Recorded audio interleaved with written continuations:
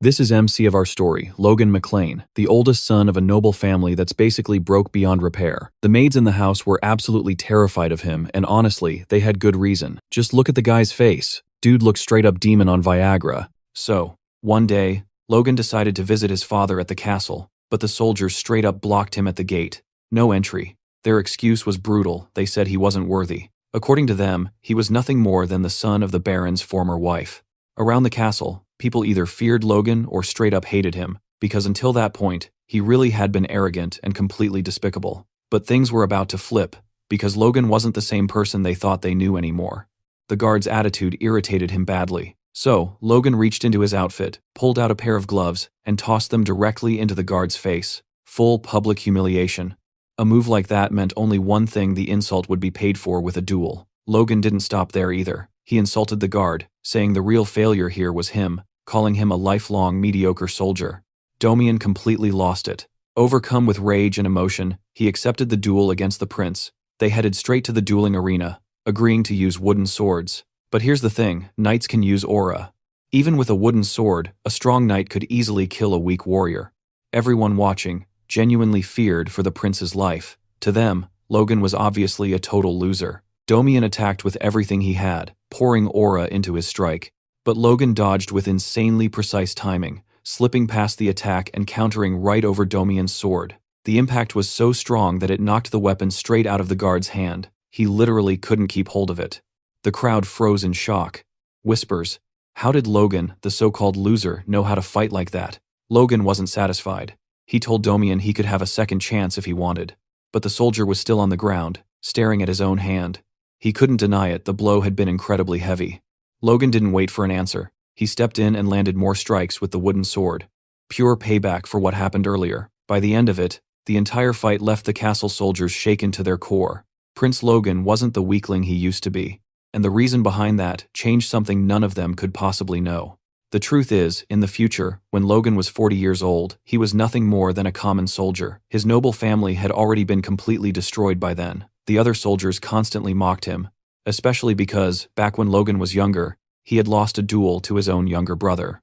They never understood how someone like him even ended up as a soldier after his entire family was wiped out. Back then, the kingdom had been betrayed, and enemy forces invaded. Every soldier fought bravely, and Logan fought too, but none of it mattered. The kingdom still lost, and in the end, they were all eliminated. That day, Logan died on the battlefield. As his life faded, regret crushed him. He regretted countless things, especially how horrible of a person he had been. More than anything, he wanted to ask his father for forgiveness. Then, suddenly, Logan woke up in his room, completely shaken. He had been injured after taking a blow to the head during the duel against his younger brother. The realization hit him hard. The protagonist couldn't believe it. Was everything he experienced just a nightmare? No, definitely not. He remembered everything too clearly. Logan looked out the window and saw his family's castle, the same place he lived in when he was young. Soon after, his younger brother came to visit him in his room, clearly terrified of how Logan might treat him. The boy was trembling with fear, and it made sense. Logan had always been awful to everyone, especially to him. Logan remembered the last time he treated his brother like absolute garbage, and that moment was exactly why Ronanan never tried to get close to him again. Logan's head throbbed as memories flooded in. Ronanan genuinely cared about his brother, but the servants knew Logan's reputation all too well. Rick, the butler, told the young Master Ronanan to leave the room, but for the first time ever, Logan didn't scream. Instead, he spoke gently and told Ronanan to come closer. The boy froze in shock. So did the butler, Rick, thinking young Master Logan was acting strangely today. Logan wanted to praise Ronanan's strength, but the words wouldn't come out. He knew words alone weren't enough after treating him like trash for so long. Then Logan hugged his brother for the very first time. He asked for forgiveness for everything he had done. He admitted that he had been a terrible brother, and that Rome was truly amazing. No one in the room could hold back their tears at that moment. After talking for a while, Ronanan finally left Logan alone. The protagonist looked out the window again, and knew for sure this wasn't a dream. He had gone back in time, and this time, he was going to do things differently. This time, he would save his family. A maid accidentally walked into the room and immediately apologized. Rick rushed in after her and apologized too on her behalf, explaining that Mary hadn't done it on purpose. The whole situation was irritating. Logan suddenly realized how ridiculous it was that everyone acted this terrified of him, thinking, just how miserable had he been back then? Logan told them it was nothing, and asked them to bring him some paper and pens. Rick and Mary instantly panicked, wondering if the young master was actually going to work now. When they brought what he asked for, Logan thanked them. Rick was stunned to hear that his master really just said, "Thank you." Now the servants felt like they were dreaming. Once again, Logan realized what a piece of trash he used to be. He asked to be left alone so he could work, but before starting, he remembered something important. The war against the Empire would happen in 10 years.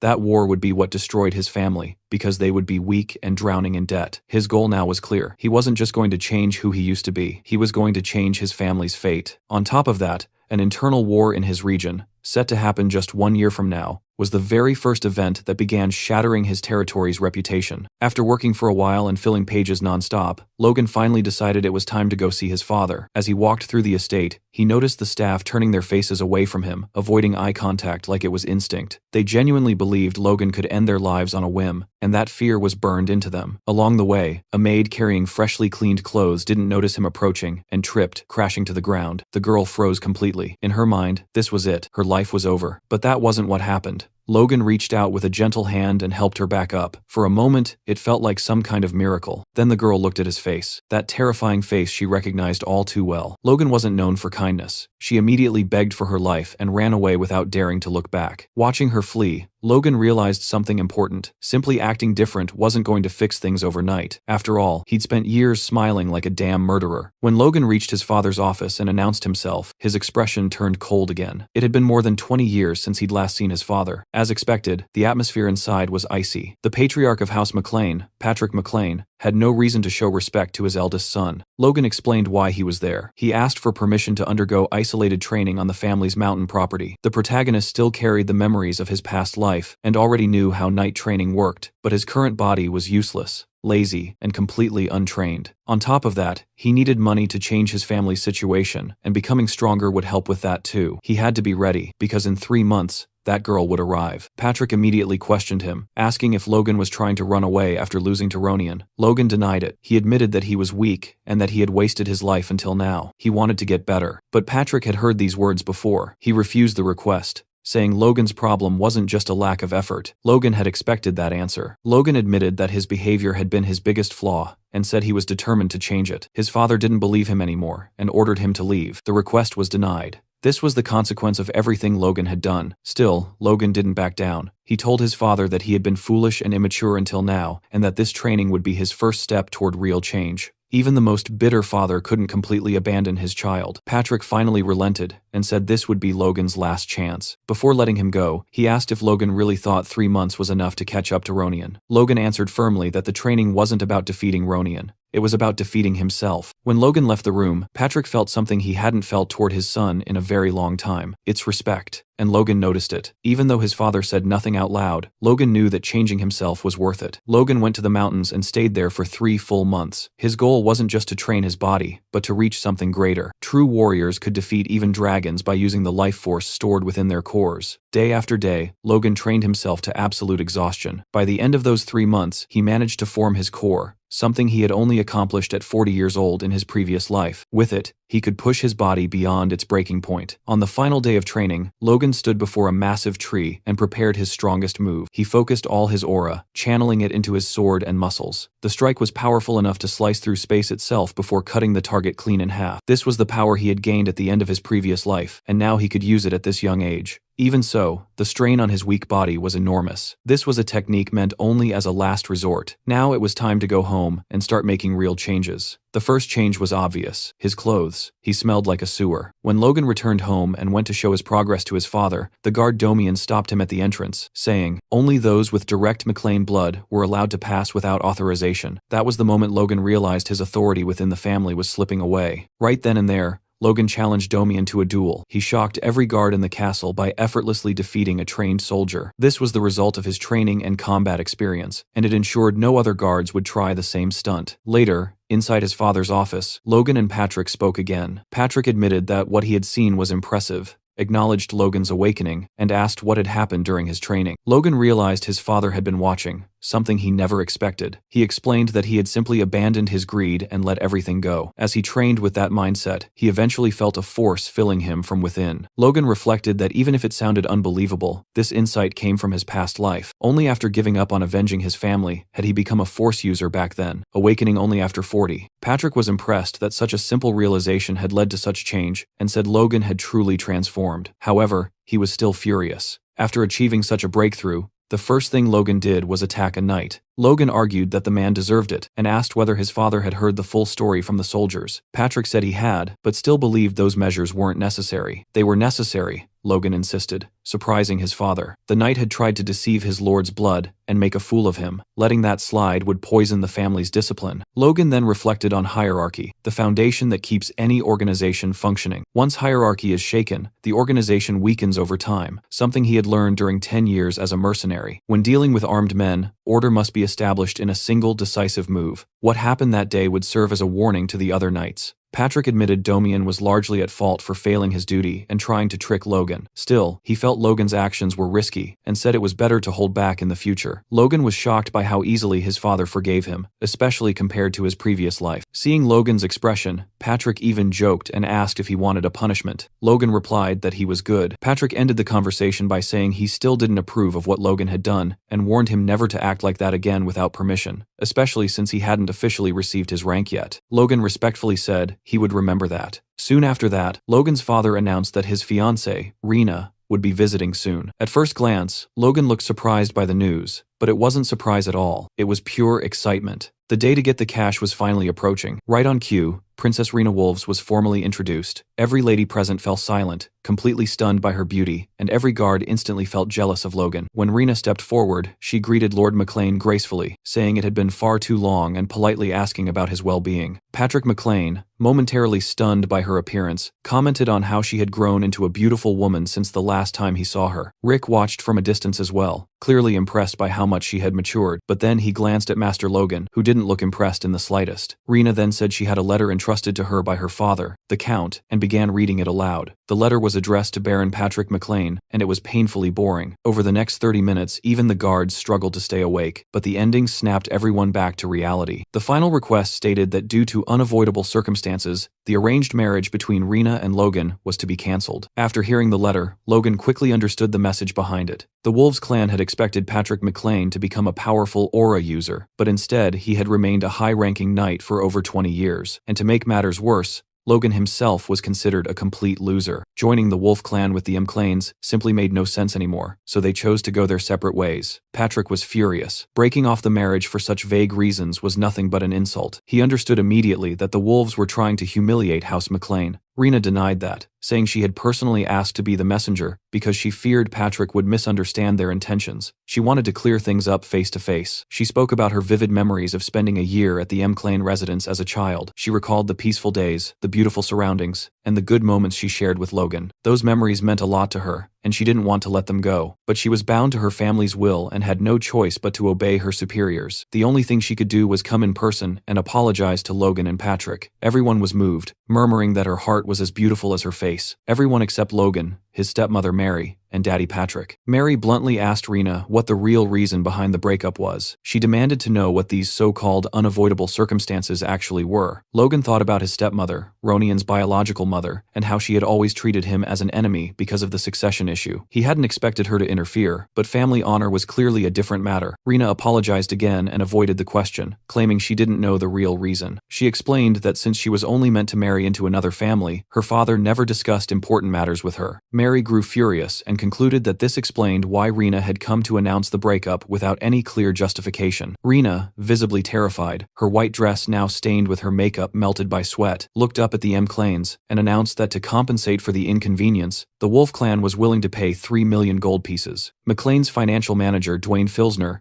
nearly had a heart attack on the spot. Logan, on the other hand, was thrilled. He thought the money was finally his, but no chance. Patrick nearly exploded with rage, demanding to know how she dared to propose something like that. A knight from the Wolf House immediately stepped in front of Rena, protecting her, and begged Patrick to calm down. Patrick asked whether he was a high-ranking knight like himself, admitting that it was impressive for someone so young to reach that level. He continued, saying that perhaps injuring the rising star of the Wolves family would be fair compensation for the dishonor inflicted on the McLeans. The knight replied that his master, Chiron Wolves, regarded Lord McLean as an honorable man and would never target the young princess or anyone younger. Rena then spoke up, saying she also did not wish to buy honor with money. She asked them to accept the gold as a sincere gesture to preserve the friendship between the two families. Patrick clenched his teeth, If he pushed further, he would lose his own honor. He realized this was exactly why Karen had sent these young people. Patrick stated that a visitor was still a visitor, even if they brought bad luck, and that House McClane would never harm its guests. However, he firmly refused the Wolves clan's one-sided offer. House McClane asked for only one thing. Princess Rena Wolf was to personally and sincerely apologize to Logan. Patrick made it clear that he would accept no other compensation. At that moment, Logan stepped in. As the person directly involved, he said he had a request. Internally, Logan knew they needed to accept the money. Letting them off with words alone was insane. 3 million gold was the entire annual budget of House McClane. Half of their current funds came from his stepmother's family, and if that support vanished,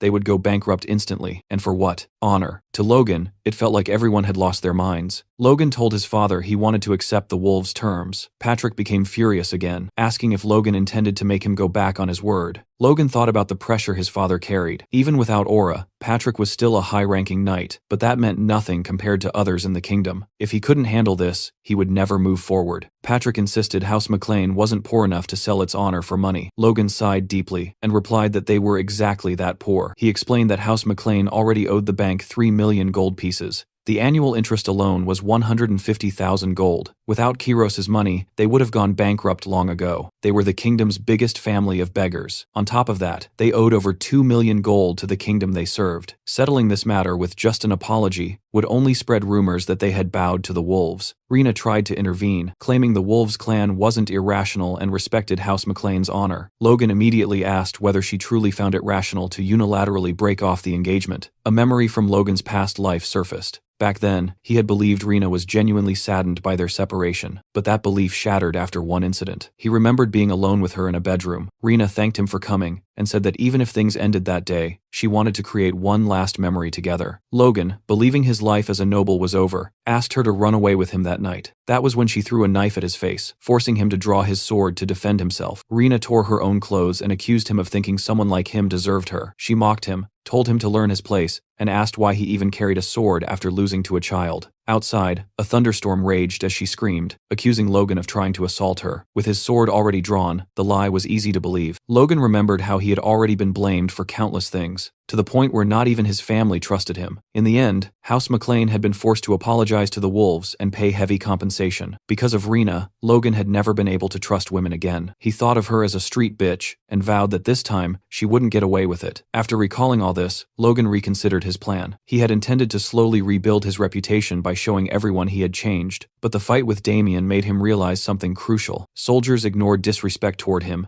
and rumors about his loss to his brother had spread while he was gone. You couldn't transform the family by winning over people like them. With only 9 months left until the regional war, reputation no longer mattered. Saving his family did. Logan swallowed his pride and told Rena he would accept the Wolves clan's compensation, even if it meant defying his own family. Rena was speechless. Patrick exploded with anger, demanding to know how Logan dared oppose his will. Logan replied calmly that he wasn't satisfied with empty apologies, leaving his father stunned. Words carried away by the wind had no value, and honor built on them was just as light. Rena tried to salvage the situation, saying the Wolf clan wished to obey the Baron's decision, and asked Patrick what he chose. Logan saw through her act, realizing she was trying to protect her father's reputation and was likely terrified of paying 3 million gold. Patrick looked down at Rena and declared that as the head of House McClane, he would accept only a sincere apology. However, he would leave it to Logan to decide whether the apology was sincere. Mary was furious. Patrick warned Logan to think carefully, reminding him that accepting money for dishonor would open the door for honor to be traded again in the future. Logan didn't hesitate. As the one directly involved in the broken engagement, he accepted the compensation offered by the Wolves clan. The decision shocked Mary and visibly upset Rena. Patrick, disappointed, said he thought Logan had improved, but instead he had changed for the worse. He blamed himself for failing to teach him the true value of honor. Logan said nothing out loud, but in his mind, he knew everything he was doing was for the sake of his family. Back in his room,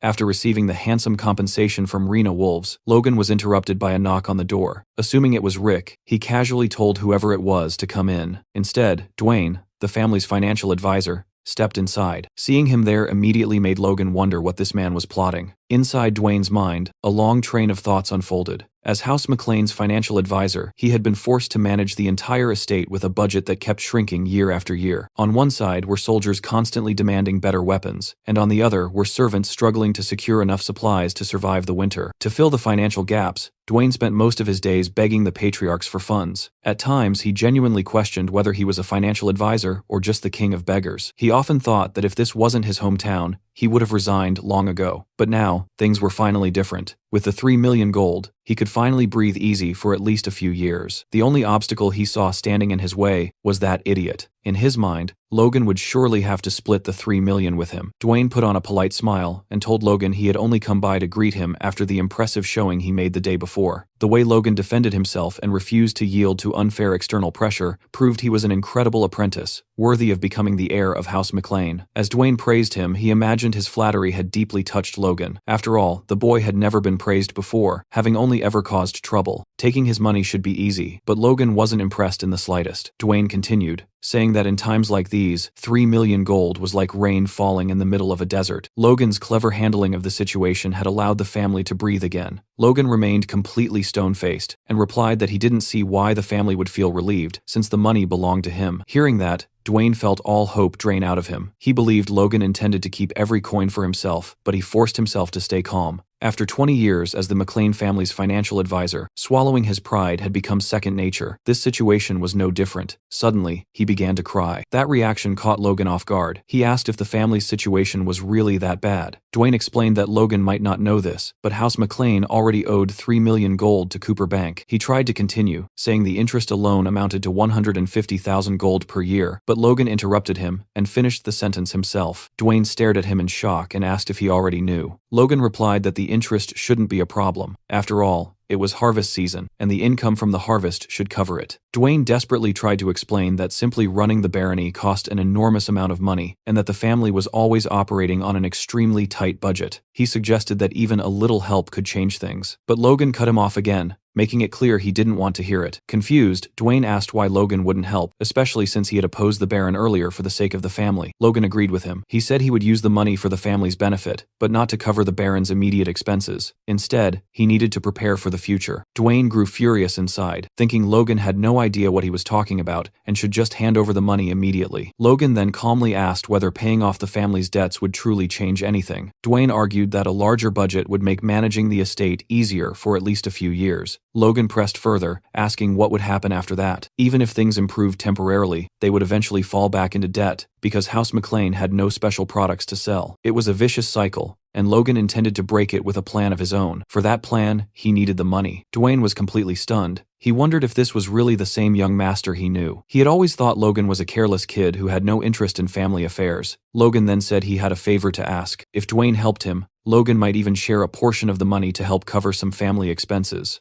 Dwayne immediately asked what he needed. Logan answered simply, he needed to gather mercenaries. Later, Logan spoke with Rick. It looked like he was preparing to leave again, and Rick immediately demanded to know where the hell he was going. It hadn't even been long since Logan returned from his isolated training. Logan replied that he was leaving to make money. Rick pointed out that Logan already had a substantial amount, but Logan insisted it wasn't enough. He explained that the Patriarch would never allow him to leave now, especially with the tension inside the castle. But Logan had no intention of asking for permission. He planned to slip out quietly. Rick was shocked, but Logan didn't care. He knew that if he couldn't change his reputation now, it would never change. That meant gathering power from outside the family. Luckily, he knew exactly what was happening beyond the estate. Just like in his past life, when he had been kicked out of the family, he already knew his first step was to find a certain individual. Rick tried to reason with him, saying he wasn't thinking straight, and that becoming a fugitive at this point would only make things worse. Logan grew irritated by Rick's persistence. Rick asked what Logan planned to do if he simply ran away, and even said that if Logan really intended to leave, he might as well trample all over him first. Logan was already close to doing just that,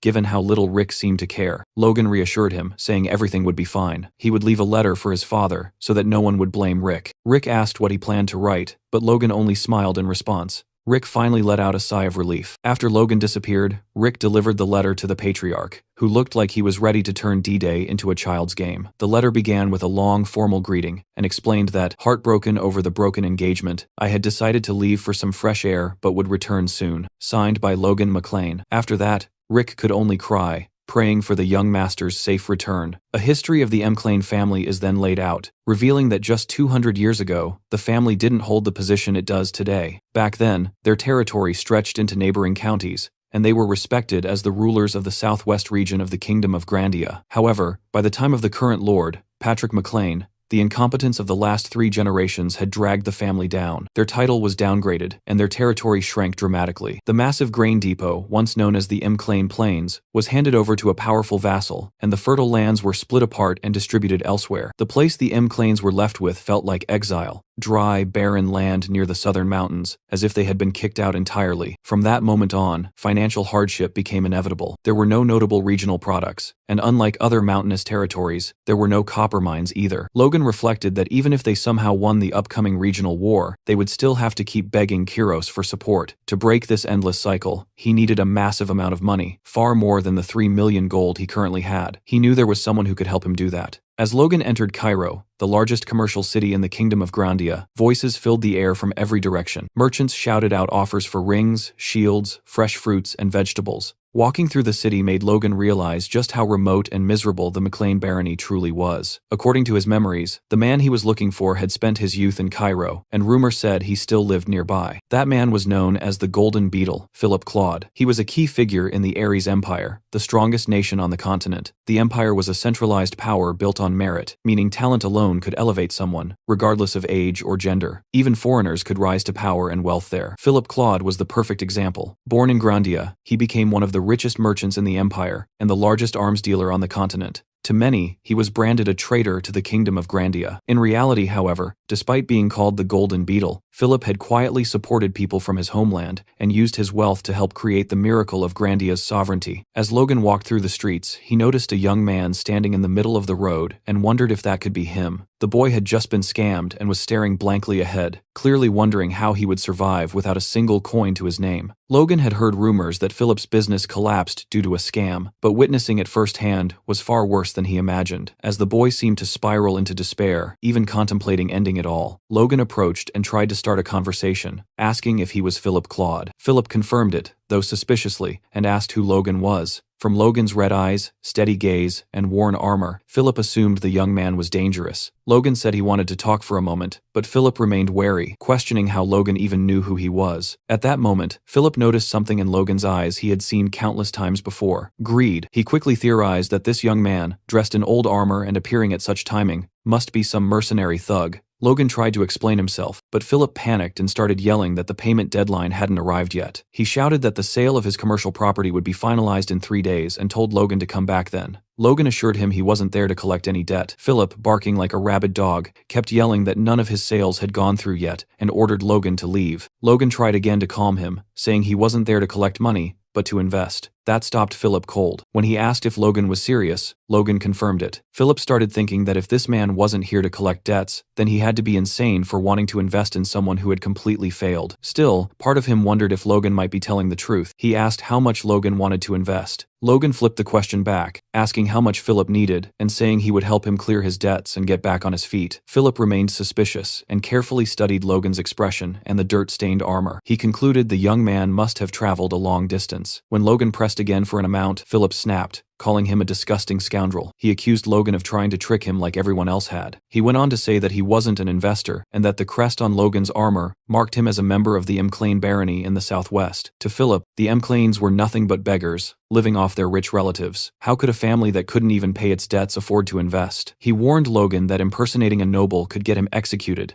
and complained that Logan had chosen the wrong target, since he was completely broke. Logan analyzed the situation calmly. Even at rock bottom, Philip still showed sharp judgment, exactly what you'd expect from a future tycoon. Logan wondered how to calm him down as Philip ranted in the street about not having money to eat, let alone to die. Then Logan had an idea. He asked Philip to pay attention and released his aura. Philip was left stunned. Someone who awakened force so early wouldn't throw it away on a petty scam. He apologized, admitting that too much had happened recently and that he was overly sensitive. He asked what Logan really wanted from him. Logan replied that he wanted to hire him permanently and, as a bonus, pay off all his debts. Philip grew suspicious again, and asked whether the McLean family even had that kind of money. Logan asked how much the debt was, estimating around 250,000 gold, and said he would cover it and provide another 300,000 on top of that. He then revealed the cash he'd been carrying. Philip stared at Logan as if he were an angel. He signed the contract immediately. The terms were simple and terrifying. If Philip ever tried to harm his boss intentionally, he would suffer unbearable pain, as if his soul were being ripped apart. The witch who sealed the contract explained that if Philip didn't like the terms, he could awaken his force and become at least a high-ranking knight, hire a four-circle mage, or pay several hundred times the contract's value to break the curse. Philip was left speechless yet again. She dismissed them casually, telling them to come back sometime. Philip wondered if he had just been completely screwed. He realized that a single page of the magic contract was worth 30 slaves, meaning he had just paid a fortune to make Logan his savior. Logan explained that since they barely knew each other, trust didn't exist yet. If he was investing a fortune, he needed a guarantee. Once trust was built, the contract would be removed. He extended his hand. Philip thought the contract was a mess, with no deadlines or conditions, but he had no choice. He shook Logan's hand. When he asked what Logan needed him to do first, Logan replied that they needed to buy monster meat. Philip immediately called him a psychopath. Logan thought the reaction was understandable. Monster blood and flesh were poisonous, and burning them was considered common sense. But in a few years, everything would change. Once word spread that monster blood could be neutralized with common ingredients, food-scarce regions began consuming monsters. That winter, cases of deficiency started disappearing after people consumed Kellogg meat. Even individuals with injuries that caused sterility saw improvement. A year later, the Royal Magic Tower confirmed the findings. The Kellogg monster vanished from the continent as the species was hunted to extinction after it was proven to enhance fertility. With that knowledge, Logan knew he could easily make 3 million gold, maybe far more depending on how much he secured. Walking beside a madman like this, Philip glanced at Logan with disappointment and wondered if it wouldn't be better to just run away. Inside a tavern, Logan and Philip sat down to discuss what their next move should be. Logan casually told Philip that he wanted to purchase monster meat worth 1 million gold coins. Philip nearly lost his mind hearing that and thought Logan had completely gone insane. Logan told him to calm down, confidently assuring him that he would make money even if he spent that much. Philip strongly objected and asked if Logan was absolutely sure about what he was doing. Logan confirmed without hesitation. Philip then asked what the price range per unit was for Kellogg meat. He explained that Kellogg meat was practically worthless at the moment. Most people simply burned it because there were no buyers. If someone at level 0 was sent to retrieve the bodies, it would cost around 200 gold due to kingdom transport fees. That fee was charged per unit. However, if multiple Kellogg's were transported together, the cost would drop significantly. Philip was impressed that Logan had even considered transport fees and admitted that Logan's calculations were correct. He asked if, with that price per unit and a budget of 1 million gold, Logan planned to hire a mercenary guild to conduct a kingdom-wide hunt and buy everything they brought back. Logan confirmed it and asked if Philip saw any issues with that plan. Philip immediately explained that the approach was wrong. Since monster meat was being discarded anyway, Logan should hire a merchant guild instead. Merchants would transport and sell anything as long as there was money involved. Even if it was considered trash, they would gladly bring it. Philip confidently added that once Logan placed the order, they would likely deliver every piece of Kellogg meat in the kingdom, already cut and prepared. Logan was impressed, thinking his investment was already paying off. Half-jokingly and somewhat suspiciously, he called Philip an adorable punk. Philip brushed it off and told Logan not to worry about money anymore. From now on, everything would be handled by him. After all, his own future depended on Logan's success. Logan then handed Philip a list of materials, including ironwood cartridges, springs, and glue, instructing him to buy them in large quantities. Philip once again grew suspicious and asked if Logan was planning to open a toy factory. Logan replied that he had something far better in mind. In reality, Logan was having Philip acquire raw materials for weapons of war. He remembered how weapons made from these exact materials had been used during the invasion of the Kingdom of Grandia in his past life. Depending on the situation, even a single soldier equipped with them could hold back a knight. He also recalled that he had already tasked Dwayne with hiring mercenaries. Simply putting these weapons in their hands would be enough to gain a major advantage in the regional war. However, before that could happen,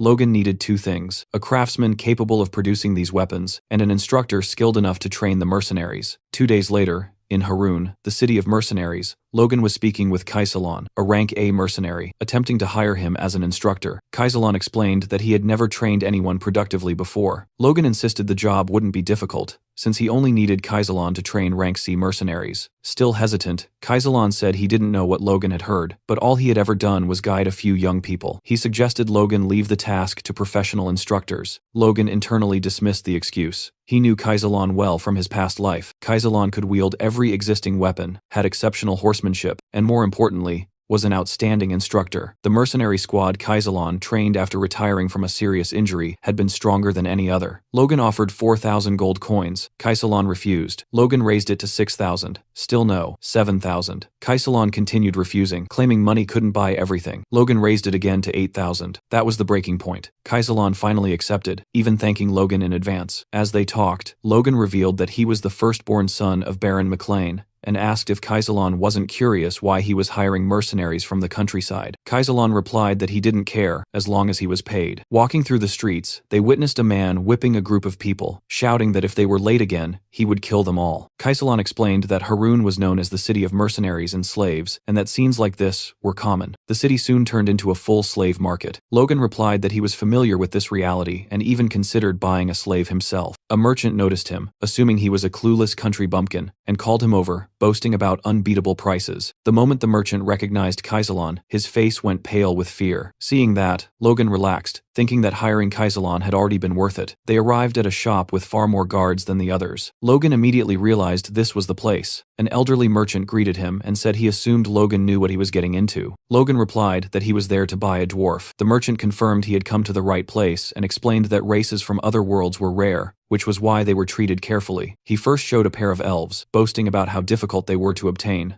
Logan showed no interest and told him to bring out the chained dwarf in the back. The merchant pointed out that it was clearly a dwarf and added that even among dwarves, famous for craftsmanship, this one had reached an expert level. That surprised Logan. He had always believed dwarves were naturally skilled craftsmen, but an expert was beyond what he expected. Logan asked for the price. The merchant said it would start at 200,000 gold. Logan looked him up and down and asked if he looked like a fool. The merchant nearly wet himself and immediately lowered the price by 50,000. Kaisalon was shocked by how easily Logan forced the price down. The dwarf commented that Logan was ruthless. Logan thought it was just common sense. Logan told the dwarf he was taking him to the Mechlin estate in the southwest and that he would do the work assigned to him. The dwarf agreed without resistance. Logan reflected that while dwarves were renowned craftsmen, slave dwarves were different. Without passion, they couldn't create true works. Logan promised that if the dwarf worked sincerely for the next 20 years, he would be sent back to the mountains. 20 years meant nothing to a dwarf. The promise made him happy, and he attempted to thank Logan. At that moment, another slave broke free and tried to escape. He didn't get far before a soldier caught him. Logan immediately recognized the slave. Blue hair, blue eyes, a familiar presence. Logan muttered aloud, catching Kaisalon's attention. He couldn't believe he had found the noble slayer here. Logan remembered his past life. Once a slave, this man escaped after killing his masters and began slaughtering nobles and knights. After disappearing for 10 years, he reappeared as an aura user and devoted his life to killing nobles, earning the title of Noble Slayer. Logan realized the timeline matched. This escape attempt should happen a year after Logan became a mercenary, meaning this man was still a slave. If Logan saved him now, he would gain a future aura user. The problem was that the man was a violent psychopath. Logan decided that if he ever became uncontrollable, he would simply imprison him. As the master raised his whip again,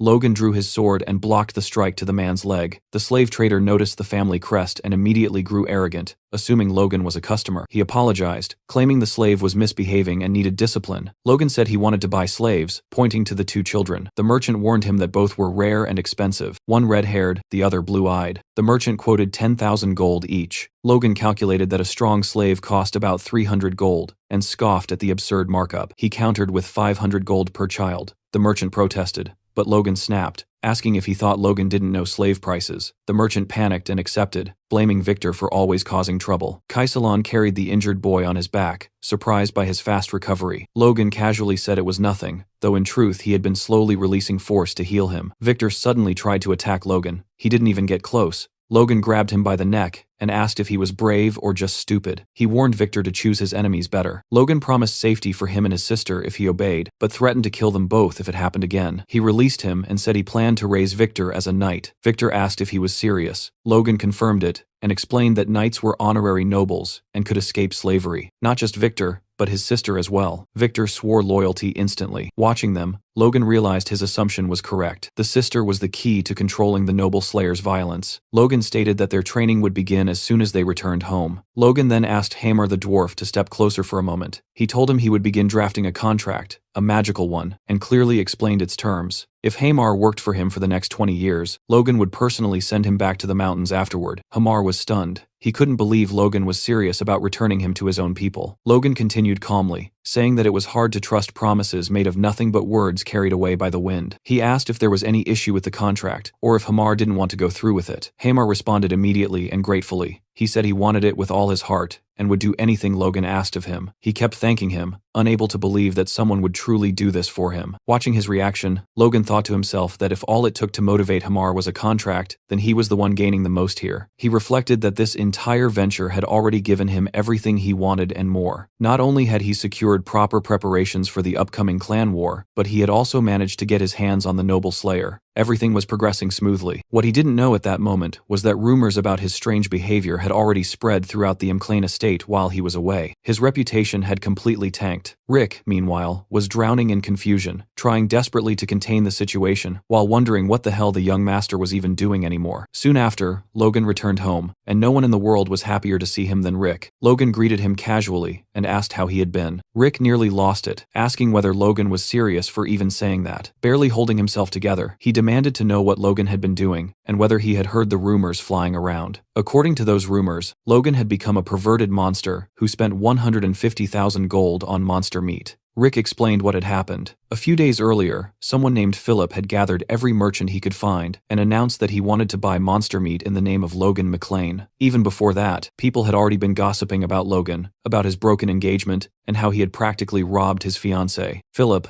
unaware of Logan's past, assumed his master was just some eccentric lunatic. Still, he saw opportunity in the chaos. He deliberately spread even more bizarre rumors about monster meat to attract sellers. Then he dropped the purchase price as low as possible while still keeping merchants interested, offering 1 gold piece per kilogram. He knew no merchant would refuse selling trash if someone was willing to pay for it. He even told them to bring every bit of monster meat they could get their hands on. Philip's aggressive sales tactics worked. Merchants began gathering monster meat in large quantities, and rumors about Logan spread across nearly the entire Thieves' Quarter. Hearing all of this, Logan simply commented that Philip had done his job perfectly. Rick was stunned. He couldn't understand how Logan could laugh at a time like this. Logan told him to look at the expressions of the people who had come back with him, and think about how many rumors they must have heard to be wearing faces like that. To Logan, there was nothing to worry about. He calmly said that everything would be over soon. Rick warned him not to be so relaxed. The next thing waiting for him was a meeting with the patriarch, and he was furious. Inside his father's office, Patrick asked Logan whether he had enjoyed running away from home. Logan answered honestly that the trip had been worth it. Patrick said he had heard plenty of rumors about the strange and reckless things Logan had been doing, but at least it seemed like something had come out of it. Logan defended himself, saying rumors were nothing more than baseless nonsense, and that he didn't regret any of his actions. His stepmother immediately cut in, telling Patrick that she had warned him already. Logan had no awareness of his own standing, and didn't understand how his behavior could disgrace the family. Logan didn't even let her finish. He interrupted her, saying she was exaggerating. All he had done was use the money from the broken engagement in a way he saw fit. Mary pushed again, asking Patrick if he had heard that, and whether he was still going to take Logan's side after everything. That was when Patrick finally snapped. He shouted for her to stop, then calmly but firmly told her to leave the room. He wanted to speak with Logan alone. Once they were alone, Patrick warned Logan that this was the final chance he would give him. Standing in front of his furious father, Logan felt a rare sense of fear. Patrick asked what was really going on in his son's head, and said they needed to talk honestly about everything that had happened.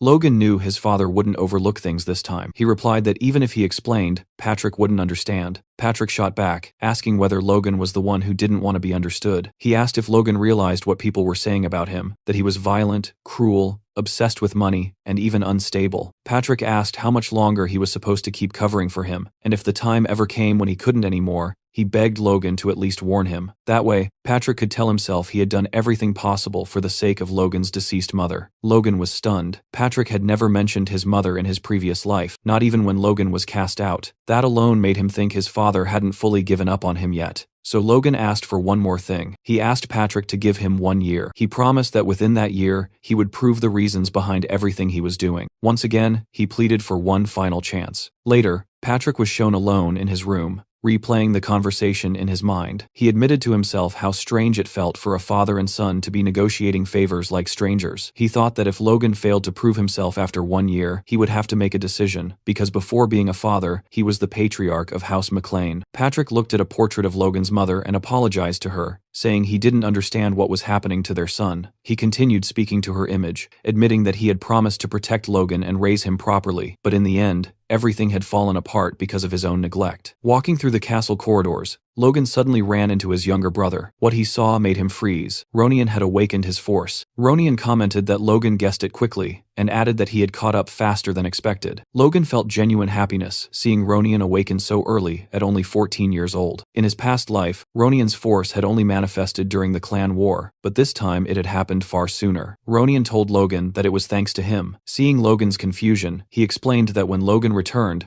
the knights tried to stop him from reaching him. In that moment of desperation, his force awakened, and he ended up defeating the knights just to meet Logan. Logan burst out laughing and praised him, telling him he had done well. He thought that once Ronion's force stabilized, teaching him the secrets of the divine sword would make him far stronger than he ever was in the past. Later, in a cabin south of the McLean estate, Logan met with Dwayne. Dwayne informed him that all 35 rank C mercenaries he requested had arrived. The mercenaries were furious. It had been 10 days since they were summoned, and none of them had seen Logan even once. Some muttered that a petty baron's family wouldn't dare provoke a mercenary guild unless they were insane. Others said they might never find out, since the rumors surrounding Logan had already reached them and weren't light at all. They mocked his appearance, saying he wore armor and carried a sword like he was pretending to be a soldier. Hearing all this, Logan realized that if he didn't put these professional scoundrels in their place, he'd never be able to control them. He addressed one of the mercenaries directly and asked if he thought it was funny to wear armor and carry a sword. The man replied that he didn't understand, and asked how Logan had even heard his comment from that distance. Logan mocked him openly, saying that way of thinking only worked if you had the talent to back it up. He called him nothing more than an insignificant C-rank mercenary, and asked what imaginary skills gave him the confidence to look down on others. He sarcastically asked if he had offended him, acknowledging that even low-level men had pride, and told him to step forward if he wanted to settle it. Logan then made a clear offer. If the mercenary could land even a single hit on him, he would be allowed to leave immediately, and would be paid a full year's salary. Logan swore it on his noble honor, and made sure everyone present served as witnesses. The mercenary stepped forward, pleased, saying Logan couldn't take his words back now. He tried to intimidate Logan by sizing him up,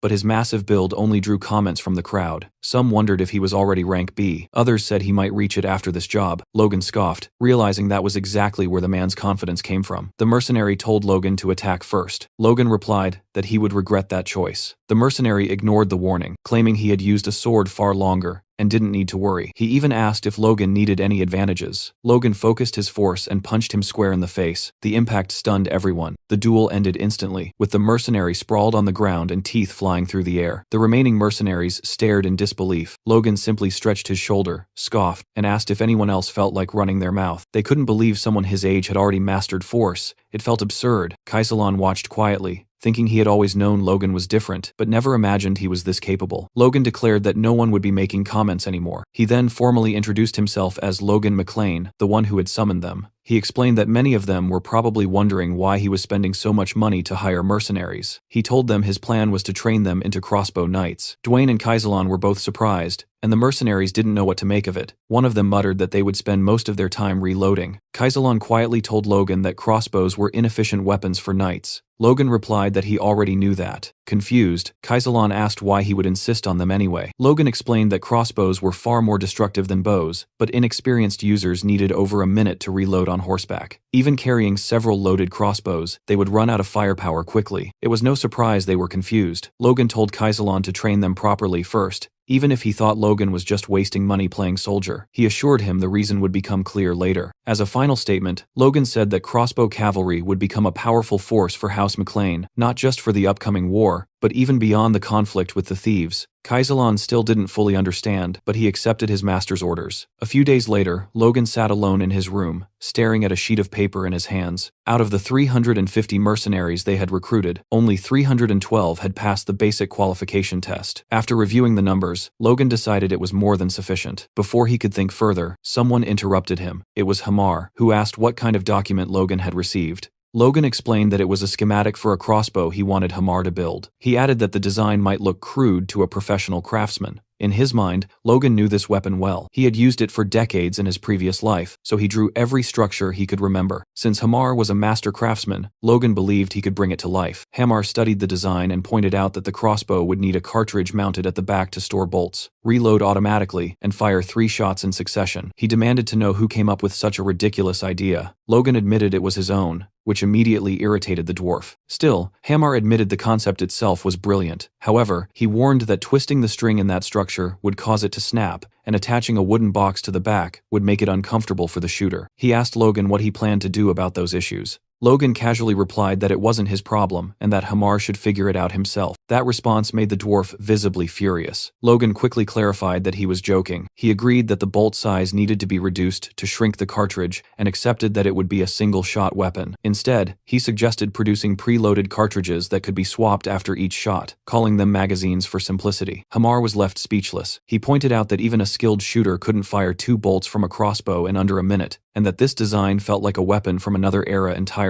Logan thought to himself that it was exactly that, a weapon born in the future. Hamar then commented that most people believed building such a weapon only required a spring, some wood, glue, and a bowstring. To him, this was a challenge worth taking on. He said he would attempt it. Logan immediately asked when it would be ready. Hamar shot back, asking whether Logan was seriously placing a deadline on something he had never seen before. Logan responded that it was still a weapon created by humans. Hamar was confused and asked who had made it and where. Logan ignored the question and challenged him instead, saying that if he thought he couldn't do it, he might as well give up. That was enough to trigger Hamar's pride. He declared that he only needed a month and that he would produce something far superior. Watching this unfold, Logan felt satisfied. Messing with a dwarf's ego really did work wonders. Later, on the castle's training grounds, Victor was seen running laps. Logan warned him that he was slowing down again and that he could push harder. Victor forced himself to accelerate. Logan reflected that for several days after bringing him in, all he had done was feed him properly and let him sleep. The transformation from just that alone was shocking. Eventually, Logan ordered him to rest, and Victor's little sister immediately ran over to him. Once again, Logan thought about what an incredible investment Victor had been. At only 14 years old and smaller than boys his age, Victor had managed to run 20 kilometers without stopping. The talent was obvious, but what impressed Logan even more was his perseverance. The boy seemed unbothered by pain or exhaustion. It became clear to Logan that Victor wasn't born a noble slayer. That path likely emerged because of his sister. Logan cut off his thoughts and told Victor that rest time was over. He tossed him a sword and announced that from that moment on, Victor would begin learning the sword technique of the Kingdom of Grandia, the standard style every aspiring knight was taught. Soon,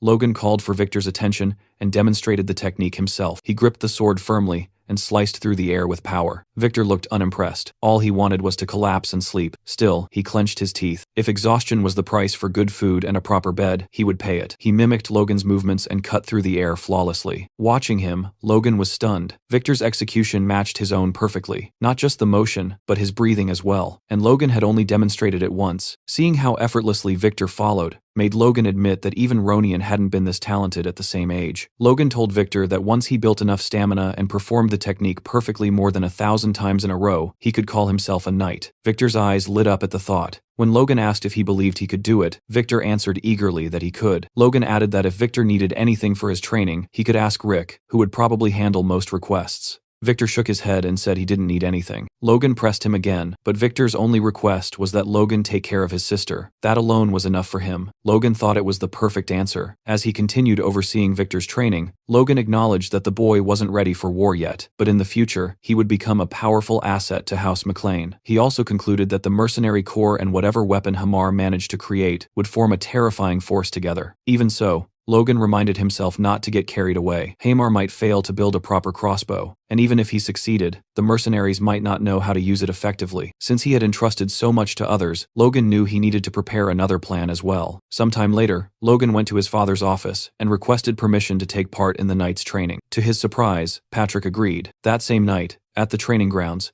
Captain Hankley formally introduced Logan to the rest of the knights, making it clear that from that point onward, Logan would be training alongside them. The announcement was not well received. Whispers spread immediately through the ranks. Many of the knights believed Logan was treating the knightly order like a joke, especially after defeating Dominan. As the murmurs grew, Hankley recalled a past conversation with the Patriarch. He remembered standing in Patrick's chamber, discussing Logan's entry into the order. Hankley had been strongly against it. He had warned Patrick that the knights would never accept him. Patrick, however, had shut that down quickly. He told Hankley that he wasn't asking for special treatment for his son. In fact, he wanted Logan treated exactly like any other rookie, if not harsher. Back in the present, Hankley thought that despite those words, Logan was still the Lord's son. It would have been much easier if Patrick had asked him to go easy on the boy instead. Logan noticed the captain's unease and reassured him. He said that if he failed even one exercise during the upcoming week, he would quietly step aside and never interfere with Hankley again. The captain was taken aback by that attitude, but eventually agreed. After hearing this, Hankley made a decision. For the next week, the knightly order's training would be pushed to 3 times its usual difficulty. Soon,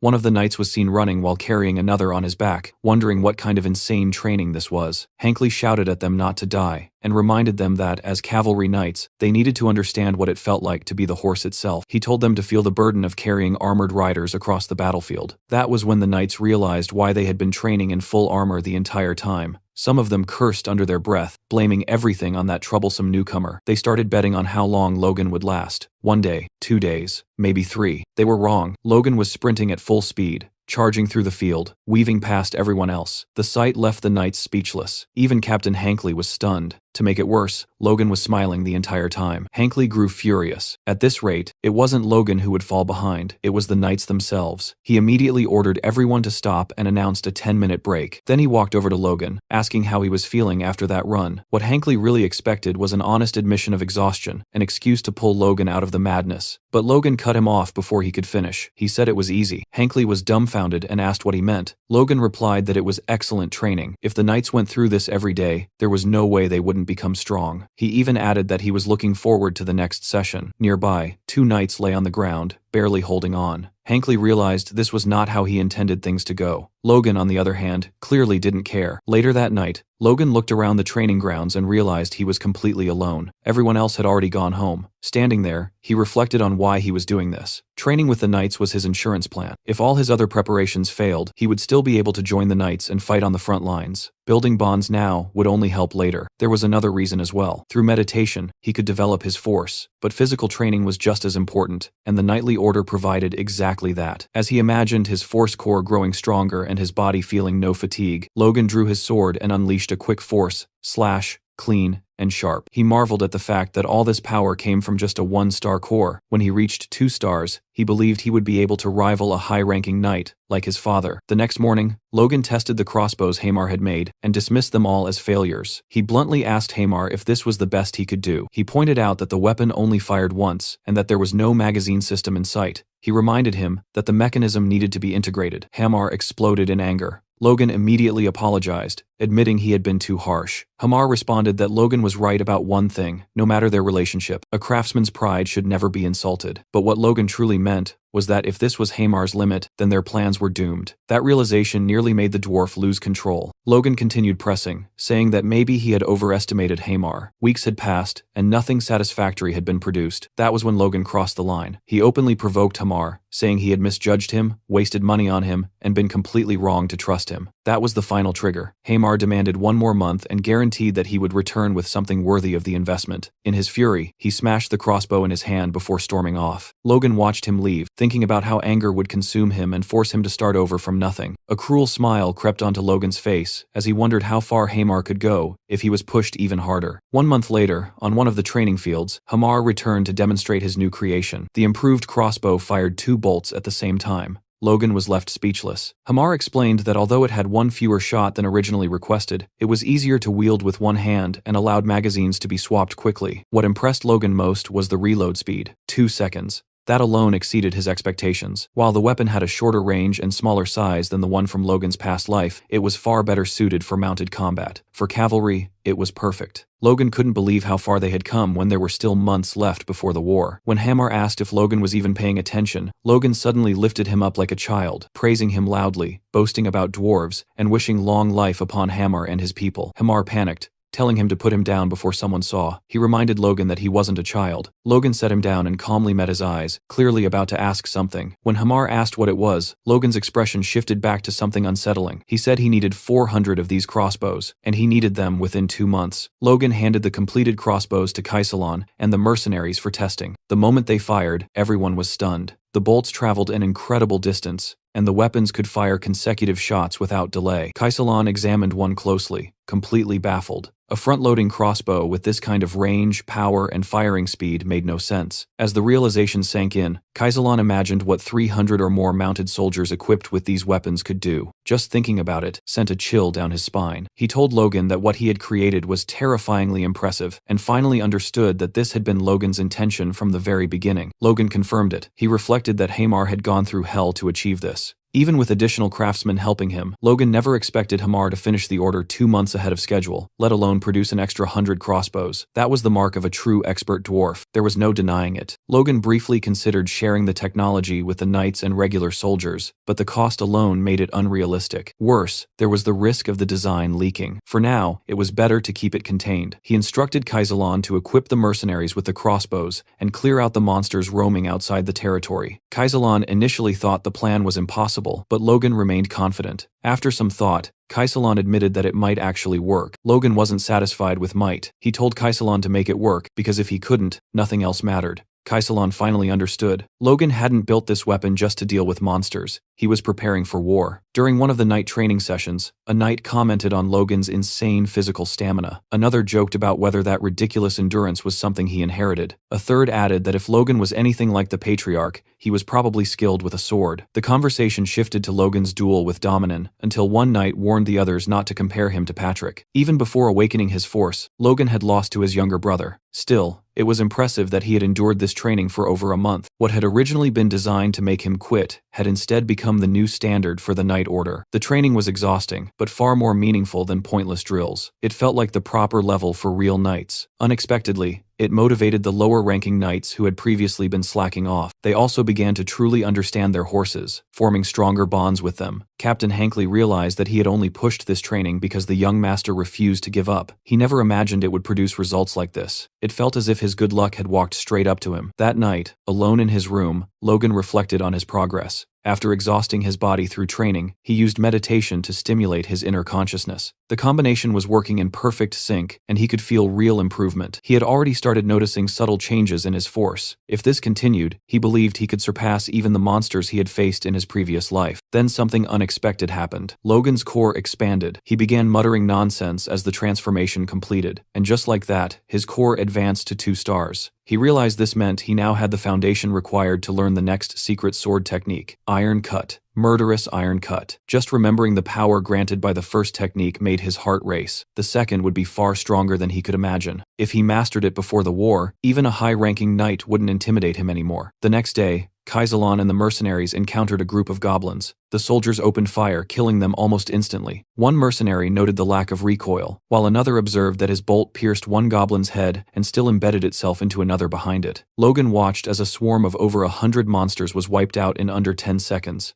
The mercenaries' old habits with basic crossbows had vanished. They were far faster at swapping magazines now. Logan thought the effort of traveling so deep into the territory had been worth it. Kaisalon asked if Logan was satisfied. Logan answered that he was, more or less. He remembered how disastrous their first hunt had been and acknowledged how much they had improved since then. Kaisalon then questioned why Logan had gone to such lengths, saying he had never heard of a mercenary force equipped with this level of firepower. He even asked whether Logan planned to hunt monsters across the entire continent. Before Logan could answer, a mounted knight arrived at full speed, delivering a message from Rick. The day before, Viscount Tesron had officially declared war on House McLean. Inside the McLean war room, Patrick and the other family heads watched through a crystal ball as Viscount Tesron announced his declaration. He claimed that because one of his ancestors had been unjustly killed long ago, he blamed House McLean. Patrick was left speechless. Several nobles exchanged looks, questioning whether such words justified a war at all. Hankley and Marion turned to Patrick, asking what his next move would be. Hankley explained that Tesron's Knight Order alone outnumbered theirs.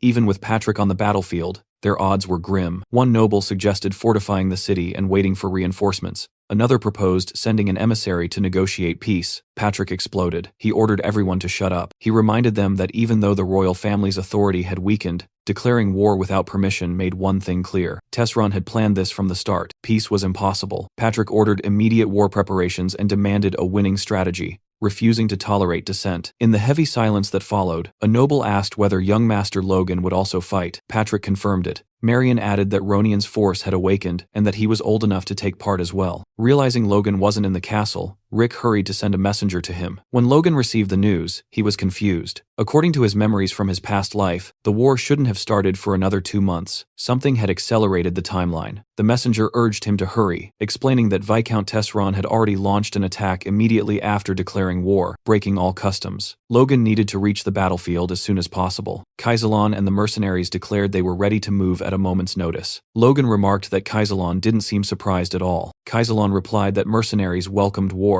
If none existed, they would create one, and now that they had such powerful weapons, it was only natural they wanted to use them. Logan looked at his troops and thought they were dangerously confident. Still, he didn't stop them. Their confidence wasn't unfounded. They had trained relentlessly for months and slaughtered monster hordes with overwhelming force. Logan stated that it didn't matter when the war began. All that mattered was winning. Believing they now had sufficient combat strength, Logan ordered his forces to march toward the McLean Plains, convinced that this war would end in victory. Back in the barony, the war erupted earlier than anyone expected. Just 1 day after the declaration, Tesron and his army appeared at the McLean estate. Their numbers exceeded even the vassals' worst expectations. Captain Hankley reported that Tesron's army consisted of 100 knights, over 1,000 regular soldiers, and nearly 10,000 conscripts. It was a full-scale war. Patrick thought Tesron had lost his mind. Not only was he fielding superhuman knights, but he was also throwing conscripts into what should have been a limited domestic feud. Patrick questioned what could drive Viscount Tesron to such extremes. Then things worsened. Hankley reported that House Kairos had issued a warning stating they would not send reinforcements. Patrick and Mary were left speechless. Mary argued it had to be a mistake, insisting that she and Dwayne had checked everything to prevent this exact outcome. With no other choice, Patrick ordered Hankley to gather every man capable of wielding a weapon. They would respond with full force. Patrick reflected bitterly on how Kairos,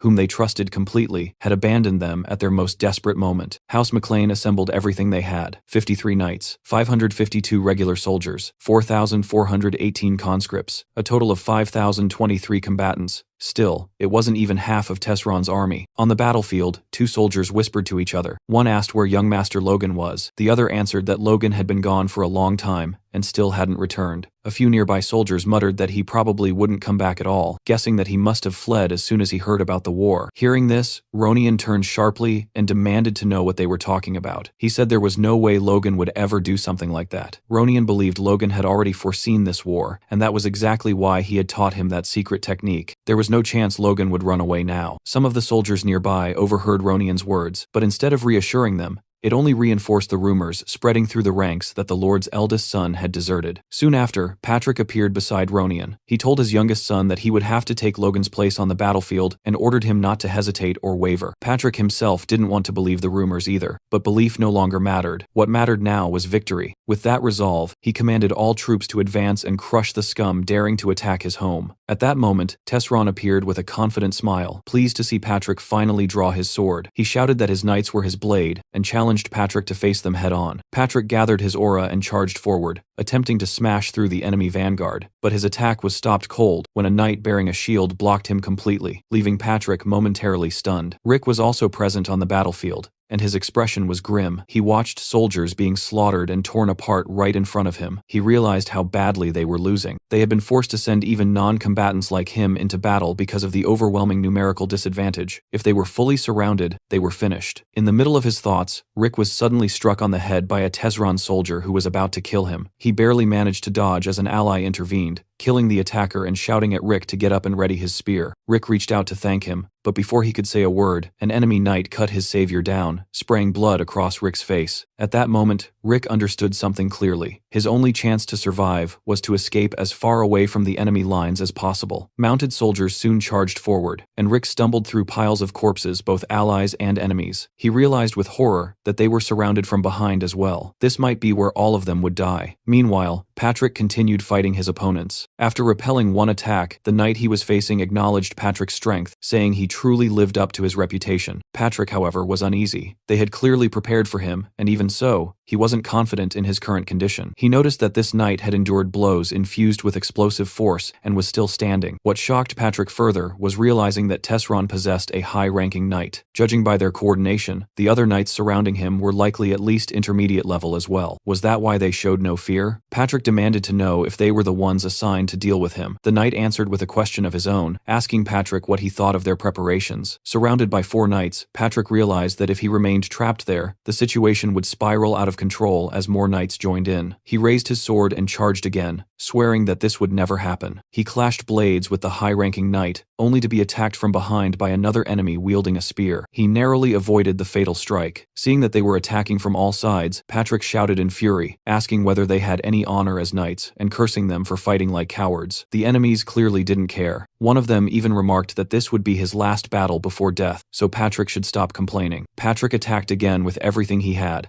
colliding swords with one of his enemies. This time, luck abandoned him. A spear pierced into his back, tearing through his stomach and leaving him gravely wounded. He realized the truth then. While the high-ranking knight kept him occupied, the others struck whenever they pleased. It was a perfect trap. There was no escape. As the enemy closed in, Patrick bitterly thought that Logan had made the right choice by fleeing. At the very least, he hoped Logan would survive and carry on the McLean legacy. From a distance, Tesron watched the battle unfold with satisfaction. He congratulated himself on keeping his high-ranking knight hidden until now. Once Patrick fell, taking McLean Castle would be easy. Just as he prepared to issue his next command, he heard something unexpected behind him. The sound of cavalry. A servant rushed over, reporting that a mounted unit was approaching from the rear. Around 300 riders, possibly more. Tesron paused, wondering if the McLeans had hidden troops he didn't know about. The servant hesitated, then added that something was strange. The approaching cavalry wasn't carrying lances. Their only weapons were small crossbows. Tesron burst out laughing. He mocked the report, asking if those were the tiny crossbows hunters used. He ordered the rear guard and archers to wipe them out immediately, dismissing them as nothing more than fifth-rate soldiers. Before he could finish speaking,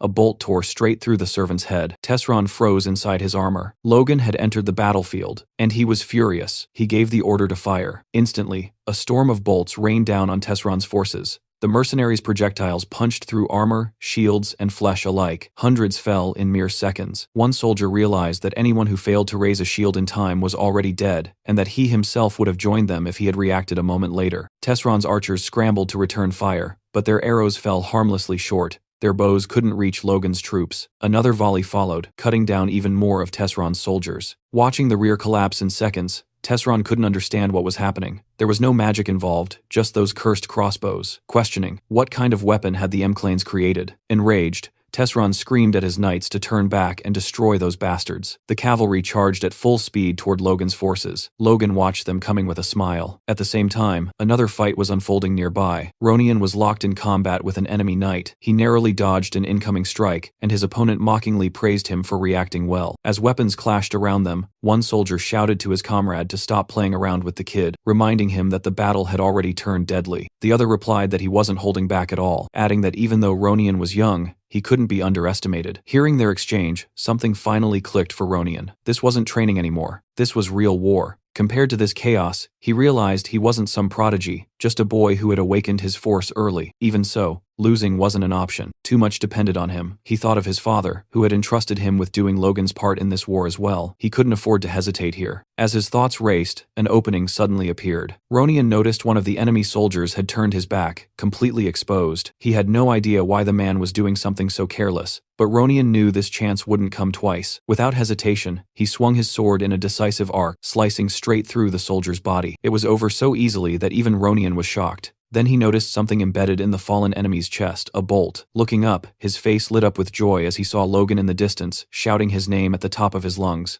But that moment of relief was brief. More enemy knights were charging furiously from behind Ronian's position, rushing toward Logan under the Viscount's command. Logan watched their movement and immediately recognized the kite shield formation they had adopted. It was a strong defensive tactic, but it wouldn't be enough. This was where his real plan came into play. Logan calmly ordered his mercenaries to aim their crossbows diagonally toward the ground. The command confused them once again. Then Logan flashed that unsettling psychotic smile and gave the real order: fire at the horses. He wasn't holding back anymore. Dirty tricks were fair game if it meant winning. The mercenaries reacted instantly, grinning with the same bloodthirsty excitement as Logan. A hail of bolts tore into the cavalry's mounts. Horses screamed and collapsed, throwing riders violently to the ground and shattering the charge in seconds. Logan felt relief knowing he had arrived in time to support Ronian. But the battle wasn't over. His father was still in danger. Remembering his vow to save his family in this life, Logan knew that victory meant nothing if Patrick fell. He issued a quick command to Kaisalon and immediately rushed toward his father. Kaisalon panicked. This wasn't part of the plan. Victory was already within reach, and Logan was risking everything by charging ahead alone. Even if Logan was stronger, running into a mid-ranking knight could turn the tide. Still, Kaisalon pulled himself together and ordered Gerald to provide covering fire as Logan cut through the enemy lines. Patrick was still locked in a brutal duel with the high-ranking knight, and the situation looked grim. The knight mocked him, saying he couldn't believe Patrick would recklessly charge forward knowing he'd be impaled. At the last second, Patrick twisted away and leapt back, barely creating enough space to breathe. As he observed the enemy's movements, something felt off. They were fighting with desperation, pushing themselves beyond reason, practically throwing their lives away. That didn't make sense. They had the advantage. Why were they acting like cornered animals? Before he could think further, Patrick deflected 2 incoming lances in quick succession. Then, out of nowhere, Logan appeared in front of him. In the blink of an eye, Logan cut down 2 mid-level knights, leaving Patrick completely stunned. Patrick remembered seeing Logan enter the battlefield with a mercenary force far behind enemy lines. There was no way he should have reached this spot so quickly. As Patrick turned his head, the sight behind him froze his thoughts entirely. The ground was littered with corpses, an ocean of bodies stretching across the field. Patrick wanted to ask how Logan had become this strong, but now wasn't the time. Nothing made sense anyway. Instead, he asked the only question that mattered: did Logan's arrival mean they were winning? Logan simply nodded. Hearing that, Patrick placed a hand on his son's shoulder and told him he had done well. The high-ranking knight stared at Logan in disbelief. A 20-year-old boy from a remote barony had just taken down 2 mid-level knights effortlessly. At that age, the knight himself had been destroying his body just to qualify as a knight. None of that mattered now. He resolved to kill Logan on the spot. He barked orders at his fallen comrades, telling them to regroup. Patrick, watching this, realized something critical. Logan was strong enough to handle most mid-level knights. If Logan took care of them while he focused on the high-ranking knight, they might still win this battle. But Logan had other plans. He stepped in front of Patrick and extended his arm, declaring that he would face the high-ranking knight alone. Patrick immediately objected, warning him it was too dangerous. He acknowledged Logan's growth, but reminded him this enemy was high rank. Patrick didn't finish his sentence. Logan punched him hard in the stomach, knocking him flat onto the ground. Logan bluntly stated that in his current condition, even he could defeat his father. He told Patrick to trust him and leave this fight to him. Reluctantly, Patrick agreed. He warned Logan to be careful. Logan replied that they didn't have time, they needed to finish this quickly. The high-ranking knight was furious. How dare a brat like this advance on him? He surged forward, pouring his strength into his strike. Their swords collided, and with a single blow, Logan sent the knight skidding back several meters, leaving him stunned. The knight couldn't understand it. Despite Logan's injuries, he sensed no overwhelming aura or superior level, and yet, he was being overpowered. There was only one explanation. Logan was pushing himself beyond his limits. The knight attacked again, with killing intent. They exchanged blows at blinding speed, leaping back and forth, blades clashing. As their swords locked once more, the knight thought that if he weren't injured, he would already have won. That was when Logan saw it, a fleeting opening. He struck instantly, slicing his opponent and inflicting a deep wound. Logan leapt back just in time to avoid the counterattack. As the knight analyzed the exchange, he realized there were no obvious gaps. Logan needed to force one. Then he noticed something, and Logan noticed it too. The knight was absorbing the force behind Logan's strikes. Thinking he had sprung his trap,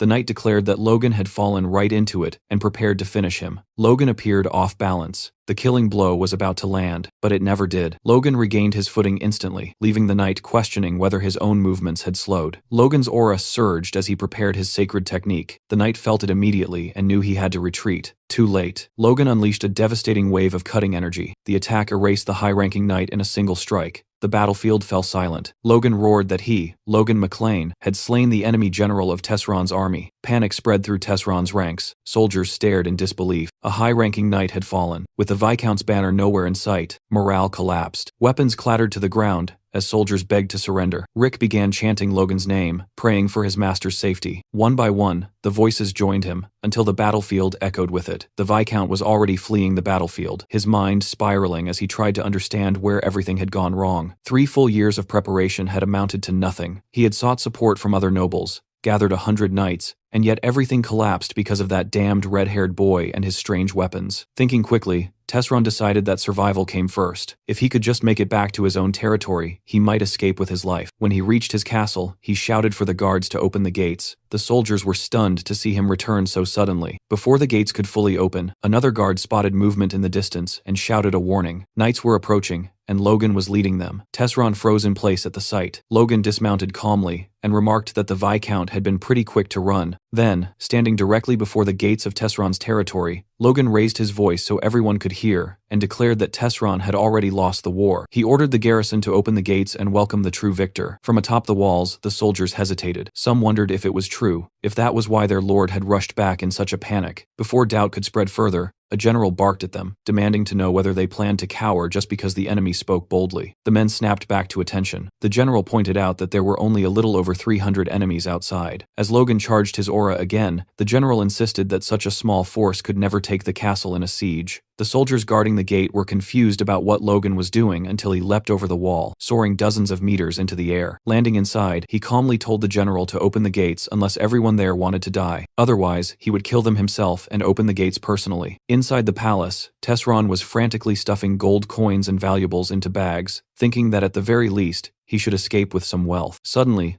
Logan's voice rang out behind him, announcing that he had finally caught up. Tesron stumbled backward in terror and demanded to know how Logan had gotten inside. Logan replied coldly that Tesron's own servants had betrayed him before he even needed to draw his sword, which spoke volumes about the Viscount's reputation as a ruler. Furious, Tesron cursed his servants for their betrayal. Then fear overtook him again. He dropped to a pleading tone, declaring his surrender and promising reparations according to feudal conventions. He begged Logan to spare his life and the lives of his family. Logan scoffed and asked him what right he had to speak of conventions. He looked down at Tesron and reminded him that he had declared war without warning and invaded everything in a single day. Logan's fury was unmistakable, a vein bulging on his forehead as he questioned whether Tesron had any conscience at all. Tesron tried one last appeal, arguing that noble honor and feudal law guaranteed the safety of prisoners. Logan agreed on one condition. He said he would uphold the honor and customs of his own house, House McClain. Therefore, Tesron's life would be spared, and he would be allowed to take a limited amount of wealth and leave. Tesron was about to thank him when Logan interrupted. He said that if Patrick had been standing there, he truly would have done all of that. Patrick was an honorable man, one who might even accept unconditional surrender. As Logan spoke, he noticed a diamond-studded dagger resting inside a chest. He picked it up, admiring its craftsmanship. Tesron quickly insisted Logan keep it, saying it was made by the finest craftsman in the kingdom. Logan refused and told Tesron to take it with him. Then, without warning, Logan drove the dagger straight into Tesron's chest. As Tesron collapsed, he accused Logan of lying, shouting that he had promised to spare his life. Logan replied calmly that he never made such a promise, he had only described what his father would have done. Unfortunately for Tesron, Logan was nothing like him. Tesron tried to mutter something about noble honor, but Logan cut him off, asking if he had any idea how many people had died because of his greed. He ordered him to end his filthy life right there. Tesron fell dead to the floor. Looking down at the corpse, Logan thought that Tesron should be grateful for such a quick death. He clenched his fist, still stained with blood, and exhaled slowly. The crisis was finally over. All that remained were the finishing touches. He loudly announced that Viscount Raymond Tesron had taken his own life. That would be enough. Moments later, Kaiselan entered and informed Logan that he should inspect the castle's underground prison. A few days later, outside the walls of Tesron's castle, Logan stood with his father. Patrick explained that he had come as soon as he recovered from his injuries. He asked about Tesron's suicide. Logan confirmed it,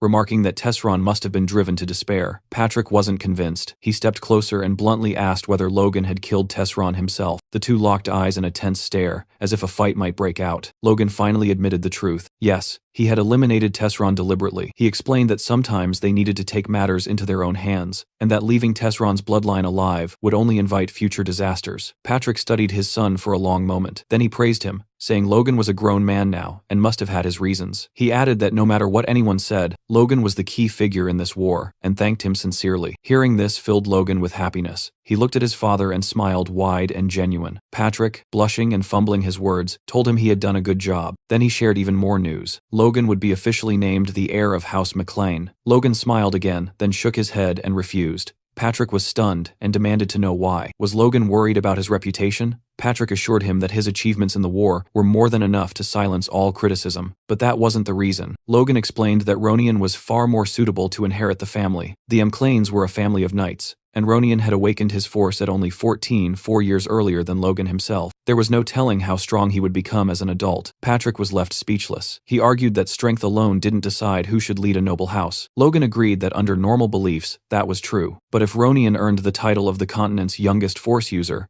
as he had in Logan's previous life, there would be no objections at all. More importantly, Logan had no personal interest in becoming Baron. He didn't want to waste time tied to that role. As the older brother, Logan said he wanted to give Ronion the chance he deserved. He asked Patrick to delay choosing a successor until Ronion came of age. Patrick admitted he never imagined Logan cared so deeply for his brother, but agreed to his request. The decision would be postponed for 5 years, until Ronion became an adult. Logan thanked his father. Still, Patrick insisted on granting him another reward. They would return to the mansion to calculate the spoils of war, which would likely reach several 100,000 gold pieces. But judging by Logan's expression, he already had something else in mind.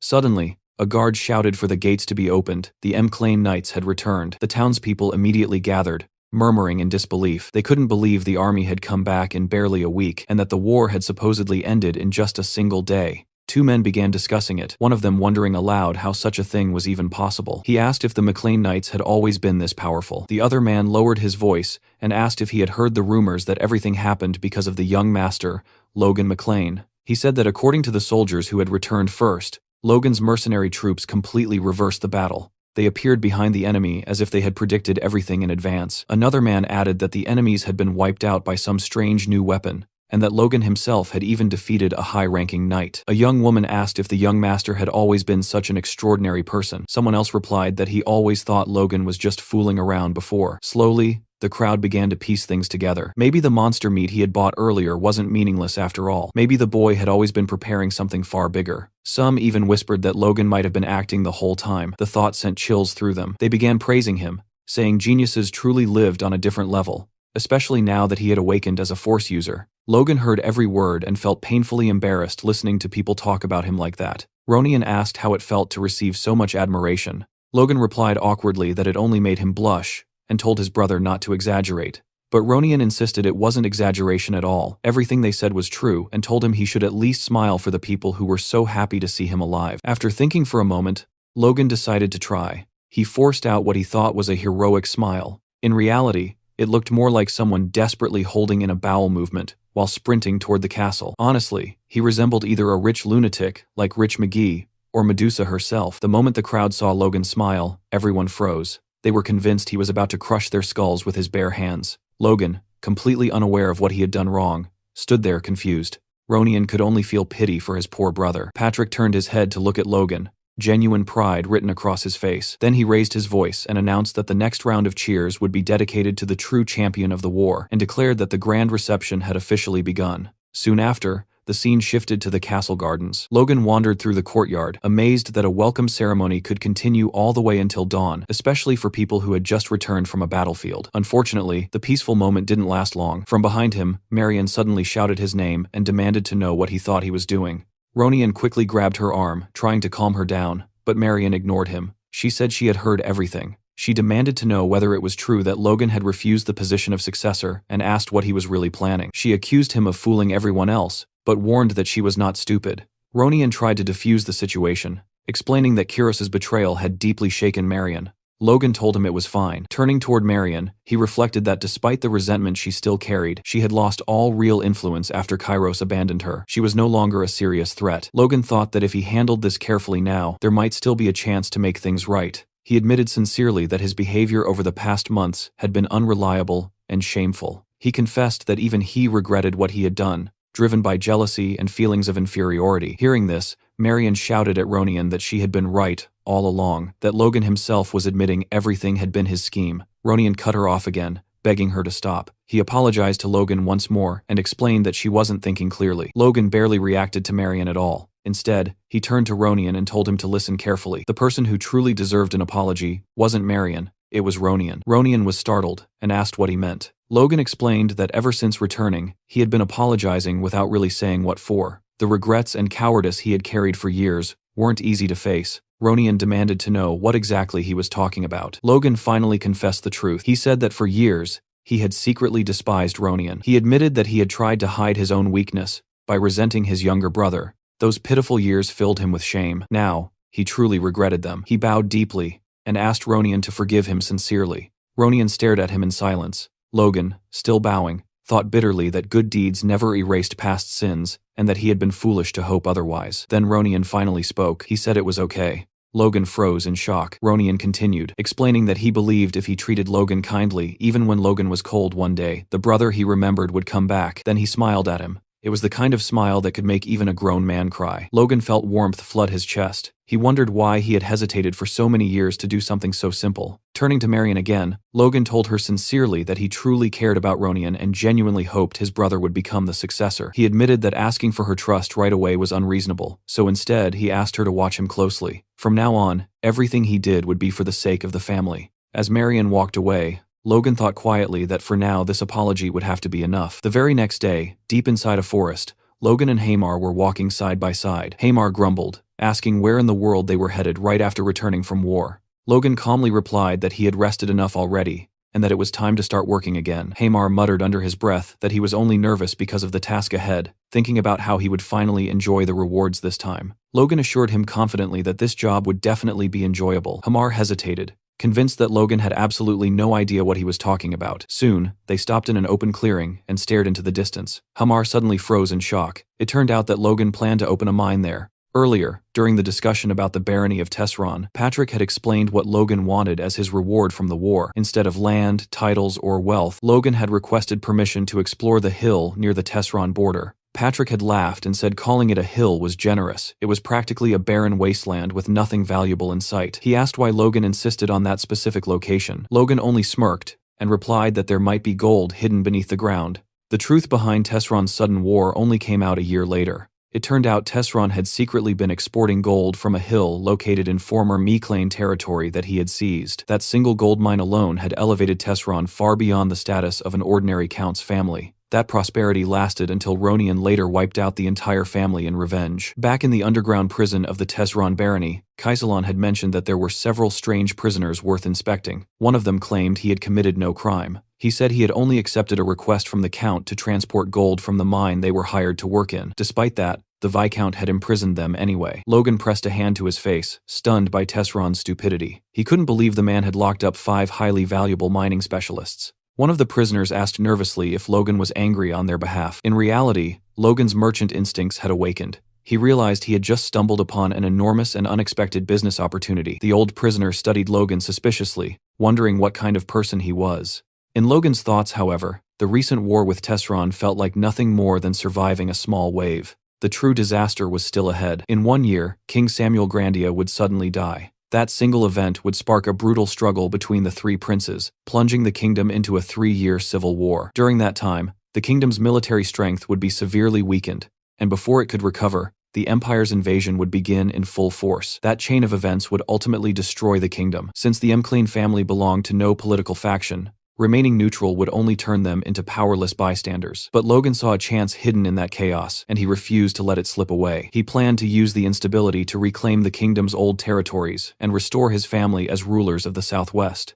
And if possible, he even intended to end the civil war itself, and something even greater. Just as he was about to continue that thought, Hamar interrupted him, asking what he was spacing out about after calling him over. Logan snapped back to reality, realizing he had drifted too far into the future. They had only just survived one crisis. For now, he needed to focus on building power as fast as possible. But dreams like that would sound insane to anyone else. No matter what happened, he had to fund everything with his own money. That barren hill would become the golden goose that financed all his ambitions. Logan informed his servants that there was gold buried inside the hill, and that he intended to dig and establish a mine. He asked them for an estimated cost. The servants were stunned into silence. Hamar thought it was just another one of Logan's insane ideas. The old supervisor said Tesron had paid them generously, so he agreed to the inspection immediately. But opening a gold mine felt excessive. He cautiously asked Logan if he was truly certain there was gold there. Logan nodded and said he had seen it with his own eyes. The old man asked how that was even possible. Logan replied that it had been part of a secret operation, and for safety reasons,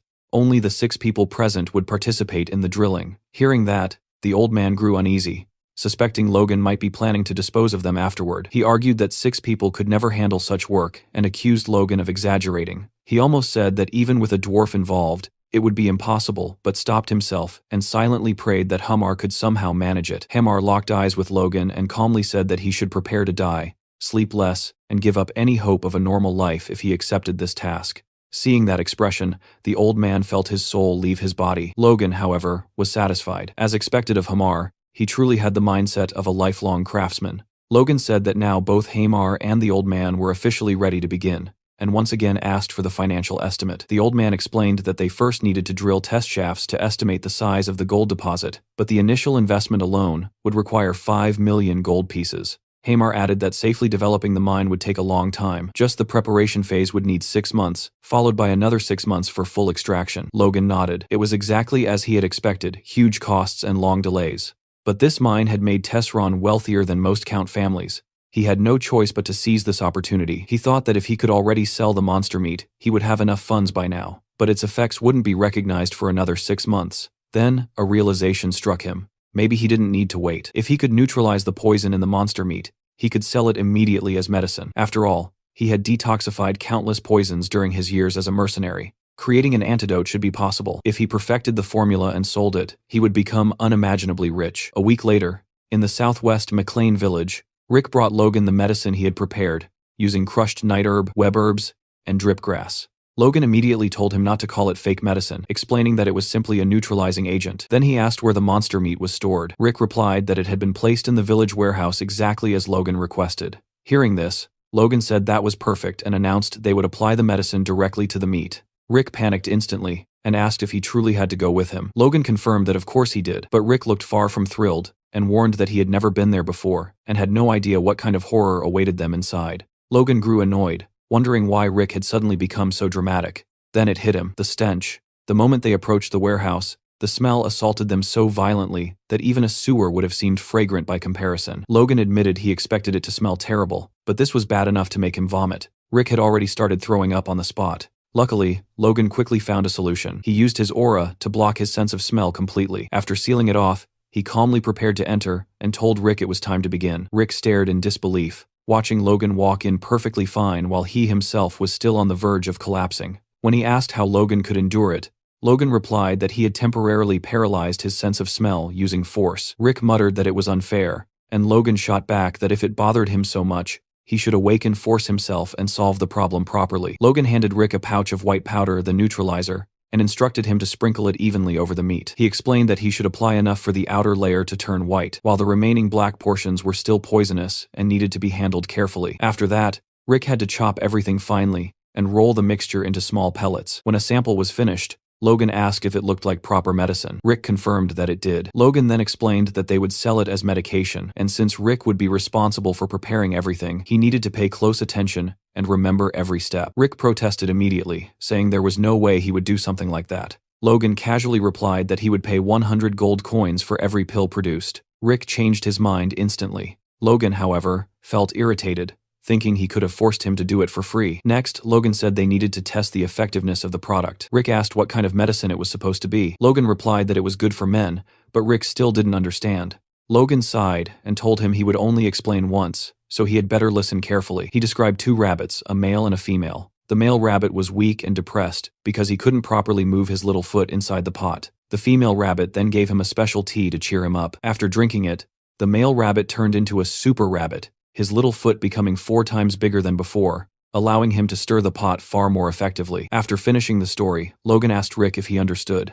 Rick nodded immediately, saying he got it and that he already had the perfect test subject in mind. Logan became curious and asked who it would be. Rick replied without hesitation that it was Mr. Dwayne. Soon after, Dwayne knocked on Logan's office door and heard a calm, "Come in." He apologized for disturbing him and said he had heard Logan wanted to see him, but after stepping inside, Dwayne couldn't find Logan anywhere. Suddenly, Logan appeared behind him like a vampire emerging from the shadows and scared him half to death. Dwayne leaped back like a professional basketball player, clutching his chest and nearly collapsing from shock. He scolded Logan for sneaking up on people like that. Logan casually approached him and said he simply wanted to massage his shoulders, since he had been working so hard managing things after the war. Dwayne insisted he was fine, and said Lord McLean was the one truly suffering. Logan mentioned that his father had even fainted from exhaustion, but Dwayne snapped back that it only happened because Logan scared him earlier. Logan told him he understood how hard things had been. They had spent every last coin on the war. The servants and knights didn't even know it, yet they kept pestering him for money, driving the administration insane. He said he must have misunderstood Logan all this time, and never expected him to care so much about the administrators, but he didn't finish the sentence. Logan cut him off abruptly, and asked if that stress was the reason for his problems in bed. Dwayne froze. He turned pale as stone and lunged toward the door, trying to escape. Logan calmly told him to at least hear him out, and placed the medicine in his hand. He explained that it was a patented product from Philip Cale's merchantry, with guaranteed results after just one pill, silently admitting to himself that he had never actually tested it personally. Dwayne hesitated, stared at the pill, then reluctantly swallowed it. Sometime later, Dwayne was seen sprinting through the castle corridors at full speed, shouting Logan and Rick's names. The two turned around as Rick heard the frantic voice. While Logan already knew exactly what was happening, Dwayne had come back for more. Rick tried to scold him for running in the halls, but Dwayne ignored everything and immediately asked Logan how much he wanted for the pills. The poor man looked ready to kill for them. Seeing this, Logan flashed a predatory smile and declared the medicine a complete success. Rick grumbled angrily about being ignored again, while Logan told Dwayne to hold out his hand. Panting heavily, sweating, and barely able to stand, Dwayne dropped to his knees in front of Logan. It looked less like a transaction and more like a marriage proposal. Logan stood there as if about to accept, while Rick stared in total disbelief. Logan handed Dwayne a wooden box filled with pills. Dwayne received it as though it were a sacred treasure. It turned out that after the first successful test, men began bowing before him, and the experiments continued several more times afterward. Sometime later in an office, Logan was talking to Hankley, casually mentioning that he had heard rumors about Hankley and his wife fighting every single night. Hankley immediately denied it, demanding to know who would dare spread such nonsense. But before he could say anything else, Logan told him to shut up and shoved a pill straight into his mouth. Hankley had just become Logan's second test subject. He swallowed it, and the effects kicked in almost instantly. He turned toward the door as if to say something, but Logan cut him off again, telling him to go see his wife right now and that he would deal with everything with his father. Hearing that, Hankley broke into a grateful smile, thanked him, and bolted out of the room like a force of nature, clearly heading toward what could only be described as a legendary night. Later, Patrick was shown sitting in his office. He had become the third experimental subject, and judging by his expression, he was also more than satisfied with the results. Looking in the direction of his father's room, Logan thought to himself that he almost felt bad for Ronian. At this rate, his brother might be getting another little sibling soon, meaning he wouldn't be the youngest anymore. Watching all this chaos unfold, Rick finally snapped and angrily asked Logan why he never let him test the pill too. After all, he was the one who had worked the hardest on everything. Logan stared at him blankly, glanced down at Rick's lower half, turned his back, and started walking away. Rick shouted after him, asking what the hell that weird look was supposed to mean. Logan stopped without turning around, and replied that Rick wouldn't even get the chance to use the pill anyway, so giving it to him would just be a waste. He even told him not to follow because he stank. At this point, it was painfully obvious Logan was enjoying torturing the poor guy. Later on, Logan was seen speaking with Philip through a magic orb. Philip admitted that if the medicine really worked as well as Logan claimed, the demand would be massive. He asked how much Logan planned to charge for it. Logan replied that it would be 100 gold per pill and 10,000 gold for a box of 10. Philip hesitated at the price and asked if Logan seriously thought the nobles in the capital were idiots, warning that he could get into serious trouble charging that much.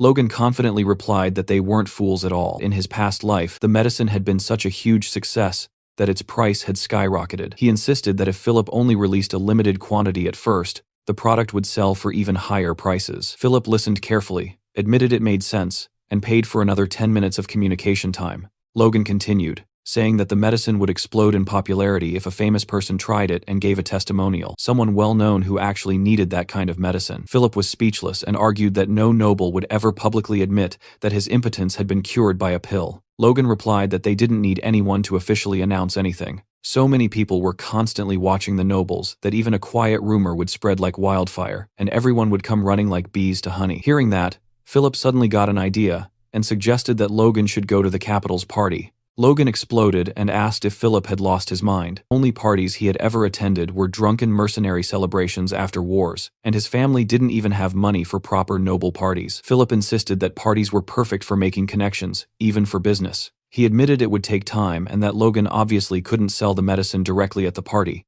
but the idea sparked something in Logan's mind. Philip quickly asked if Logan was really thinking of doing something that reckless, warning that his family would be shunned by high society. Logan replied that nothing like that would happen if he didn't actually sell anything there. He then told Philip about a great informant in the capital and asked him to find the guy and gather all the information he would need. Philip hesitated, asking what informant he was talking about and what crazy plan he was cooking up this time. Logan simply said that he would be heading to Gran soon and would explain everything once he arrived. Hearing that gave Philip a very bad feeling. A week later, Logan arrived in Gran, the capital city of the Kingdom of Grandia. Philip stared at him in disbelief that he had actually come and asked how he managed to get his family's permission. A noble's son traveling to the capital to sell aphrodisiacs was not something you saw every day. Logan assured him that he hadn't told his family the truth, although bringing 3,000 boxes without a single servant was proving to be a real problem. He thought to himself that his father had let him go much more easily than expected, probably because of everything he had accomplished during the war. Philip remarked that,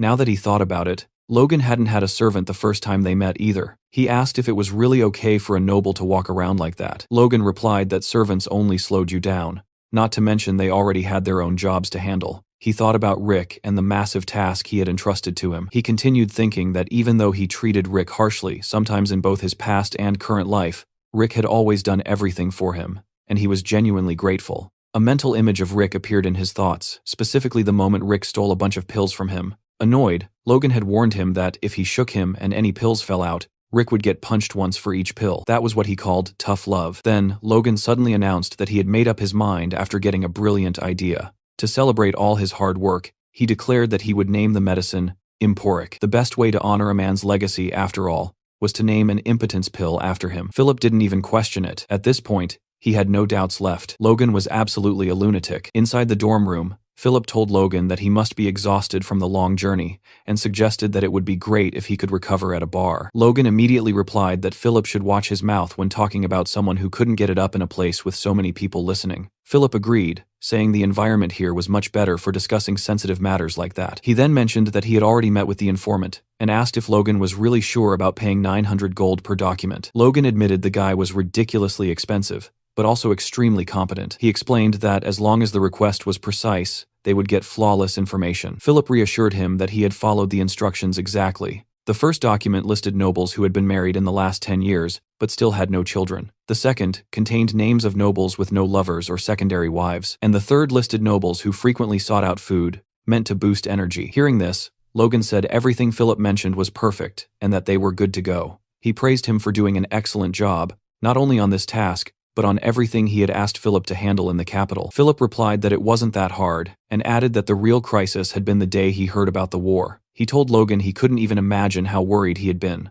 When he heard that the war had ended that same night, Logan, who had been staring at a piece of paper, felt glad knowing Philip actually cared about his clients. That feeling didn't last long though, because Philip soon complained that just thinking about the mountain of monster meat he would have to deal with made him lose his appetite. After all, who in their right mind would buy that garbage? Logan immediately threw a piece of paper straight at Philip's face, telling him to shut up and read it. As the paper smacked into him, Philip wondered why it hurt so much. He started reading, while Logan asked him which name on the list he thought would make a good first client. A tear rolled down Philip's right eye as he suddenly noticed something. Seeing that reaction, Logan watched him closely, waiting for him to speak. Philip pointed at a name on the sheet and asked Logan what he thought about that particular person. Logan glanced at the name, and his expression instantly changed to pure shock. He recognized it. Later on, inside a grand ballroom lit by a massive chandelier, people were sipping champagne. A very large man stood out among the crowd, wearing a red jacket and black dress pants, while chatting with a group of beautiful women. That man was Count Davis, and his name was suddenly shouted by Logan to get his attention. The Count turned around in disbelief, his face twisting into an expression of disgust mixed with fear.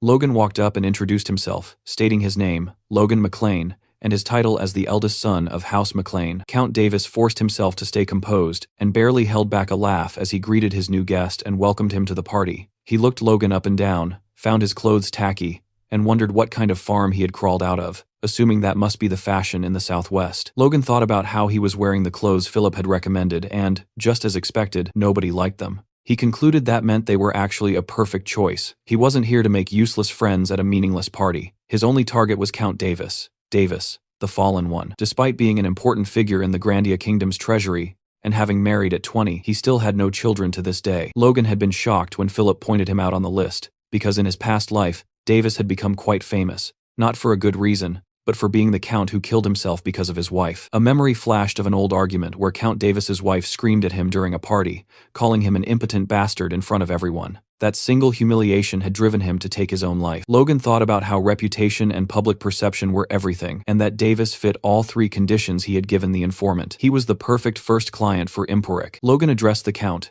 saying he had come to the capital on a business trip and had heard about his prestige, so he wanted to greet him personally. The Count asked what kind of business Logan could possibly be running in a city that already had everything. He added that since Logan was from the outskirts, he must be carrying some fascinating rural product that didn't exist in the capital. Logan replied that he was certain the product he was selling wasn't available there, which was exactly why he had come. He said it was a specialized medicine for men. Leaning close to Davis's ear, he quietly revealed the word stimulant. Hearing that, the Count froze, bit his lip for a moment, and then suddenly shouted for everyone to hear how a nobleman's son could dare to sell stimulants. Two nearby girls watched the scene, cringing from embarrassment. The Count thought that some country bumpkin like Logan had a lot of nerve acting important in the capital, and he assumed he had put him in his place based on the look on his face. Logan let out a deep sigh and prepared to say something else. He told Davis that, as a sign of courtesy, he had brought a gift for the influential people of the capital and kindly asked him to accept it. He handed a small box to the man and said it was Emporic, explaining that each pill would normally sell for 100 gold coins. He added that he had brought these 3, especially for the Count as a gift,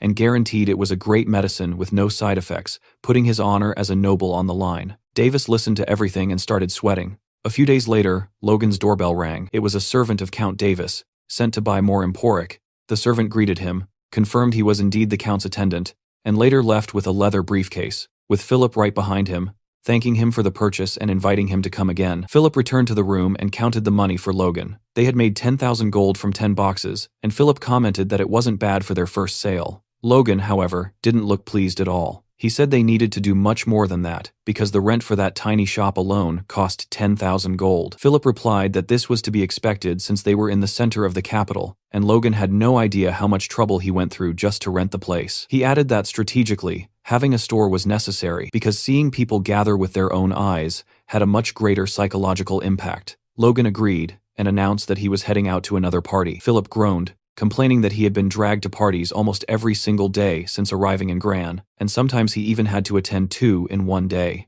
Logan explained that having Count Davis as the first client wasn't enough. He needed to promote the store to as many people on that list as possible. A week later, Count Davis's servant was walking down the street, still unable to believe the Count had asked him to buy that medicine again, especially after seeing that no health foods had ever worked for him in the past. When he reached the shop, he was completely stunned. A massive line of men stretched down the block, all waiting to buy the medicine. He observed the crowd and wondered what was going on until it suddenly hit him. He recognized every single one of them. One was Viscount Talon's chamberlain, and the man in front of him was Count Hamel's butler. He adjusted his hat to hide as much of his face as possible, thinking this would generate unnecessary gossip. He decided he'd better just buy the medicine and leave. As soon as he did, Philip stepped out of the store to address the crowd. He apologized and announced that unfortunately, the stock prepared for today was already sold out. Hearing that, the servants waiting to buy medicine for their masters were horrified. One of them went up to Philip and asked what he meant by sold out, since no one had said anything earlier. Philip apologized again and explained that Emporic was insanely popular,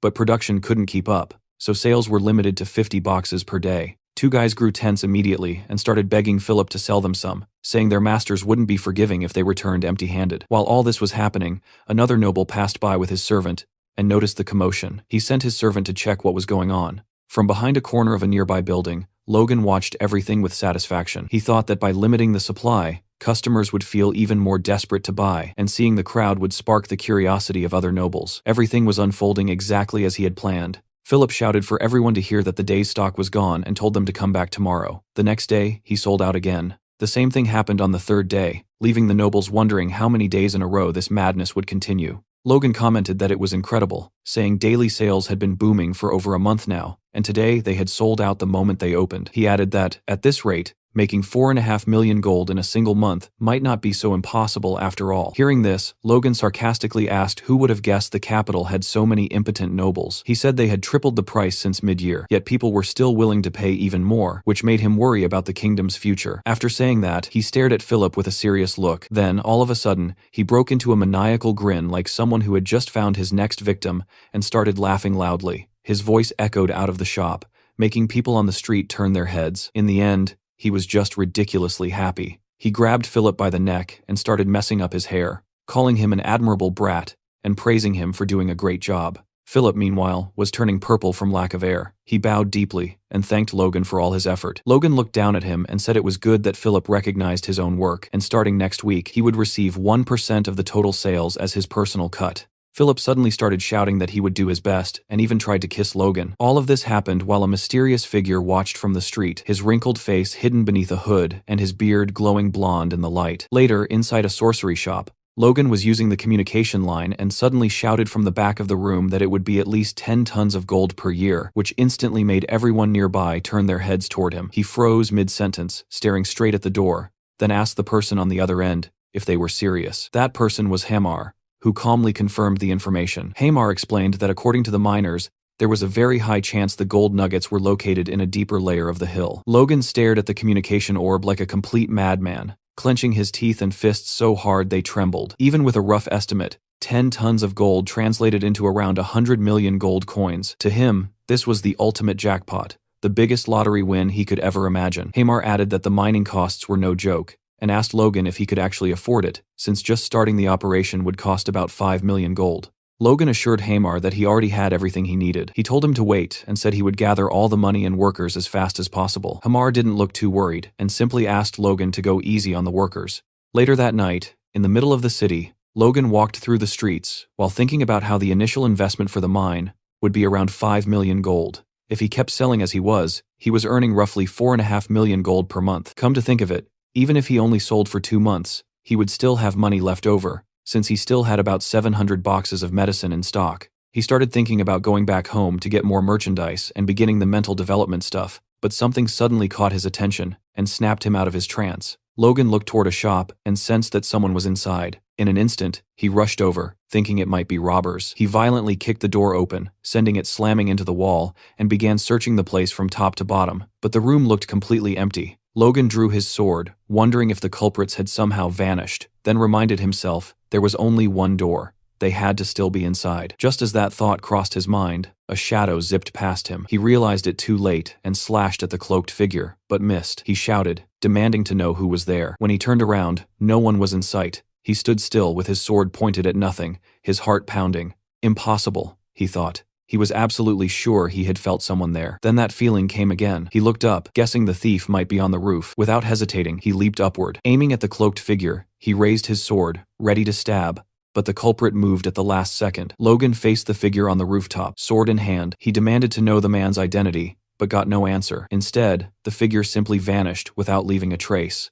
Logan was completely stunned by what had just happened. He kept thinking about how there was no sign of any presence, even though the guy had been right in front of him moments ago. He looked down at his own hand and realized he was holding a piece of the man's cloak. He stared at it, wondering what the hell had just happened. The next morning, Logan told Philip about the incident, and together they concluded that an aura-using thief had infiltrated their shop. Logan said he was only speculating, but that the intruder was at least an advanced force user. That was a term used for people even more powerful than high-rank knights. He added that it wasn't just a feeling. That guy wasn't merely high rank, he was on a whole different level. Philip was shocked that someone who could use aura was committing petty theft. Aura was enough to turn even a slave into a noble, so he couldn't understand why someone like that would be running around stealing. He asked what the man had taken. Logan replied that it was exactly what Philip was thinking. He had stolen only 2 pills of the medicine, Emporic, just that. Hearing this, Logan concluded that if he only stole 2 pills, it wasn't for money. He had taken them to use himself. Philip then asked if there were also impotent people among aura users. That's when it clicked for Logan, and he agreed. Logan asked if there were any names of aura users on the informant's list, but Philip said there weren't. The informant had asked for an extra fee for that information since it was top secret, and Philip had refused.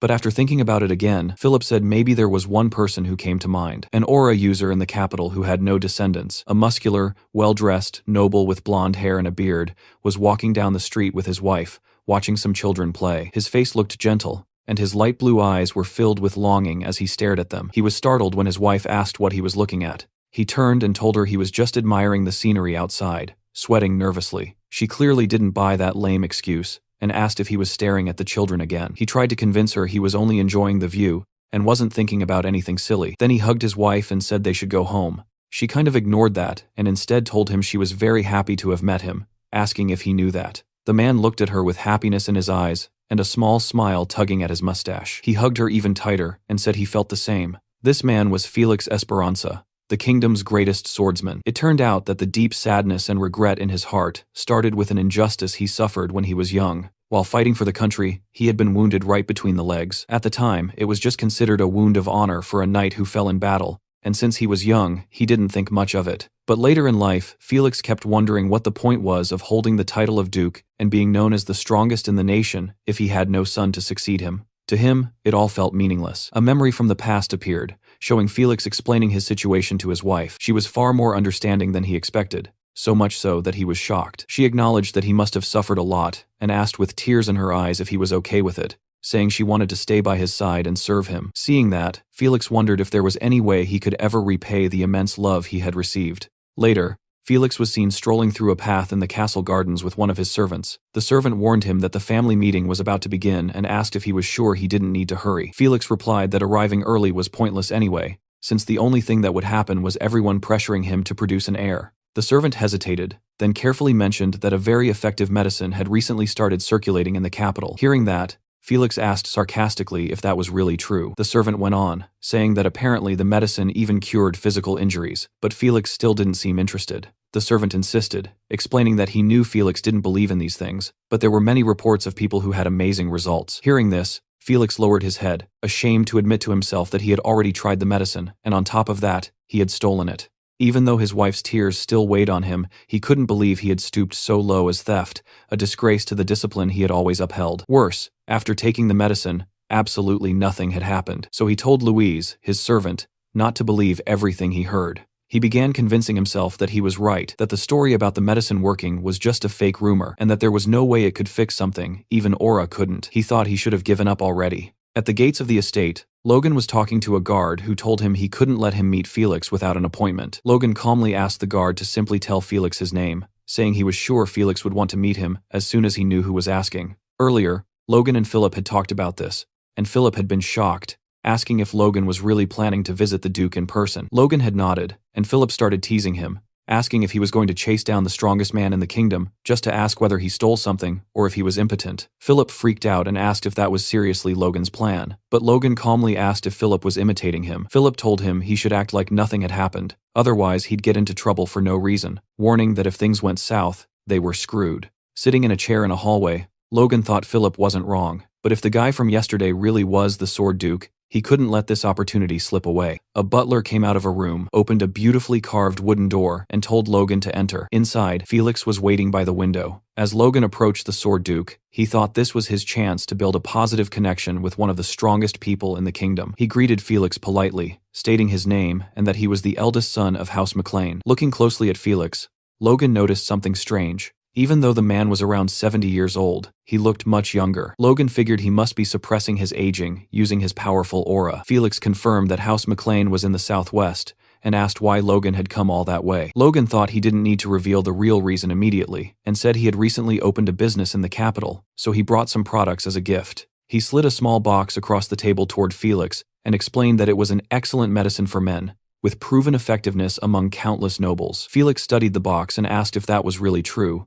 without giving any hint that he already knew something. Logan kept his head slightly bowed, feeling confused and unsure whether Felix was actually the thief from yesterday. He decided to push things further. He said that someone superhuman like Felix wouldn't need something so ordinary, so he had brought something more special instead. That finally made Felix show a small reaction. Logan was secretly happy, realizing that Felix's initial disinterest came from the fact that he hadn't felt any effect after using Emporic. It turned out that in the current version of Emporic, the poison in the monster meat was neutralized just enough for use as an aphrodisiac. But that mild poison had no effect on the body of a superhuman like Felix, so Logan had concentrated that poison again and again, creating a far more potent concentrate. He told Felix it was a limited edition version of Emporic, and that finally sparked the man's interest. In reality, it was simply 50 Emporic pills compressed into one. Logan guaranteed the effect, explaining that the excruciating pain alone could kill a normal human, but for an aura user, it was a completely different story. Logan told Felix that if the pill satisfied him, he would be glad to hear from him and would prepare another batch in whatever quantity Felix wanted, ensuring complete discretion. The next day, Felix looked radiant, clear proof that the pill had worked. He then told Logan he would grant him any favor within his power.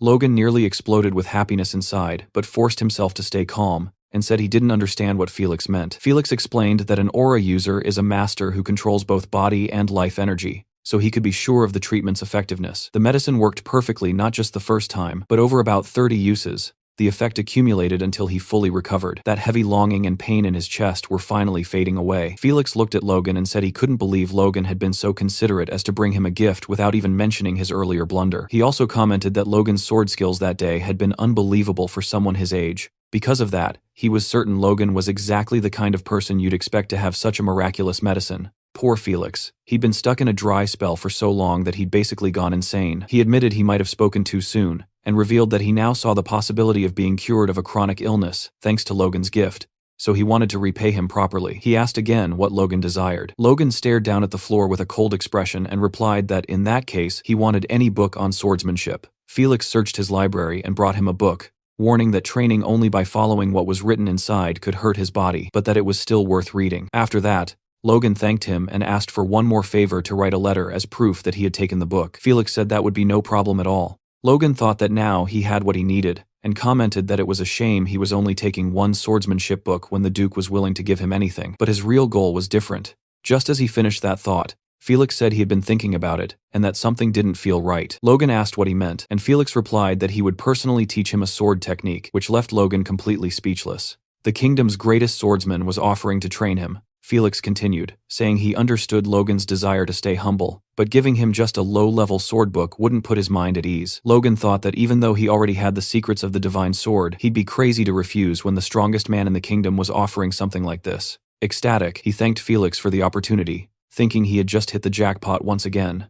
In the training grounds, Felix and the young man stood facing each other. Felix remarked that judging the talent of outstanding youths was one of an old man's simple pleasures, so he told Logan to focus, because he wouldn't be holding back at all. Logan steadied his stance and prepared himself. Felix told him to draw his sword, but Logan found himself frozen in place, overwhelmed by the master's aura. A massive pressure crashed down on him, making it impossible for him to even touch his weapon. This was the terrifying power of a high-level aura user. Logan wondered if all of them could do this, imagining how terrifying it would be if paralyzing the body was common among such people. If that were the case, every fight would turn into nothing more than a contest of whose aura was stronger. He quickly realized this wasn't just brute force, but some kind of refined technique. Finally, he managed to draw his sword just a little. He thought he needed to use his force to sharpen his senses, instead of reinforcing his body, and then analyze that strange energy pressing down on him. Every time he tried to move, Felix's force spread outward from its original point. Logan couldn't understand how something like that was even possible, but he knew he had to deal with it somehow. He figured that the moment Felix was about to disperse his force, he had to move half a step faster than that. With that thought, Logan assumed a proper fighting stance, his sword now fully drawn. Felix looked at him and calmly said he was talented. Logan was sweating heavily, barely managing to stay upright as Felix told him to pay close attention. Felix seemed to be gathering his aura at the tip of his blade, clearly preparing an attack. As Logan struggled against the crushing presence, fear locked his body in place. When he looked up, he finally understood what he was facing. Felix's blade of force. He stared straight ahead, knowing the attack was coming, but there was a serious problem. Felix's aura was simply too strong for him to handle. He felt as if the Duke's force was invading his body, scrambling his senses, while the energy around that red blade kept growing more intense. Desperation filled his mind as he wondered if there was anything he could even do. Then suddenly, he realized something. His own force was neutralizing the Duke's. Turning inward, he knew he couldn't dodge the attack in time, but maybe there was another way. Logan summoned the force inside his body and molded it into a protective circle around himself. Seeing that, Felix was stunned, wondering if Logan was really planning to block his attack using force. Immediately after,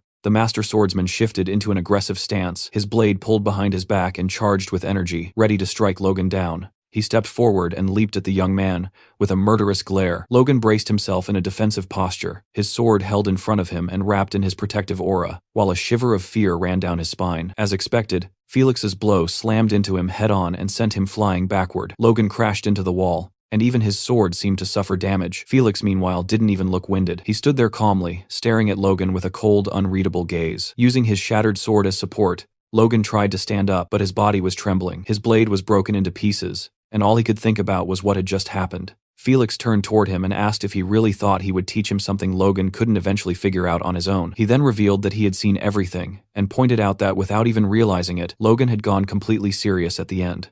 With a proud look on his face, Felix praised him, amazed that Logan had faced the attack head-on, thinking that some people were simply born to stand out. As Logan finally passed out, Felix commented that it would be entertaining to watch him grow even stronger. A little later, Felix's butler asked Logan if he was leaving already, adding that the Duke had invited him to stay until he fully recovered. Logan replied that it was fine, and that thanks to the potion Felix had given him, he felt completely okay. Hearing that, the butler said he would walk him to the door. Outside, he wished Logan a safe journey, and Logan thanked him. After that, Logan quickly walked away, vanishing from the butler's sight, leaving him wondering how Logan had disappeared so fast. Turning a corner, Logan kept moving while limping slightly from the pain of Felix's attack. It hurt like hell, but he wasn't about to waste such a valuable potion on a minor injury. He couldn't believe the Duke had given him a superior-grade potion, something practically impossible to find, as if it were nothing. Logan thought that his own power had already evolved enough to heal internal wounds by itself, but the damage Felix had caused would be much harder to deal with. In the end, he looked at the potion and muttered that either way, he had gained far more than he had lost. Then Logan took out a note Felix had given him, with the coordinates for the mansion's communication channel. Felix had told him that if Logan ever had any problems, he could just get in touch. Logan felt genuinely happy, thinking about how Felix had actually come to view him favorably. To him, it felt like Felix was practically treating him like a disciple, and that relationship would definitely be useful in the future. Just as that thought crossed his mind, Philip suddenly appeared from behind, scaring Logan badly. Logan turned his head and asked what Philip was doing there, and Philip replied that he had been waiting at a distance for Logan to come out. The moment Logan showed up, Philip asked why he looked so pale. Worried, he practically shouted at him, asking if Logan had done or said something rude to anger the Duke. Logan replied that it was the complete opposite, and that he had just had a small swordsmanship lesson with the noble. Suddenly, he coughed and blood sprayed from his mouth, terrifying Philip. Seeing that, Philip panicked and said he was going to prepare everything for them to flee, and would get the fastest horses available. Logan tried to explain that Philip was completely misunderstanding the situation, but Philip kept muttering and didn't listen at all. A week later, at Logan and Philip's shop, a notice on the door announced that Emporic was out of stock and asked customers to come back later. Inside, Logan appeared with a victorious expression and declared that their total profit from Emporic sales had reached an impressive 4.1 million gold coins. Impressed, Philip replied that if sales kept going at this pace, surpassing 4.5 million gold in a month wouldn't be difficult either. They exchanged confident looks and let out a cheer of joy that echoed outside the shop. But the celebration didn't last long. Logan, suddenly serious again, asked Philip if he was so happy that he didn't need a bonus this month. Philip instantly snapped back to reality and begged him not to ruin his daydreams. Then Logan commented that he had made sure the monster meat they bought at the market would be processed without any issues, and he praised Philip for doing a great job.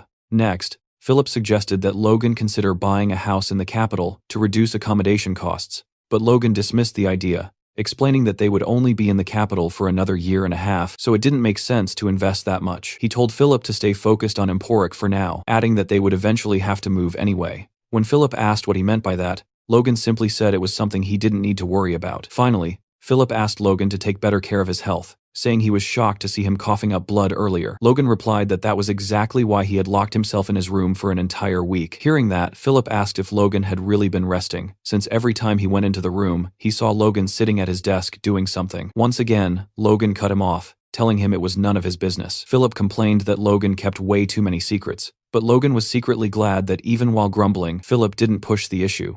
If Rick had been there instead, he would have dug until he found out everything. Philip then asked if Logan was going home already, and Logan confirmed it, asking him to find a way to calm the customers until he could send more Emporic. On top of that, Logan said he had one more thing to tell him. He instructed Philip to send food rations worth 100,000 gold coins per month to both the Tesseron and M'Clane estates. Hearing that, Philip was stunned and asked if Logan planned to feed the entire region with that much food. Logan cut him off, saying that was enough muttering, and that they needed to do this for a whole year, so Philip should start looking for a supplier. Philip realized Logan was completely serious and commented that he never imagined Logan valued his people so much, but that wasn't quite true. As he prepared to leave, Logan thought that it wasn't about valuing them, it was something he absolutely had to do. It would take at least a year to solve the food shortage in M'Clane. He knew the people's labor was a crucial part of his plan, so he couldn't let them starve. Logan got ready to leave and casually told Philip he had work to do, so he was heading out. Philip didn't even bother asking for details, already knowing it was just another one of Logan's secrets. Elsewhere, a group of poor people were huddled together on the cold floor of what looked like a warehouse, using whatever scraps of cloth they could find to keep themselves warm. One guy, his face bleeding, just stared down at the floor in silence, completely broken. Meanwhile, Logan was inside a magic shop, handing a piece of paper to a sorcerer. The wizard glanced at the list and asked if Logan seriously intended to track down all the people written there. He hesitated, explaining that with only names and a few traits, the task would mean searching the entire continent. Logan didn't even flinch, and calmly asked if he could do the job or not, adding that he would pay very generously. The sorcerer looked at the paper again, clearly unsure, then after a short pause reluctantly agreed. As Logan left, he thought that just as expected, it wouldn't be easy to find them. After all, even the names he had might be fake. Still, he had no other choice. He needed to gather every independent superhuman he could find, no matter the cost. These were the people who had reached that stage in his past life but never joined any organization. Every single one of them would become a critical ally in the upcoming war against the Empire. especially one specific mercenary who had once fought on the Empire's side. While walking, Logan suddenly stopped. He let out a sharp breath and realized he'd been rushing things way too much. With everything going smoothly in the capital, he was moving too fast. He looked up at the sky and reminded himself that he actually had plenty of time. He could afford to slow down, but that belief that he had plenty of time might not be true at all. In a dark room that looked like a dungeon, a man tried to calm down a furious elder chief. The old man was completely possessed by rage, shouting that someone was mistreating his disciples, and demanding to know if the man had other henchmen, even mentioning some tower master. The man explained that he was only there to deliver information, but the elder didn't care at all. His fury stayed uncontrollable. Then the elder demanded to know why his disciple had been summoned this time. The man replied that the young man had been sent to the far southwest countryside, to the Mlan region, for a 6-month business trip. Hearing that, the elder slammed a heavy hand on the man's shoulder and declared that he wouldn't let the magic tower master get away with this. This time, he insisted, the matter would be settled once and for all. Next, the scene shifts to the massive and imposing Earth Magic Tower in the Kingdom of Grandia. Inside, a man approached a desk where another man was fast asleep. He greeted him, and the sleepy attendant blinked and looked up. The moment he recognized the visitor, he stood up cheerfully and welcomed him. Curious about who this young man was, the employee silently wondered what Logan's deal was. At first, he assumed he was a noble, but seeing him now in a cheap suit made him start doubting that. The attendant figured there was no way he was there to meet a high-ranking mage and hoped Logan would just buy some basic scrolls. Smiling politely, he listened as Logan asked for 150 scrolls of destruction magic, which instantly caught him off guard. Even so, he kept his face cold. Then, Logan pulled out his Cooper bank account certificate and asked the attendant to take a look. As the man began counting the funds, his disbelief only grew. The total came to a ridiculous 4 million gold, leaving him completely stunned. He looked down, visibly shaken, then stammered and offered to personally escort Logan to the upper floor. Logan listened calmly. Destruction magic was a 4th circle, area of effect spell capable of bringing down stone walls. However, because of drawbacks like slow activation time and very obvious casting signs, it was rarely used in combat. Even so, Logan saw massive potential in it for construction, believing it could speed up development by a crazy amount. Logan soon found himself speaking with an older man who asked if he really wanted to buy 150 scrolls. Logan replied that he absolutely did. The man, Radius Great, the master of the Earth Magic Tower, didn't hide his nervousness, since it had been ages since they'd had such a wealthy client. Logan remembered how just minutes earlier, the master had come running the moment he heard Logan wanted 155 scrolls, which was a pretty strange reaction for someone of his status. It turned out Radius had been Tower Master for 5 generations, yet he only had 1.5 million gold to his name, showing just how bad the tower's finances were. Logan immediately realized that this weakness worked in his favor, so he told Radius that his own house, McLean, was nothing more than a bunch of petty thieves from the southwest, and he understood if the master had never even heard of them. Hearing that, Radius apologized to Logan, admitting that his young apprentice had made a mistake and promising he would scold him severely. Logan waved it off, saying it wasn't necessary. The master replied that Logan was extremely generous.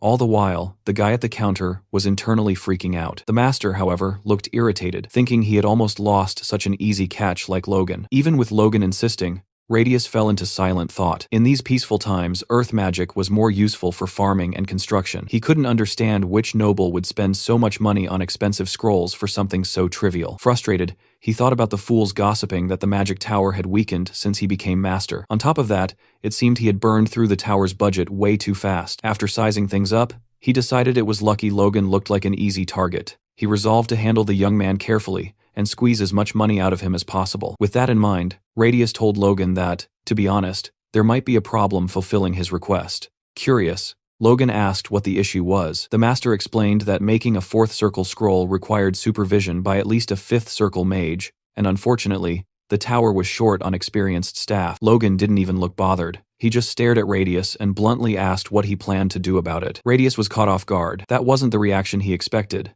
But he kept going, explaining that the unit cost to produce each scroll was extremely high. Hearing that, Logan calmly stood up and said it was a shame nothing could be done. He headed toward the door, telling the master that his original plan was to buy 150 scrolls every single month, but if the tower couldn't handle that quantity, he'd take his business to the royal family's magic tower instead. Radius panicked. He jumped in front of Logan and blocked his path, desperately asking if Logan seriously planned to buy 150 scrolls every month. Logan confirmed it, adding that over the next 6 months, he'd need a total of 900 scrolls. The master looked like he'd just reached heaven. staring at Logan as if he were an angel sent by the gods. Logan then casually pointed out that if producing 150 scrolls at once was already hard for them, a 6-month order would be an even bigger nightmare. As Logan turned to leave again, Radius did something dramatic. He threw himself to the floor and grabbed Logan's boot, shouting that they would handle the order. Logan asked if he really thought that was possible. Radius replied that it was 100% feasible. While dusting off Logan's shoes with his robe, he continued, saying each scroll cost 10,000 gold, meaning 150 scrolls would come to 1.5 million gold. Radius's eyes were shining with greed as he quickly realized that with Logan's planned purchases, he could earn over 9 million gold in the next 6 months. After finishing his little performance, he stood up and proposed an alternative. He suggested that hiring mages might be a better option. Confused, Logan asked which mages he was talking about. Normally, mediocre mages were preferred for dirty work, so he couldn't understand why the master would offer to lend him mages, which would be even more expensive. Logan thought that with a 4th circle mage, he could match the output of 300 scrolls per month and asked if they had any 4th circle mages willing to work on a construction site. Radius clarified that there had been a misunderstanding. Not even he had the authority to casually command a 4th circle mage. Instead, he offered to send 2 to 9 N circle mages and 1 to 3 RD circle mages. He explained that these mages were disciples with a lot of teamwork experience. In exchange, he asked Logan to reduce the number of scrolls. Logan considered the offer carefully, thinking it might actually be a good deal. Sending a team of mages could be more efficient. Still, he hesitated, wondering what kind of people these construction-specialized mages would really be. Sometime later, a group of exhausted, ragged young men appeared in front of Logan. They looked like they had just crawled back from a war zone, and he was genuinely shocked by how bad their condition was. The warrior struggled to find the right words to say. Right at that moment, the Tower Master cut in and told the group they could return to their quarters. The men ran off immediately, visibly scared, leaving Logan standing there a bit lost. Annoyed, he turned to the Master and commented that those guys looked like they were about to collapse. The Master agreed, but assured him they were the youngest people with the most construction experience in the entire Magic Tower, real experts in the field. Logan reflected on that and thought that despite their rough appearance, the mages did seem pretty capable. With one master at the 3rd circle and several experts among them, all in their 20s, they were clearly promising talents. Even with all that, Logan stayed suspicious. He didn't trust that the Tower Master would actually send his disciples out to the countryside, so he confronted him, saying that exchanging 2nd circle mages for the scrolls didn't sound like a fair deal at all. The Master replied, calmly assuring him that a team of 10 mages would be more than sufficient. Hearing that, Logan once again flashed that familiar murderous smile. Still smiling, he started negotiating with the Master. He proposed that 120 magic scrolls, plus the dispatch of 10 mages, would be done for a price of 1.2 million gold per month. The Master tried to keep his composure, but he was visibly shaken by what he'd just heard. Logan thought it was almost a steal, considering how talented those mages were, and that even he wouldn't send ordinary mages out for that price. He was still amazed when he saw the Master actually agreeing to the deal. The Master then pulled out a contract and insisted that Logan sign it immediately. Logan looked down at the paper, wondering how anyone in their right mind could agree to those terms, and in the rush, the ink hadn't even dried properly yet. Logan felt like something was off. Suddenly, the big Elder Chief Clayton burst through the door behind him, with 2 disciples desperately trying to hold him back. The Elder Chief shouted at the Master, saying he'd heard everything he was doing with the disciples and that they were going to have a little chat right there and then. Clayton, a 5th circle mage, was absolutely furious and confronted the Master, demanding to know if he was planning to send his disciple on yet another mission. The Master replied that everything he did was for the good of the tower. Clayton shot back, asking why only his disciples were always assigned to the most difficult tasks, pointing out that the Master wasn't sending just anyone, but the young people who had literally just returned from other missions. The Master retorted that the young were capable of enduring hardship. Clayton accused him of mistreating the disciples ever since he himself had become an elder last year. The Master dismissed the complaint, saying Clayton had lost his mind. As Logan watched the whole scene play out, he started to understand the power dynamics. Clayton reaching the 5th circle at such a young age clearly made him a threat to the Tower Master, who was taking out his frustrations on the younger disciples. Despite all the tension, Logan stayed calm, quietly satisfied that this internal conflict was playing straight into his hands. The Tower Master then turned to Clayton and coldly declared that if he wasn't willing to follow orders, he didn't care about their fate at all. He told Clayton and his disciples to leave right now if they wanted, and the elder asked if he was serious. Hearing that ultimatum, Clayton began to channel his magic, clearly preparing for a fight. Even with a clash about to explode, the Master stayed impassive and asked Clayton if he really wanted to go through with it. While Clayton was charging his magic, the ground around the two of them started shaking. One of the disciples realized how dangerous this was and shouted that they needed to stop those two. Clayton then yelled at the Tower Master to get ready. The Master just stood there, watching Clayton take a fighting stance. And then, out of nowhere, Logan slammed his hand down on the table with force. Everyone's attention snapped to him. He looked completely unfazed by the chaos around him. Both of them were speechless at what Logan had just done, and the young disciples were also in disbelief. Logan calmly showed them the piece of paper he had just stamped. It was the contract he was supposed to sign with the Tower Master, now fully finalized. He then simply told the 10 people waiting in the room to follow him. After that, he addressed both Clayton and the Tower Master. He told them to sort their mess out themselves and warned that the contract would still be valid even if the Tower Master got replaced, so there would be no problem with the business either way. The Tower Master admitted how pathetic they both must have looked in front of a guest and told Logan he would send the scrolls as soon as they were ready. But Clayton cut him off, saying he wasn't finished talking to him yet.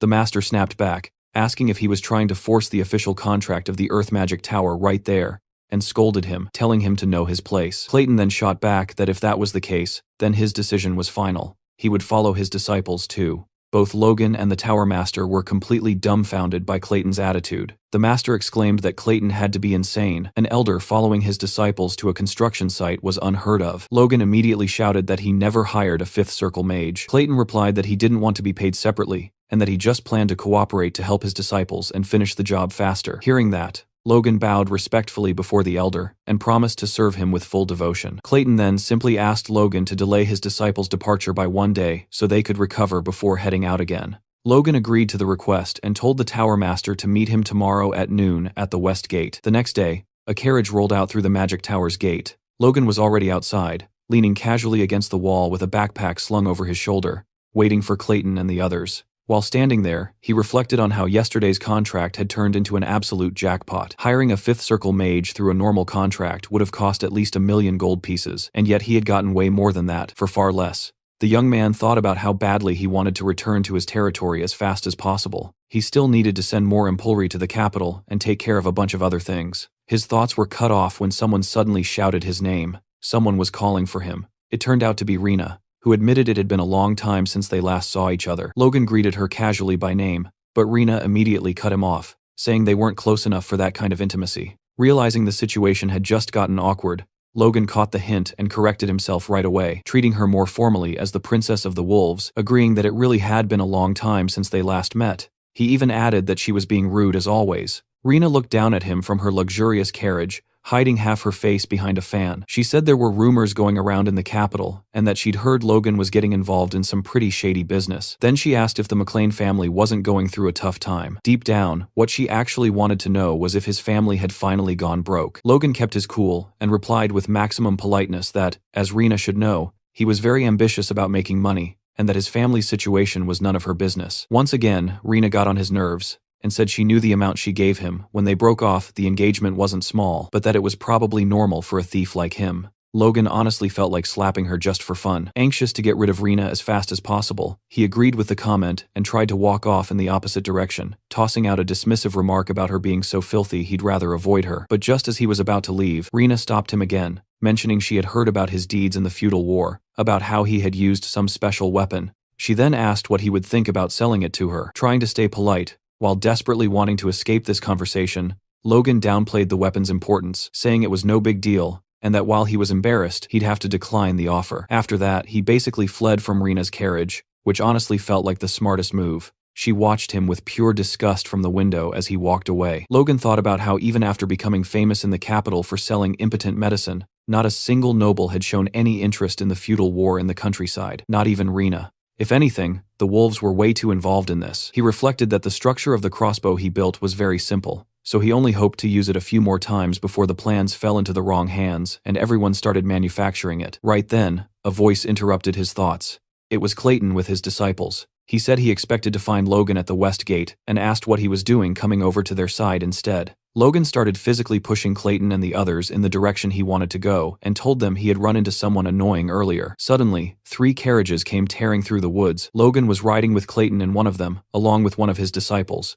Clayton looked like an angry parrot, huffing non-stop. He turned his head toward Logan and commented that the carriage was spacious enough for 5 or 6 people, and that the coachman seemed very experienced. He concluded that Logan had spent a lot of money to make them comfortable. Then Clayton's mood soured, saying Logan didn't need to bother with all that pomp, and that he had wasted money for nothing. Meanwhile, the disciple tried to calm him down, but it didn't really work. Hearing all this, Logan looked at Clayton and thought it wouldn't be the first time a mage had shown exaggerated pride, so he told Clayton that he was honored to serve such powerful mages and that everything he did was just the bare minimum. After all, he had basically hired a fifth circle mage for free, so flattering him wasn't a problem at all. Clayton didn't respond, he just stared out the window, keeping his grumpy attitude. After night fell, Logan and the others set up camp. Logan commented that it was too late to travel any further, so they would rest there and continue their journey tomorrow. After that, Logan lit a fire and started meditating, when suddenly a man with a knife appeared, ready to attack. The man threw the knife at Logan, who sensed the danger and ducked his head to dodge it.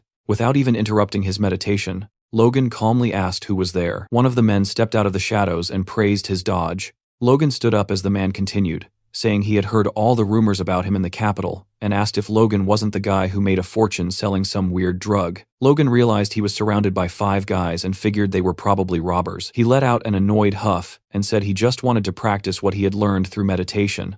But honestly, this was the perfect opportunity. Since they had interrupted him, he drew his sword and warned the bandits that they were about to become his training partners. One of the bandits mocked him, laughing and jeering. Logan didn't even react. Without hesitation, Logan slit the bandit's throat in one clean motion, silencing his laughter instantly. 2 of the others stared at their fallen comrade, completely unable to understand how Logan had moved so fast, and one of them called him a bastard. Another bandit jumped in to attack. Logan took an aggressive stance. The moment the bandit got close, ready to plunge his knife into him, Logan dodged and sliced his belly in a single swift motion, sending him flying through the air. The guy crashed into a tree and seemed to have passed out. 2 men were already down, leaving only 3. One of the bandits realized there was no way they could beat Logan and shouted for the others to run. That's when he noticed he couldn't move his legs at all. At that moment, Logan started charging his aura, and the way he held his sword looked strangely familiar. He was copying Felix's movements. Logan forced enough mana into his sword to replicate the attack Felix had taught him. The aura blade was ready. He planted his foot on the ground and cut through the air with absurd force. The strike hit 2 of the opponents squarely, knocking them down instantly. Then something weird happened. He suddenly lost the aura he had managed to conjure, which left him confused for a second. Logan figured this ability must be hard to maintain for long.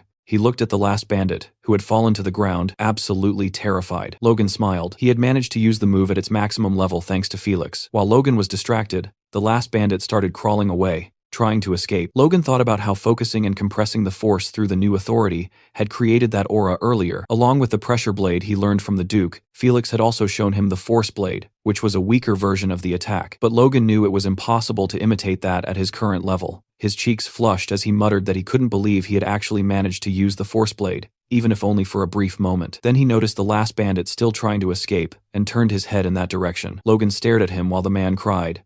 Realizing just how screwed he was, Logan prepared to attack again, which terrified the poor guy even more. Walking toward him, Logan explained to himself that using the force coming from the sword to dominate the enemy created the ability known as the pressure blade. And just as he was about to stab the last bandit, Logan flashed that predatory smile again. He said this ability should be enough to use in a real fight. After killing him, he glanced at the bodies around and wondered if he had overdone it a little. Suddenly, a voice came from behind him, taking Logan completely by surprise, saying he had witnessed everything. The speaker was Clayton, and he looked furious. Logan turned toward him, confused about why he was angry, wondering if Clayton thought he had gone too far even though those guys were robbers. If Clayton decided not to work with him anymore, Logan would be in serious trouble. But that wasn't what happened. Clayton stared at the young man, and, to Logan's shock, praised his skills, saying he was incredible. Logan stood there, stunned and speechless for a moment. Still grumpy as ever, Clayton added that even though he didn't understand much about force users, what he had just seen wasn't normal for someone Logan's age. Logan thanked him for the compliment, saying he was being too generous, and realized Clayton wasn't actually angry, it was just his face. Clayton and Logan walked together through the forest, and an awkward silence hung between them. Logan glanced sideways, thinking about how he had purposely moved away from the camp to avoid exposing his powers. He wondered if Clayton had followed him all this way just to find him. Breaking the silence, Clayton commented that his disciples were struggling because they didn't have the best teacher, and that was why he was trying to teach them as much as he could. Logan reassured him that he was already doing a good job, and asked why Clayton felt the need to share this with him. Hearing that, Clayton stopped walking, turned his head toward Logan, and warned that even after they reached Logan's territory, he wanted his disciples to take breaks and have chances to train with him. Clayton then said he would work as much as necessary to make sure they got this opportunity, and asked if they could have an understanding. Logan agreed immediately. Logan looked down and noticed something strange. He saw mana flowing up from the ground behind Clayton, wondering where it was going. It turned out the mana was flowing toward the tent where the mages were sleeping.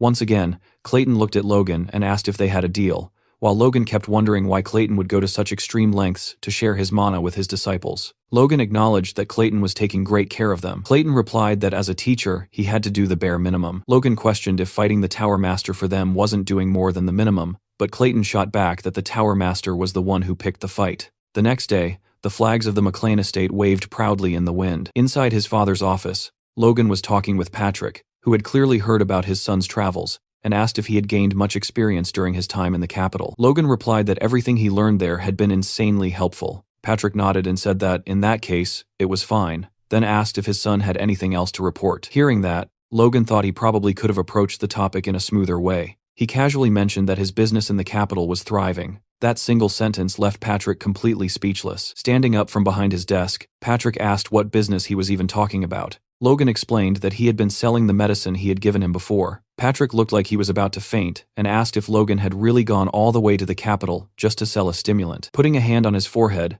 Patrick reminded him that even though he had promised not to interfere, this was still a massive shock. Then he told Logan to be more careful with the family's reputation next time. Logan quickly promised he would, feeling relieved that Patrick was taking it way better than he had expected. Then he added that he had also befriended the Sword Duke. Hearing that, Patrick froze and immediately asked if he meant Felix Esperanza. Then Patrick suddenly got furious and demanded to know if Logan had also sold the medicine to Felix. With a calm smile, Logan replied that he had done exactly that. Enraged, Patrick shouted, asking how far Logan planned to drag the family's reputation through the mud. Completely unfazed, Logan pulled out a book Felix had given him and said that in return, he had received a valuable intermediate-level sword technique. Patrick, now calmer, took the book from Logan's hands and read the title out loud, Iron Blood Sword. He commented that it was a genuine intermediate sword technique, guaranteed by the Sword Duke himself. But Logan knew that wasn't entirely true, since he was the one who had written that title. He reflected on how, in his past life, an imperial merchant had unearthed the Iron Blood Sword from ancient ruins. It had been considered one of the best intermediate sword techniques of its time. At first, the merchant had only copied and sold it to a select few, but eventually it leaked, and copies of the full technique spread all over the market. Over time, it became so common that even ordinary people managed to learn it. Logan figured that wouldn't happen for another 10 years in this life, so having the family's knights learn it now would be a huge advantage. He also thought that if they added the sword's chi and the divine secrets of the sword on top of it, his father and Ronian could use it as a real trump card. That said, the Iron Blood Sword technique pushed raw strength to the extreme, and to prevent it from causing internal damage, Patrick would normally never allow something like that. But slapping the Sword Duke's name on the book would almost guarantee Patrick accepted it. Patrick flipped through the contents and commented that this was on a completely different level from the records their family had passed down. His hands trembled slightly as he held the book, realizing that in reality, acquiring intermediate sword skills was insanely difficult. He thought that was the reason he had been stuck at the same level for 10 years. Patrick then told Logan that properly mastering this technique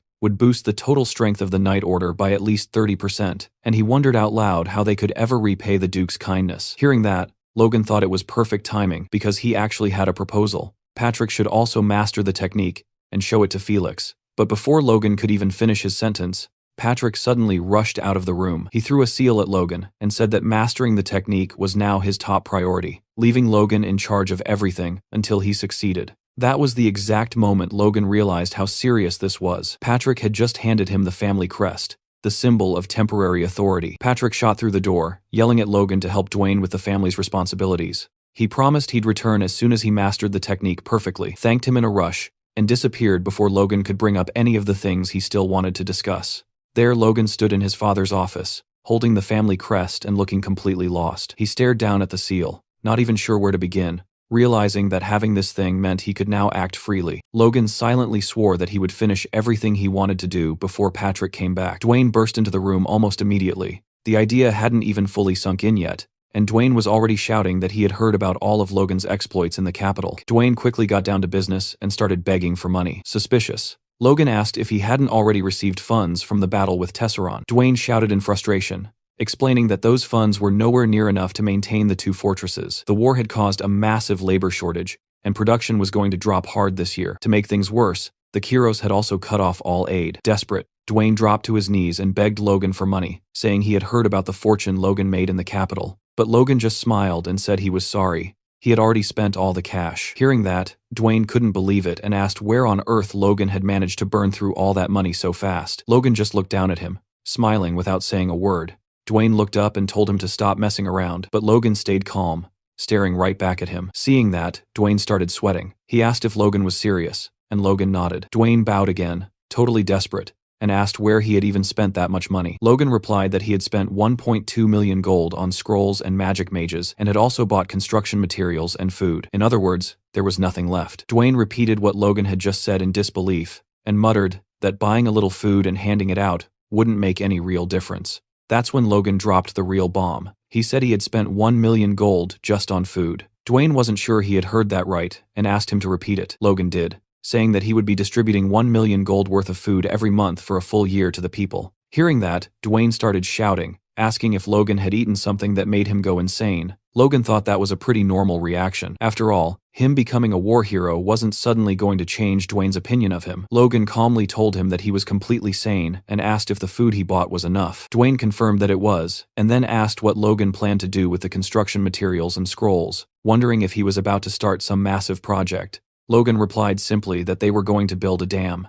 2 weeks later, a notice started circulating all around the city with a blunt message. The feudal lord was summoning everyone for compulsory labor, those from Maclean Fortress to gather at the west gate of the city, and those from Storm Fortress at the east gate. Seeing this, a man from Tesseron Fortress snapped that they had finally hit their limit and that the nobles were exploiting them without mercy. A man from Maclean Fortress added that forcing them into labor right at the peak of harvest season was pure madness. Another voice joined in, saying they had barely survived the battle, only for the feudal lord to now try and crush them anyway. Furious, they started questioning whether the message even gave them a choice: die while fleeing, waste away working, or just starve to death. In the end, they realized every road led to the same ugly ending. Determined, they grabbed pitchforks and whatever tools they could find. Ready to confront the feudal lord in open rebellion, the whole crowd gathered in front of the Maclean estate, and a young man turned to an older one and quietly asked if they were really going to go through with this. The older man answered firmly that the lords were treating them like dogs, while they themselves could barely survive on grass. He looked at the crowd and declared that this time, picking a fight was worth it. A bead of sweat rolled down the young man's forehead as he nodded and agreed, saying he'd rather take the chance and fight back.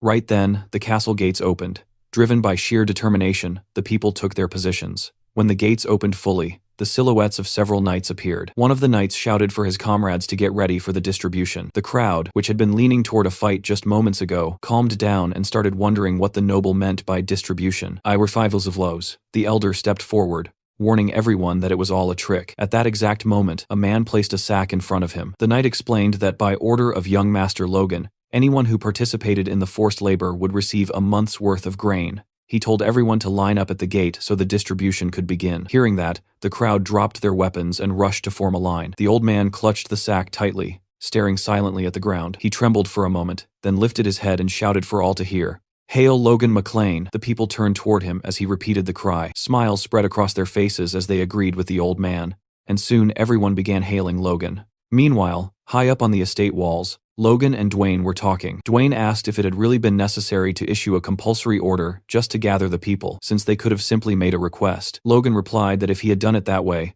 not even a quarter of them would have shown up. After all, no one there trusted the nobles. He explained that nobles saw their people as property, but life as a mercenary had taught him that for common folk, between good nobles and bad nobles, there's really only one difference: which one takes more. Logan told Dwayne that even his own father thought more of the knights than the people, believing knights were the true strength of a nation. That was why, even without money, Patrick still maintained an order of 50 knights. That was exactly why Logan had forced them to gather like this, so they would truly believe. Logan then turned to Dwayne and asked why he was staring at him. Dwayne replied that he was just surprised, saying the young master had been surprising him a lot lately. Logan told Dwayne he was being silly, and that since Dwayne listened to him and trusted him so much, he could go ahead and start the construction. Dwayne got annoyed hearing that again and asked Logan to think it over one more time, saying it made no sense to spend 2 million gold on that construction. He then asked if it was even possible to build it in the first place. Logan replied that Dwayne was starting to sound just like Hamar and Clayton. He said he had already revealed his plan to the two of them, and both had been left speechless at the idea of building a dam. During dinner, they had asked if his intention was to divert the water and build gates. Logan confirmed it, insisting that the project be executed exactly as planned. He explained that the Maclean territory was surrounded by mountains, which made the land unproductive. He added that the mountains to the north were blocking the Ludder River from flowing south. To transform the region, he had instructed Hamar and Clayton to carve a massive hole through those mountains so the river water could pass through. Hamar, clearly annoyed, replied that it would be easier to believe if Logan had just asked them to tear down the entire mountain. Logan explained that instead, they would build a tunnel connecting directly to the Ludder River, about 30 meters in diameter at the mouth, and that it would function as a gate. He added that this method was used in the western part of the continent, where they called it a dam. In reality, Logan knew that explanation wasn't completely true. It was a flood control method that would only become popular in the Empire about 20 years later. He also didn't fully understand all the principles behind it, but with a master dwarf and a fifth circle mage at his disposal, Logan believed the project could actually work. If those two led the project, he could transform the western wastelands of Maclean into fertile plains. Clayton was about to comment on the plan,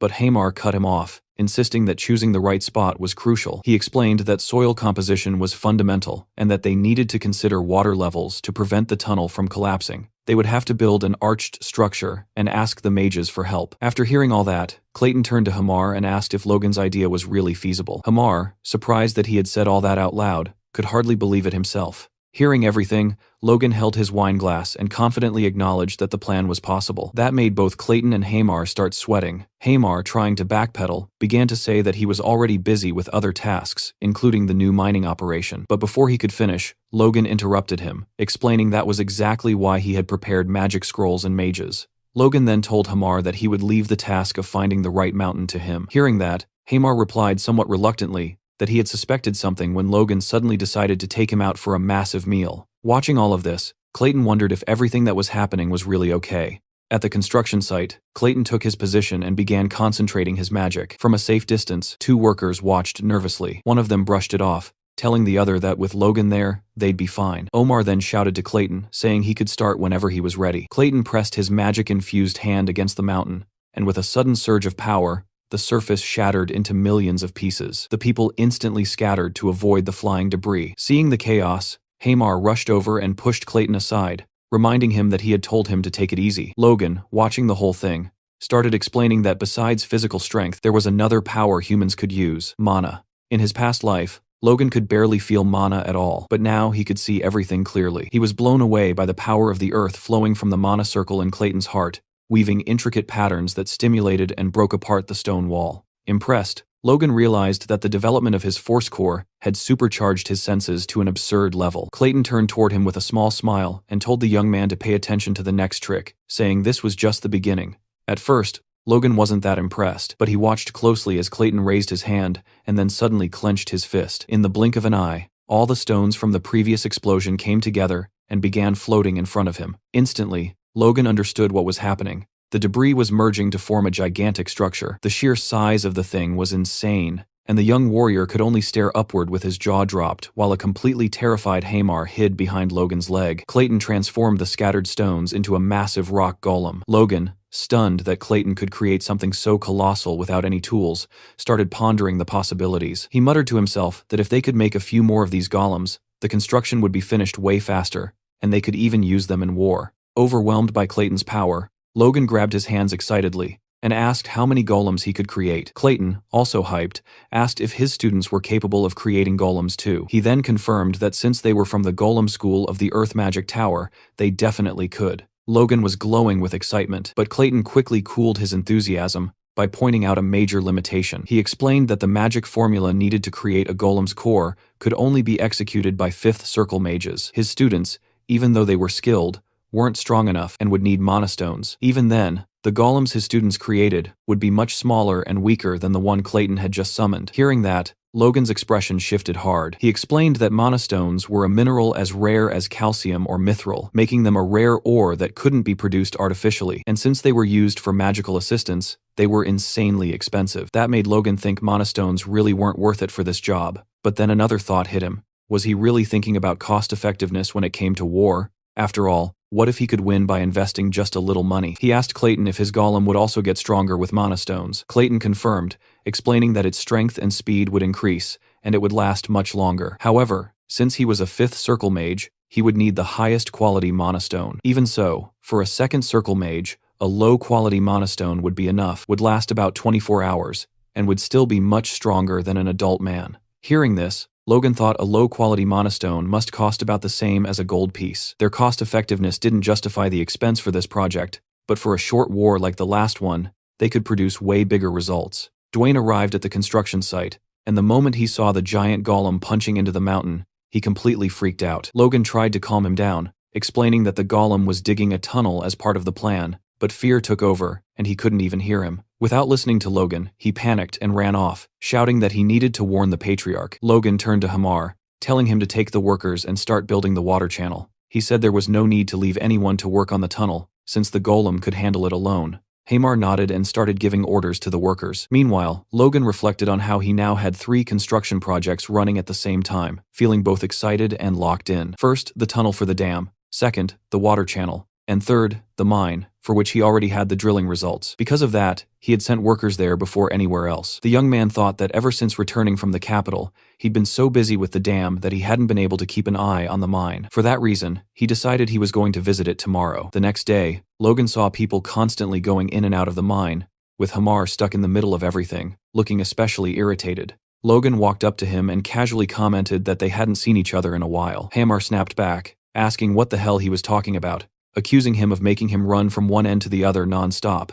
In a burst of rage, he yelled that he couldn't keep up this pace anymore, and said it would be better if Logan just killed him already. He complained that he couldn't even take a proper break, and demanded to know why he had to shoulder all this burden alone. Throughout the entire outburst, Logan stayed completely silent. Meanwhile, one of the other workers noticed how frustrated Hamar was, and told the others they needed to step in. Logan gently put a hand on his shoulder, trying to comfort him. He acknowledged how hard Hamar had been working, and told him that from now on, he would let him manage and administer everything by himself. Hamar's expression shifted to pure disbelief, as he asked if Logan was serious, wondering if he really planned to dump all the tasks on him. Logan felt a small sting of sadness when he realized Hamar had seen right through his intention. With a half-playful gesture, Logan stuck out his pinky finger, and promised that, as soon as all the construction was finished, Hamar could rest as much as he wanted. Overwhelmed, Hamar tried to push the young man's hand away, but Logan held onto his finger firmly, almost making the poor dwarf cry out in pain as he threatened to break it. Hamar, still sitting on the ground and annoyed,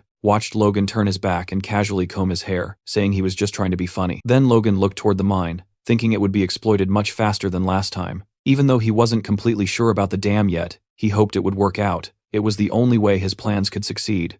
Logan then activated a communication channel to speak with Philip. His buddy told him that the construction materials would be delivered without any issues, and also mentioned that he had closed a deal for the wood, which would bring in an extra 100,000 gold per month. That news instantly lit up Logan's face. Philip didn't hide his excitement either, and told Logan that once they finished building the mine and clearing the land, the territory would be totally transformed, and that he'd love to see it in person one day. Logan stared at the orb for a moment, thoughtful, before replying that Philip should visit next year. Curious, Philip asked why, then quickly added that he probably wouldn't get an answer anyway. So he switched topics and revealed that rumors were spreading in the capital about a problem with the royal family. Philip asked what that problem could be, and Logan replied that he had heard about it at the Sword Duke's house, but didn't know the details, only that it seemed serious. He advised Philip to try to dig up more information. Inside his head, Logan drifted into memories from his past life, remembering that the following winter, the king would suddenly die, which would trigger a civil war. Still, he knew the information he had might not be perfectly accurate. If the king's death really was sudden, things would follow the same pattern as before. Otherwise, the timing could shift. Logan understood he couldn't start preparing seriously until he confirmed what was really happening. His main priority was getting the McLean family ready. So Logan instructed Philip to allocate the remaining budget into an emergency fund, and to buy as many weapons and armor as possible, specifically enough to equip 500 men. Hearing that, Philip started sweating, saying this wasn't going to be easy at all. He questioned why Logan needed so much equipment when the McLeans only had around 100 knights. Logan explained that the gear wasn't for the knights, but for the soldiers. That answer made Philip furious. He asked if Logan had completely lost his mind, arguing that no one fully armed their soldiers, because it was a total waste of money. But Logan refused to listen to the complaints. In his thoughts, he reasoned that even if his actions looked strange, they were driven by necessity. The last war had caused a lot of deaths, which hurt production badly. To avoid that happening again, he needed to minimize enlistment as much as possible, while at the same time boosting the strength of both his knights and his soldiers. Arming the soldiers was a key part of that strategy. Logan then asked Philip if his judgment had ever failed before. Reluctantly, Philip admitted that it hadn't. Logan smirked, and told him that in that case, they should move forward exactly as planned. Philip said he understood, and that he'd discreetly try to find out more about the rumors. With that, Logan said the next step was securing funds through the mine, stabilizing the food supply with the dam, and upgrading the soldiers' weaponry. The basic preparations for a massive leap forward were coming together smoothly. Sometime later, a massive pile of papers sat on Logan's desk, completely overwhelming him. Dwayne stood beside him, pointing at specific documents and directing his attention, telling him to read this one, sign the other, and keep going like that, before adding that he'd bring the next batch soon. While Logan was reading one of the papers, Dwayne pointed out that he had once again signed a document without properly checking it, questioning whether he planned to keep being this careless. It was clear that Logan really needed to get a grip on handling the territory's affairs. Right then, the door burst open. Kaisalan rushed in, looking sick with worry, and said that Hamar was trapped in a mine that had just collapsed. The news sent a chill straight down Logan's spine. He jumped out of his chair and demanded to know what had happened. Kaisalan explained that one of the tunnels had given way, and that more than 50 meters of it had caved in. There was no way to tell where Hamar was. Worried, Logan immediately asked if they had found Hamar yet. Dwayne cut in, asking since when their territory even had a mine, but Logan completely ignored him. Hearing that the collapse spanned over 50 meters, the young man bolted out of the room, shouting that they couldn't waste any time and had to head straight to the mine. Dwayne was left behind, totally clueless, yelling about where this whole mine story even came from. Logan arrived at the mine on horseback and immediately asked the workers which tunnel had collapsed. One of them pointed to the middle tunnel, explaining it was the deepest and darkest one, but Logan didn't listen for a second and rushed straight in. Inside, he used his aura to see in the darkness, and what he saw seriously disturbed him. Huge boulders were blocking the passage, and a few people were desperately trying to move them. The ancient form that oversaw the mine noticed Logan's presence. Logan ordered the workers to step back. He touched one of the stones and filled it with mana. He could feel the presence of 10 trapped people, one of them carrying the same energy as Hamar. He told the foreman that they had escaped the worst of it, but there were still many victims. The foreman, completely confused, asked how he could possibly know that. Logan ignored the question and asked how long it would take to clear the rocks. The foreman estimated at least 3 days, and that instantly made Logan anxious. He knew the longer they took, the slimmer the chances of survival for the people trapped inside. Outside, Logan asked Clayton and his apprentices for help. He begged them to rescue Hamar and the trapped workers, promising they'd be rewarded handsomely. Clayton realized Logan was talking about the place where Hamar had been working. He decided to help, but made it clear it wasn't for the money. It was because people were hurt. Logan thanked him and promised to return the favor. Clayton thought it was strange that Logan, who had always been so secretive about the mine, was suddenly giving up its location just to save a slave and a few workers. He used his magic to support the tunnel, and his disciples used mana stones to summon golems. Holding their crystals, the disciples threw the stones at the rubble, and the rocks transformed into stone golems that immediately started clearing the debris. The miners were terrified. They weren't used to seeing magic that powerful. Logan was stunned by their efficiency, watching them clear several meters of rubble in just seconds. Clayton urged them to move faster, and Logan didn't just stand there watching. He joined the workers and mages, carrying rocks and helping with the removal himself. Clayton was shocked to see Logan, a noble, working so hard to save commoners and a dwarf. For him, it was a scene he had never witnessed before. Then, the master of the mine shouted that he'd found Hamar, injured and partially buried. Seeing that, Logan was terrified, but then he realized that despite the scare, the injuries were minor, and everyone was okay. A huge wave of relief washed over him, and he thanked the gods that everyone had escaped with only a few scratches. Later, in the infirmary, Logan asked Hamar what had happened. Hamar admitted he had dozed off because he'd been overworking himself lately. Logan was upset, but Hamar tried to reassure him, saying he'd be back to work in no time. Logan cut him off and told him to rest for as long as he needed. Hamar was shocked by Logan's concern and shouted that he was going to rest even if the world caught fire or aliens showed up. Leaving the infirmary, Logan was impressed that the rescue had taken only 2 hours. His thoughts were interrupted by Clayton, who suddenly appeared and said that Logan's mind was something wonderful. Logan wondered if the mage had figured out his mind was full of gold and whether he'd keep it a secret. He explained to Clayton that the mine was crucial to his plans and that he had no one else to replace Hamar. Besides, if he couldn't protect his people, he'd have no one left. Clayton was intrigued by his answer and asked if Logan wanted a magic tower in his territory. The young man was stunned. Clayton explained that it was time to get rid of the old tower master, and Logan's lands were perfect for a small magic tower. Logan was ecstatic and said it would be an honor. He asked if Clayton's apprentices would come and what the cost would be. Clayton replied that his disciples would definitely come and that he didn't need much money. He trusted Logan's character and abilities. Logan was completely amazed. Hamar, who had overheard the conversation, asked Clayton if he'd hit his head, but Logan just told his friend to get back to bed. A week later, Hamar reported to Logan, saying he was fully recovered and heading back to the mine to make up for lost time. Logan wished him good luck. As soon as Hamar left, Dwayne showed up looking absolutely terrifying. He demanded to know why Logan had kept the mine a secret and for how long he'd been developing it. Logan simply apologized and said he had forgotten. Frustrated, Dwayne asked how he could possibly forget something so important. Instead of answering properly, Logan broke into a huge grin and revealed the truth. It was a gold mine. Dwayne refused to believe it and told his young master to stop being a wise guy. There was no way people like them could have a gold mine, and he asked what Logan was even talking about. Logan asked what was so unbelievable about it, and called him a rascal. Then, getting serious again, he informed him that the mine was expected to generate about 100 million gold per year, and asked if he really thought he'd joke about something like that. Hearing this, Dwayne went completely speechless. He asked if Logan was serious, and just froze on the spot. Logan touched Dwayne, worried, and he nearly fell backward. It looked like the information was making him faint because he just couldn't process the amount of cash that mine would bring in. Elsewhere, a group of people were walking together through the forest, confused about why they'd been called back again. The dam construction was finished in just 3 months, instead of the 6 they expected. They were the administrators Dwayne had gathered for a final inspection. Logan greeted them warmly, saying how glad he was to have them there, and acknowledging how tight their schedules were. He asked them to stay and witness the opening of the dam. One of the administrators looked on skeptically, thinking it was a waste of time because bringing water from the Ludder River to sprinkle over the desert wouldn't make a lick of difference. He thought Logan should have invested the money more wisely, maybe by fixing the south wall. The other administrators also questioned why Logan had put in so much effort. They turned to Dwayne, who was once again standing there with his mouth wide open. Dwayne stared at the dam, realizing it wasn't built just to water some wasteland. It was actually connected directly to the underground channels of the Ludder River. If they could supply water continuously through those channels,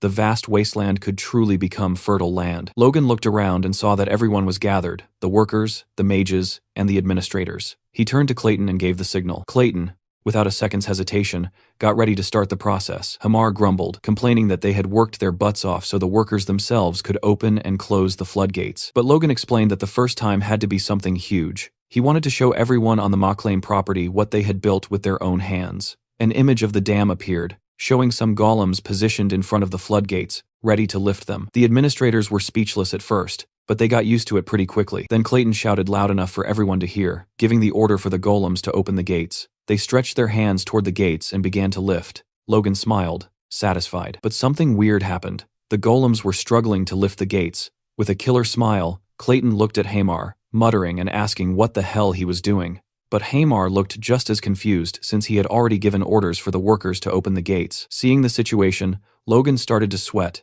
and had a flashback of a conversation with Clayton where he'd warned him that lifting the gates would be too much for the golems. Apparently, the golem's strength was mostly for show, and it would take about 100 workers turning the pulleys to open the gates. Thinking fast, Logan told Clayton to order the golems to knock down the gates. Hamar and Clayton were flabbergasted, and Clayton asked if he was serious. Logan just told him to do as he said since they could rebuild the gates later. After hesitating for a few seconds, Clayton did what Logan asked, and the golems started punching the gates. The construction crew couldn't believe what they were seeing since their hard work had just been finished. Suddenly, the gate gave way, and the water came rushing down with insane force, dragging the golems with it. Everyone was confused, but Logan just grinned from ear to ear, totally thrilled. The townspeople, who had worked so hard on the construction, couldn't hold back their tears at the sight of the water, finally understanding what it truly meant. In that moment, Logan thought this would solve their food problem during the Civil War. They could start planting next spring. Even Dwayne was happy and jumped on Logan's back, scaring the daylights out of him, saying how wrong he was about the dam and begging for forgiveness. Logan told him it was all good and started teasing him, asking why a big guy like him was crying so much. But not everyone was happy. Hamar was over in the corner crying and asking how long it would take to rebuild the gates. Clayton came over and said he'd help rebuild them one more time.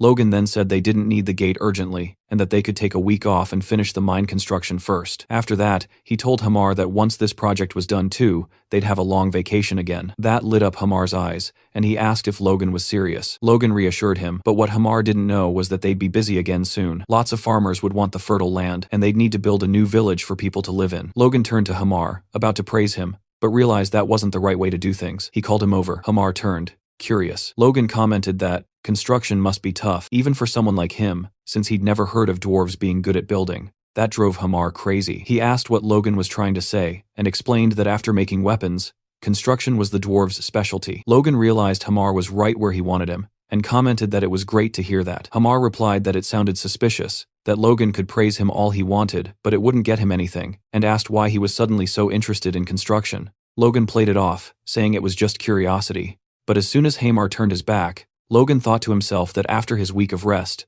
the thrilling experience of home building would begin, and then he wouldn't be laughing. He was actually scared to run into him at night. As soon as the chat with Hamar was over, Logan stepped up and addressed the crowd at the inauguration. He repeated the promise he had made earlier. First, that everyone would be allowed to farm the McLean Plains. Second, that they would receive leasing rights proportional to their work, and that taxes would be capped at only 30%. Then he glanced at the vassals, thinking that by announcing it this way, not even they could oppose it. In fact, they all looked radiant, realizing that the territory might finally be changing for real. 4 weeks later, Logan was back in his office with Rick, reviewing a plan sent by Hamar, who had already finished the village layout and even a model house. Logan commented that he knew he'd chosen the right person for the job, and Rick agreed, saying Hamar was amazing. Logan thought about how he never imagined Hamar would accept the task when he first approached him a few weeks ago. Hamar had planned the streets in a cross pattern and placed houses of the same size, complete with wells, community bathrooms, and sewers. Logan thought he had basically tried to replicate the city plan he'd seen in his past life. Suddenly, a strong smell hit Logan in the face. He turned to Rick and asked why he stank so bad. Rick said it was all Logan's fault, and asked why that drug was selling so insanely well, saying that if it weren't for that, he wouldn't be suffering like this. Just then, Dwayne burst into the room screaming Logan's name.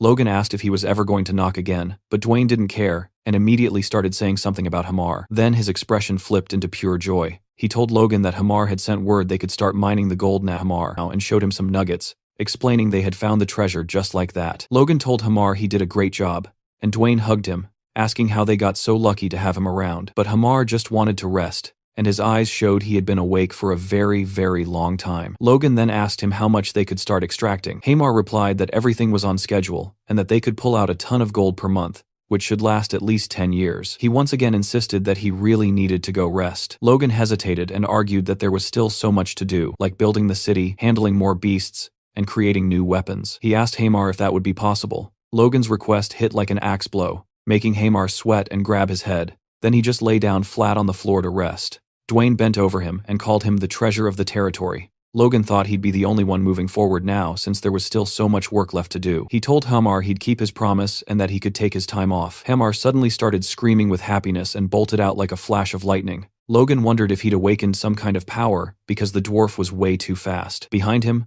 Dwayne started crying with joy. Logan asked what happened, and Dwayne explained that the mine would bring in about 100 million gold a year. Dwayne told Logan to hell with the Kairos, and that their territory was saved because they wouldn't have to worry about anything anymore. Logan teased him, saying he was crying more than when the dam was finished. Then the young man looked calmly at Dwayne and dropped a crucial fact. He told him that the only one he should fear was him, and warned him to stay sharp because that mine was also his. Dwayne was instantly terrified. Logan explained that of course he'd pay 30% in taxes to the family, but that was it. Dwayne got up, completely bewildered, and knelt before Logan, saying he trusted his judgment. Logan then warned Dwayne that they had to keep the mine a secret, because if word got out, the Bifrost, Kalia, and the Margrave would cause trouble. Dwayne said he'd take care of it, which made Logan feel a bit uneasy. He thought his father was going to be a real handful since he had made a lot of changes before Patrick's return. A week later, Logan and his father were walking by the river, admiring how beautiful the place had become. Logan noticed right away that his father had become an advanced knight. Patrick acknowledged that while Logan had been away, he had managed to accomplish a ridiculous amount. Logan tried to defend himself and explain his plans, but Patrick cut him off mid-sentence. Patrick said that having water flowing through that wasteland was insane in the best way possible, and that Logan was way better at managing the territory than he ever was. Logan tried to stay humble, but Patrick kept going, saying Logan had managed to do more in just 3 months than he himself had done in the last 10 years, and then straight up thanked him for it. Logan wanted to say he was grateful too, but Patrick interrupted him again and dropped another bomb. He announced that from now on, Logan would handle all the duties of a lord, because he wanted to focus entirely on training the Order of Knights. Hearing that, Logan was completely stunned. Patrick cut him off again before he could react and asked if he knew what he had realized during his training. Then he said it bluntly, "I got old." Patrick explained that he couldn't master the secret techniques anymore, and that now it was up to young people like Logan and Ronian to try. He said Logan had helped him break through a barrier that had blocked him for years, and that he now wanted to step back and become a guide instead of staying in the front. Logan nodded and accepted the proposal. Patrick then turned and called for Marion, asking her to help Logan fulfill his role. Marion agreed without hesitation. Patrick gave Logan a small nudge, clearly encouraging him to talk to his mother. The young man walked up to Marion, who was standing there in a beautiful dress, holding a parasol. She started by saying that Logan's achievements were more than enough to prove his ability to be the successor. She called him young master, and said that now she only wished for Ronian's success. Logan tried to apologize, but she interrupted him, saying she was the one who should be sorry. She admitted her vision had been limited and said she hoped Logan would be generous. Marion continued, saying that Logan had been teaching Ronian how to fight and that he had never been happier. She asked him to continue looking after his brother. Logan didn't like where this conversation was heading at all, and suddenly shouted that parents shouldn't use respectful titles with their children. He told her to call him Mom instead. That made her stop, completely emotional. She turned and said goodbye, then walked toward Patrick. Patrick signaled to Logan, clearly approving of what his son had just done. Logan stood there and watched his parents walk away. Later on, Logan and Patrick were talking again. Logan explained that as soon as the city was fully ready, they would start clearing the brush to prepare the land for farming. Patrick looked a little concerned and asked whether the residents would really move that easily. Logan replied confidently that they would, because anyone who moved to the new city would get priority rights, and the new houses would be much better than what they currently had. He also informed Patrick that he had already asked Dwayne to start recruiting soldiers, and Patrick agreed, saying he would personally train those who showed potential to become knights. Patrick praised Logan's work, but then said there was still one problem. He turned around and stopped in front of the Knights of the Order, calling them lost causes. He asked since when they had two separate knight orders. Logan immediately recognized them as the knights who had deserted from Tesseron. They were acting like they were on opposing sides. Patrick commented that while he and Logan had been killing themselves training, the knights were busy fighting like children, and he admitted that it was his fault for being negligent. The knights shouted back, saying that wasn't true, and demanded that Captain Hinckley take them away. Hinckley turned his head toward Patrick and asked cheerfully whether he had become an advanced level knight. Patrick answered that he was going to straighten them out. Then, releasing an overwhelming amount of aura, he shattered a wooden sword and shouted for them to feel it and learn the art of the sword firsthand.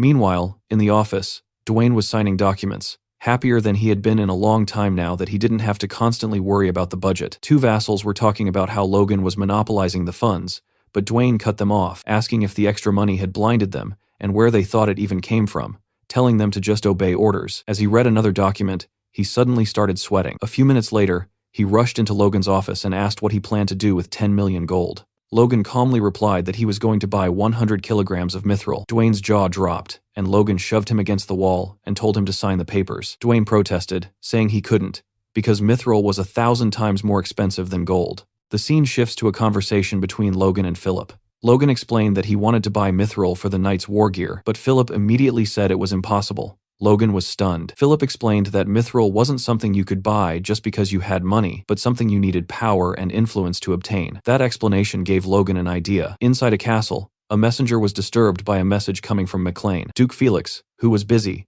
arrived 30 minutes later to check it. Felix greeted Logan warmly and said he had missed hearing from him. Logan replied that he would never dare to send a personal message. Felix smiled and revealed that his wife was pregnant, and that it was all thanks to Logan. Logan congratulated him, and Felix thanked him in return. Felix added that when the baby was born, he wanted Logan to come back to the capital because his wife wanted to thank him personally, and he also promised to teach Logan his next technique. Logan thanked him sincerely. Felix then asked for the real reason behind the contact. Logan didn't beat around the bush and asked whether he could obtain the 100 kilograms of mithril he needed. Felix's jaw dropped, and he asked if Logan had really said 100 kilograms and not 100 grams. Felix commented that he didn't even spend that much on his own parties, and said he had underestimated Logan's generosity. Felix then said he would take care of everything, but on one condition. Logan had to attend the baby's celebration and call him master. Logan stared at the now empty communication sphere, then suddenly shivered before letting out a cry of pure happiness. Becoming a disciple of the Sword Duke was the most incredible thing that had ever happened to him. He had only planned to ask for a bit of help,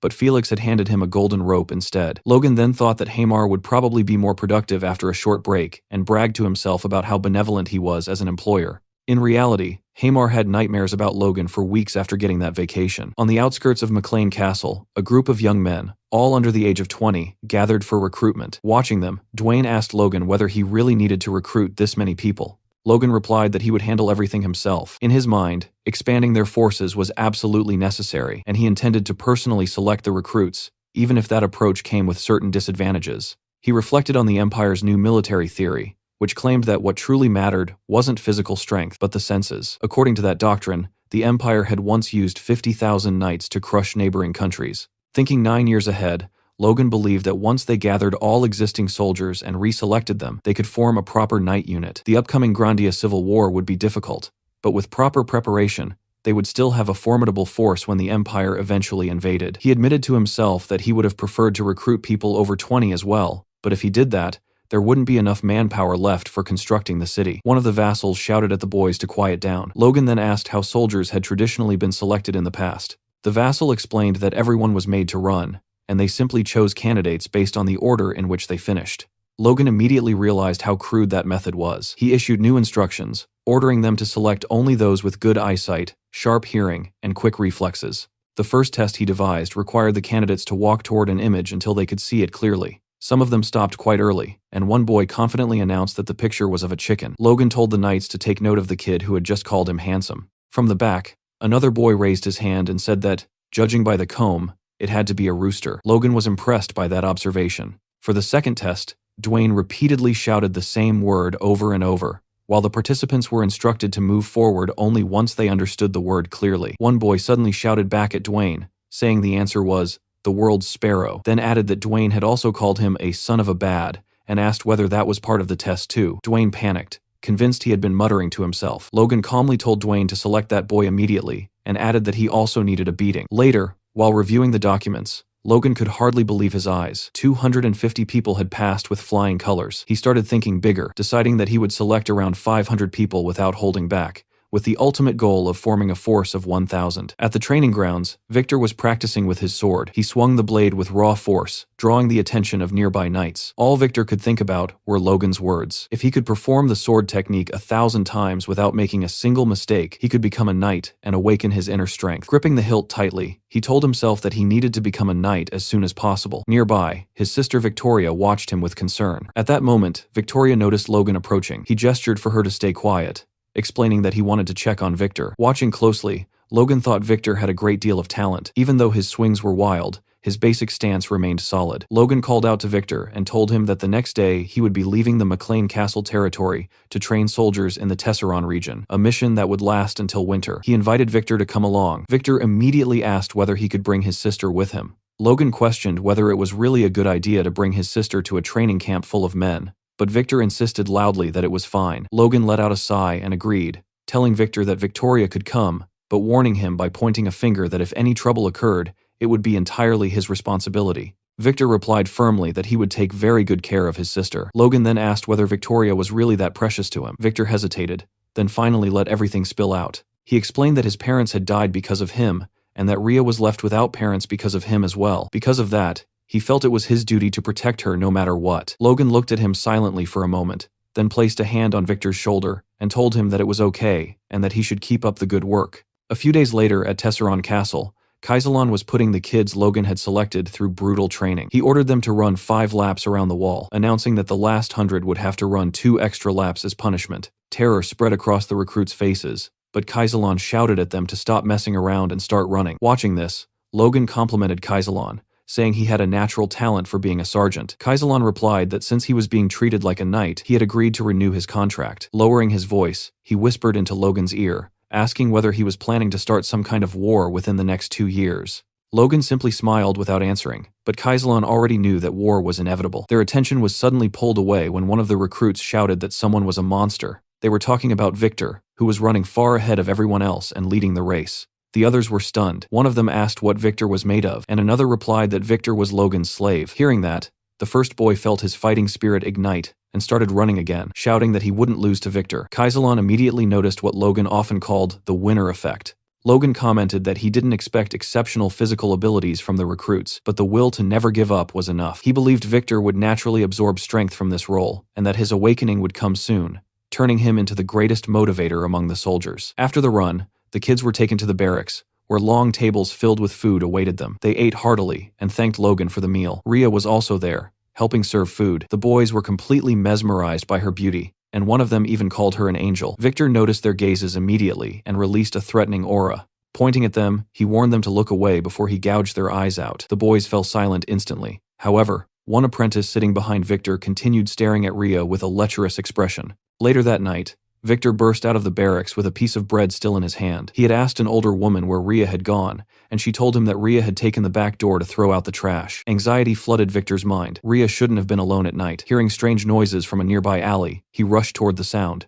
What he saw froze him in place. The apprentice with the lecherous stare was trying to take advantage of Rhea. Tears streamed down her face. The rookie tried to stammer an excuse, but Victor was already moving. He drove a powerful knee into the man's face, shattering his nose and slamming him to the ground. Standing protectively in front of Rhea, Victor prepared to strike again. The apprentice spat blood and called Victor a bastard, demanding to know how a mere slave dared to touch him. Victor answered with another brutal blow, nearly knocking him unconscious. Rhea frozen in place, as Victor grabbed the man by the hair and began beating him relentlessly, snarling for him to die. Around the corner, another apprentice witnessed the scene and ran to get help. Victor saw nothing but red. Each punch brought back memories of the night he and Rhea lost their parents. Suddenly, a voice shouted from behind, snapping him out of his rage. Victor turned and saw Logan standing there. Logan ordered him to get a grip and look around. A maid quickly arrived and gently led Rhea away. Kaisalon struggled to process the chaos unfolding before him. Logan calmly pointed at the lifeless body on the ground and told Kaisalon to handle it. Victor lowered his head, waiting for punishment, and apologized. Logan asked whether he regretted his actions. Victor answered that he didn't, but he apologized for killing one of Logan's soldiers without permission. Logan acknowledged that Victor wasn't entirely wrong, but pointed out that what he truly should regret was bringing his sister to the camp. He explained that Victor's stubbornness had nearly gotten Rhea hurt. Logan told him that it was better to leave loved ones in safe places rather than dragging them into danger. He admitted that he had allowed Victor to bring Rhea so that Victor could learn the consequences of his choices. Logan asked whether he understood the lesson, and Victor nodded silently. Logan then told Victor that while killing was a crime, Rhea had been a victim, and Victor had done well to protect her. However, he warned him that next time he must ask for permission before taking such drastic action. Logan didn't want future nights delayed because of some filthy pervert. Inside the castle, Logan and Kaisalon spoke at length. Kaisalon questioned whether Logan should really be deciding such matters on his own. Logan replied that Victor was his property, and that he had simply used him to rid the world of a disgusting criminal. He rephrased it by saying he had used his property to eliminate a criminal, and asked Kaisalon what he thought of that version of the story. Kaisalon asked whether Victor had killed the recruit under Logan's orders. Logan nodded and laid out his plan. The apprentice's crimes would be exposed, and his corpse would be hung from the castle gates as a warning. Logan instructed Kaisalon to inform the soldiers. Changing the subject, Kaisalon noticed Logan marking something on a map and asked what he was doing. Logan replied that it was a surprise. The markings highlighted areas where monsters had recently been spotted. News of Victor's actions spread quickly. When people learned what the dead recruit had intended to do to Rhea, shock turned into rage. Many wanted to dig up the body and kill him again. Logan listened to the conversations and thought that the situation had resolved itself quite nicely. 3 months later, snow covered the trees, signaling the arrival of winter. Logan and Kaisalon stood together, observing the frozen landscape.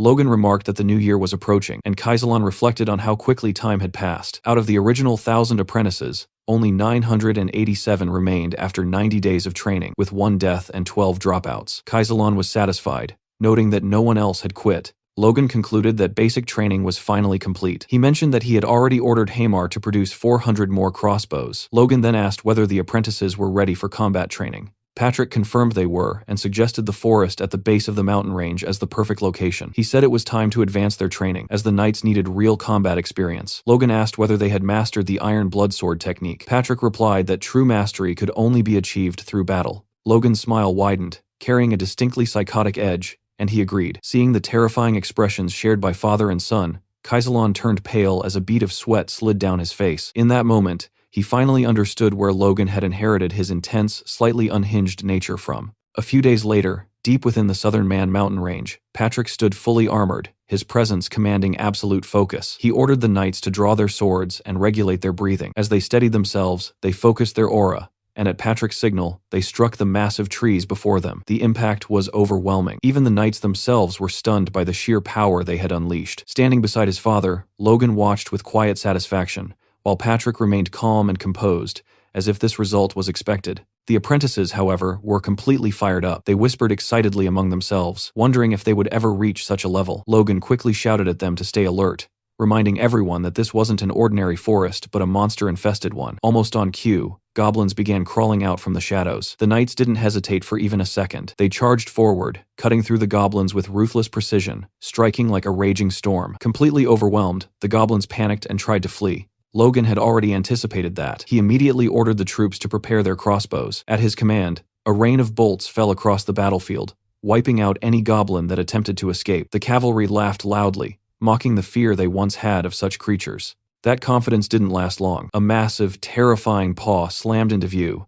instantly killing the laughter. The knights tensed as a pack of wolves charged forward, but these weren't ordinary beasts. They were horned wolves. The knights quickly formed a defensive line. In the blink of an eye, one of the wolves clamped its jaws around a knight's sword, shocking everyone. The situation became tense immediately. Kaisalon reacted fast, ordering the cavalry to fire their crossbows again. Arrows tore through the air and struck the wolves, drawing out agonizing screams. But the bolts shattered on impact, completely ineffective. One soldier trembled as he shouted that the arrows weren't working. Logan yelled for everyone to hold formation. The order was clear. Not a single wolf was allowed to break through. Victor leaped forward, determined to test himself. His strike was powerful enough to send a wolf flying several meters back. But before he could react, a blood-curdling scream rang out behind him. Turning around, he saw a wolf biting into a recruit's leg, while another apprentice stood frozen in terror. A blazing strike cut through the battlefield as Logan unleashed his fury, killing the wolf in a single blow. He shouted at the terrified apprentice to snap out of it and get the wounded to safety. The recruit obeyed instantly and ran. Logan observed the battlefield and realized his suspicion had been right. Most of the apprentices weren't ready for chaotic combat. However, those who ranked within the top 100 in the census test were clearly different. One apprentice, cornered, noticed another wolf creeping in from behind. Before it could strike, Victor appeared out of nowhere and slit the beast's throat. He looked down at his blood-soaked blade, a faint smile forming on his face. The other apprentices stared at him in shock. Watching this, Logan realized that Victor had finally broken past his limits. The fight was nearing its end. Patrick personally brought down the final wolf. Logan asked the captain if that was all of them, and the captain confirmed it. Patrick remarked that it had already been a month and a half since combat training began, yet clearing all these locations had taken far longer than expected. The captain agreed, explaining that discovering 3 cities infested with thousands of monsters was no small matter. If those monsters had invaded the castle all at once, the damage would have been catastrophic. He silently thanked fate that they had discovered the threats in time. Logan continued coordinating the knights and soldiers, urging them to endure just a little longer. He ordered them to finish cutting down a massive tree trunk and transport it to the construction site.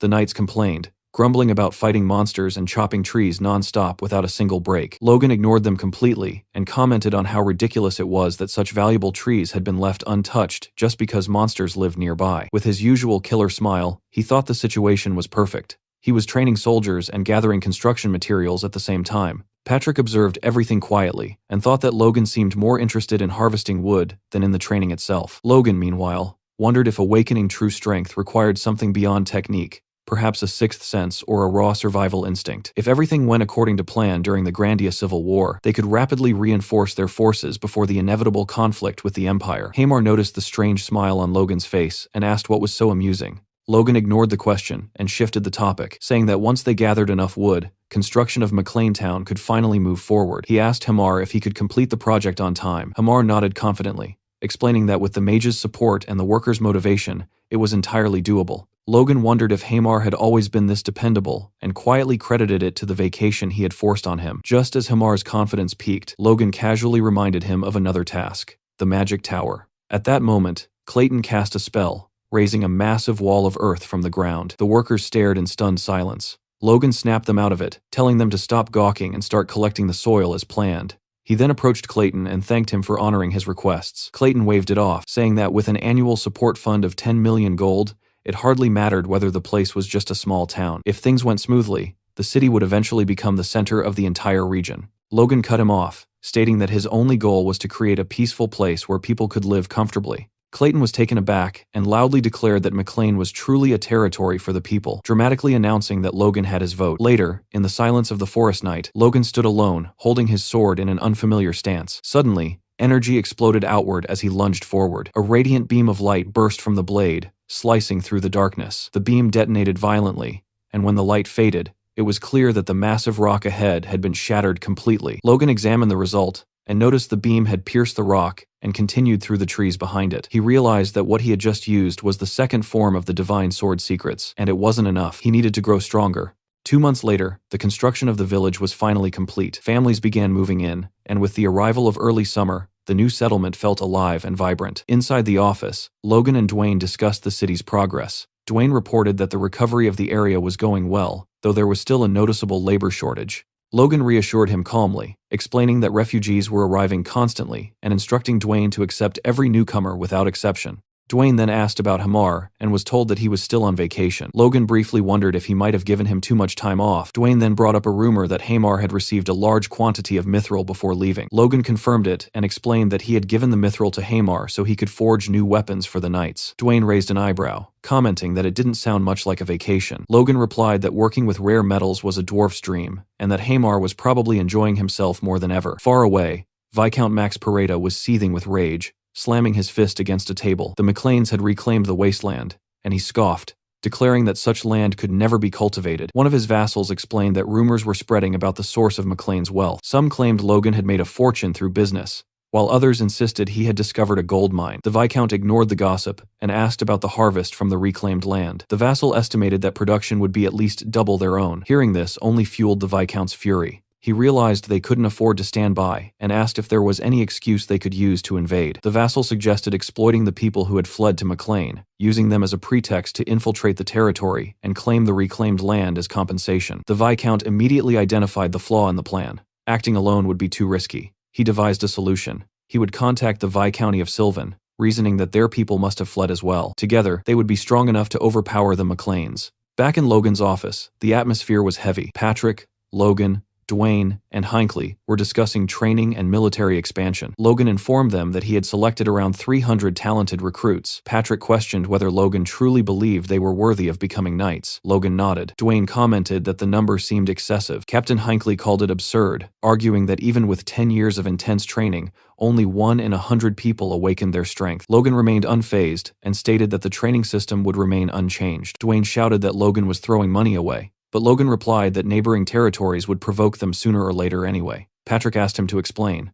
Logan clarified that with Maclean City flourishing and fertile land reclaimed, there was no way the vice-counties of Sylvan and Paretta would remain quiet. Hinckley interrupted, insisting they had no legitimate excuse to attack. Dwayne shouted over him, cutting him off, and argued that the real issue was the influx of refugees. Logan asked his father to consider how many refugees had arrived, and how many of them might have come from Paretta or Sylvan. Furious, Dwayne demanded to know why Logan hadn't prevented the situation in the first place. Patrick slowly pieced everything together and asked Logan directly if his goal had been to start a war. Logan's answer was blunt. They were enemies, and they would have to deal with them eventually. So why wait? Silence filled the room. Everyone, from Hinckley to Dwayne, was visibly disappointed. Patrick wondered if he had given up his authority too soon. Just then, Rick burst into the room looking for Logan, and announced that Sylvan and Paretta had sent a voice message. Logan calmly replied that things had already begun and that they needed to decide how to handle the situation. Outside the castle, 2 flags fluttered in the breeze. They belonged to the emissaries of Sylvan and Paretta. The silent emissaries admired the beauty of the city as they walked through it. They observed how the houses were arranged around a large crossroads,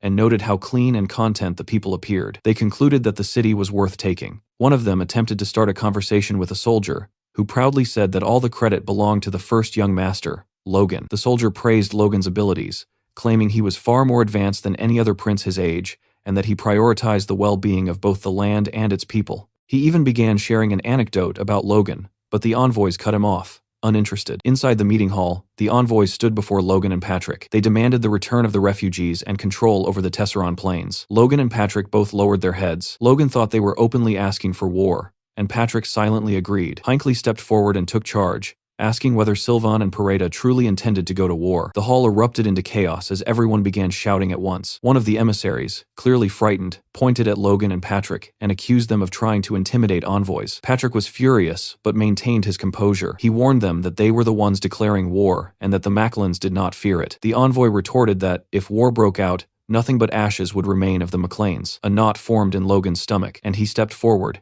demanding to know how refugees could be used as bargaining chips. He told his father that the envoys had forgotten their duties as nobles, and that there was no longer any need for negotiation. The knights surrounded the emissaries, swords drawn and pointed at them. The envoys shouted, asking if Logan and Patrick were really trying to start a war. Logan descended the steps and replied coldly that it would be all-out war. He said they had the audacity to enter his castle and insult him with foul words. Logan drew his sword. Logan killed the guards in seconds and advanced toward the envoys. One of them, trembling with fear, begged Logan not to come any closer. Logan ignored him, swung his sword, and killed him instantly. The remaining envoy collapsed to his knees, pledging loyalty to Maclean and promising to relay every detail to his lord. Logan turned to his father, who gave a silent nod. Logan then ordered the knights to prepare for war. The hall erupted in cheers. On the same day, the Macleans sent out a magical transmission to the Viscounts, openly demanding compensation for the envoy's insolence. Viscount Soto Sylvan was livid. He scoffed at the demand, mocking it outright, and declaring that the Macleans didn't have the strength to fight him. Logan and Patrick watched the glowing transmission globe,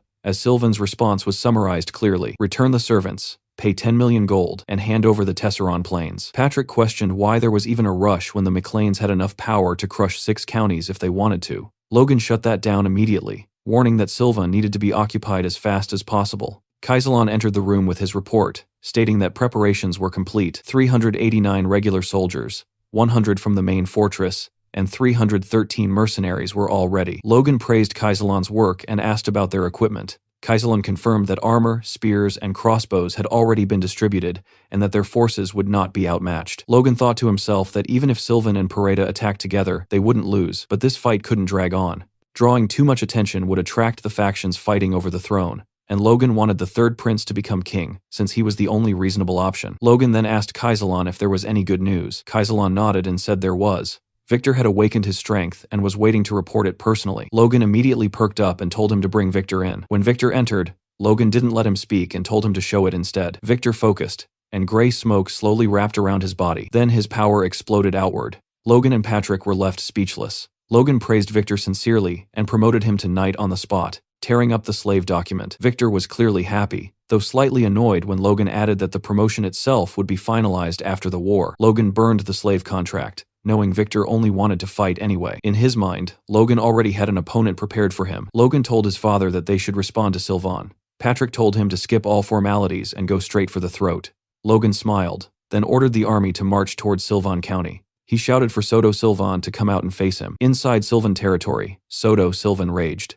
Captain Kellyan asked for permission to lead the charge with 120 knights and 2,512 soldiers. Sylvan felt relieved. Even though the McLean army was larger than expected, Sylvan still believed he held the advantage, especially with Kellyan being a high-ranking knight. At the same time, Sylvan worried that Pareda might betray him. He convinced himself that McLean and Pareda were working together against him. Furious, he ordered Kellyan to contact the barony of Beffrose to keep Pareda in check. Kellyan acknowledged the order. In front of the castle, Captain Hinckley, Logan, and Patrick discussed their approach. Hinckley suggested providing covering fire, but Patrick rejected it outright, saying they couldn't risk Sylvan escaping. Logan agreed and explained that Sylvan believed his forces were superior and would come out to fight soon. Hinckley found it strange, noting that Logan seemed to understand Soto Sylvan far too well. The gates of Sylvan Viscounty opened, and Sylvan's knights marched out. Patrick assessed their formation and remarked that Sylvan had around 3,000 regular soldiers. Hinckley noted that it was about 1.5 times more than the McLean forces. Kellyan tried to speak, but Patrick ordered the advance without hesitation.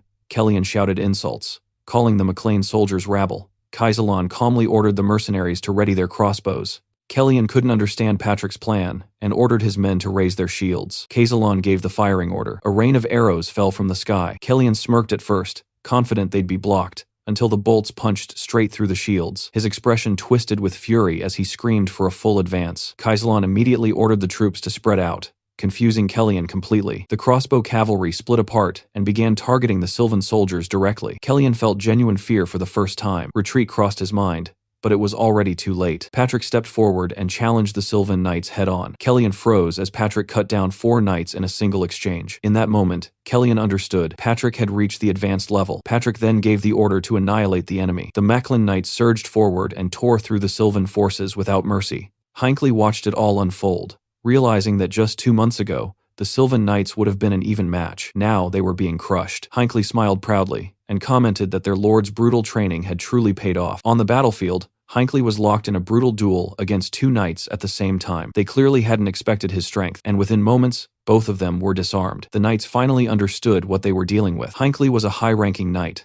someone who had mastered the Iron Blood Sword. Nearby, Logan charged straight toward Kellyan, who instantly realized he was in serious trouble. Their swords clashed. Kellyan retreated with every exchange, irritation building as he called Logan a blockhead. When Kellyan suddenly attacked with full force, Logan dodged at the last moment, the blade slicing only his ear. Logan actually applauded the move, admitting he hadn't expected all of Kellyan's swords to be real. Kellyan summoned another blade, but Logan didn't even flinch. Kellyan began to notice something terrifying. The closer he got, the more his swords failed him. Logan pushed him further, mocking him, calling him weak. The insult worked. Kellyan snapped and prepared to strike again. Logan closed his eyes, and something inside him shifted. His core evolved, becoming a 2-star core. He avoided Kellyan's attack effortlessly and reappeared behind him. From that moment, the fight completely tilted in Logan's favor. He landed a devastating blow, badly wounding Kellyan. The realization hit hard. Logan had become a high-ranking knight. Logan raised his sword and gathered his aura, preparing to end it. He bent his knees, poured raw power into his body, and leaped high into the air, choosing to finish the battle in the most overwhelming way possible. His aura surged as he unleashed his secret technique, the divine ripple. A massive wave of aura crashed forward. Callian tried to block, but it was pointless. The attack crushed him. The Sylvan troops immediately understood the battle was over. Logan landed, standing tall, and shouted that the enemy leader had fallen. Moments later, Patrick announced the capture of Soto Sylvan and ordered all remaining forces to surrender. Logan smiled to himself as the outcome settled. After the war, Sylvan County had lost 42 knights and 1,223 soldiers. The McLeans, in contrast, had lost only 5 knights and not a single soldier. Elsewhere, a man was informed by his vassal that Sylvan had fallen to the MacLanes, and he concluded that it was finally time to act. Back in Sylvan County, Soto Sylvan knelt before Patrick, who gave him one final chance. He could apologize, take only the bare minimum of his belongings, and leave the land with his family. Soto Sylvan looked up and declared that the takeover would never be tolerated by the royal family. From behind him, Logan immediately knew that was the worst thing he could have said. The fall of the McLeans in the past had been blamed on poor management, but the one who had truly caused rebellion to profit from the chaos was Beffros. Logan remembered that royal intervention had once prevented Beffros from forcing them into servitude, but even hearing that name darkened Patrick's expression. Patrick asked Sylvan calmly if he wanted to die. Soto tried to speak, but Logan stepped forward and cut his throat without hesitation, leaving him to bleed out. Logan told Patrick that this was respect, an honorable death instead of humiliation. Patrick nodded and said Logan had done well. Logan, however, knew the truth. He could only hope that other nobles wouldn't use this incident as a reason to strike, especially Beffros, an enemy they still couldn't afford to face. A few weeks passed, and inside Sylvan Castle, Logan and his father Patrick were talking quietly. Logan mentioned that even though they had stayed on high alert, Peretta still hadn't shown any signs of attacking. Patrick asked calmly if there was any real reason for her to make a move. Instead of answering directly, Logan raised another possibility. What if Peretta attacked Tesseron Castle instead? Patrick brushed it off, telling him to relax since Clayton was stationed there. Logan agreed that brute force alone wasn't what had allowed them to defeat Viscount Sylvan. The truth was that Sylvan had underestimated them, while the Macklins had gone all in, using every resource they had. On top of that, they had their hidden trump card, Clayton himself, along with his stone golems stationed inside Tesseron Castle. Even with all of that, Logan knew the current situation wasn't sustainable. Managing 3 castles simultaneously like this would eventually break them. They needed a better system. Logan proposed moving the administrative center of their territory to the cities instead of the castles, which would make managing all 3 locations far more efficient. 2 nearby vassals supported the idea, pointing out that the monster-infested forests had already been cleared, and leaving minimal forces behind in the mountains wouldn't be an issue. The knights could remain stationed in the cities, ready to march toward either Tesseron or Sylvan at a moment's notice. Patrick considered it carefully and agreed that it was a solid plan. Logan felt relieved, joking that now he wouldn't have to carry everything alone anymore. Patrick congratulated him and asked how many knights they had captured after the war. Logan replied that there were 75 prisoners, all held in cells, with 8 of them being intermediate knights. He then asked if Patrick would allow him to try persuading them to serve the McLeans. Logan reflected that a single battle had yielded more knights than years of carefully selecting young talents, but he also knew this success came from Sylvan's arrogance. If Sylvan had been more cautious, they would have suffered heavier losses and captured only a fraction of those knights. It wasn't something they could rely on happening again, and he reminded himself not to grow attached to this victory. Patrick, however, was visibly pleased. He said that with forces like these, even Peretta no longer seemed threatening. He praised Logan openly, saying that everything they had achieved was thanks to his son, his face glowing with pride. Logan felt his face heat up and fell silent, embarrassed by the praise. Patrick chuckled and told him to enjoy the moment, at least for that day. Their brief happiness didn't last. A vassal suddenly arrived with urgent news from Beffros, leaving both Logan and Patrick stunned. The vassal began reading the letter aloud. Beffros referred to himself as the Lord of the Southwest and expressed his dissatisfaction with the McLean family's constant annual wars. Patrick nearly exploded just hearing Beffros claim such a title. The vassal continued. According to the letter, at Viscount Sylvan's request, both Peretta and the McLeans were to immediately cease hostilities. With every word, Patrick grew angrier, shouting that they were the ones who had been attacked, and now they were asking for intervention. Logan restrained himself and insisted they hear the letter to the end. Beffros went on to admit that conflict in the region had persisted because he himself had failed in his duties as a lord and had not promoted coexistence. Therefore, on his 50th birthday next month, Roger Beffros would host a gathering, inviting the heirs of every southwestern family to discuss the future of the region. Patrick completely lost his temper. He called it nonsense and unleashed his aura, tearing the clothes off the vassal. Still reading, he roared that the McLeans would not attend and that they did not serve Beffros.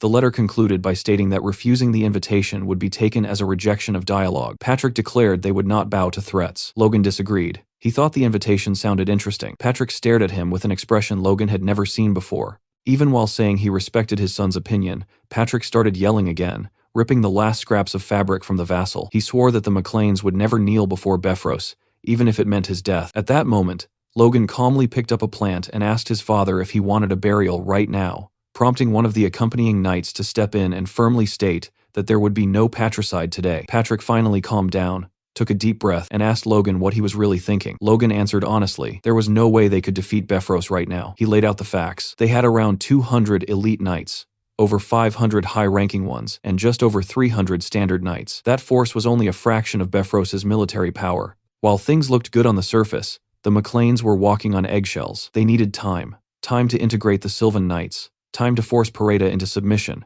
Time for Logan to master the third style of the Divine Sword secrets. And time for their forces to continue training. Patrick understood his reasoning, but warned that the Southwest was different. Unlike other regions, Beffros couldn't openly demand loyalty from neighboring lords. Logan corrected him, revealing that during his time in the capital, he had learned that Pursulan and Rothman had already sworn loyalty to Beffros long ago. Patrick was left stunned by the revelation. Logan smiled quietly, satisfied that he had secured permission to attend. He reassured his father not to worry, saying he understood his own limits and that the trip would simply be a chance to see how their ancestral lands had changed. The next morning, back in McLean City, Logan was suddenly confronted by Hamar. Without any warning, Hamar asked if the rumor was true, if Logan was really being sold off to their enemies. Logan stared at him blankly, having no idea what nonsense he was talking about. The moment he understood what was going on, irritation flared hard. Logan didn't even argue. He punched Hamar straight in the face and told him to stop believing stupid rumors. Hamar shot back that most rumors about Logan usually turned out to be true, so it wasn't exactly his fault. Without another word, Hamar pulled something from behind his back, unwrapped it, and shoved it toward Logan, telling him to take it. Logan froze. In his hands was a sword forged entirely from pure mithril. For once, Logan had absolutely nothing to say. Later, on the Beffros estate, Plone Pareda, the heir of the Pareda family, arrived by carriage and immediately noticed something strange. A lone man in a cloak was walking calmly through the estate grounds. When Plone realized it was Logan McLean, shock hit him hard. Logan had occupied the Sylvan barony, and yet here he was, traveling alone. Plone assumed the McLeans must have suffered massive losses if Logan didn't even have guards with him. Annoyed, Plone stepped out of the carriage and demanded to know why he was being treated the same as some nobody. A guard tried to intervene, but Plone ignored him, introducing himself to Logan instead. He casually mentioned that he had heard stories about Logan, especially the part where he killed 6 knights in the blink of an eye. Plone noticed that Logan's sword was spotless. When they shook hands, Plone commented that Logan looked far younger than expected, and that the rumors must be exaggerated. Logan smirked and tightened his grip. He squeezed Plone's hand so hard it nearly shattered. In that instant, Plone understood just how wrong he had been. His hand trembled when they finally let go. Logan apologized calmly, saying he had misunderstood and thought it was some kind of strength contest. Holding back tears, Plone snapped, called him an idiot, and drew his sword, ready to teach Logan a lesson. A guard tried to warn him that personal duels were forbidden, but Logan tossed his cloak aside and told Plone he talked too much. Furious, Plone ordered his knights to attack. Logan centered himself, aura surging, and in the blink of an eye passed straight through the guards. When they realized what happened, Logan was already behind them, his sword resting lightly against Plone's neck. Plone felt no aura pressure at all, and realized the attack had come purely from the sword's raw power. One of the guards nervously asked where Logan had bought such a weapon. Logan replied curtly that it was rude to ask. Plone convinced himself that Logan was just lucky, someone who stumbled upon a good sword by chance. That illusion shattered when a man in full armor stepped through the gate. It was Sir Franz, the Moonlight Knight, a knight so powerful that Beffros would only send him for a serious reason. Sir Franz studied Logan carefully, asked if he was Logan McLean, and openly expressed his surprise at seeing such a young intermediate knight. Plone and his knights were left speechless. Plone finally understood that Logan's strength wasn't just skill or luck. From the high-ranking level onward, power carried a unique presence that couldn't be hidden. Logan deliberately restrained himself, revealing only what was necessary to avoid drawing more attention. He placed a hand over his chest respectfully, and said he hoped to one day reach Sir Franz's level. Sir Franz advised him not to settle and to aim beyond that, to become a true superhuman. Sir Franz then escorted them inside, explaining that the heirs of Pursulan and Ruffman had already arrived, and that everyone would wait until the banquet the following night. Plone tried mocking Logan again, pointing out that he had no party clothes and offering to lend him pajamas. Logan ignored him completely and asked a servant for his room. Internally, Logan thought Plone had no idea what position he was really in. Occupying the Pareda estate wouldn't be difficult at all. Looking up at the building, Logan remembered Plone's words. He decided he wouldn't remove his armor anyway. This was land his ancestors had lost, and letting his guard down wasn't an option. Later, Logan stood before Lord Beffros. Logan bowed respectfully, greeted him, and wished him a happy birthday. Many around them sneered, whispering that Logan was a country bumpkin with no manners. Befros welcomed Logan openly and said that since he had traveled so far, he assumed the McLeans would comply with his wishes. Logan replied calmly that if Befros desired peace, the McLeans would always be ready to march beside him. Befros praised his answer, calling him enlightened, and invited him to enjoy the celebration. Logan admitted inwardly that Befros was impressive. A fifth circle mage like him was as dangerous as an advanced knight on the battlefield. An announcement interrupted his thoughts. Befros was about to give a speech. He thanked everyone for attending his birthday and also expressed gratitude to the second prince for granting him the sun's tear. The room buzzed with shock at how close Befros was to the prince. Befros declared it was time for the Southwest to abandon outdated traditions and unite under the second prince's will. Logan recognized it immediately. This was a polished demand for submission. Befros ended by praising Logan as a brilliant young man, the hero who led the McLeans through 2 wars and became an intermediate knight at just 21. He extended his hand and said he didn't wish to force Logan, only to make an offer. Count Valterman, the second prince's grandfather, was searching for talented youths like Logan to take as disciples. Logan was stunned, but replied honestly that he already had a master. Befros asked if it was his father.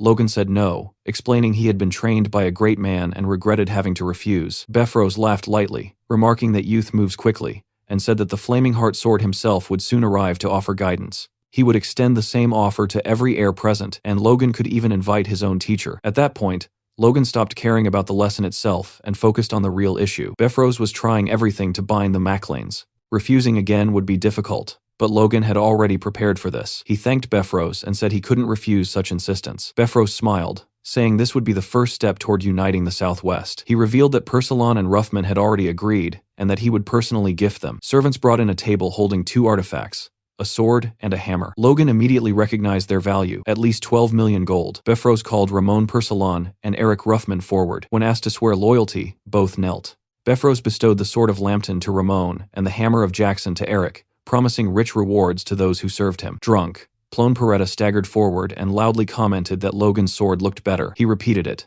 openly insulting Befros. Logan realized Plone had just dug his own grave. Lux, Logan's sword, rivaled most artifacts in power. Logan had planned to use it as leverage if things went badly, but Plone had destroyed that option. Befros asked if Logan's sword was truly that special. Logan replied calmly that he was fortunate enough to receive a weapon forged by dwarves. Befros asked to inspect it, but Logan knew that once handed over, he would never get it back. He said that even if he was young, it was hard to part with his partner. Befros smiled and suggested an alternative. Instead of handing over the sword, Logan could demonstrate its worth in an exhibition match against Ramon. Logan smiled, acknowledging how unexpected things had become, but saw no reason to refuse. He drew Lux and calmly stated that he would comply. Inside the training room, Logan stood facing Ramon. Ramon insisted on attacking first, but Logan calmly refused, making it clear he didn't want anyone later claiming he had won with an unfair advantage. Ramon took that as arrogance and began circulating his aura. Around them, the women whispered in admiration, commenting on the elegance and beauty of Ramon's sword. Compared to Ramon's flashy weapon,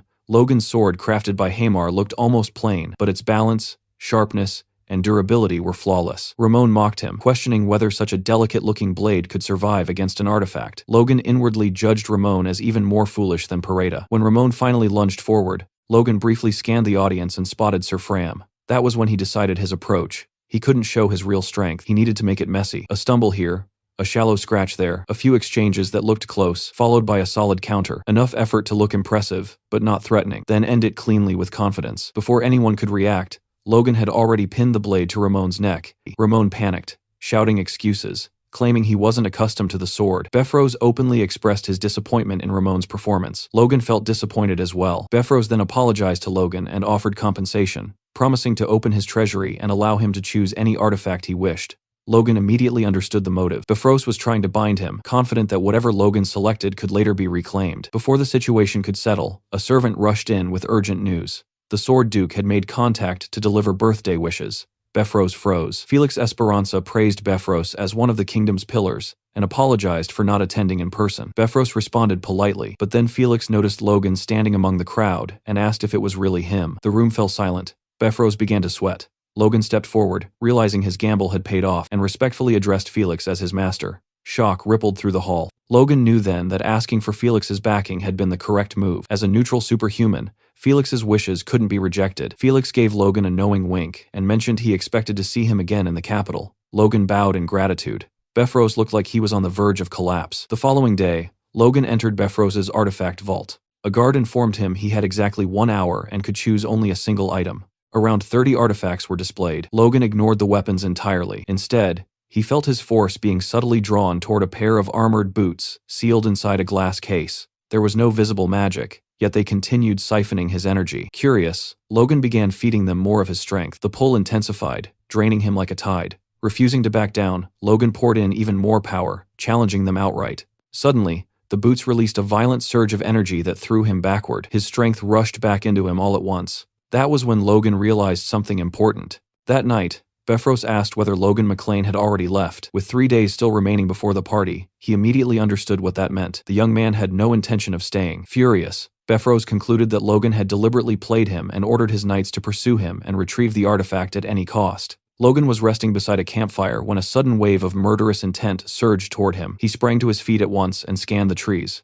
In the darkness, he sensed movement. A pursuer. Moments later, a hooded man stepped out from the bushes, and Logan instantly realized that Befros had sent 4 people. The man at the front casually warned his companions that they were free to do whatever they wanted, as long as they didn't kill Logan. The other 3 lunged at him, but Logan didn't wait to be surrounded. He moved first. The attackers panicked. Unable to comprehend how an intermediate knight could move with such speed, Logan felt a flicker of satisfaction. Choosing those boots had been the right call. Not only did they allow triple jumps in midair, they adjusted to his size automatically and even repaired themselves. Judging by their performance, they were at least a 4th-grade artifact, if not higher. A fitting name came to mind almost naturally: Boots of the Wind God. As the fight escalated, one of the men asked for permission to strike Logan's vital points. The hooded figure responded with open disgust, calling such behavior shameful. In the next instant, that man moved. He attacked from behind, his aura shimmering silver. Logan barely managed to block and was still forced backward by the sheer power. His expression hardened. This was no ordinary opponent. He gathered his aura, bracing himself for a brutal fight, and remarked that he never imagined the title of Moonlight Knight was earned through ambushes and sneak attacks. That was when it clicked. The stance, the aura, the presence. Logan recognized him. Sir Franz, the Moonlight Knight himself. Franz openly acknowledged that Logan had not only concealed his real strength, but exceeded expectations. He added that he was already aware of the artifact Logan had taken,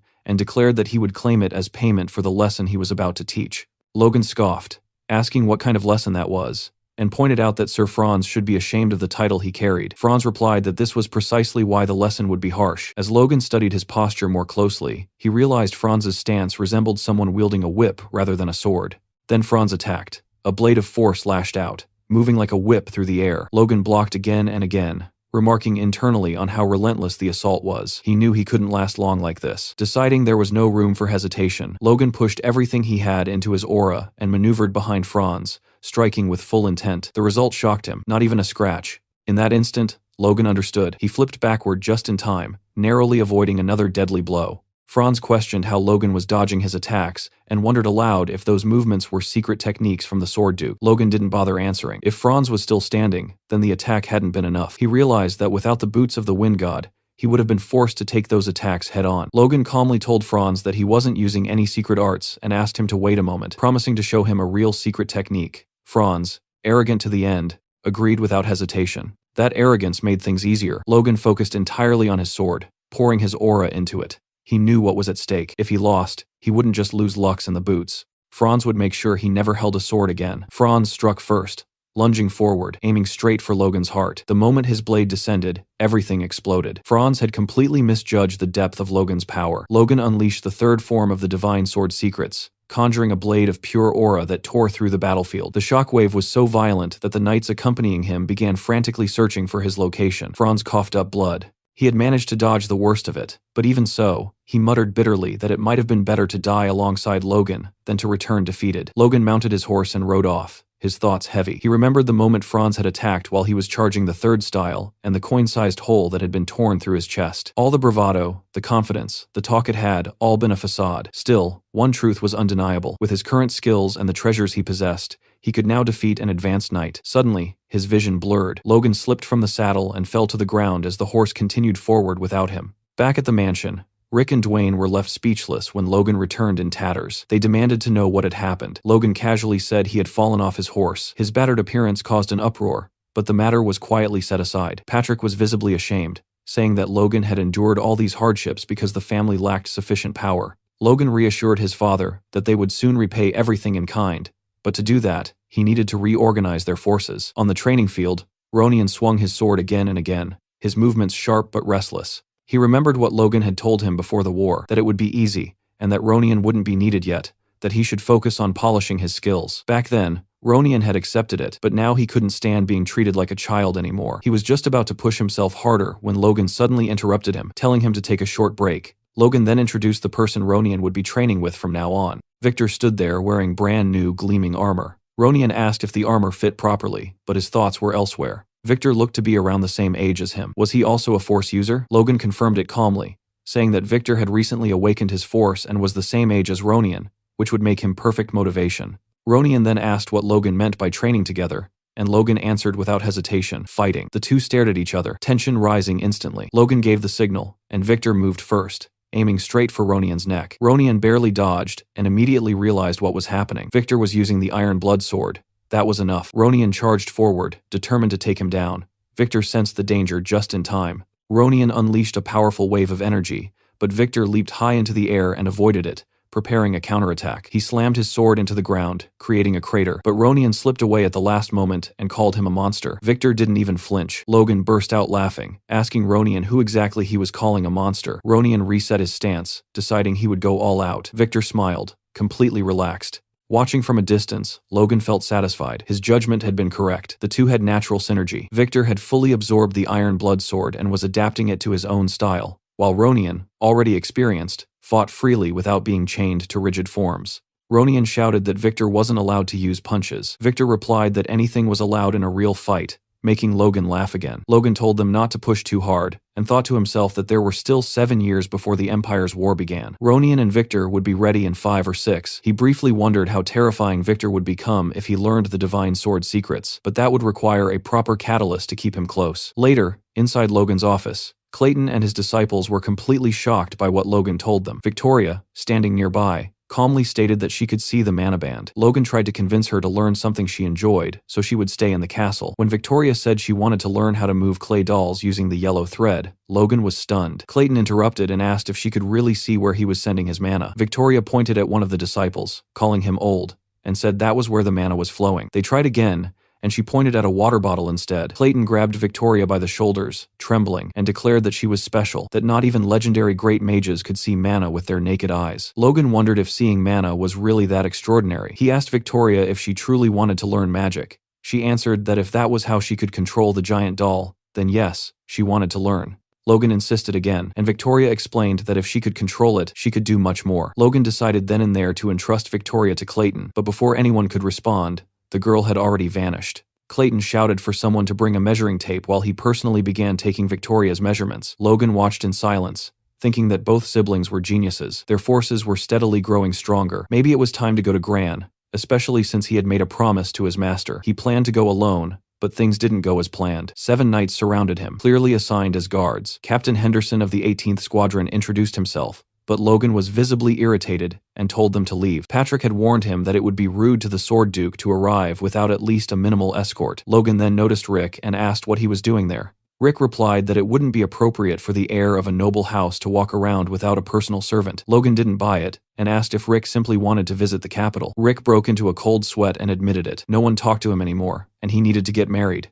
Logan covered his ears and complained that they would only slow him down. As they departed, Logan focused on his real goals. First, identifying changes in the future. Second, finding the third prince and forming a connection. He recalled the royal family's history. King Samuel von Grandia had no heir until the age of 40, so he had 2 sons with concubines. 10 years later, the queen gave birth to the third prince, who surpassed his brothers and became the successor. Logan remembered that winter, just before the third prince came of age, the civil war would begin with the king's death. The first prince, von Doblus, a 6th Circle mage, and the second prince, Jordan Valtermine, would both have the backing of their grandfathers. Logan had once seen the third prince on the verge of execution before Felix intervened, claiming the king's will demanded his survival. Despite surviving, the third prince would lead the country to ruin within 5 years. Logan decided long ago that he would never allow that man to become king. The second prince wasn't much better either. He needed to see the third prince with his own eyes to judge whether he deserved the throne. Inside the castle, Logan's servants were speechless. Rick approached again, suggesting that Logan should make connections and asking for help getting close to one of the maids. Annoyed,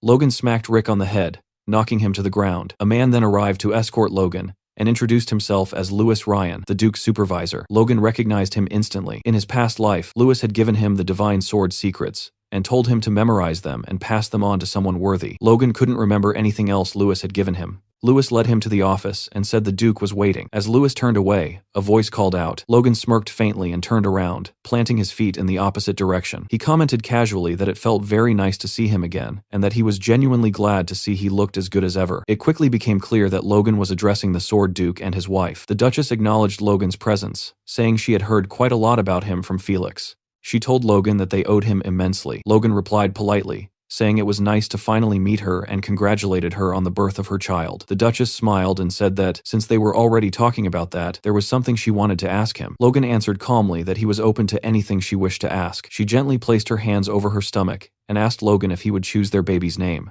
The moment the words left her mouth, Logan froze completely. Felix stepped in, explaining that he and the Duchess had discussed this matter for quite some time. He said that everything they had now was thanks to Logan, which was why they wanted him to be the one to choose their child's name. Logan, however, was still stunned into silence. Inside his mind, Logan reflected on the meaning of names. In Grandia, a name was believed to decide and illuminate the path a child would walk in life. Since ancient times, nobles had sought out respected figures to name their children, sometimes holding feasts solely to celebrate the naming. But leaving such an important task to him felt different. He and the Sword Duke had only met twice, yet it was undeniable that they had already influenced each other's lives in profound ways.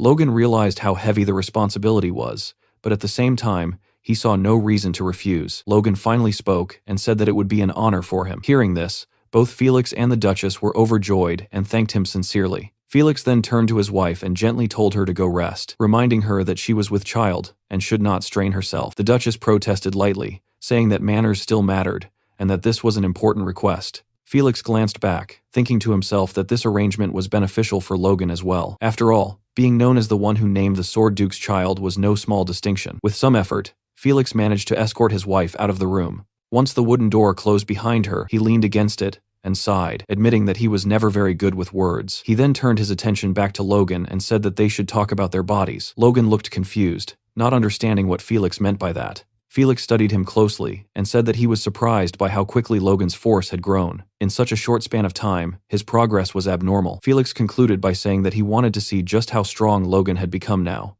Inside the training grounds, Felix and Logan stood facing each other once again, both fully prepared to fight. Logan moved first, leaping forward and attacking with everything he had. But in the blink of an eye, Felix dodged cleanly and appeared right behind him, already set to counter. Logan redirected his attack, but Felix blocked it effortlessly. Watching this, Logan realized just how easily Felix was stopping him. If he was going to fight his master, then this was the perfect chance to truly test his limits. But before he could continue, Felix suddenly told him to stop. He demanded to know what Logan thought he was doing, leaving Logan momentarily speechless. Felix then asked, almost mockingly, if that was really Logan's full strength. Logan admitted that he had been holding back. Felix ordered him to stop restraining himself and give it everything he had. Logan began charging his aura, staring straight at Felix while taking his stance. This was the first real training session since they had officially become master and disciple, and Logan knew he could not afford to disappoint him. He unleashed a powerful attack that even shook the Sword Duke, yet Felix still blocked it with ease. The resulting explosion was so intense that the two of them vanished behind the blinding light. Logan thought quickly.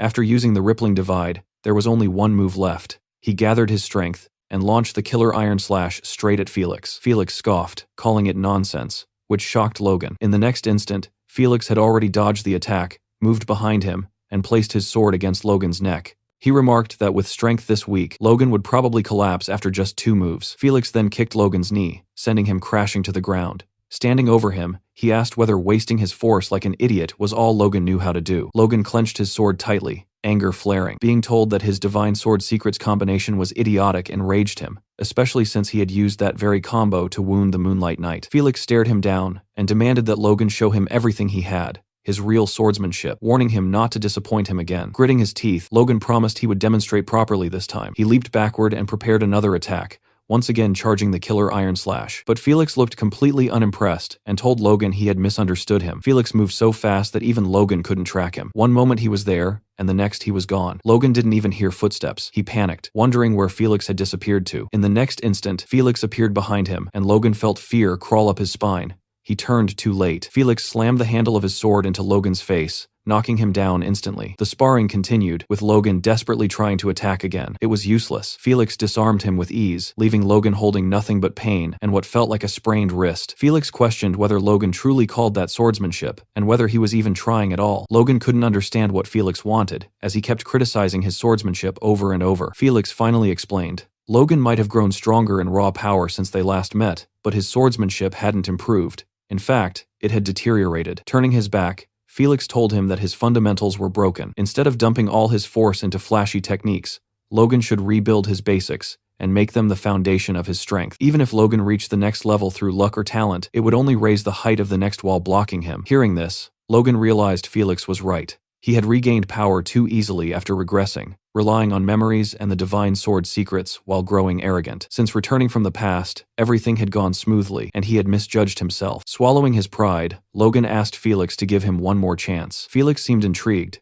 As he turned around, Logan had already taken his stance again. He begged for one more opportunity, saying he would rebuild his fundamentals from scratch. But it was pointless. Moments later, Logan lay unconscious on the ground. 2 knights rushed in, declaring Logan an emergency patient who needed to be taken to the medical ward immediately. Louise and Felix watched silently from the training grounds. Felix told Louise that swordsmanship is learned through the body, and the more it hurts, the better the lesson sticks. Louise commented that Felix seemed to have taken a liking to Logan. Felix replied that Logan was wasting his talent, but he respected his determination nonetheless. Just then, someone interrupted them, apologizing for intruding. Rick stepped forward, introduced himself as Logan's servant, and handed Felix a letter. Felix noted that the sender was Baron Meeklane, Logan's father, and remarked that the message could have been sent magically. Rick explained that it wouldn't have been appropriate for Logan to know about it. Felix opened the letter and began reading. Patrick formally addressed Felix as Count Esperanza, expressing deep respect and stating that he was making a request. He acknowledged that the Meeklanes were already indebted to Felix for a favor they could never repay. Thanks to the secret Felix had given them,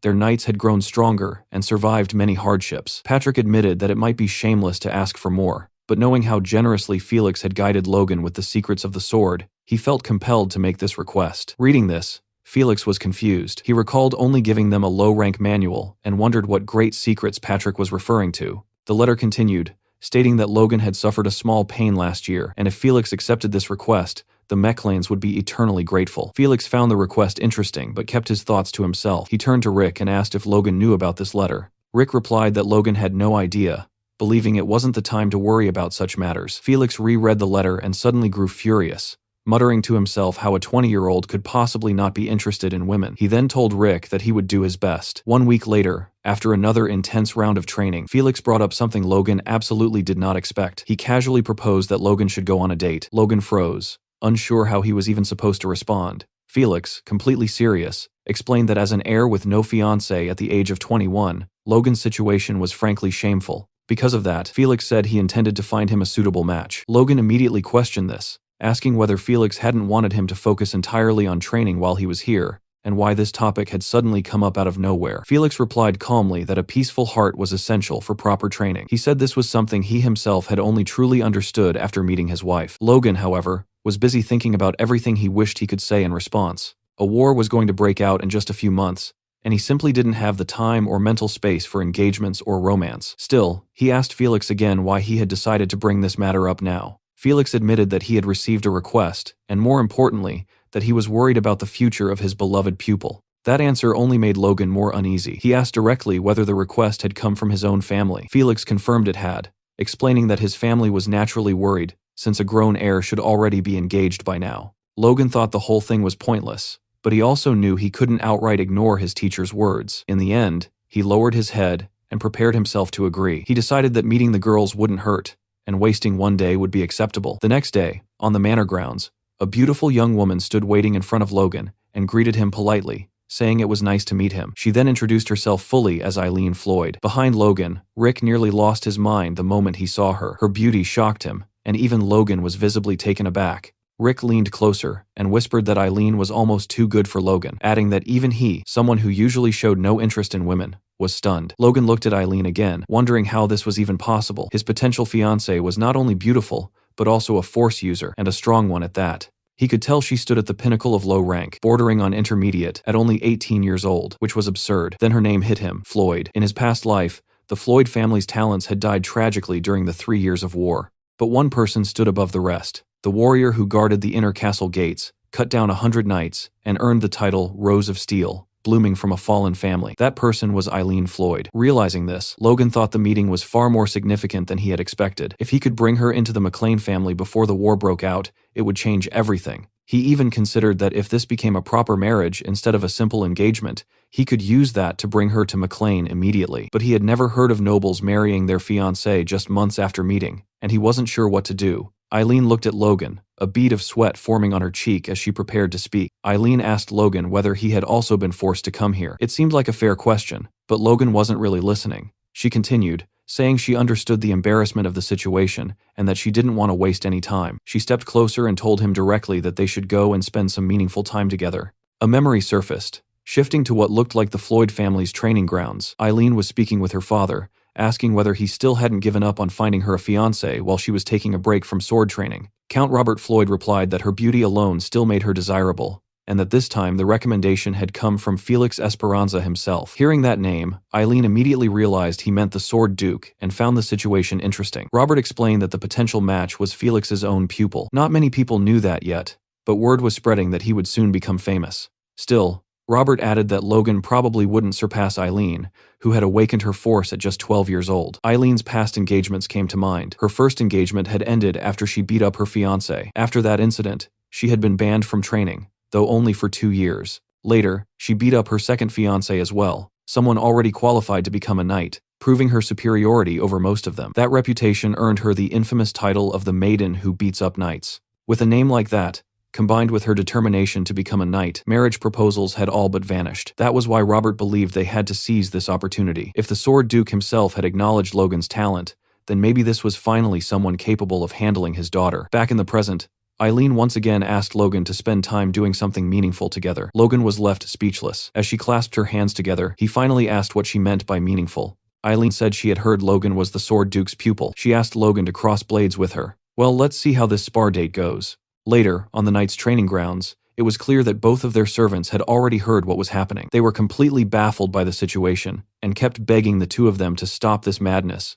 before it turned into something serious. Eileen's servant nervously asked whether she was really planning to beat up her potential fiancé again, especially since the Count had practically begged her not to repeat that incident. Eileen replied calmly that this time was different. She explained that the previous two had looked down on her and behaved rudely, making comments about how having force would make her good only for giving birth to strong children, or boasting that they could take her down barehanded. Back then, she had decided to teach them a lesson and honestly felt she should have beaten them even harder. But then she turned her head toward Logan once more, and repeated that this time, it was different. Across the training grounds, Rick was desperately pleading with Logan, asking why he was warming up so seriously. He warned him that if word spread that he had hit a woman, the Lord would have a heart attack. Logan told Rick not to worry, explaining that he had already requested the entire training area be sealed off, so nothing would leak out. At the same time, Logan found himself thinking about Eileen's strength. Ever since he had heard her name, he had wondered whether it was truly possible that she had once slain 100 knights by herself. He decided that he would find out for himself. Eileen's servant,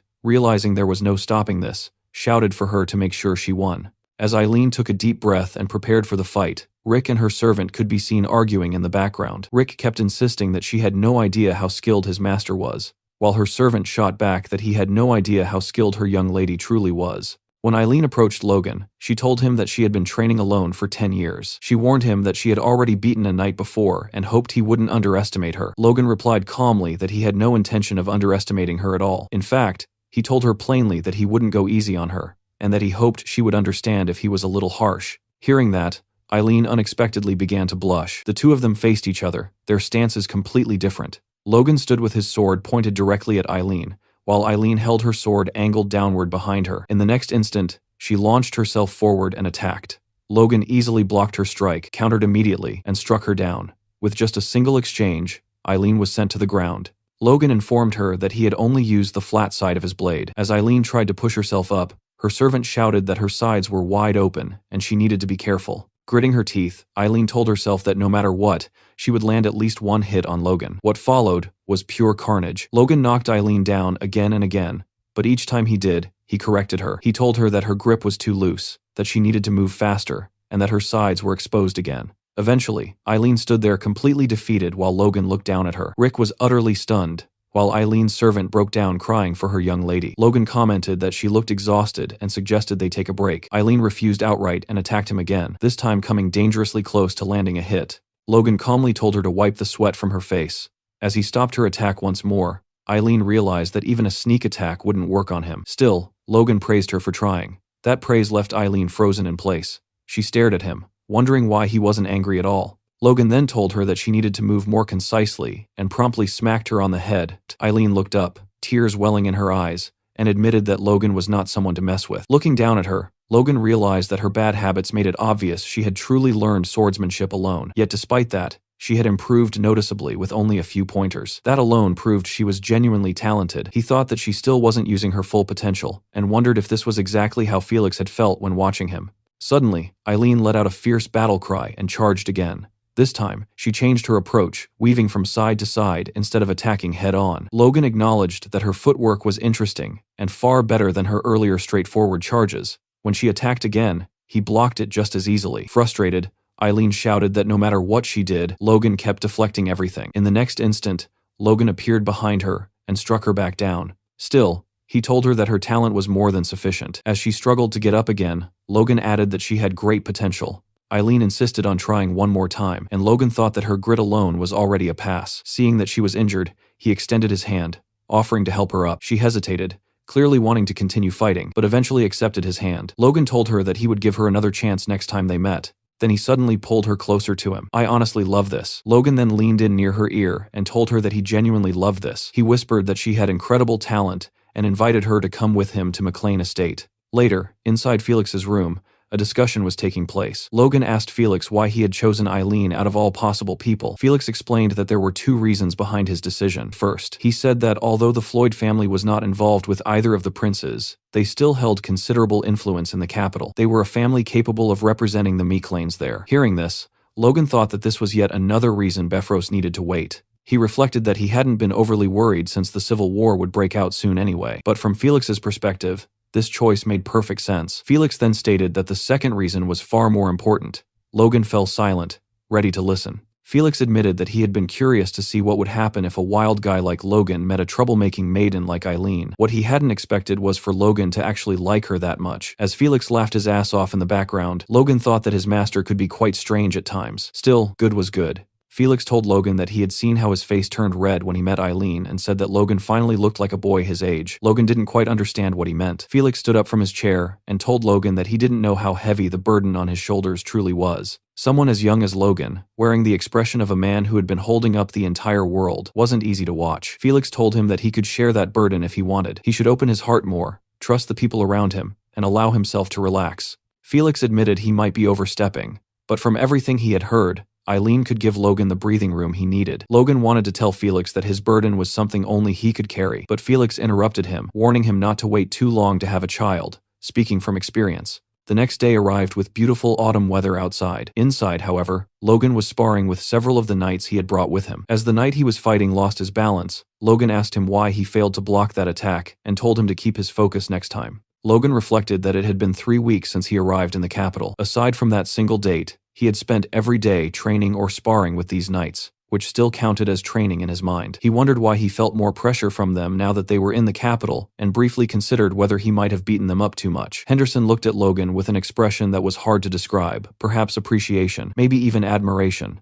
Earlier that day, the Knights of Esperanza had sparred with the McLean Knights, and Henderson's group had lost. One of Felix's knights commented that the Esperanzas required their knights to be mid-ranked, and said that people like Henderson should still be learning how to swing a sword. He added that Henderson might have potential, but his companions should find trainees to spar with next time. They also remarked that sparring on the first day showed excessive enthusiasm, which Henderson found strange. Henderson then told his companions that the Esperanza Knights were strong, but not as strong as the Iron Blood Sword. His friend agreed, and recalled Logan telling them that he had received the Iron Blood Sword from the Duke himself. That made them wonder whether those knights were using a weaker sword style. Henderson began to suspect that Logan hadn't received the technique from the Duke at all, but had created it himself. Regardless, they believed their young master had bestowed them with skills superior even to the Duke's. Overwhelmed, they fell to their knees, calling Logan their great young master. Back in the present, Henderson and the others were staring at Logan, making him uncomfortable. He turned his back, thinking he wasn't sure what was going on with them, but since they weren't causing trouble and were focused on training, he let it be. Elsewhere in the capital, a wooden sign declared that the McLean special product was on sale. The man holding the sign was none other than Philip,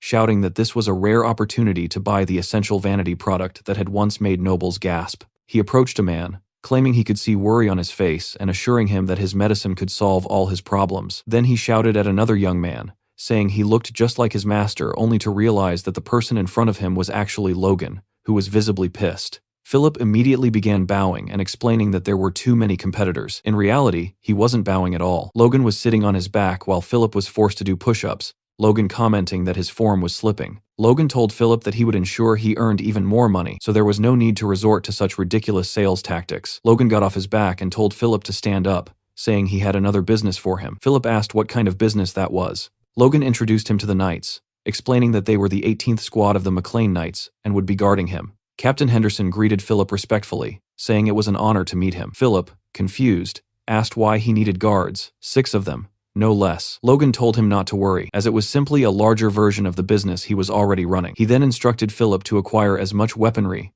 war horses, and lumber as possible before the year ended. Philip was stunned. He exploded, asking whether Logan was planning to wage another war. Logan calmly denied it, saying he was only being cautious. Philip nearly said that every time Logan claimed that, they ended up in a war, but stopped himself, fearing bad luck. Philip then asked about the budget. Logan replied that it was 30 million gold, and told him to get as much as possible within that amount. Philip thought Logan had gone insane. Logan, meanwhile, recalled the war with Sylvan and what he had learned. If they increased the number of crossbow cavalry, soldiers could take on low-ranked knights. Individual soldiers could defeat groups of force users. If successful, it would change battlefield norms. It might not rival the Empire's crossbows from his previous life, but it would come close. Philip argued that Logan didn't understand how markets worked and that he wouldn't be able to acquire even half of what he wanted. When Logan asked why, Philip explained that sudden demand would skyrocket prices, especially horses. More money didn't mean horses would suddenly be born in triplets or ponies would grow faster. Logan wondered if he had made the request too late, and thought it should have been fine before the war. Philip accused him again of planning another war, which Logan denied. Philip held up 3 fingers and explained that prices would likely triple. Logan accepted that it couldn't be helped. Philip thought that had worked,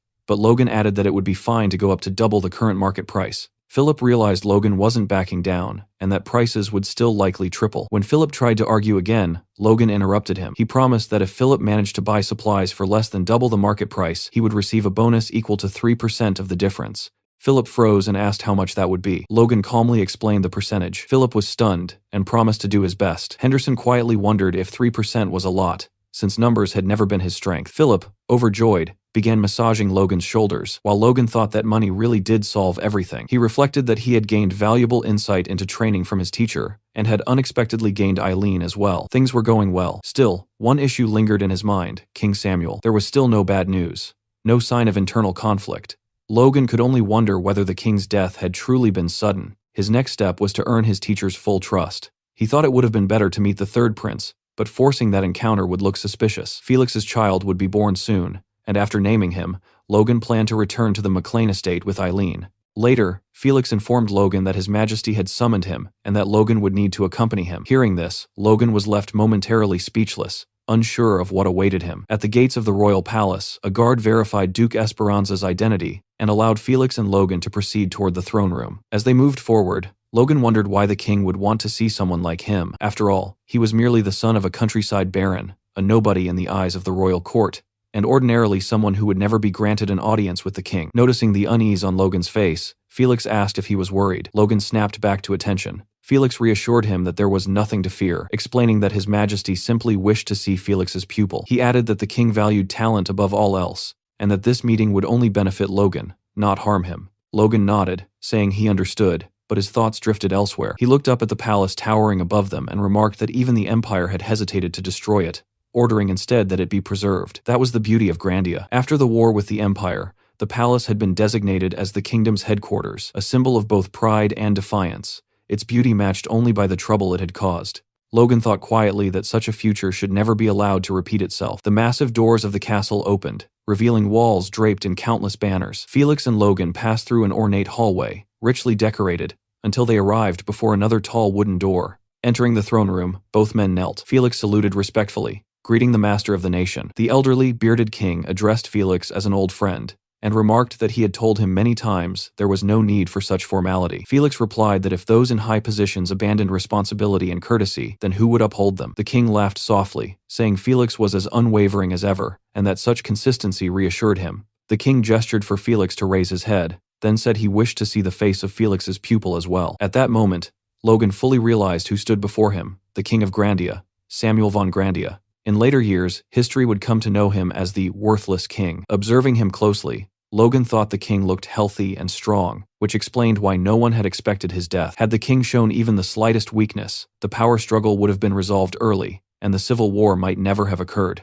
To Logan, things were still unfolding exactly as he remembered. The king studied Logan and commented that he seemed to possess the grit necessary to be taught by Felix. He added that Logan was the first young man who had ever stared at him so intently. Startled, Logan immediately lowered his head and apologized. The king waved it off, telling Logan there was no need to adopt Felix's excessive manners, and that he quite liked energetic youth. Felix stepped in, stating that Logan's strength matched his will, and that his courage and wisdom, proven by leading his territory to victory despite overwhelming odds, made him a solid foundation for the kingdom's future. The king agreed, saying Logan was indeed worthy of being Felix's pupil. Curious, he asked how the two had first met. Felix brought up an old wound from his past, one dating back to his days as a knight. After hearing the full story, the king burst into laughter, calling it a most curious twist of fate, one he never would have imagined. Turning back to Logan and addressing him by name, the king left Logan at a loss for words. The king then said something that stunned him even more. He expressed his deep gratitude to Logan. Samuel explained that he had long felt indebted to Felix because of that wound,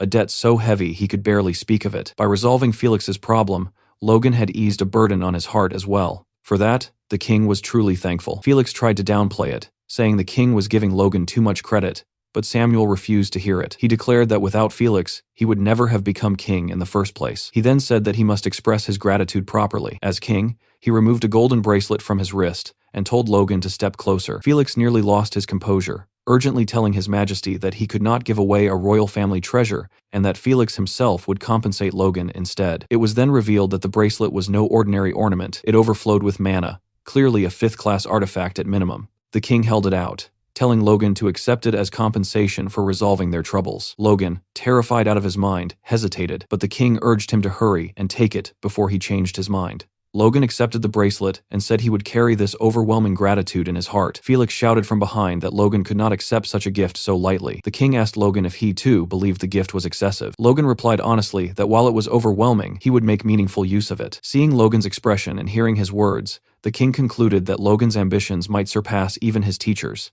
Felix looked like he was on the verge of collapse. Finally, the king extended his hand and said that this meeting was the result of a good connection, and that he hoped the gift would deepen that bond in the future. Logan lowered his head as Samuel instructed him to serve his teacher as faithfully as the sky itself, and to work for the nation just as Felix had. Logan thought quietly that he wasn't sure whether what he was about to do was for the nation or for himself, but one thing was certain: he would stop the empire at all costs. Logan knelt once more before the king and declared that he would gladly carry out his duty. After their meeting with the king, Felix and Logan strolled through the palace gardens together. Felix remarked that His Majesty must have grown quite soft. He said that the king was never the type to speak so much, nor was he someone who would normally request a personal meeting with Logan. These unusual behaviors worried Felix, making him suspect that the king might be hiding concerns deep in his heart. Hearing this, Logan told Felix not to worry. He explained that although the meeting had been short, he could tell that if the king truly had a problem, he would have told Felix immediately. Since he hadn't said anything, it was likely an issue Felix didn't need to concern himself with. After hearing this, Felix looked visibly calmer and smiled. He admitted that Logan was right and said that he must have become more prone to worry with age. He added that his heart had wavered simply because his pupil had accepted a royal treasure so casually. Hearing this, Logan began sweating, unsure how to respond. Felix then told Logan that the bracelet he had received was called the Bracelet of Regeneration. It was an artifact imbued with fifth-class magic specializing in rapid healing. Because it contained only a single enchantment,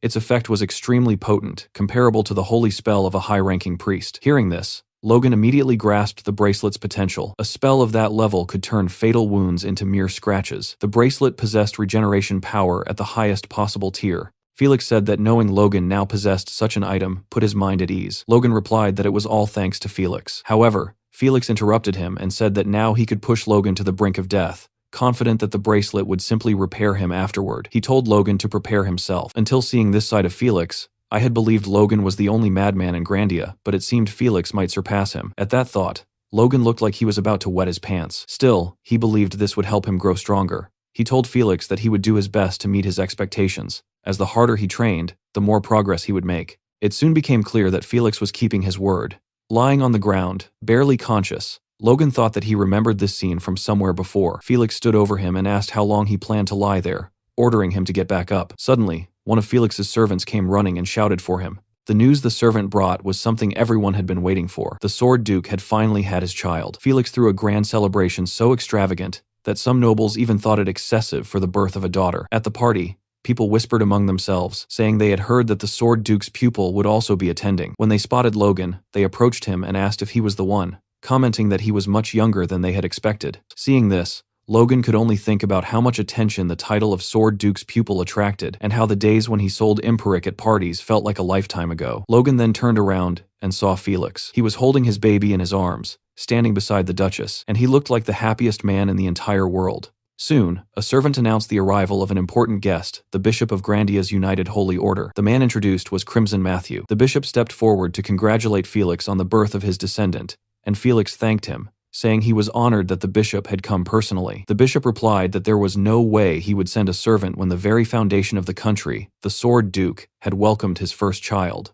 His presence alone left everyone around utterly astounded. Logan thought to himself that most nobles received a holy blessing at birth. Among those blessings was one granted in the name of the fifth of the 9 gods, Agna, the goddess of trees and life, a blessing every parent wished for to ensure their child's health. On top of that, receiving a blessing directly from the bishop himself made it no surprise that Felix was so happy at this moment. Everyone gathered around the steps where the bishop, Felix, the Duchess, and the baby stood. The bishop took the baby into his hands, raised the child high above his head, and declared that this humble servant requested the great 9 gods who watched over this world to bless the child.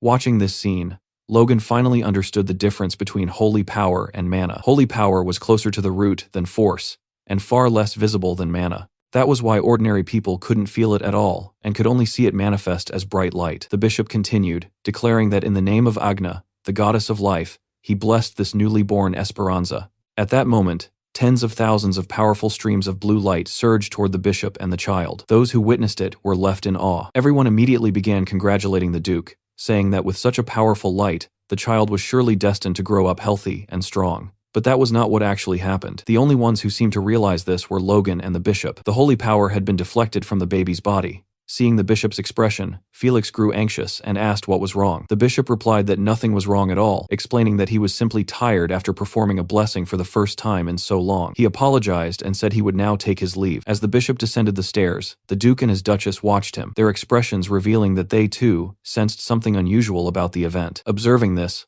Logan thought that since holy power was only one of many forms of power, it was possible the baby possessed a peculiar constitution that resisted it. Even so, Logan felt deeply uncomfortable. That discomfort seemed to originate from Count Befros, who was standing in front of Logan and now saluted him. Befros remarked that it was a shame Logan appeared rather unwell. Logan returned the greeting and replied that he was quite well, thanking Befros for his concern. Befros said Logan was as cheeky as ever, to which Logan calmly replied that it was one of his many charms. In the next instant, Befros clenched his fist and shattered the glass in his hand. The sharp sound drew everyone's attention. Befros said it was the first time he had made such a mistake, but given his age, his hands slipped from time to time. A servant hurried over, offering a cloth to stop the bleeding and clean him up. Befros then told Logan that the only reason Logan was still alive was because, by sheer chance, he had become the Sword Duke's pupil. He stepped closer and said that thanks to this, Logan had managed to attract the attention of many high-ranking nobles, making him a very lucky man. As he spoke, he shoved the blood-stained cloth into Logan's hand.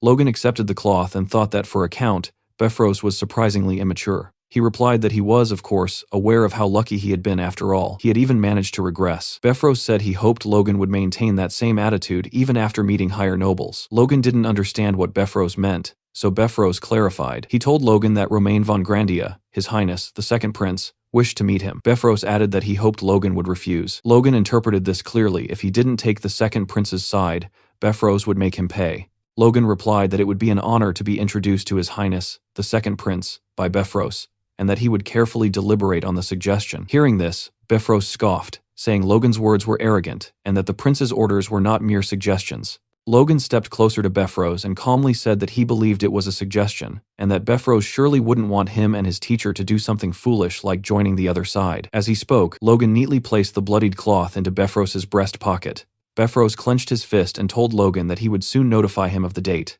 He warned that if this was another one of Logan's deceptions, then Logan would be paying a debt far greater than he could imagine. Logan simply smiled from within the crowd and said he would be waiting for Beffrose's message. As Beffrose walked away, Logan thought that Beffrose could run his mouth all he wanted for now. Once the Civil War began, Beffrose wouldn't even have time to think about him. There were only a few months left, and all Logan had to do was delay meeting him until then. Logan also thought that despite having power comparable to a Margrave, Beffrose was acting as nothing more than a messenger for the second prince. In that sense, Count Beffrose had already become a laughingstock. It turns out that Beffrose was in conversation with Jordan Valtermine, the Blazing Heat Sword, one of the kingdom's 5 dukes, a superhuman aura wielder, and also the maternal grandfather of the second prince. Jordan briefly noticed Logan, but only for a couple of seconds before turning his head away. Logan immediately understood that he was being openly ignored. To someone like Jordan, Logan simply wasn't worth acknowledging. After all, the real target here was never him, but Felix. While Logan was still thinking about this, a man approached him from behind and spoke softly, addressing him formally as young Master Logan. Logan turned and saw Lord Veron Kairos, his uncle. Veron laughed warmly, clearly pleased to see Logan, commenting on how long it had been since they last met and how proud he felt seeing Logan all grown up. Logan, however, asked him bluntly what nonsense he was spouting. Veron Kairos was his mother's elder brother and the successor of the Kairos family, a house tied to the Macklins through marriage. Yet Logan couldn't recall Veron ever truly acting like an uncle. A memory surfaced from Logan's childhood, where he had once called Veron uncle during a gathering, only to be mocked and warned not to overstep his place. Back then, Veron had looked down on him like he was nothing more than filth. Back in the present, Veron explained that even if they lacked direct blood ties, the world still recognized the Kairos and M'Clane families as bound by marriage. Logan coldly asked whether those ties hadn't already been severed. Veron laughed, telling him not to use such harsh words, insisting that mistakes were made in the past, but kin was still kin. He reminded Logan of the support the Kairos family had supposedly given the Macklins over the last decade, and asked if Logan truly couldn't overlook a single mistake. Logan recalled his mother's face during the Tesseron attack, when the Kairos family had turned their backs and abandoned them. He replied that if that mistake hadn't involved closing their eyes while their own kin fell off a cliff, perhaps he could have forgiven it, but not now. Veron felt insulted, thinking Logan had grown far too bold after gaining a little fame. He judged Logan as reckless, still acting without thinking. To Veron, manipulating someone like him shouldn't be difficult. He then admitted that what his family had done was indeed unforgivable, and offered a formal apology on behalf of the Kairos family. Logan calmly told him that Veron seemed well aware it was far too late for apologies. Veron cursed him internally, but forced a smile. He said that if Logan wanted compensation, he would provide it, pulling out a blank check and handing it over. He added that reconciliation between kin was better than permanent separation. Logan accepted the check and asked if Veron planned to say nothing else after offering compensation, especially since he claimed to be apologizing. Veron clenched his teeth in humiliation. Then, shocking everyone nearby, he bowed deeply before Logan and begged for his help, promising to do whatever Logan asked and to focus on the future rather than the past. Logan found it absurd that the successor of the Kairos family, a man who had never reflected on his own faults, was behaving this way. Something rotten was clearly happening. This wasn't genuine remorse, it was pressure from above. Logan noticed another man in the background, Duke Owen Douglas, the first prince's paternal grandfather, and the only sixth circle magician in the kingdom, standing in direct opposition to Jordan Valtermine. Logan realized that whether it was Kairos or Beffrose, 2 of the 3 richest men in the kingdom were ultimately being forced into submission by the Duke's schemes. And if those men were involved, then he had something important he could entrust to them. He told Veron to raise his head and said that small favors between kin didn't need to be complicated, asking if Veron agreed. Logan leaned closer and whispered something into Veron's ear. Veron initially thanked him, but as the request sank in, his expression collapsed into despair. Logan, meanwhile, wore a wide grin. Logan told him that if he fulfilled this single request, arranging a meeting with the first prince would be simple. Veron nodded in defeat, saying he understood and would do exactly as Logan wished. At that moment, a voice interrupted them, calling for everyone's attention. It was Lefman, a vassal of the Esperanza family, announcing that the most important ceremony of the celebration was about to begin. With the safe arrival of the young lady, it was time to welcome the person who would grant her a name. As Lefman prepared to announce it, he hesitated and turned to the Duke and Duchess for confirmation, still unable to believe it. They nodded. Lefman then declared that His Grace's pupil, young Master Logan, would be the one to name the child. As Logan passed Lefman and ascended the stairs toward Felix, The crowd murmured in disbelief. Logan took the baby into his arms, immediately noticing how bright and precious her eyes were. He sensed that she had been bathed in Felix's aura from birth, her vitality overflowing. The baby seemed comfortable, even reaching out toward Logan's face, causing him to blush. Logan had thought of many names before, yet in this moment, they all vanished from his mind. Finally, he spoke, declaring that her name would be Stella, meaning star in the ancient tongue. He expressed his hope that she would become a radiant beacon, shining brightly even in the darkest night. Felix and the Duchess were visibly moved, joy clear on their faces. Felix lowered his head with pride and gratitude, accepting the name wholeheartedly. Standing beside them on the stairs, Logan still found it strange that holy power had been repelled from her earlier, but seeing their happiness, he pushed the thought aside, convincing himself that it was probably nothing serious. Rick arrived with his arms full of letters, stacking them in front of Logan as if trying to make a point. He explained that nobles from all directions had sent invitations, hoping to meet Logan after the naming ceremony. Logan barely glanced at them and told Rick to leave everything in his room because he planned to refuse every single request. Rick was clearly confused, unable to understand why Logan would ignore such opportunities. Logan simply replied that they needed to return to their estate as soon as possible. The Civil War was approaching, and preparation mattered more than social games. He thought it was unfortunate that he never managed to meet the third prince during his stay, but that regret would have to wait. Right now, returning home came first. Dwayne had already contacted him with news that the estate was thriving beyond expectations. The harvest this year was estimated to be nearly 20 times higher than projected, enough to sustain them for at least 3 or 4 years. Logan felt a growing urge to see everything with his own eyes. Felix stepped forward and told Logan to pause his training for the moment. He then revealed that he had one final secret art to pass on before Logan departed. The words left Logan stunned. Standing face to face, Logan admitted his surprise at being taught another secret technique so suddenly. Felix calmly replied that he was aware Logan possessed something even greater already, leaving Logan momentarily speechless. It was clear Felix was referring to the ancient secret art. Felix acknowledged that he had spoken poorly of that art in the past,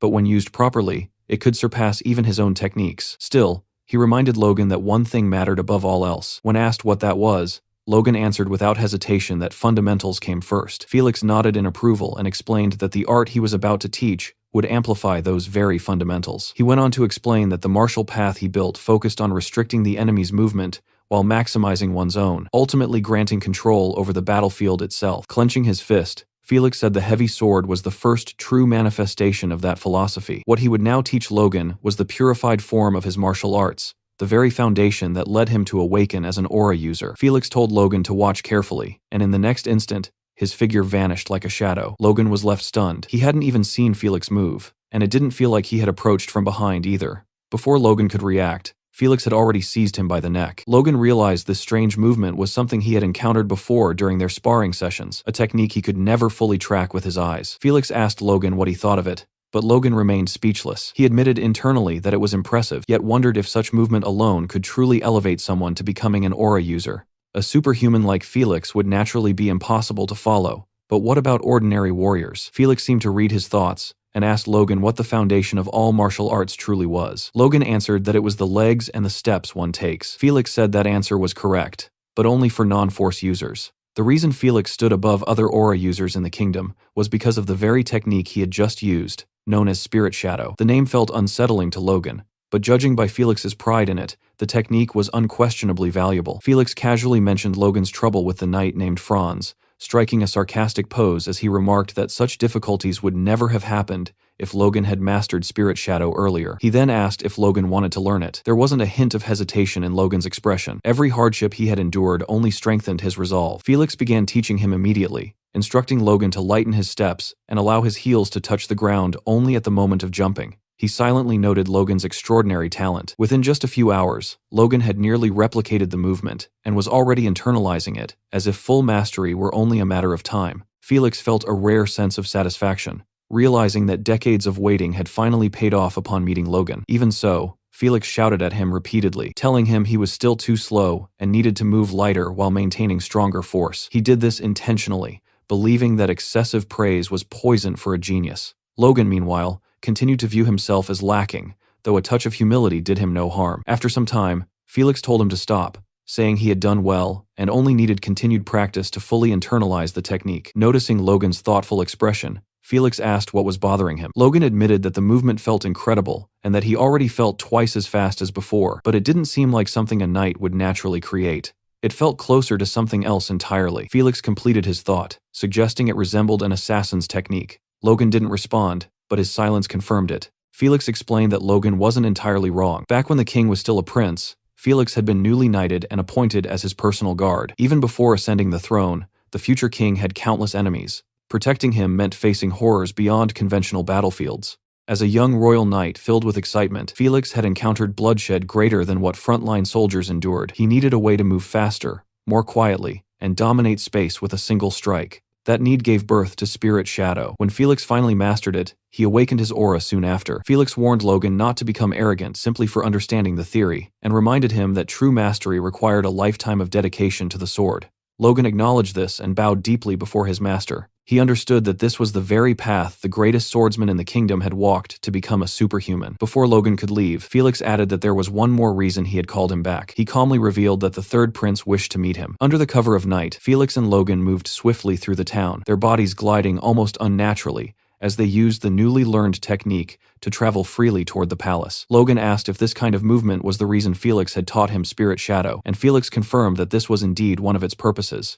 Moments later, they descended to the ground. Their destination turned out to be an abandoned house hidden within the woods. As they stepped inside, Logan scanned the surroundings, wondering if the third prince truly lived in such a neglected place on the outskirts of the outer castle. Felix then knocked on the floor itself. In response, hidden underground stairs revealed themselves, opening silently. As they descended, Logan asked whether it was really necessary to go this far just for a meeting. Felix replied that many eyes were currently watching him, and beyond that, meeting the Sword Duke's pupil naturally attracted even more attention. Felix then asked Logan whether he had heard of the third prince before. Logan hesitated, unsure how to respond, before admitting that he had heard rumors claiming the third prince was the only one fit to become king. Felix immediately warned him never to say such things in public, as words like that could create serious trouble for everyone involved. At the bottom of the stairs, Felix knocked on a door and announced himself. A voice from inside invited them to enter. Felix opened the door, and they removed their hoods. Felix greeted the prince warmly, saying it had been a long time. The prince responded just as pleasantly, saying it was good to finally see him again,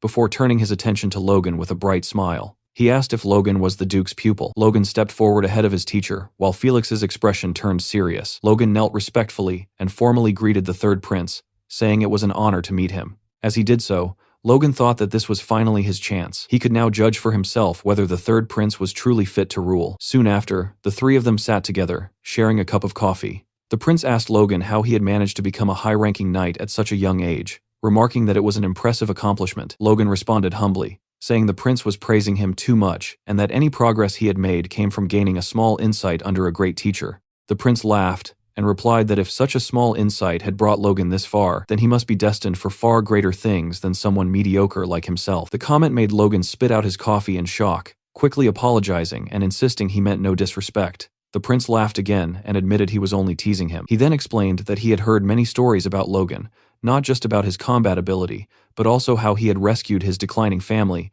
and expanded their influence. The prince told him that such achievements truly made Logan worthy of being called a hero. Logan thanked him for the praise, while silently noting that the prince was surprisingly well informed about matters most nobles would dismiss as unimportant. Logan glanced at Felix, who subtly shook his head, signaling that he had not been the source of this information. Seeing this, the prince explained that since Felix had spoken so highly of Logan, he conducted his own investigation. He then asked if he had offended Logan in any way. Logan assured him that he had not and expressed gratitude for the prince's interest. As Logan studied him more closely, he realized that the third prince was not just slightly better than his brothers, he might surpass them by far. The prince then said they should stop circling the topic and get straight to the point. He explained that Logan might not yet realize it, but the fate of the kingdom was already in danger. The nobles had split the country into two opposing factions, each trying to devour the other. While open warfare had not yet broken out, the situation was a ticking time bomb. The prince bluntly stated that two reckless men who cared nothing for common people were poisoning the kingdom and would eventually bring it to ruin. That was why he needed capable individuals.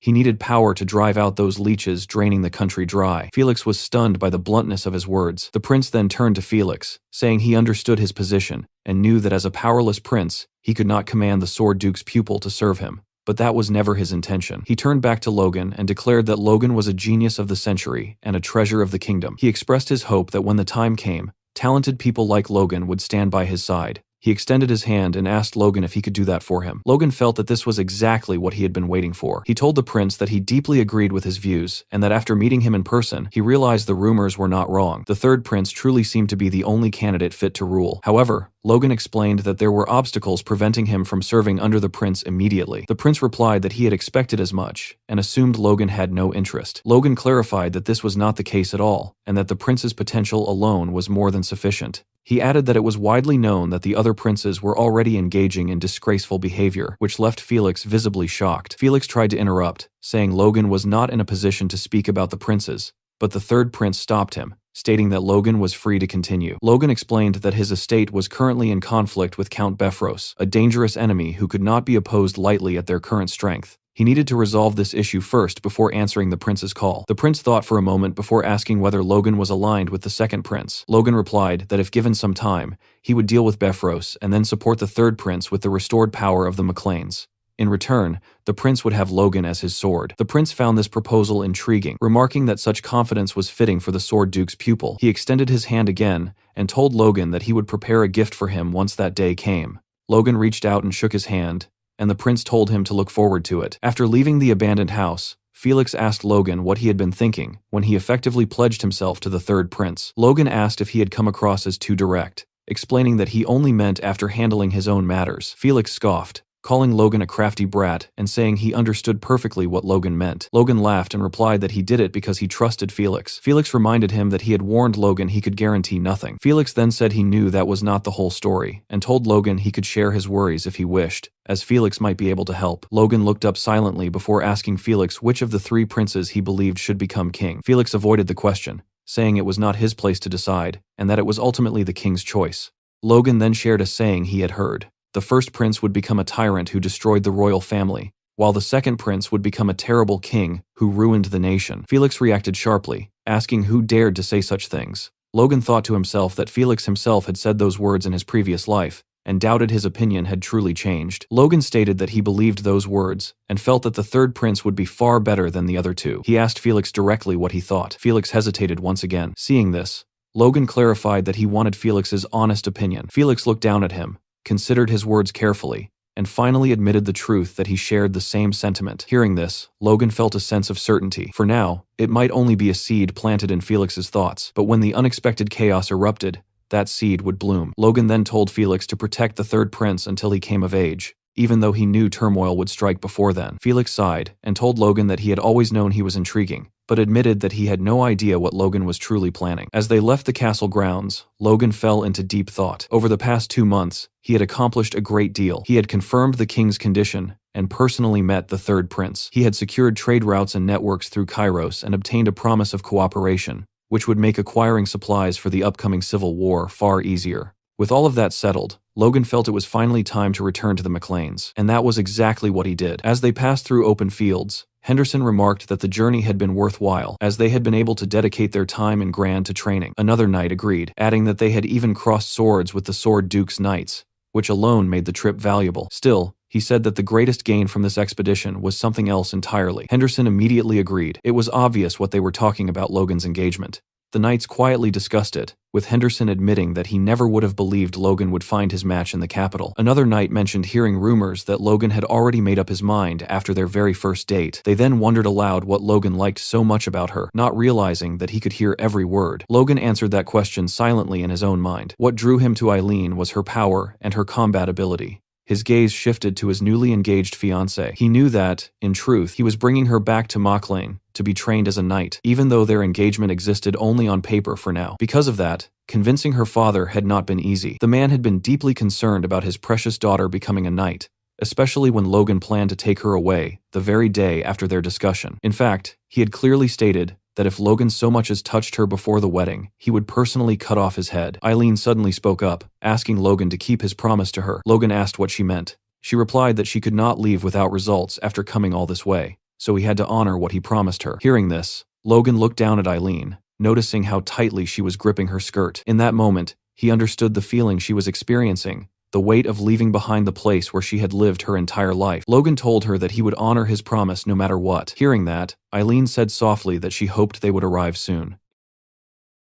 Soon they reached the McLean estate. Inside, Logan and Eileen stood before the other members of the family, and Logan calmly announced that he was back. However, no one seemed particularly focused on his return because their attention was completely stolen by the girl standing beside him. Shock rippled through the hall, and even Patrick stared in disbelief, silently admitting that the two actually looked good together. Patrick welcomed Logan home and immediately asked who the young lady was. Logan introduced her as Lady Eileen Floyd, his fiancée. The servants instantly lost their composure, struggling to believe what they had just heard. Patrick felt overwhelming joy, thinking that when he requested help from the Sword Duke, he had only hoped for a courtship. Yet Logan had returned with a full engagement, far exceeding every expectation he had. As Patrick began welcoming Eileen, nearly calling himself her father-in-law, Logan cut in and dropped another bombshell, announcing that Eileen would also be joining the Maclean Knights Order. Eileen stepped forward confidently, reintroducing herself and declaring that she would serve both as a daughter-in-law and as a knight to the best of her ability. Patrick immediately turned pale, looking moments away from collapse, while Ronian appeared oddly thrilled. Patrick would have strangled Logan on the spot if Dwayne had not restrained him, demanding to know why anyone would want their fiancé thrown into battlefield training. Hinckley stepped in, pointing out that nothing like this had ever happened before, but realistically, no one possessed the authority to stop Logan anyway. Ronian tried introducing himself properly to welcome Eileen into the family, but his mother rushed in and dragged him away before he could finish, leaving both Logan and Eileen stunned. Moments later, Hamar approached and bluntly told Eileen to run while she still could, insisting that Logan was definitely fooling her, and that ever since her arrival, the noble court had started acting like a circus. Not long after, Eileen appeared on the training grounds wearing Maclean armor, standing shoulder to shoulder with the knights as if she had always belonged there. Patrick still could not believe Logan was serious, but Logan simply reminded him that he never joked about matters like this. Patrick tried reasoning once more, arguing that Eileen was a noblewoman and that the kingdom had never seen a female knight before. Logan countered without hesitation she was a force user, and in times like these, useful strength mattered more than outdated traditions. Patrick pushed back again, warning that the Maclean Knights' training was far harsher than any other order, and that noble ladies simply did not endure such brutality. From across the field, Eileen suddenly shouted that she could handle it, instantly silencing both father and son. She vowed to erase every doubt, promising she would force them to acknowledge her both as a knight and as a woman. A few hours later, that confidence met reality. Eileen lay unconscious on the ground, while Logan and a nearby knight questioned whether this was truly her will. After witnessing the insanity of the training regimen, she groaned that they were all crazy bastards, barely holding back tears as she realized knights with even weaker auras endured the same torment. Clenching the dirt beneath her fingers, she admitted she was still far too weak. Logan asked if she regretted her choice. Looking up at his calm, unreadable face, she answered honestly she did regret something, but not joining the order. What she regretted was her own lack of preparation.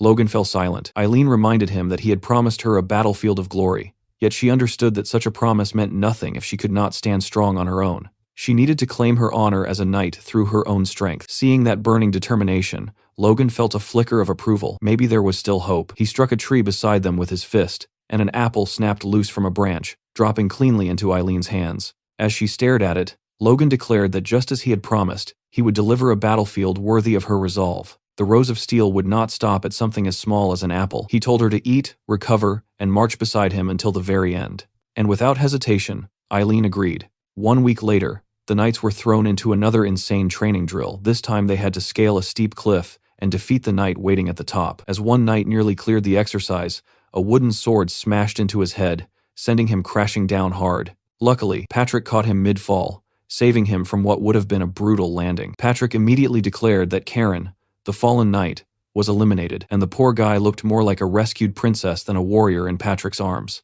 Watching from below, some knights muttered that while their training was already known for being brutal, this crossed into madness. One asked who even came up with torture like this, and the other answered with a rhetorical shrug, obviously, Logan. Right on cue, Logan shouted for the next challenger to get ready. Patrick admitted the drill was excellent for siege offense and defensive response, though its only flaw was how dangerously close it danced with serious injury. The next name called was Eileen. Logan signaled her to begin, and she launched forward without hesitation. In just 2 explosive jumps, she nearly reached the top, making one knight comment on her ridiculous speed, while another warned that speed alone would not win the exercise heavily favored the defender. Just as the defending knight swung at her, Eileen spat straight into his eyes, blinding him for a split second.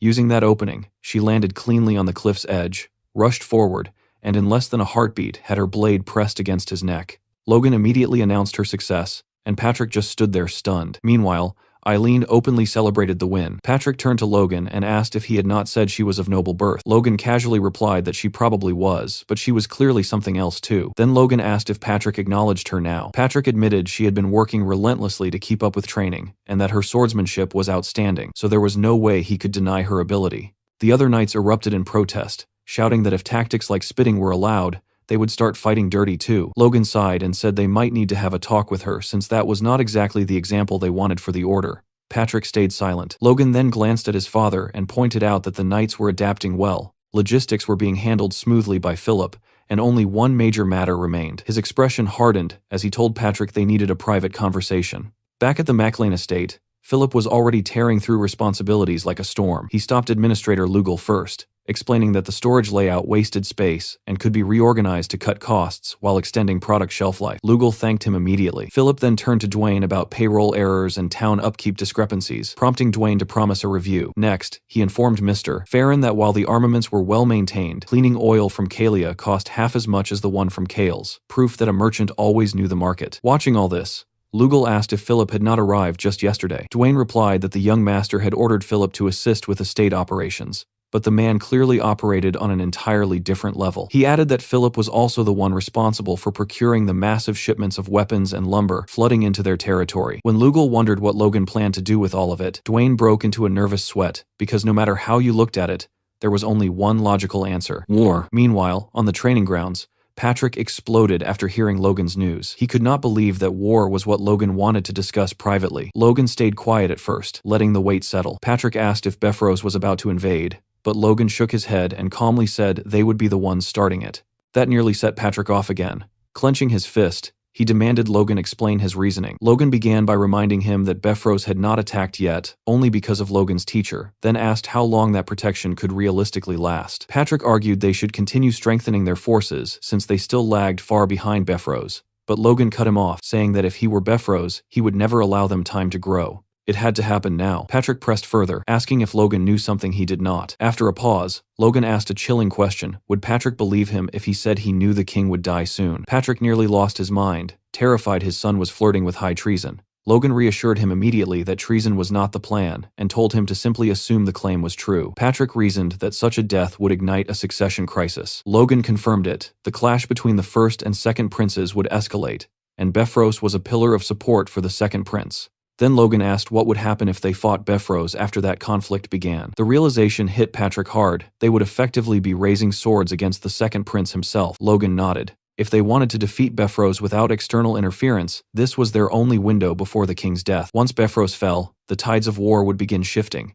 and that would be the moment Logan intended to bring the third prince forward. Patrick wondered if they could simply wait until one prince secured the throne, buying themselves time. Logan, thinking about the Empire's eventual invasion, knew waiting meant doom, but he could not reveal that. Instead, he said it would already be too late by then. If the second prince won, Beffrose would rise as one of his strongest allies. If the first prince won, Beffrose's lands would fall beyond their reach anyway. Either outcome meant losing their rightful territory forever. Patrick admitted he understood, but still had countless questions, especially how Logan could possibly know the king would die soon. Logan opened his mouth to explain, but Patrick stopped him. Whatever the truth was, he said, he trusted his son. Many of Logan's past actions had been strange too, yet they always led them forward. Looking toward the castle, Patrick muttered that it almost felt as if Logan knew the future. He added that if Logan was carrying knowledge he could not share, then he would not pry further. He only had one final question with everything Logan had done and everything he still planned to do. What was it all for? Logan thought for a moment before answering plainly.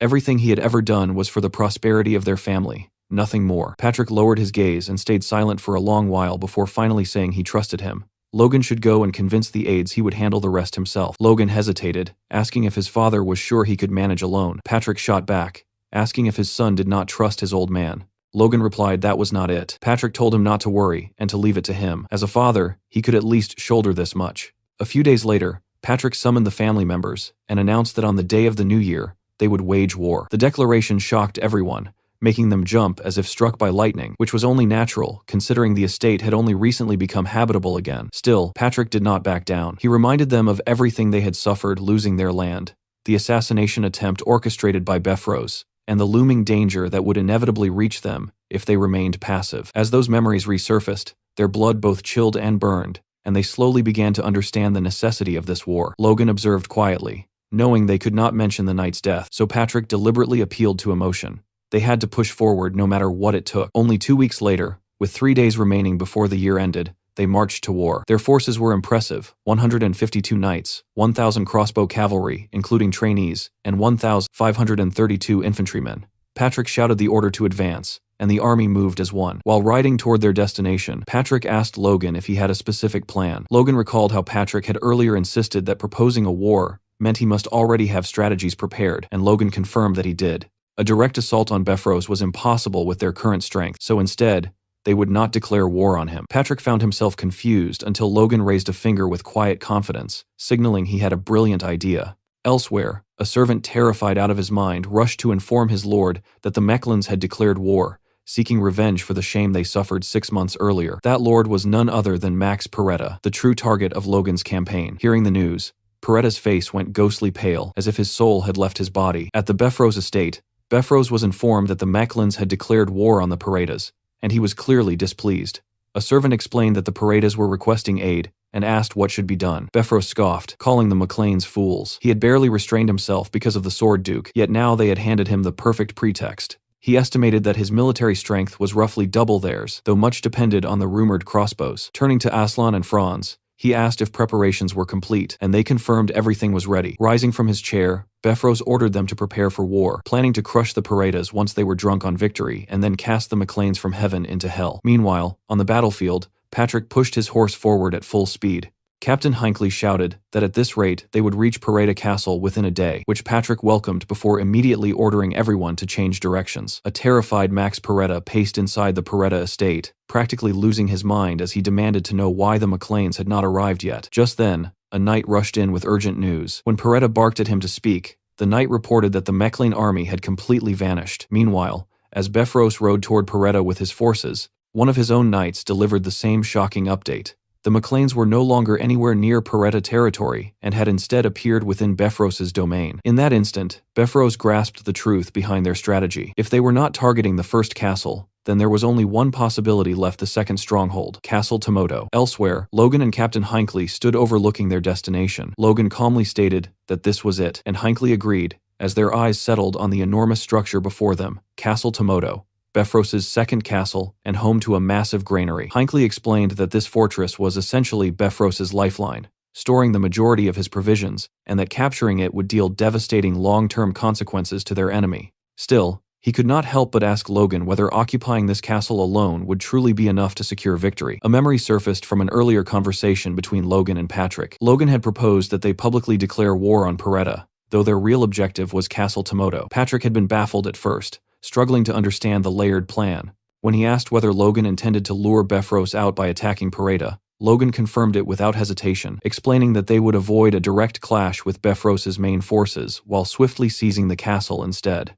Patrick pointed out that even if they succeeded, they would inevitably face Beffros within a couple of days. Logan had simply replied that this was acceptable. They only needed to hold their ground until the king passed away. That statement stunned Patrick into silence. Logan then revealed the reasoning behind it all. The moment the king died, every noble across the kingdom would be obligated to abandon whatever conflicts they were engaged in and attend the national funeral. It would be a royal decree carrying overwhelming authority, powerful enough to halt even an ongoing war. Patrick quickly realized the brilliance of the strategy. Should Beffros dare to defy such a command, he would instantly be branded a traitor, guilty of treason. Even so, Patrick could hardly believe Logan's certainty, and asked if he truly knew the exact date of the king's death. Logan answered without wavering. It was a date he could never forget. The announcement would come at midnight on New Year's Eve. Back in the present, Logan calculated their remaining window with cold precision. Only 2 days remained, and within that time, they had to capture Castle Tomoto no matter what. On the walls of Castle Tomoto, the captain of the guard, high-ranking knight Jerome, was furious, shouting and demanding to know where this massive army had suddenly come from. His brother, Jarek,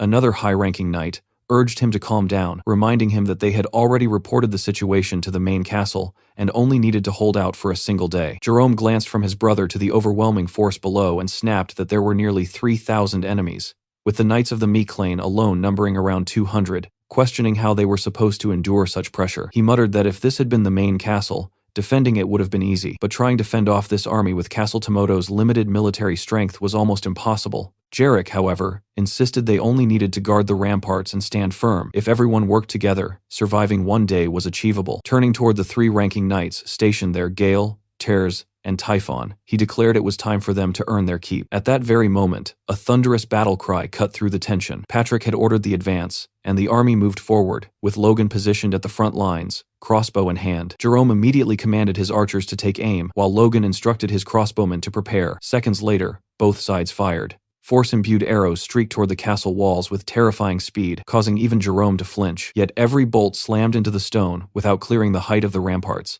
something Jarek recognized instantly and ordered his archers to return fire. A rain of arrows descended toward the McLean forces but fell short, landing exactly where their march had halted. Kaisalon, standing beside Logan, observed that this appeared to be the maximum range even for a longbow. Logan agreed, noting their crossbows faced the same limitation. No matter how much force they poured into the shots, they barely reached the walls. Kaisalon suggested ceasing fire to avoid wasting ammunition, but Logan refused, explaining that suppressing the enemy alone made the effort worthwhile. As for supplies, Hamar had produced more than enough arrows. Kaisalon muttered that Hamar truly deserved a proper vacation. Logan then turned toward Clayton, who had been brought to the battlefield, and told him he had a request. Clayton admitted he never expected to be dragged into a war, but he quickly ordered his pupils to begin their work. From the ramparts, the defending brothers watched in confusion. The attackers were not advancing, merely firing arrows that achieved nothing. Jarek was about to question their strategy when a faint tremor ran through the ground. Both brothers froze, asking what that sound was. Though subtle,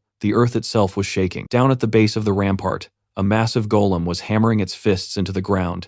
The realization left them stunned. They knew Logan had a mage, but they could not comprehend what the golem was attempting. A memory surfaced from the newly built Maclean town, where Logan had once discussed using golems in the war with Clayton. Clayton had found the idea odd, while Logan argued that golems could shield them from arrows or crush enemies with ease. Clayton replied that mana stones would not be the issue if that was Logan's concern, but then asked whether this battle was truly so important. He went on to reveal something Logan would not like: such an operation was impossible. When Logan demanded to know why, insisting mana stones could solve any resource problem, Clayton stopped him and explained that the issue was far more serious. It concerned their lives. Logan listened as Clayton revealed a little-known truth. When golems suffered a certain level of damage, that harm was transferred directly back to the caster. Researchers had been trying to overcome this flaw, and Clayton even handed Logan a paper suggesting that disrupting the magical flow from the mana stones produced unusual effects. Yet Logan barely heard the explanation, already mourning the collapse of his dream to command a golem army. Clayton called out,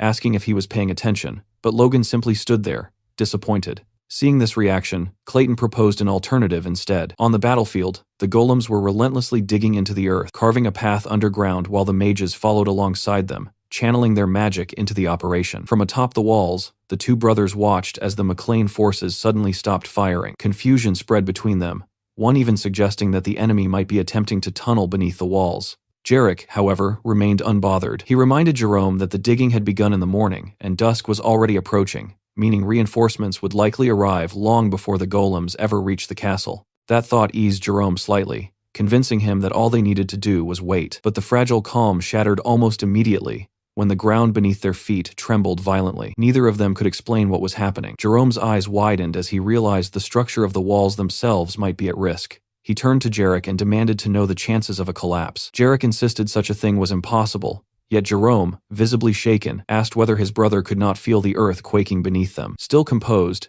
Jarek advised against making any rash moves. That restraint only drove Jerome further into panic. He shouted that if the walls fell, everything would be lost, and questioned why the McLeans had not launched a direct assault yet. Clearly, they were plotting something. Jerome glanced downward, anxiety tightening his chest, and declared they had to act. The mages needed to be struck before whatever plan they were executing came to fruition. He announced that he would personally go down to handle it. Jarek immediately objected, reminding him that as captain, he could not simply abandon his post. Instead, Jarek would take a unit of knights and deal with the threat himself. Jerome studied his brother for a moment before agreeing. Outside the castle grounds, Jarek led his squad through the fading light. One knight observed that the sun was already setting, but Jarek replied it could not be helped. With forests surrounding the south and west, circling through the southern woods offered the safest route for their approach. Minutes later, Jarek halted the unit, announcing they had arrived. His sharp gaze swept across the McLean army as he evaluated their strength: 5 regular knights visible at a glance. Then his focus landed on someone who made his instincts scream in warning: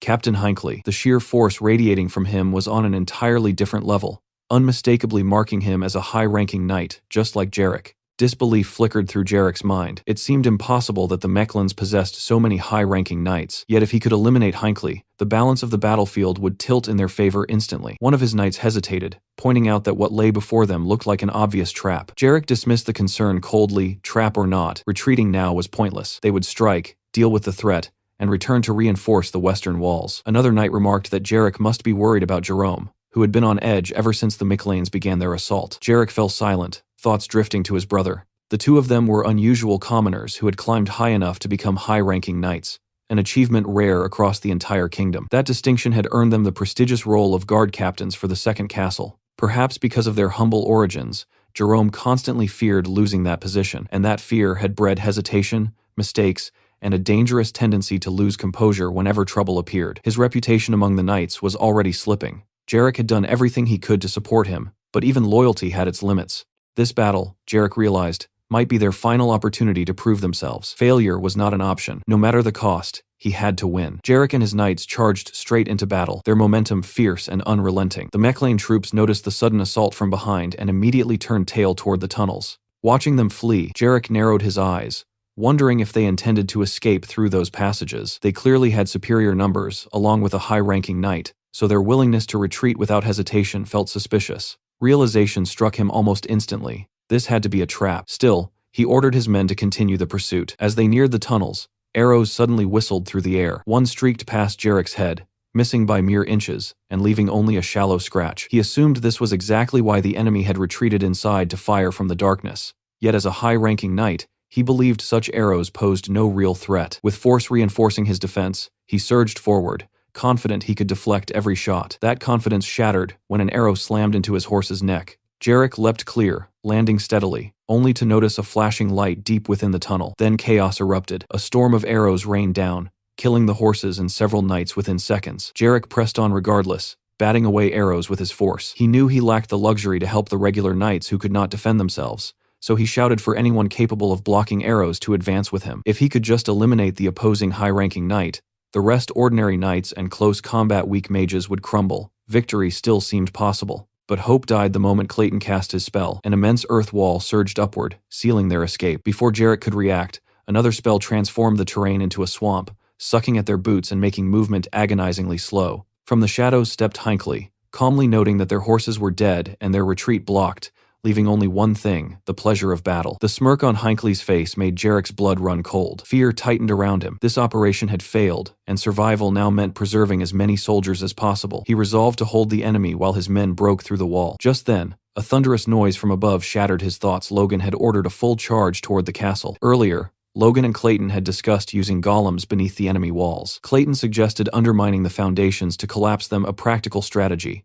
provided they began digging far enough away to avoid archers, though it would take time. Then Logan conceived a sharper idea: lure the defenders into the tunnels and divide their strength. The tunnels alone would not suffice, so he proposed shaking the ground with earth magic. Clayton warned that creating a true earthquake was unrealistic, but Logan insisted a single violent tremor would spread panic, forcing the enemy to split up and investigate the perfect opening for an assault. Back in the present, Jerome was practically shaking in his armor, watching the charging mass of Mechlane forces. After holding the line for so long, the attack came at the exact moment Jarek was absent. It had been planned down to the heartbeat. Jerome cursed himself for trusting his brother and for dismissing his own instincts as panic. Fury overtook him. He pulled his finger from his mouth, barked orders, and signaled the archers to fire. Arrows streaked toward Ronian and the advancing troops, but Logan surged forward with aura blazing overhead, the energy shielding the attackers so completely that not a single arrow struck true. Eileen and Ronian charged without hesitation, leaping from their horses to scale the ramparts. As she climbed, Eileen remembered the brutal training of the past 2 months, the endless cliff she had forced herself to conquer again and again. Compared to that cursed height, these walls felt trivial. She vaulted above the defenders and landed hard, declaring the ramparts laughably easy. One stunned knight could hardly believe a woman was the one descending upon them.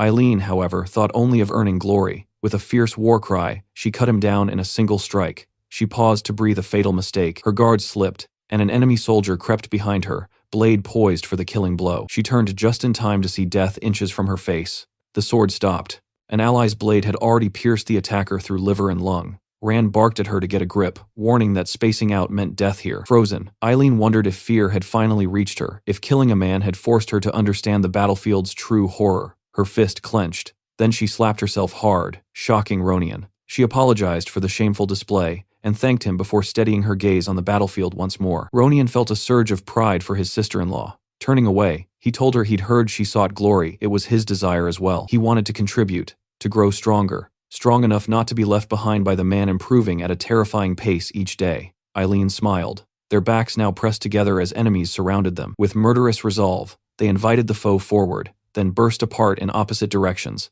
blades carving through anyone within reach. From below, Logan heard the uproar and glanced up at the wall, thinking those two were far too excited for a battlefield. He noted Ronion's rise to intermediate rank and his new sword with quiet pride, but quickly suppressed the sentiment. This was no time for praise. Their recklessness would draw the enemy's high-ranking knights.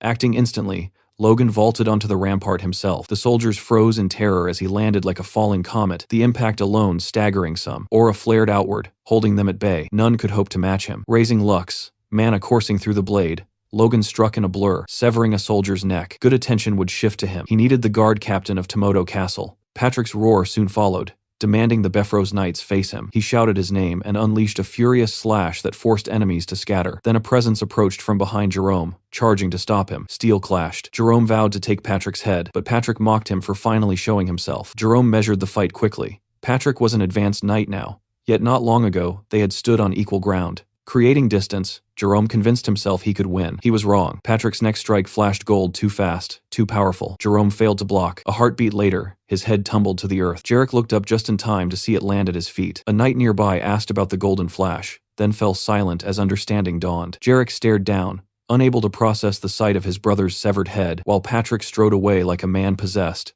already seeking his next opponent. Rage consumed Jarek. He shouted that reinforcements were coming, ordered the soldiers not to surrender, and declared he would assume command. Though stunned to hear his voice, the knights rallied as he screamed for them to fight to their final breath. One tried to calm him, but grief had blinded him. Jerome's death would not be meaningless. Then Logan dropped from the rampart before him and stated coldly that no reinforcements were on the way. He asked if anger had stolen Jarek's sight as he prepared to strike. Jarek bellowed that he would kill them all, a vow that lasted barely 30 milliseconds before Logan's blade swept toward his neck. Jarek twisted at the last instant, barely avoiding the fatal edge. Logan looked back at him, utterly certain, and declared that Jarek would be the one to die. On the battlefield after their hard-fought victory, Captain Hinckley and Clayton stood beside Logan, laughing with clear relief as they admitted the win had come easier than expected, thanks to Logan and Patrick's leadership. Logan casually placed a hand on Clayton's shoulder, startling the mage, who immediately demanded to know what new madness Logan was about to request. Without hesitation,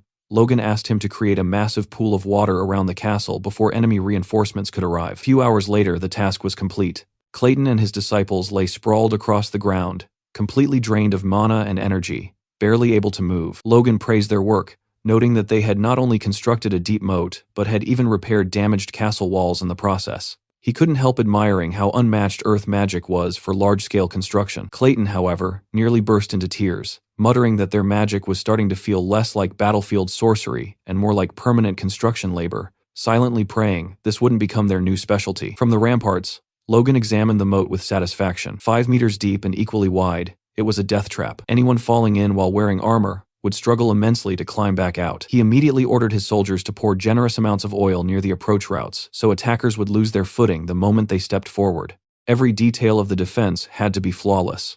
As Bifrost and his forces approached in the distance, Logan calmly concluded that their preparations were complete. Noon was nearing, right within the time frame he had predicted for the enemy's arrival, and the sight of their advancing army confirmed his calculations. He alerted his troops and prepared them for combat while he, Hinckley, and Patrick observed from the rampart, ready to confront the coming storm. Across the field, Bifrost and Sir Franz studied the occupied fortress, already preparing their assault. Logan reminded himself that the king would die at midnight. Their only objective was to endure until then. Bifrost, meanwhile, was enraged upon spotting the McLean banner planted atop his own castle. The insult alone made his blood boil, and learning that Jerome and Jarek had been slain only intensified his fury. Realizing their deaths had allowed the Meclanes enough time to dig the moat, he cursed their incompetence. He summoned Aslan, the so-called super-speed knight and grandmaster of the Bifrost Knights, demanding a report. Aslan confirmed that the enemy fielded fewer than 150 knights and under 2,500 soldiers. with Logan himself appearing to be an advanced knight supported by roughly 10 earth mages.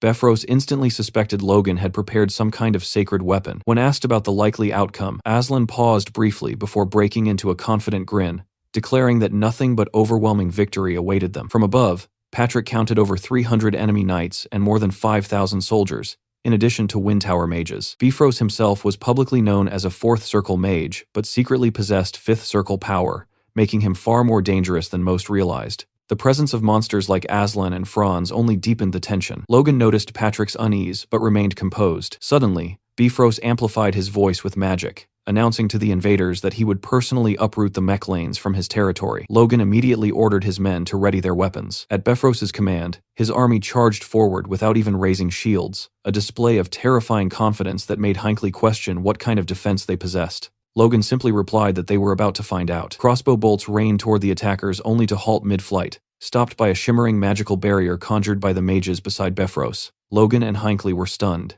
Befros smugly declared that no matter how peculiar their weapons were, they could never rival magic. Realizing the crossbows were being neutralized, Logan understood they would be useless against the knights under such protection. Patrick quickly adapted, ordering the cavalry to redirect their aim toward the enemy soldiers while positioning their knights for close combat. Logan roared for his troops to crush the attackers before they reached the walls, fully aware that wars were ultimately decided by force users. Watching Aslan and Franz advance, he resolved that if ranged weapons failed, he would personally confront them. Sword ready, he studied their movements, wondering how the 2 elite warriors would launch their assault. Aslan moved first, leaping from his horse and scaling the rampart with frightening agility. Memories flashed through his mind, years of mockery from nobles who ridiculed his short stature, long arms, and monkey-like appearance, questioning how someone like him could ever become a knight. Those insults had forged him into something relentless. Through bone-breaking effort, he had risen to the level of an advanced knight, and now he believed everyone else was prey. But as he climbed, he noticed the walls had been altered. The surface was treacherous. Still, he pushed forward, until a calm voice from above shattered his focus. Eileen stared down at him with a blank expression, wondering aloud if the creature climbing toward them was a monkey. The insult struck deeper than any blade. For a split second, Aslan lost composure and slipped. He crashed violently to the ground, while a nearby knight shouted about his fall. Eileen almost looked concerned for a heartbeat as he struggled back to his feet.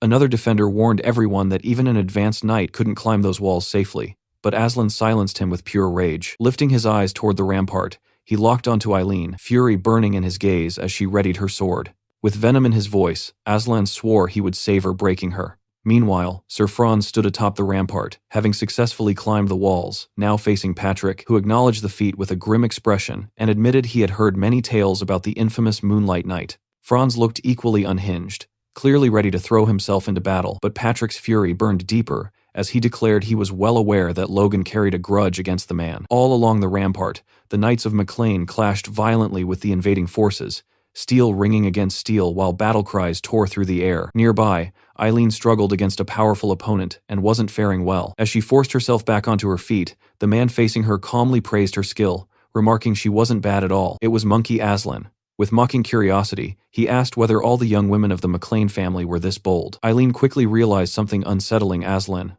wasn't paying attention to anyone else on the battlefield. He was focused entirely on her, treating the fight like a game. When he sneered and asked if she was angry about being toyed with by a monkey, she understood her suspicion had been correct. Strangely, that realization steadied her. Keeping an advanced knight occupied was already a meaningful contribution. Aslan only laughed harder, promising he would take his time playing with her. Elsewhere on the wall, Logan was locked in combat against 3 Befros knights. One tried to provoke him, taunting that the eldest son of Maclean was rumored to be a high-ranking knight, so this shouldn't trouble him at all. The insult was meant as a distraction, but none of them managed to push Logan back even an inch. Whispering among themselves, the silver-haired knight wondered if the rumors about Logan wounding Sir Franz were actually true. Logan cut him off mid-thought, mocking them for fighting more with their mouths than their blades. Infuriated, the silver-haired knight called him an arrogant bastard and vowed to see how long he could endure. The 3 charged together at full strength. Logan didn't even flinch. Planting his feet, blade forward, he closed his eyes and in the next instant, slipped behind them, wounding all 3 at once. The sudden strikes shook the Befros knights badly. Glancing back over his shoulder, the silver-haired knight couldn't comprehend Logan's speed. He hadn't even seen his feet move. Guessing Logan had simply accelerated with force, the man tried to rationalize it, but Logan calmly told him his thoughts were obvious. Annoyance rippled through the trio as Logan continued mocking them, asking whether fear had made their legs freeze. One Knight urged the others to stay calm, admitting Logan was an exceptional opponent who required caution. Logan noted internally that high-ranking knights held their titles for a reason. They wouldn't fall for cheap taunts twice. During his earlier strike, they had even shielded their vital points with minimal yet precise force. Still, sweat formed on Logan's brow. Tightening his grip, he decided to stop worrying about Franz for the moment. Aslan, the swift knight, posed the greater threat. He couldn't afford to waste time here. Launching forward, he unleashed Spirit Shadow, the technique Felix had taught him, instantly appearing behind the silver-haired knight with killing intent. The knight sensed danger but couldn't react in time. At the last second, the green-haired knight intercepted Logan, striking to save his comrade. Logan casually planted his foot on the silver-haired knight's head and vaulted upward, redirecting himself toward the green-haired attacker. Steel collided, and for a heartbeat, the man seemed to vanish after blocking the blow, while the mustached knight cursed Logan aloud. Logan answered by driving his sword into the ground, flooding it with force and releasing a violent shockwave that erupted upward beneath the silver-haired knight, blasting dirt into the air. Without hesitation, Logan charged through the cloud toward the explosion's center, but the green-haired knight reappeared behind him, pouring every ounce of strength into a desperate slash. Teeth clenched, blood at his lips, he believed this was the finishing strike that he finally had Logan. He was wrong. Logan flickered behind him once again and cut him down with terrifying ease, exhaling softly afterward. Barely able to stand, trembling and bleeding, the silver-haired knight stared in horror and demanded to know who Logan really was. What kind of ghostly movement allowed him to fight like this? Before he could finish, a sword burst straight through his chest. Even Logan was momentarily stunned. Ronian stepped forward, pleased to see his brother unharmed. Logan rested a hand on his shoulder as Ronian explained that the moment he saw Logan battling 3 high-ranking knights, he rushed over and struck the enemy's heart just in time. Victor suddenly appeared behind him, arguing that he had actually beheaded them first. The two immediately began bickering like siblings, rather than warriors in the middle of a battlefield. Ronian snapped at Victor for lying, calling such behavior unknightly, while Victor shot back that Ronian should take his own advice and that, at this rate, Rhea was twice the knight Ronian was. Both turned toward Logan, demanding a fair judgment. Logan smirked, then burst into laughter before knocking both of them on the head. He declared there was nothing to judge. He had seen them strike simultaneously. What mattered was maintaining focus. This was still a battlefield. Instantly subdued, the pair apologized. Turning away,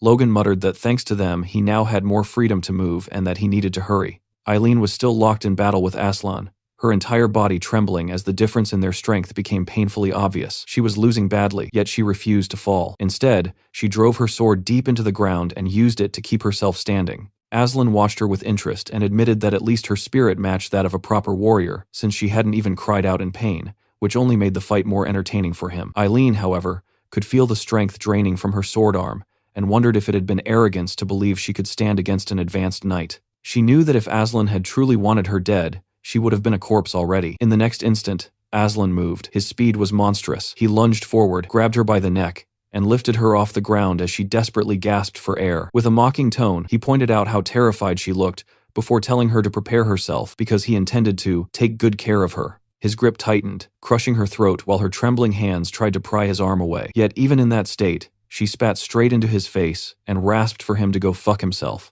declaring she would rather die than submit to whatever he was implying. Aslan laughed at first, but then his expression hardened. Asking whether she truly believed she had a choice, he squeezed harder and promised to show her hell slowly, savoring every moment while enjoying the sound of her fading breaths. That moment ended abruptly when he sensed something behind him. Turning his head, he saw Logan rushing in with a swift smile, blade already descending. Their swords collided, and the impact exploded outward, sending Aslan several meters back even though he had successfully parried. Intrigued, he steadied himself while Logan quickly helped Eileen back onto her feet and asked if she could stand. She insisted she was fine, but Logan still ordered her to head straight for the military doctor, and this time she obeyed. Watching her leave, Aslan rested his sword on his shoulder and sneered that Logan was ruining his fun, adding that if Logan was taking her away, then he must want to replace her. Sweat slid down Logan's temple as he glanced at his own hand, realizing that despite being the one who ambushed Aslan, his arm was the one throbbing. This fight would not resemble his earlier clashes with high-ranking knights. They attacked again, moving so fast the surrounding soldiers could barely track them. Everyone knew Aslan was swift, yet they couldn't understand how Logan was keeping pace. Aslan even praised Logan's speed and noted the quality of the artifact he carried, which Logan silently credited to his master. Their blades smashed together, releasing a violent spiral of wind that forced them apart before they rushed each other once more. Studying him closely, Logan realized Aslan must possess an artifact as well, since movements like that were impossible otherwise. Aslan smirked and claimed he could practically hear Logan's thoughts, saying noble young masters were all alike. They hesitated, overthought, and froze when faced with him, and the moment they failed to keep up with his speed was the moment they died. Logan would be no exception. Aslan lunged again with overwhelming force, but his expression twisted when Logan countered and cut into his right shoulder. Blood answered steel, yet Logan paid a price too, coughing up blood from the strain. Grimacing, Aslan admitted Franz had been right. Logan truly wielded a strange secret technique. He attacked again, their waves of force colliding violently, but for the first time, fear crept into Aslan's eyes because he could no longer close the distance. Logan, meanwhile, smiled. He had expected Aslan to know about the technique,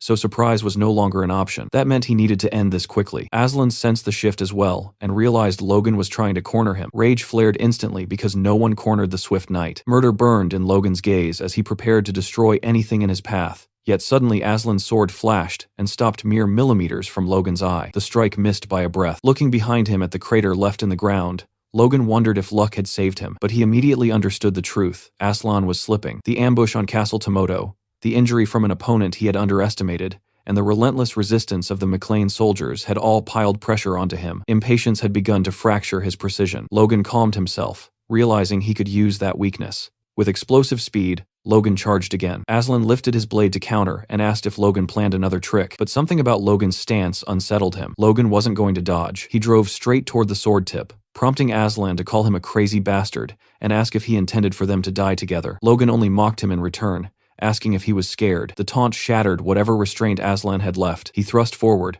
and from a distance, it looked as if both men had impaled each other. When the dust settled, Logan collapsed while Aslan remained standing, wounded, but alive. Then Aslan burst into laughter, roaring that Logan had rushed in ready to die, yet had only managed to scratch his rib. Raising his voice across the battlefield, Aslan declared that this was his victory over McLean. Aslan suddenly froze when he heard movement behind him. Eileen had returned, rushing toward Logan's fallen body without hesitation. Aslan grinned at the timing, saying it worked perfectly since he could take care of her too. Seeing Logan lying there filled her with terror and disbelief, yet Aslan only twisted the knife further by declaring he would pull the sword out of Logan's stomach and use it on her next. But before he could act, a radiant light flared behind him. The glow came from the bracelet of regeneration, and the sight made Aslan's eyes widen. Only priests should emit light like that, he thought, yet the impossible was unfolding right in front of him. Realizing what it meant, he lunged again, shouting that he had to destroy the bracelet immediately. Eileen intercepted him just in time, her blade flashing toward his neck. Aslan parried with ease, but she yelled that she didn't care what was happening. There was no way she would let him near Logan again. Aslan brushed her aside with one arm,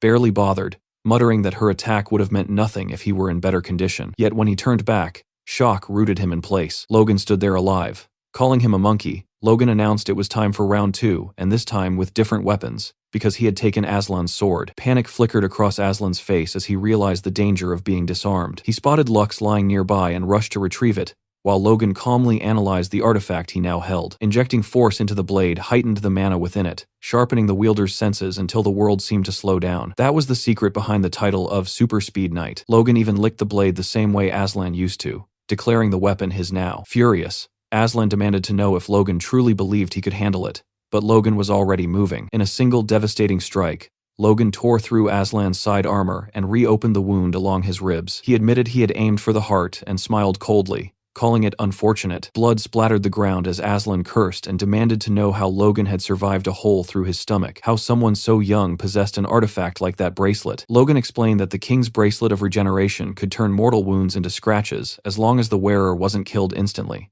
It had been a gamble. He had nearly died, but the result spoke for itself. Now, Logan declared, it was time to remove one of Befro's key men. Raising the sword, he prepared to take Aslan's head. Before the blow could fall, several Befro's knights rushed in from behind to save their commander. Logan spun and parried their attacks simultaneously, straining as he muttered that this was the worst possible moment for interference. Watching Logan's exposed back, Aslan understood what needed to happen. Logan had to die there, no matter the cost. Yet Eileen refused to allow it. She leapt at Aslan again, forcing him to block her strike. Unshaken, she warned him not to even think about attacking Logan from behind. At that instant, Aslan's earlier wound split open, blood spraying across the stones. Amid the chaos, Logan sensed something shift. A voice barked from behind, ordering someone not to move. Turning, Logan saw Aslan being dragged away by fellow knights. Moments later, the advanced knight broke free, leapt from the wall, and fled the battlefield. Eileen asked if they should pursue him, but Logan shook his head.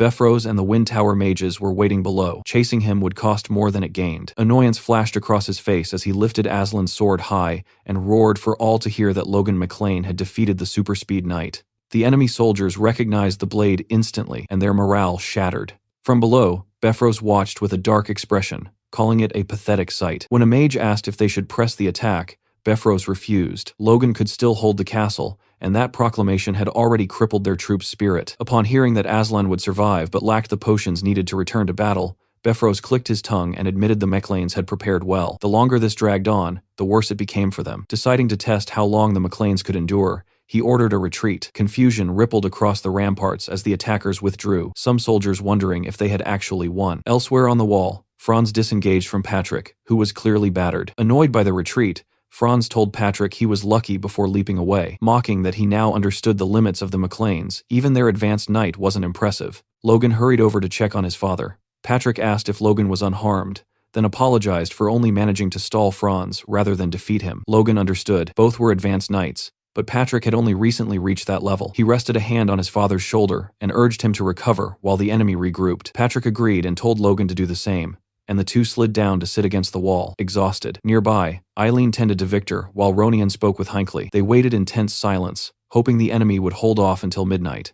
That hope shattered when a lookout spotted a new banner approaching an eagle wreathed in flame. The army of Pareda had arrived. Logan and Patrick stared in disbelief. They had never anticipated this alliance. Below, Befros greeted Max Pareda, who declared he had rushed there to assist, and that with their combined armies, the defeat of McLean was certain. Watching from above, Logan realized Pareda was merely currying favor with Befros, while Patrick cursed them as filthy bastards. Knowing the situation had turned dire, Patrick told Logan they had no choice but to enact their backup plan, and Logan confirmed everything was ready. Inside the castle's town, a family hid quietly in the corner of their home, trying to make themselves as small as possible, while the distant sounds of war trembled through the ground beneath them. The child asked her mother how long they would have to remain there, her voice fragile with fear, and she gently reassured him that it would only be a little longer, reminding her that stepping outside was still far too dangerous. The girl nodded obediently while she looked down at her with protective warmth, and the father soon suggested that they should pray together. Gathering close, the three embraced tightly, and prayed that when the new year finally dawned,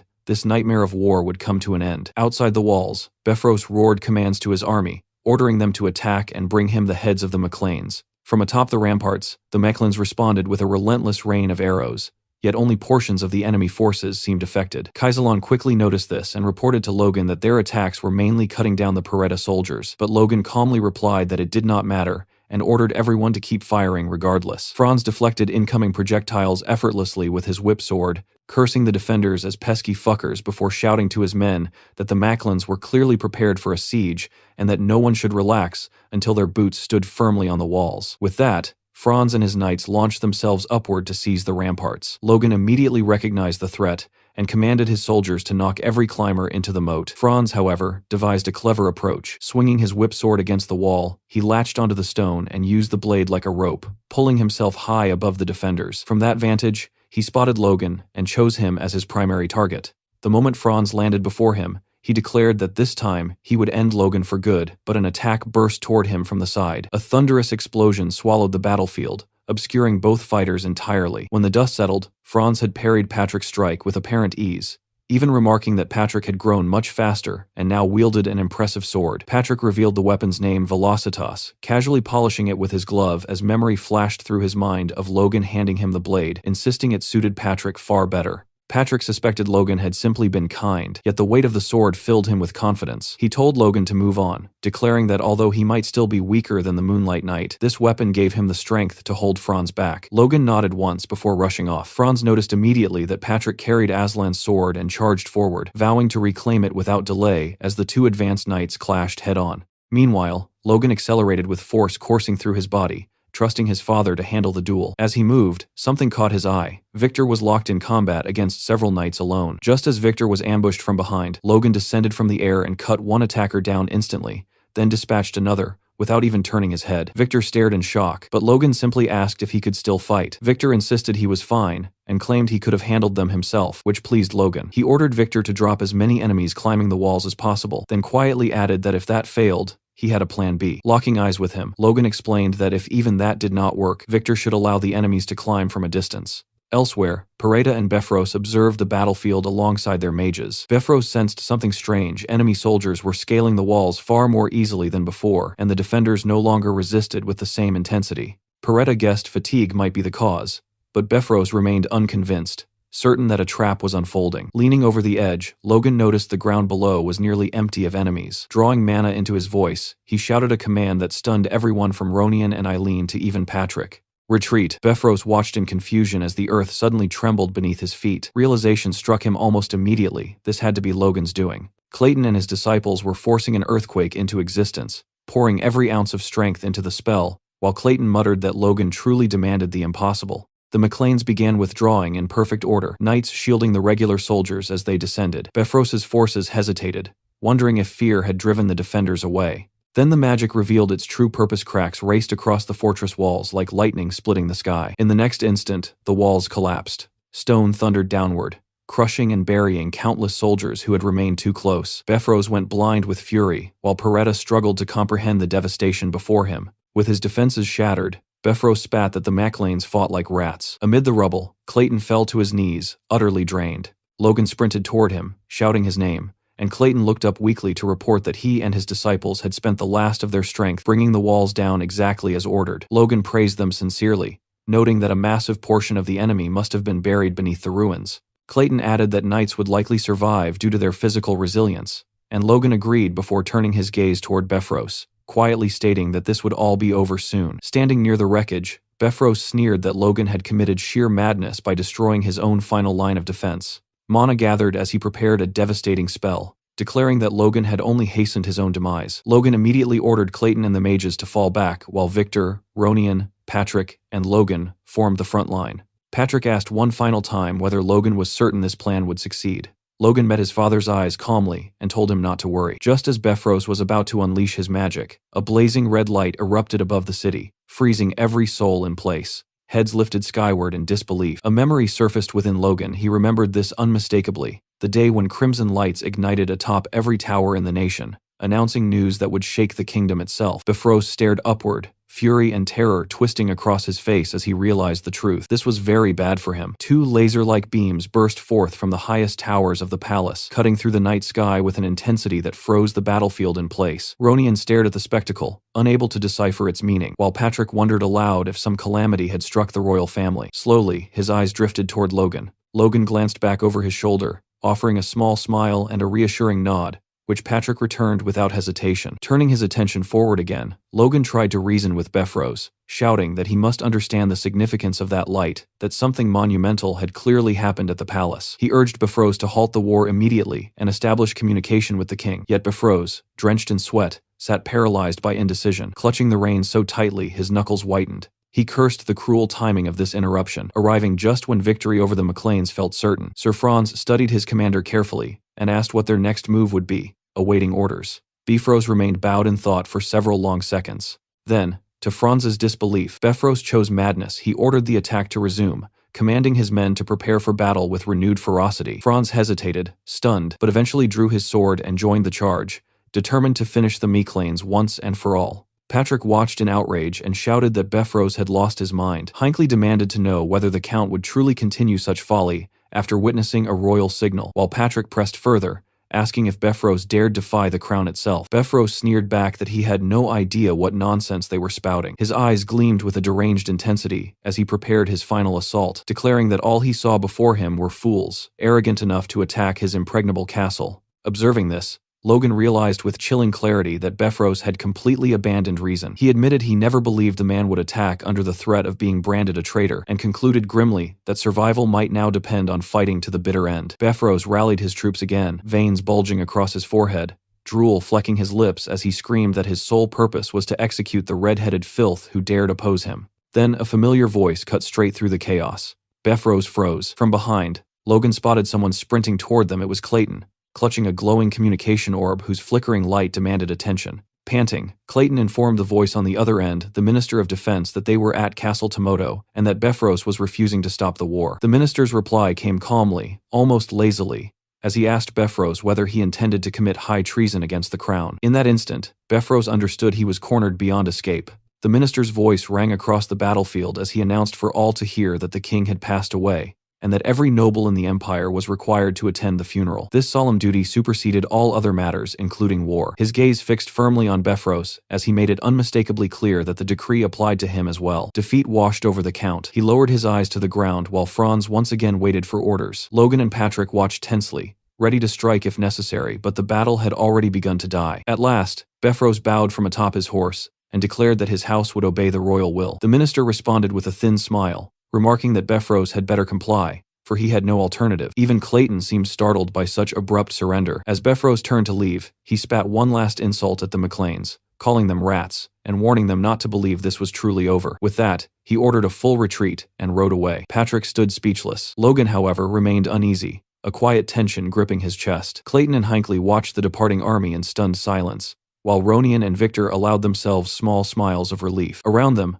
soldiers erupted into cheers. Some collapsed onto their backs in sheer gratitude to be alive, others laughing shakily as they admitted they had expected death. Patrick approached Logan with a broad grin, acknowledging their victory. Yet Logan could not stop wondering what might have happened had events shifted even slightly. Without Clayton bringing that orb, Roger Beffros would have unleashed magic powerful enough to annihilate them all. He tightened his grip on his sword, realizing that human fury itself could become an unpredictable variable. From now on, he could not rely solely on knowledge of the past. Then another thought struck him. Logan turned to Clayton and asked how he knew the orb would prove useful. Clayton explained that he had actually been sheltering in the tents when the palace contacted the device there, and though he hadn't realized the urgency at first, he brought it anyway. Logan placed a hand on Clayton's shoulder and thanked him sincerely, telling him that the magic tower had contributed more than anyone else in this war. Hearing this, Clayton cautiously asked whether it might be acceptable to request additional funding. Logan agreed immediately, promising to inform Dwayne. As Logan stepped away to check on the others, Clayton flashed an approving signal to his disciple,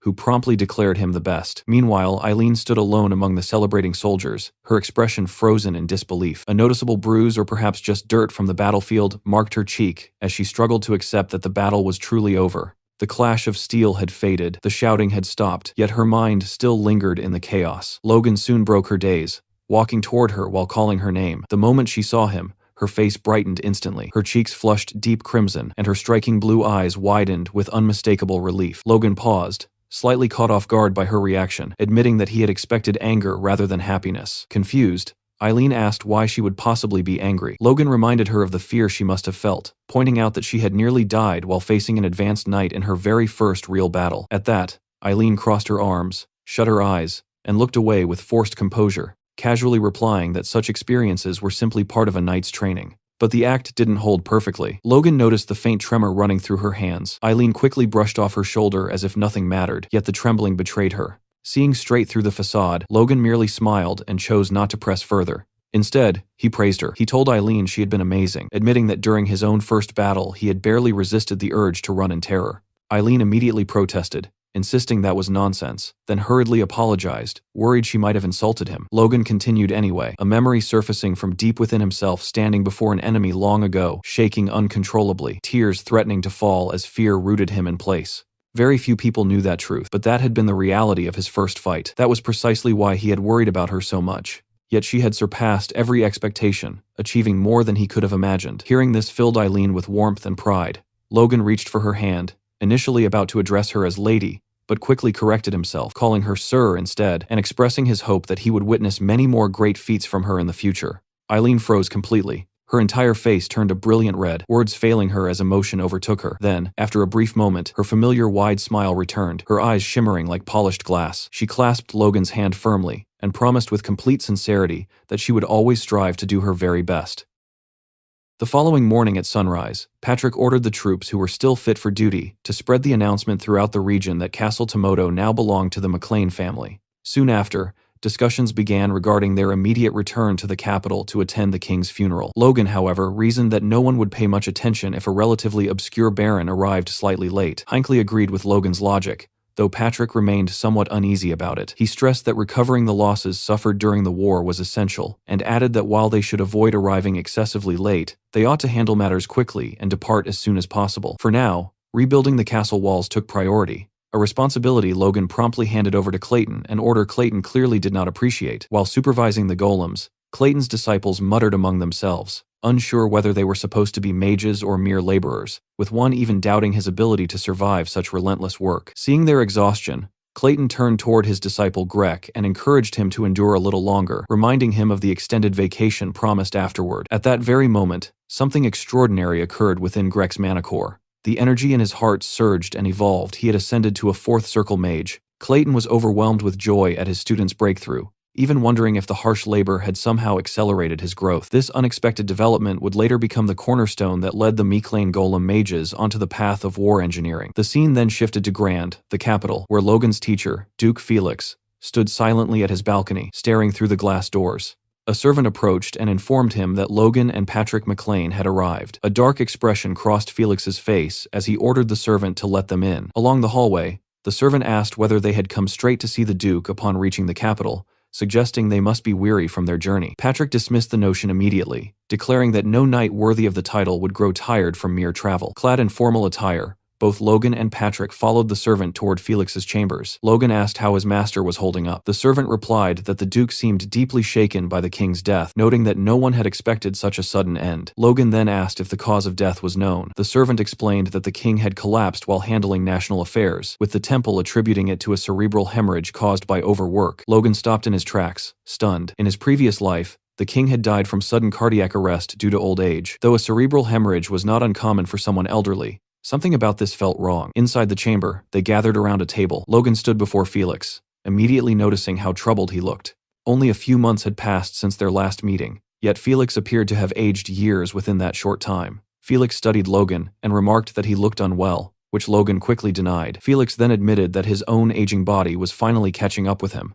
At that moment, his servant Louise spoke up, explaining that his lord had pushed himself too hard while investigating the king's death, only to be silenced sharply by Felix. Watching this exchange, Logan understood just how deeply the king's passing had affected his master. Felix suddenly seemed to recall something and turned toward Patrick, apologizing for the delayed greeting and explaining that Logan had already spoken highly of him. Patrick placed a hand over his chest and replied that his incompetent son owed Felix a great debt, and that it was an honor to finally meet the esteemed Duke he had long admired. Felix looked away, apologizing that he could not welcome Patrick in a better state of mind. Staring down at his hands, he confessed that over the past week, his old bones had never felt so powerless. Logan asked whether the capital's situation was truly that dire. Felix lowered his head and confirmed it was grave before erupting in anger, denouncing Juan and Jordan as bastards. Both Logan and Patrick were stunned by the outburst. Logan immediately recalled that Juan Douglas was a leading figure within the First Prince's faction, while Jordan Valtermine wielded immense influence within the Second Prince's camp. Pressing his palm against his forehead, Felix lamented that the nation might fracture at this rate, as both dukes had abandoned any illusion of balance and descended into open hostility. They had even dared to pressure him regarding the safety of the Third Prince. Patrick could not hold back, calling such behavior shameless. Logan understood the root of the issue. It was because Felix served as patron to a prince who had not yet come of age. Felix confirmed this and added that if he wished to protect the prince, he would be forced to align with one faction or the other. Logan realized that continued resistance could place the prince in terrible danger. Still, he reasoned that neither faction would risk the attention that would follow the prince's sudden death, at least not yet. In his previous life, countless assassination attempts had targeted the Third Prince, and Logan was determined not to let history repeat itself. As Logan contemplated this, Felix declared that he would not comply with their demands. Turning to Louise, he ordered him to escort the Third Prince to his estate. Logan immediately interrupted, insisting that Felix could not do that. No matter how much he wished to protect the prince, he could not remain by his side at all times. Instead, Felix should publicly announce his neutrality in the factional struggle. What the dukes truly feared was not his refusal to join them, but the possibility that he might support their rivals. Patrick leaned closer and whispered for Logan to wait, reminding him they had come to seek aid from the Sword Duke because of the Befros incident. Logan quietly replied that their family could handle its own problems. Hearing this certainty, Patrick fell silent and offered Felix an apology for the interruption, admitting that Logan was right. Felix, however, appeared unfazed, calmly acknowledging that his own stubbornness had prevented him from seeing the broader picture. Rising from his seat, Felix thanked Logan, stating that if his duty could be fulfilled with a single declaration, there was nothing more to debate. Walking toward the window of his study, he declared that the fate of the nation would unfold according to heaven's will. Watching his teacher, Logan realized that unlike in his previous life, where Felix had been pressured into neutrality, he was now choosing his path of his own accord. For Logan, this was a significant practical advantage. As Logan prepared to leave, Felix called out to him, admitting that he could not assist the McLean family at that moment, but if Logan ever feared matters might go awry, he should seek him out. A familiar smirk spread across Logan's face as he recognized an opportunity too valuable to ignore. He asked whether the Duke meant he was willing to grant any request Logan might someday make. Glancing back over his shoulder, Felix realized the trap he had stepped into, yet simply laughed, replying that if Logan proved capable, he would honor whatever request he made. Logan was genuinely surprised. He had spoken half in jest and never expected such generosity, yet he replied that he had no immediate request. Placing a hand over his heart in respect, he told Felix that when the time came, he would ask for something only after careful thought, believing it wiser to preserve such a favor as insurance for a greater need. Felix nodded, approving of Logan's prudence. As Logan looked at him once more, a quiet thought crossed his mind. Felix truly looked much older now, and for the first time, Logan almost felt sorry for him. Somewhere else within the estate, a man burst into the room, breathless, carrying urgent news for the Duke. Apologizing for the intrusion, he quickly informed Felix that two superhumans had entered the estate. One belonged to the First Prince's faction, the Tempest Blade, Wicked Kalia, who immediately addressed the other, calling him Musclehead and expressing surprise at encountering him there. The other man, Marcus Luther Kale of the Second Prince's faction, known as the Half-Giant, shot back that Kalia had stolen his line and mockingly called him Bones. Kalia smirked and taunted Marcus,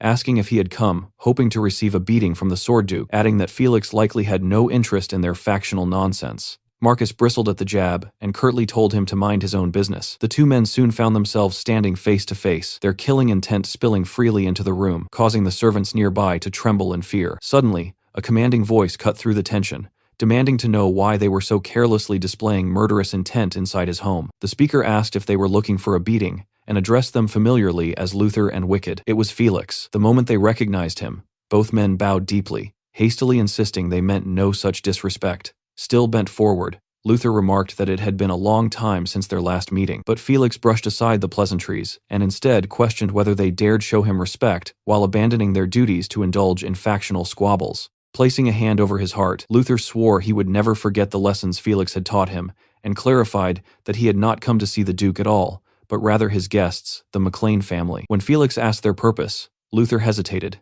visibly uncomfortable, while Wicked stepped in to admit he had arrived for the same reason and had no desire to displease the Sword Duke. Turning his back to them, Felix relayed their request to Logan and asked whether he wished to meet them. Logan stepped forward without hesitation and replied that it would be an honor. With his hand over his heart, he greeted the two superhumans respectfully, stating it was a privilege to meet individuals he had long admired. Yet the reaction he received was strange. Both men looked at him with clear disinterest, appearing not to recognize him at all. They exchanged glances, silently sharing the same thought, before addressing him in a dismissive tone. They admitted they had heard about the Sword Duke's disciple, and that it was pleasant to meet such talent, but clarified that their visit had nothing to do with him. Instead, they had come to see his father, Patrick McLean, leaving both Logan and Patrick stunned. Patrick stepped forward, coughing lightly to announce himself, confusion flickering in his eyes. He greeted them respectfully as the kingdom's superhumans and explained that Logan was currently managing the family's affairs, suggesting they continue the discussion with him. Hearing this, Luther and Wicked shifted their focus back to Logan, their earlier indifference replaced by a calculating gleam. Luther observed that for someone so young to manage an estate meant he was not only strong but intelligent, while Wicked added with thinly veiled insincerity that speaking with promising young talent was always enjoyable. Maintaining a polite facade, Logan thanked them for the compliments and asked what business they had with his family. The two men exchanged another look before proceeding. Luther praised Logan's directness, saying it suited his youth, while Wicked suggested they avoid wasting time. He then bluntly stated that since Logan had recently fought Beffrose of the Second Prince's faction, he should take this opportunity to pledge loyalty to Prince Reuter. Doing so would ensure the Second Prince's support for the McLeans, especially considering Logan's uncle-in-law, Kairos, already belonged to that faction. Logan's expression remained carefully neutral, revealing nothing. Luther then argued that hostility between neighboring territories served no purpose, and proposed that swearing loyalty to Prince Romain instead would secure favorable arbitration in the dispute with Beffrose. Resting a heavy hand on Logan's shoulder, a gesture that felt more possessive than friendly, he urged him to choose, suggesting that peaceful neighbors benefited everyone. Logan instantly recognized the statement as a veiled threat. There was truth behind it as well. Castle Tomoto bordered Luther Kale's trade city, meaning Luther could disrupt commerce, incite unrest, or fabricate justification for open conflict if he wished. Yet Logan had no intention of joining any faction, not yet. He understood that siding with the First Prince might allow the Second Prince to conceal the war against Beffrose and ignite a larger civil conflict, while aligning with the Second Prince could provoke Marquis Kalia into launching an invasion under the pretext of insult. Either choice was a trap carefully designed to create justification for war. Refusing both offers was the only path forward, a delicate balance of diplomacy and patience. Lowering his head, Logan extended his hand respectfully and apologized, explaining that the complexities of the situation prevented him from making a hasty decision and that careful deliberation was necessary. At that moment, Felix intervened, his patience clearly exhausted. His voice rang with restrained fury as he demanded to know what they thought they were doing. The two superhumans visibly faltered, their arrogance dissolving into unease. Felix called their conduct pathetic, pointing out that they had abandoned subtlety entirely and resorted to issuing an ultimatum, attempting to bully his ward into submission. Worse still, they had dared involve his disciple, a line they never should have crossed. Wicked hurriedly insisted their intentions had nothing to do with Logan's status as Felix's student, and that they were merely presenting a business proposal to the McClane household. Luther added that they had no wish to disregard Felix's will, and only hoped to discuss the future with the family. Their voices had noticeably softened. Fixing them with a piercing gaze, Felix asked whether they were absolutely certain this matter would not involve him.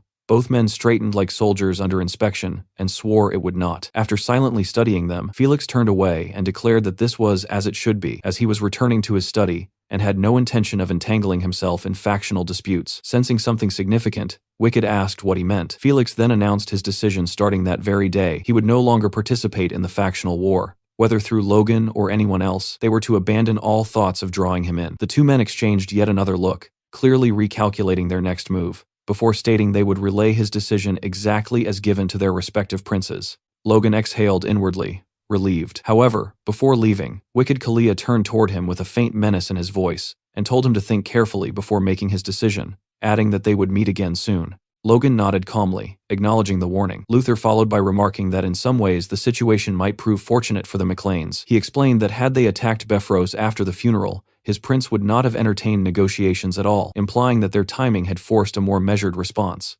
Realizing the implication, Logan feigned gratitude and replied that this was indeed a relief. As the two departed, Logan watched them go with narrowed eyes before lowering his head, genuinely relieved by their absence. Even a simple conversation with them had been exhausting, their presence suffocating. Felix then asked whether Logan intended to involve himself in the faction war, noting he had not outright refused their offers. Logan answered that it was a possibility he might consider if circumstances demanded it, a carefully ambiguous reply. He apologized, admitting the McClanes lacked the strength to cling to ideals under such pressure. Yet regardless of the path he chose, he intended to preserve his honor. Felix found himself momentarily speechless at Logan's pragmatism and resolve. After a pause, he nodded with faint respect and said that was enough. Turning away, he instructed Logan to return and rest, reminding him that the funeral would begin soon. Outside the palace, the king's coffin was carried through the gardens toward the grand entrance. As the pallbearers carefully maneuvered the casket inside, a somber announcement echoed across the hall, declaring the arrival of His Majesty's remains. The coffin was then solemnly brought toward the altar, where the 8 pallbearers gently placed it down. Clad in ceremonial robes, the archbishop ascended the steps toward the podium with his disciples flanking him, fully prepared to begin the funeral rites. The archbishop raised his head to address the assembled nobles, but the moment his eyes scanned the hall, his expression shifted from solemn composure to visible dismay. The scene before him was deeply disrespectful. Instead of mourning the deceased king, the attendees whispered endlessly among themselves, their conversations filled with political maneuvering and veiled threats. The two princes sat with boredom written across their faces, casting indifferent glances at the coffin as though they would rather be anywhere else. Their grandfathers mirrored this attitude. Only 2 individuals seemed genuinely affected by the king's passing: the Sword Duke, Felix Esperanza, and the third prince, whose youthful face was clouded with sincere grief. Watching this disgraceful spectacle from beside his father, Logan felt disbelief and disgust churn within him, unable to comprehend how so many had chosen power games over honoring the dead. As the archbishop announced the beginning of the prayer, Logan noticed that even the holy man appeared unsettled by the blatant disrespect filling the chamber. Nevertheless, the archbishop proceeded with a lengthy eulogy, recounting the king's life from 40 years prior up to the present in painstaking chronological detail, a narration that stretched almost unbearably long given the tense atmosphere. In the midst of this drawn-out speech, Logan suddenly felt someone lean closer to him. Beffrose quietly warned him that he had only 1 week left and advised him to enjoy himself while he still could, implying that despair at the end would serve no purpose. Logan was taken aback both by the threat and by the fact that he had been seated beside such an unprincipled man, briefly wondering who had arranged the seating. Maintaining his composure, Logan leaned toward Beffrose and calmly informed him that he had recently been approached by the opposing faction, suggesting that they might eventually stand on the same side, and that Beffrose would be wise to watch his words. Beffrose reacted with immediate disbelief and indignation, struggling to process what he had just heard. Logan then added that if Beffrose doubted him, He could confirm it with Marcus Luther Cale himself. The mere mention of Cale intensified Beffros's anger, only for Logan to reveal moments later that he had been joking. Beffros's face twisted with rage, his body trembling as he barely restrained himself. Internally, he fumed at Logan's audacity, reminding himself that he needed to maintain composure until the funeral concluded. Once it was over, he intended to go directly to Duke Felix. Fixing Logan with a murderous glare, he branded him an arrogant boy in his thoughts and vowed that no one who touched what was his would escape unscathed. A silent promise of retaliation. Around the chamber, reactions remained sharply divided. The first and second princes, though outwardly composed, were unmistakably bored, their attention wandering, completely unconcerned with the proceedings. Only the third prince and Felix appeared sincerely distressed, refraining from tears yet radiating suppressed anger at the disrespectful behavior surrounding them. At long last, the archbishop concluded his extensive eulogy and formally announced that the first day of the national funeral rites had been completed. Inside Logan's lodging in the capital of the Grandia Kingdom, Logan reflected that the first day of the national funeral rites had finally concluded. Both he and Patrick appeared exhausted, wiping sweat from their faces after enduring the long ceremony. As Logan caught his breath, he found it hard to believe that the rites had stretched from morning until evening. Even worse, just as he had anticipated, the moment the proceedings ended, vassals from both factions swarmed around them, pestering them relentlessly until the very last moment. Turning them down repeatedly had begun to feel like a tiresome chore. Patrick, who had been quietly observing his son from behind, finally spoke and asked whether Logan intended to make use of either faction.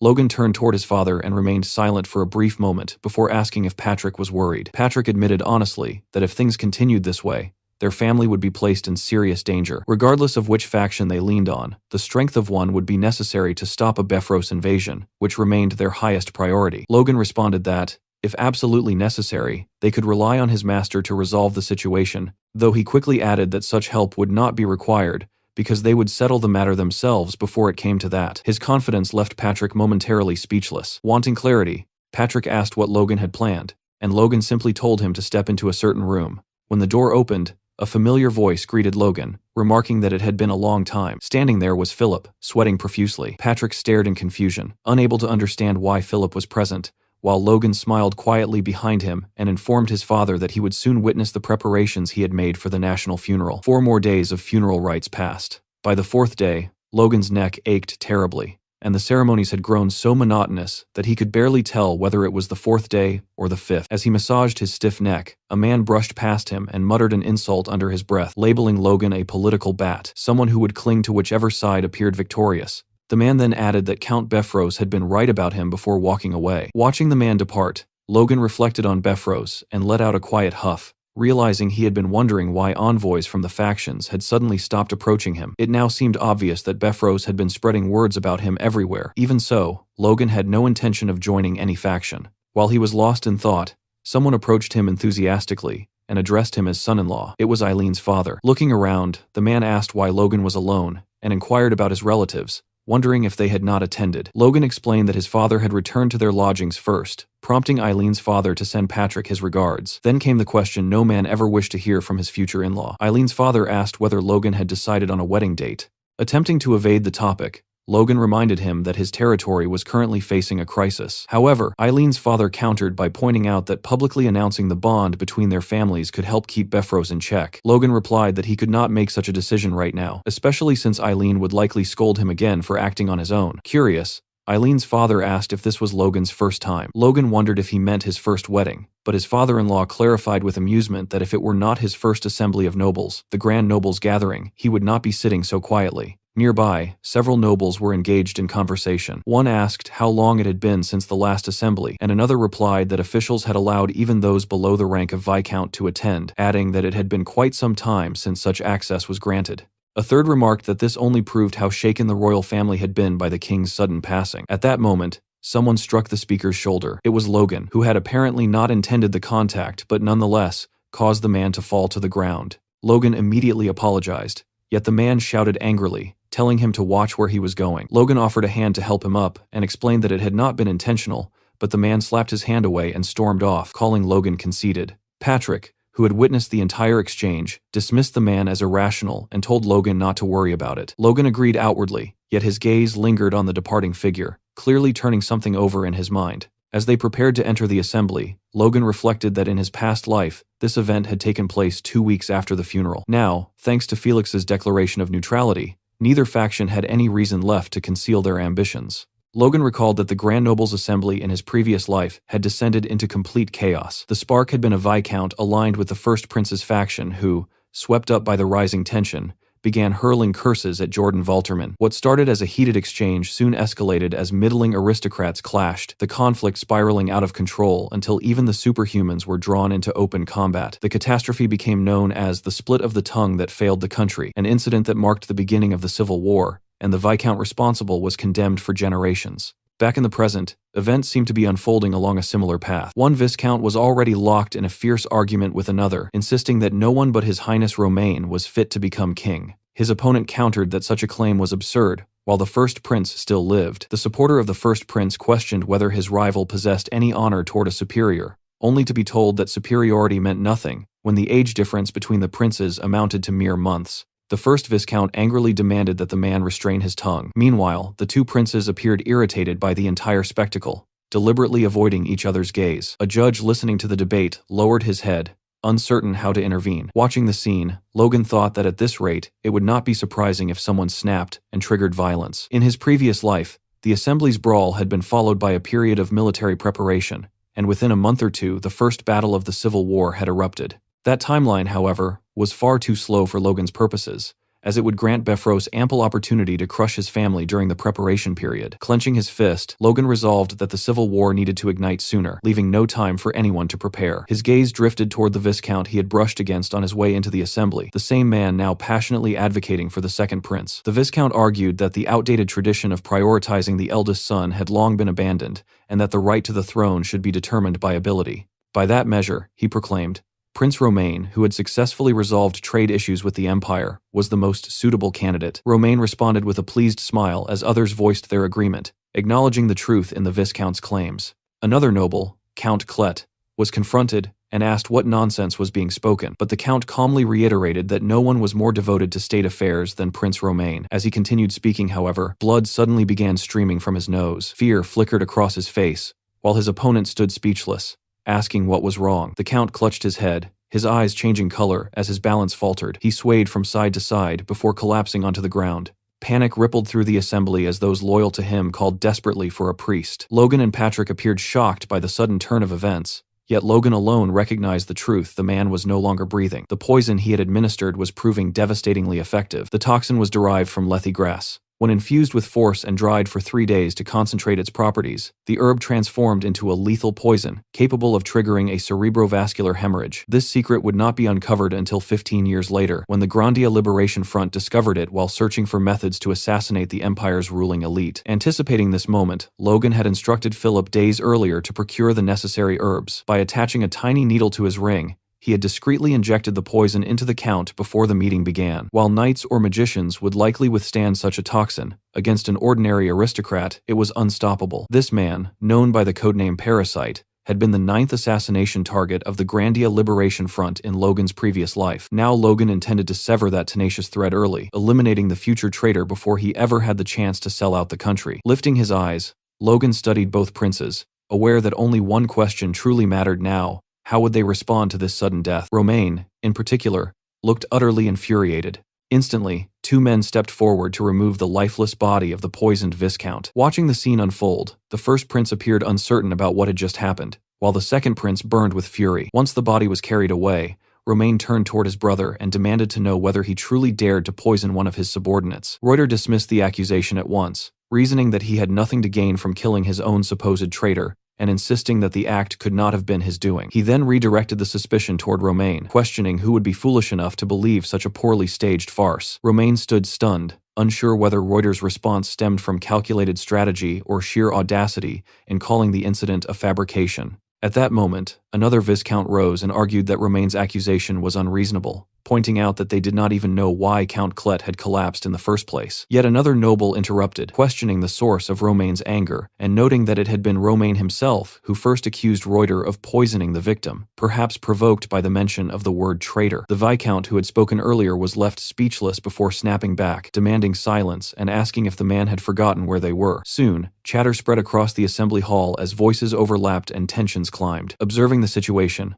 Logan recognized that two particular nobles were clashing first, much like the hostility between Logan and Beffros. Their families were infamous northern rivals, and the resemblance extended further, as one house was led by a knight and the other by a mage. The blonde noble threatened Count Roxina, asking if he was courting death, while Count Chloe replied that such a fate was exactly what he sought. Trying to restore order, the judge struck his gavel repeatedly, warning them that fighting within the assembly would be madness. Yet as he looked closer, the gravity of the situation dawned on him. Auras were flaring throughout the hall as nobles prepared themselves for battle. Alarmed, the judge demanded to know what was happening, but the realization caused him to drop his gavel altogether. Then a commanding voice rang out, ordering everyone to halt. Heads turned toward the entrance as the speaker stepped inside and urged the assembly to calm themselves, insisting that the matter must be properly investigated to uncover the truth, rather than decided through emotion. The man was none other than Felix. He declared firmly that such a situation required reason and procedure. Logan noted that Felix had arrived with impeccable timing, though the circumstances were far from easily controlled. The princes themselves began shouting again, with Romaine arguing that the situation was obvious and demanding to know what further procedures Felix could possibly require. Reuter, however, expressed strong agreement with the Duke, claiming that Romaine had lacked any real justification and had instead staged the incident to dispose of a useless pawn. Romaine fired back, questioning how Reuter could speak so boldly after orchestrating such an underhanded assassination, while Reuter countered that if Romaine were truly innocent, he should welcome an investigation. Felix stepped forward, urging both princes to calm down, but his path was suddenly blocked by two imposing figures, Jordan and Juan. Their presence clearly caught him off guard. Jordan warned Felix not to interfere, while Juan added that even he would struggle against the two of them together. Felix questioned whether they understood the chaos they were allowing to unfold, yet neither appeared moved by his words. Witnessing this confrontation, Patrick wondered how matters had deteriorated so badly, realizing that the kingdom's three sole dukes now stood in direct conflict. Juan remarked that Felix must know how pointless an assembly like this had become, and Jordan suggested that reaching a conclusion through force might not be such a terrible outcome. Watching the princes argue, Felix muttered that everyone had lost their senses. At last, Romaine clenched his teeth and pointed directly at Reuter, declaring that he no longer recognized him as a brother. He asserted that only one method remained to determine who possessed the rightful claim to the throne strength. Reuter responded with laughter before raising his hand and signaling for his followers to summon their forces. Romaine mirrored the gesture, announcing that they would wait no longer and ordering his supporters to take up arms and prepare for war. As the hall descended into open division, Juan and Jordan knelt before their respective lords in a clear display of allegiance. Behind them stood Felix, silent and trembling, and I'm not even sure what his expression says about this. You can tell me in the comments. After the assembly concluded, a carriage stood waiting outside the palace. Inside, Jordan was speaking with Roger Beffros. Beffros requested additional time to finish dealing with the Meclanes, but as he spoke, Jordan's grip tightened around his own arm. Jordan pointed out coldly that war could erupt at any moment, yet Beffros was still asking for time. Realizing his misstep,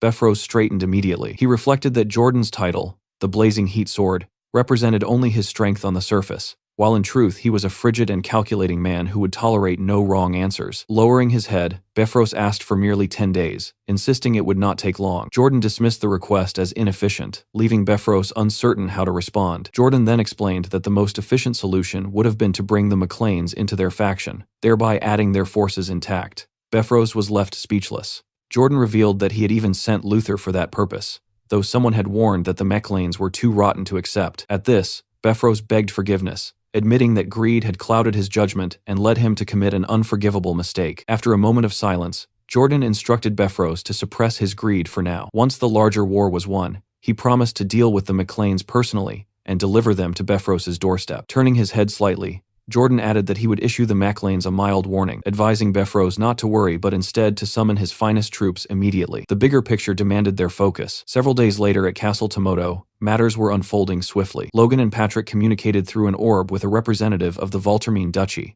The message conveyed that Logan's desire to remain neutral would be respected. However, if he reversed his stance or took provocative action, severe punishment would follow. After the warning was delivered, Patrick bowed slightly and stated that he had taken his Grace's words to heart before ending the communication. The messenger expressed hope that this attitude would continue. Patrick muttered irritably that the man had not even offered a proper farewell, and questioned the arrogance of such a messenger. Logan remarked calmly that such behavior was fitting for the Valtermine Duchy. He added that despite the situation, they had nothing to fear, and would not need to rely on Felix. Patrick stroked his beard thoughtfully, reasoning that if the warning held true, Beffros would be gathering forces and moving toward the capital instead of attacking them. Given the present turmoil, they might finally have time to rest. Logan agreed, suggesting they focus on what they could control. The civil war sparked by Larry Klett's death escalated rapidly. Within a week, physical confrontations erupted. Initially, both factions had considered assassinating the opposing prince, but while their conscripted forces mobilized, they crossed paths unexpectedly. A line of battle stretched from the northern territories to lands directly controlled by the crown, and spontaneous clashes broke out across the kingdom, signaling a prolonged conflict. Both sides began drawing out every ounce of strength they possessed. Beffros, compelled by circumstance, moved to the central front, leaving only minimal forces at his main castle. As he marched to war, he reassured himself that the Macleans would not dare defy the Duke's warning, though he privately questioned Logan's sanity. Back at Castle Tomoto, Logan struck the table decisively and declared that they must seize this opportunity to occupy Beffros's lands. Hinckley, Dwayne, and Patrick reacted in disbelief, convinced Logan had lost his mind. Dwayne asked whether he intended to ignore a direct warning from a superhuman. Logan confirmed that he would. Dwayne fainted outright, caught by Hinckley, who warned that even if Beffros could not retaliate during the Civil War, their move might be interpreted as a challenge to the Second Prince, potentially making them an example to deter other neutral forces. Logan countered firmly that their conflict with Beffros had begun before the Civil War, making it a private family war rather than a factional challenge. Both the Second Prince and Duke Valtermine would understand this distinction. Hinckley wondered whether Logan had foreseen these events when he seized Castle Tomoto, though he quickly dismissed the idea of Logan seeing the future. Logan merely laughed. Patrick intervened, cautioning that even if Logan were correct, Valtermine might hold him accountable later. Logan admitted he had not considered that possibility, surprising Hinckley, before asserting that Valtermine would not act against them provided they succeeded in taking Castle Beffros and growing strong enough to become valuable to both factions. The notion left everyone stunned. Patrick dismissed Dwayne and Hinckley to speak privately with his son. Once alone, he pointed out a fatal flaw in Logan's reasoning. For the plan to succeed, the Civil War would need to last long enough for them to occupy Beffros and grow stronger. Logan appeared taken aback that Patrick had discerned this assumption. Patrick observed that civil wars rarely lasted beyond a year, yet the Grandia Civil War had endured 3 years, making it an anomaly Logan might be relying upon too heavily. After a moment, Patrick sighed and closed his eyes, reminding Logan that he trusted his actions were always for the family's benefit. However, he urged him to account for such blind spots in the future. Logan acknowledged the advice. Standing before the massive glass windows, Patrick concluded that their only remaining course was to occupy Beffros's territory, reclaiming the lands of their forefathers. At the gates of the main castle of Beffros, 2 guards stared into the distance after spotting something unusual, and the one holding the binoculars was left completely speechless. A massive army was storming toward the castle, and it was not just any force, it was the Macleans. One soldier atop the walls shouted for everyone to hold their ground, while another reassured the defenders that a message had already been sent to Pareda and that reinforcements would arrive soon, meaning they only needed to endure until then. Observing the situation, Logan concluded that the defenders had no intention of surrendering peacefully. Patrick responded that there was no need to prolong the battle. As a figure stepped forward atop the walls, Logan gave the order to capture the castle immediately, and the troops voiced their understanding. Suddenly, a voice rang out declaring that his lord had departed to fight in the war that would determine the nation's fate, entrusting him with the honorable duty of standing as the final line of defense. The man claimed to have heard many things about Logan and vowed to repay the disgrace of Castle Tomoto being stolen. The speaker revealed himself as Lentor, a high-ranking knight, and with a downward swing of his sword, he issued a formal challenge, demanding a duel between knights. He declared that if Logan truly considered himself a knight, he should answer the challenge, otherwise he would bring shame upon himself. Logan, however, privately judged that Lentor was the one disgracing himself. In the next instant, a punch slammed into Lentor's purple-haired face, blood bursting from his nose as he collapsed. Logan realized he had knocked the man out with his bare fist without even thinking. Standing behind the fallen knight was Hinckley. Logan asked about Lentor's condition, and Hinckley casually informed him that the man had fainted, even nudging his face with a boot. Logan found it unbelievable that a supposed high-ranking knight had collapsed from a single punch, while Hinckley wondered if Beffros had truly lost his senses to leave such an all-talk commander in charge of the defenses. Logan turned toward his father to announce that it was over, yet Patrick seemed completely absorbed in the sight before him. When Logan tried again to get his attention, Patrick murmured that this was the land of their forefathers, the very territory from which they had been driven out 2 centuries ago. Gazing down upon it, he reflected on how no one could have imagined they would reclaim it so easily. Logan smiled at his father, but quietly corrected the thought, reminding him that it had not been easy. Together they looked back at their people, Hinckley, Ronian, Victor, and every soldier, each smiling beneath the radiant sky. As Patrick looked at Ronian and Hinckley, realization dawned upon him. Drawing in a deep breath, he announced that he finally understood. Addressing everyone, he praised their efforts, declaring that the Macleans had reclaimed the land of their ancestors, thanks entirely to their hard work. He expressed how blessed he felt to have such vassals. Yet he reminded them that this place must serve not only as recognition of their victory, but also as sacred ground to honor the men who had fallen along the way.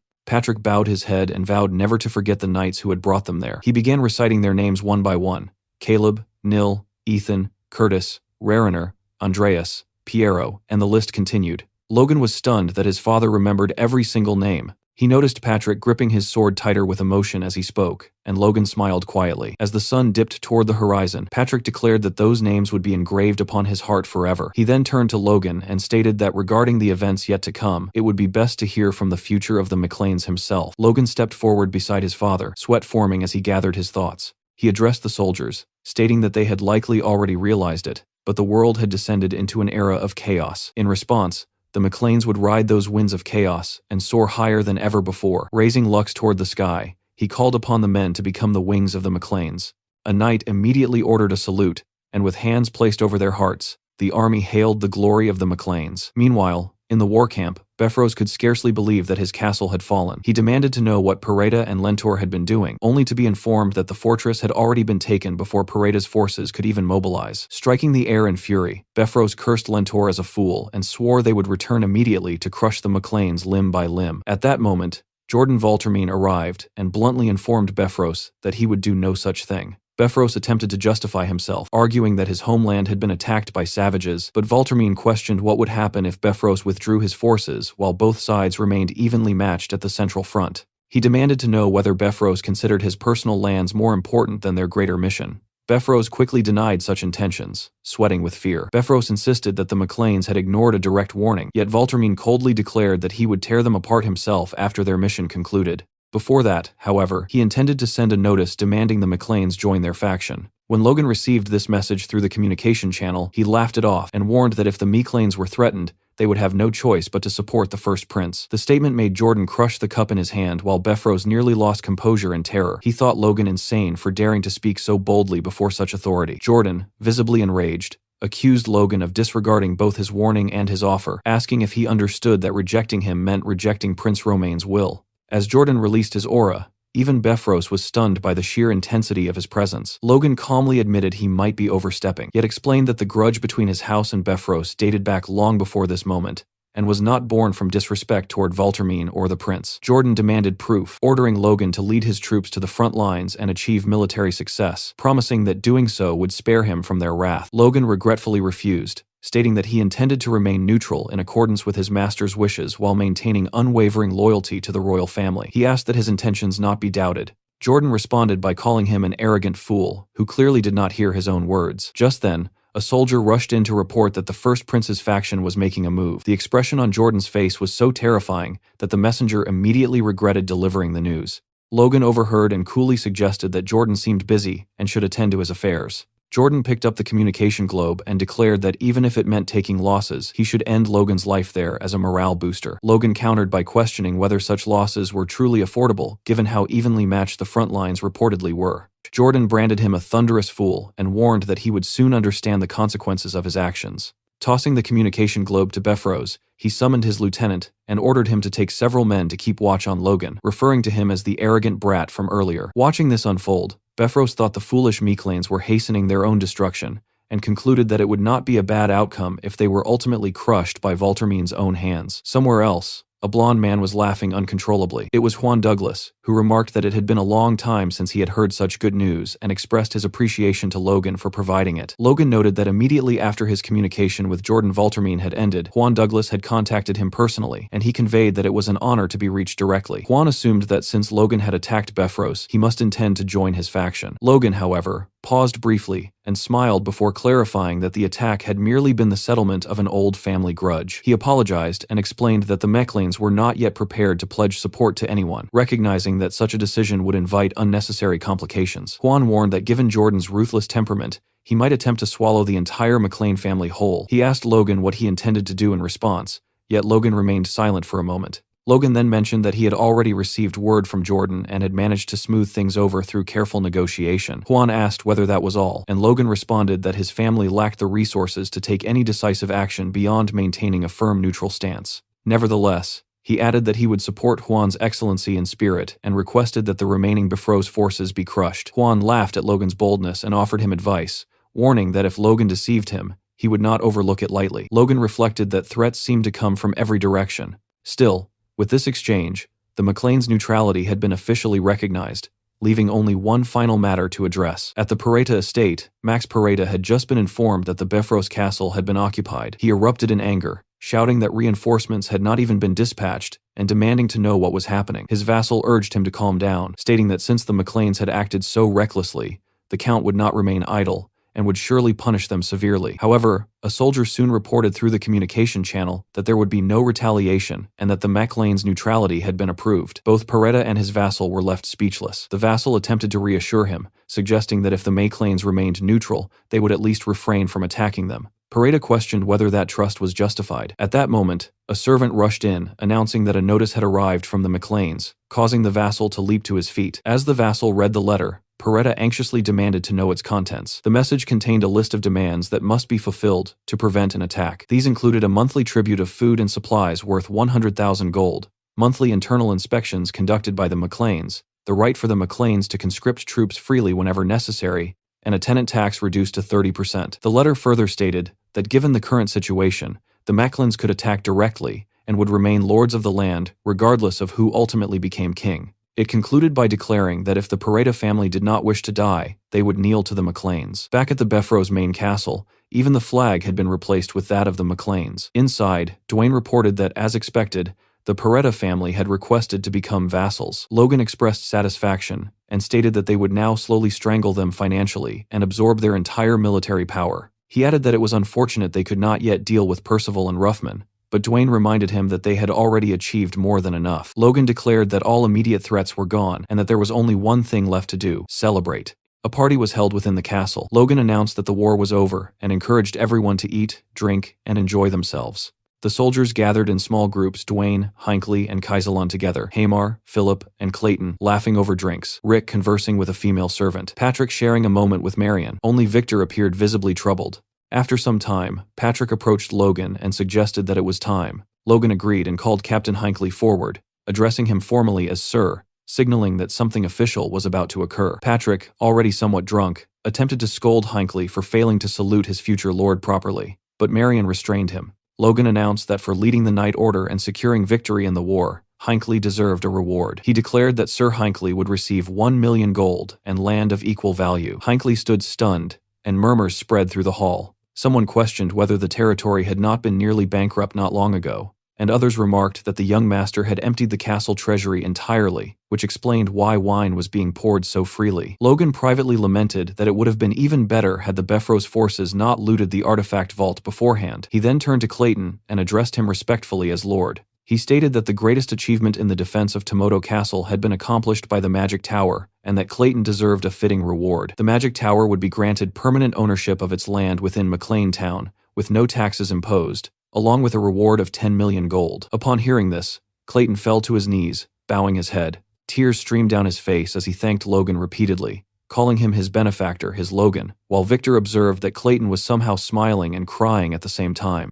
Watching the festivities unfold, Logan privately thought about how incredible it felt to play the role of a generous lord while spending someone else's money. His attention soon shifted to Eileen, who stood beside him wearing a beautiful cherry-red dress. Logan asked whether she truly loved the rewards that much, remarking that the Floyd family was hardly poor. Eileen explained that it was not simply about the money, but the fact that it was the first wealth she had earned through her own efforts. She reflected on how rare it was for women in their country to have opportunities to earn such sums, and admitted that achieving even this much made her feel as though she had fulfilled part of her dream. Ronian approached to catch Logan's attention, and asked whether their blacksmith would also be rewarded, noting that Hamar appeared to be waiting expectantly. Logan laughed, recalling how ever since receiving a sword from Hamar, the blacksmith had been looking out for him. He confirmed that he had already prepared the perfect gift, leaving Hamar curious about what it could be. Outside the castle, a carriage came to a halt. A McLean soldier ordered a dwarf to step down, announcing that they had arrived. The dwarf, whose left hand had been replaced with a hook, grumbled that he could not believe humans were cramming slaves into carriages like cargo.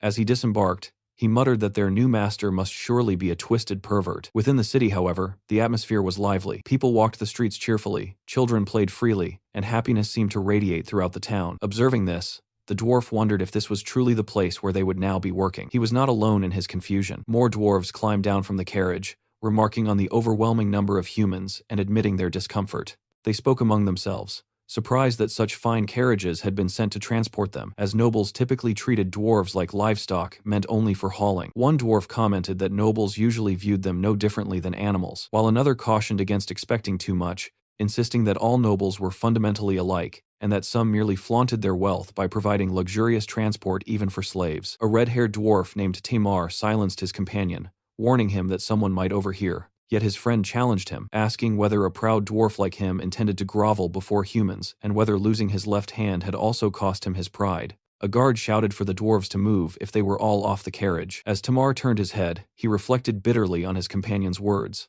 calling him a fool in his thoughts and recognizing that clinging to pride only worsened their suffering. Staring at the hook that had replaced his hand, he admitted to himself that he had indeed lost his pride the moment he lost that hand. For a dwarf who could no longer forge properly, abandoning pride had become the only way to survive. The dwarves followed the McLean guard through the city. Tamar walked at the front with his head lowered, uncertain of what awaited them. Fixating on the ground, he questioned whether life was even worth living anymore, and wondered if death might be the only escape from his misery. They were greeted by a cheerful man with gray hair and a beard who expressed delight at their arrival. After counting them and confirming there were 10 an ideal number, he called for someone to inform Lord Hamar that the kin he had requested had arrived. The dwarves struggled to comprehend what they had heard, astonished by the idea of a dwarf being addressed as a lord. Tamar stepped forward and asked whether the man had truly said Lord Hamar. When asked if he knew him, the man proudly spoke of Hamar as the greatest craftsman in their territory, crediting his creations with transforming the land. Because of this reputation, he added, high expectations were placed upon the newly arrived dwarves as well. Hearing a human speak with such respect about a dwarf caused Tamar's expression to brighten. He found himself wondering just how remarkable Hamar must be for a human territory to honor dwarves in this way. Before long, Hamar himself arrived, declaring that the long wait was finally over and that his kin had at last come. He expressed his satisfaction at seeing them in good health, a sight that filled Tamar with cautious optimism. However, Hamar immediately remarked that since they were all in such fine condition, they could begin working at once. He even observed that they could be worked like dogs right away, given their apparent stamina and readiness for labor. The hopeful expressions on Tamar and the other dwarves shattered instantly, as this was nothing like what they had imagined. Hamar briskly ordered them inside, reminding them that mountains of orders awaited fulfillment. In that moment, Tamar felt the mental image he had formed of his new master collapse completely before his eyes. A few days later, Logan appeared at the workshop without warning and asked Hamar whether he had received his gift. Hamar greeted him warmly and confirmed that he had indeed received it, adding that thanks to Logan, crossbow production had accelerated significantly. As Logan scanned the area, he asked where the dwarves were, prompting Hamar to point to the left and explain that they were all working diligently as the gears of the workshop. Looking inside at Tamar and the others, Logan noticed that they appeared exhausted and thoroughly unhappy. Observing the workflow, he remarked that Hamar's system was certainly efficient for mass production, with each worker responsible for a single component. However, he was certain that such a method would not sit well with dwarven pride. His assumption proved correct as Hamar recalled how the dwarves had protested loudly, complaining that being unable to craft an entire product diminished their pride as craftsmen. Yet once Hamar informed them of the volume they were required to deliver, their objections vanished. Hamar added that there had even been a troublemaker aspiring to a leadership role, referring to Tamar. He explained that he had dealt with the matter peacefully enough by forcing Tamar face down onto the ground until he acknowledged that he was merely a gear in the workshop and had no place attempting a mutiny. Hearing this, Logan laughed and remarked that this was exactly like Hamar, handling everything with ruthless efficiency. Hamar responded that he had learned everything from his master, while the dwarves watching the exchange silently branded both men as devils. Still, Tamar reflected on the situation and realized that Hamar had offered them the same deal Logan once offered him. If they worked their hardest for Logan for 20 years, they would be granted freedom, staring at the part he was crafting. Timar acknowledged that this agreement was a chance they would likely never receive again. As Hamar watched the dwarves labor, he turned to Logan and asked why they needed so many crossbows, noting that the requested amount would arm 10,000 people with plenty left over. Logan calmly replied that this was precisely because 10,000 people would be using them. Stunned, Hamar exclaimed that they were effectively producing a 10-year supply in advance and called it excessive preparation. Logan laughed and corrected him, revealing that he was creating a militia of roughly 10,000, recruitment for which was already underway. Upon hearing this, Hamar screamed so loudly that he could be heard outside the workshop, his body language radiating anxiety and shock as he realized Logan was preparing for yet another war. Logan observed that Hamar's thoughts were obvious. Privately, Logan reflected that the Civil War had only just begun, and that most people failed to realize it could last 3 years. Worse still, an imperial invasion awaited at its conclusion. What began as a conflict fought by elite soldiers would soon devolve into battles waged by mercenaries, funded with whatever wealth could be scraped together, and eventually into a desperate struggle where peasants were forced to take up arms. He envisioned it as nothing short of hell descending upon the world, which was precisely why they needed to prepare now. Hamar cautiously asked, despite knowing it might not be his place, whether it was truly acceptable to arm so many commoners. Logan replied that as long as the people lived well, even handing them bombs would not lead to rebellion. Mentioning bombs reminded Logan of something else he wanted Hamar and Clayton to develop in secret, a suggestion that immediately gave Hamar a terrible feeling. At the Magic Tower, Logan shared the same proposal with Clayton, requesting the creation of a bomb that detonated after a time delay. He clarified that it should also explode upon receiving a certain level of impact, with a firm grip being sufficient to trigger it. As Clayton diligently recorded every detail, Logan continued outlining the specifications. The device should emit a light vibration as a warning before detonation so no one forgot to throw it. It should change color as it activated, detonate roughly 5 seconds later, and produce an explosion equivalent to a second circle explosion spell, all while keeping production costs capped at 50 gold. Logan then asked whether such a device was feasible. Clayton questioned whether something like that even existed, but Logan insisted it did because he had used one before. Hearing this, Hamar demanded to know where Logan had encountered such a weapon, remarking that the situation felt strangely familiar. Logan explained that he had even provided a rough idea of the materials involved, yet Clayton remained skeptical, arguing that chemical compounds behaved unpredictably, depending on their ratios. Moreover, a weapon capable of producing a second circle effect at 1/10 the cost of a first circle spell scroll would have sent the entire industry into a frenzy if it truly existed. Clayton suggested that if Logan had actually used such a device, it would be faster to locate its creator, and he prepared to utilize the communication channel to investigate further, contacting Felix's advisor and a general from Logan's former life, to ask whether anyone nearby possessed the knowledge to craft such strange items. The response indicated no close ties with a mage capable of such work, leaving Logan stunned. What he was attempting to recreate was Liberatio, a bomb named after the ancient word for liberation. It had once dealt a devastating blow to the Empire during the era of the Grandia Liberation Front, yet only a handful of individuals had ever known how to produce it, and Logan had not been one of them. Even so, he believed that if anyone might hold a clue, it would have been Commander Louise of that time. The weapon's creator had supposedly been an earth mage inspired by ancient dwarven armaments, which convinced Logan that if anyone could rediscover the method, it would be Hamar and Clayton. Hamar admitted that he had initially assumed Logan was inventing the entire concept, yet the vividness of his description made him question that assumption. Logan himself found it strange how unnaturally clear his memories of Liberatio were, and the realization unsettled him slightly. He eventually dismissed the thought,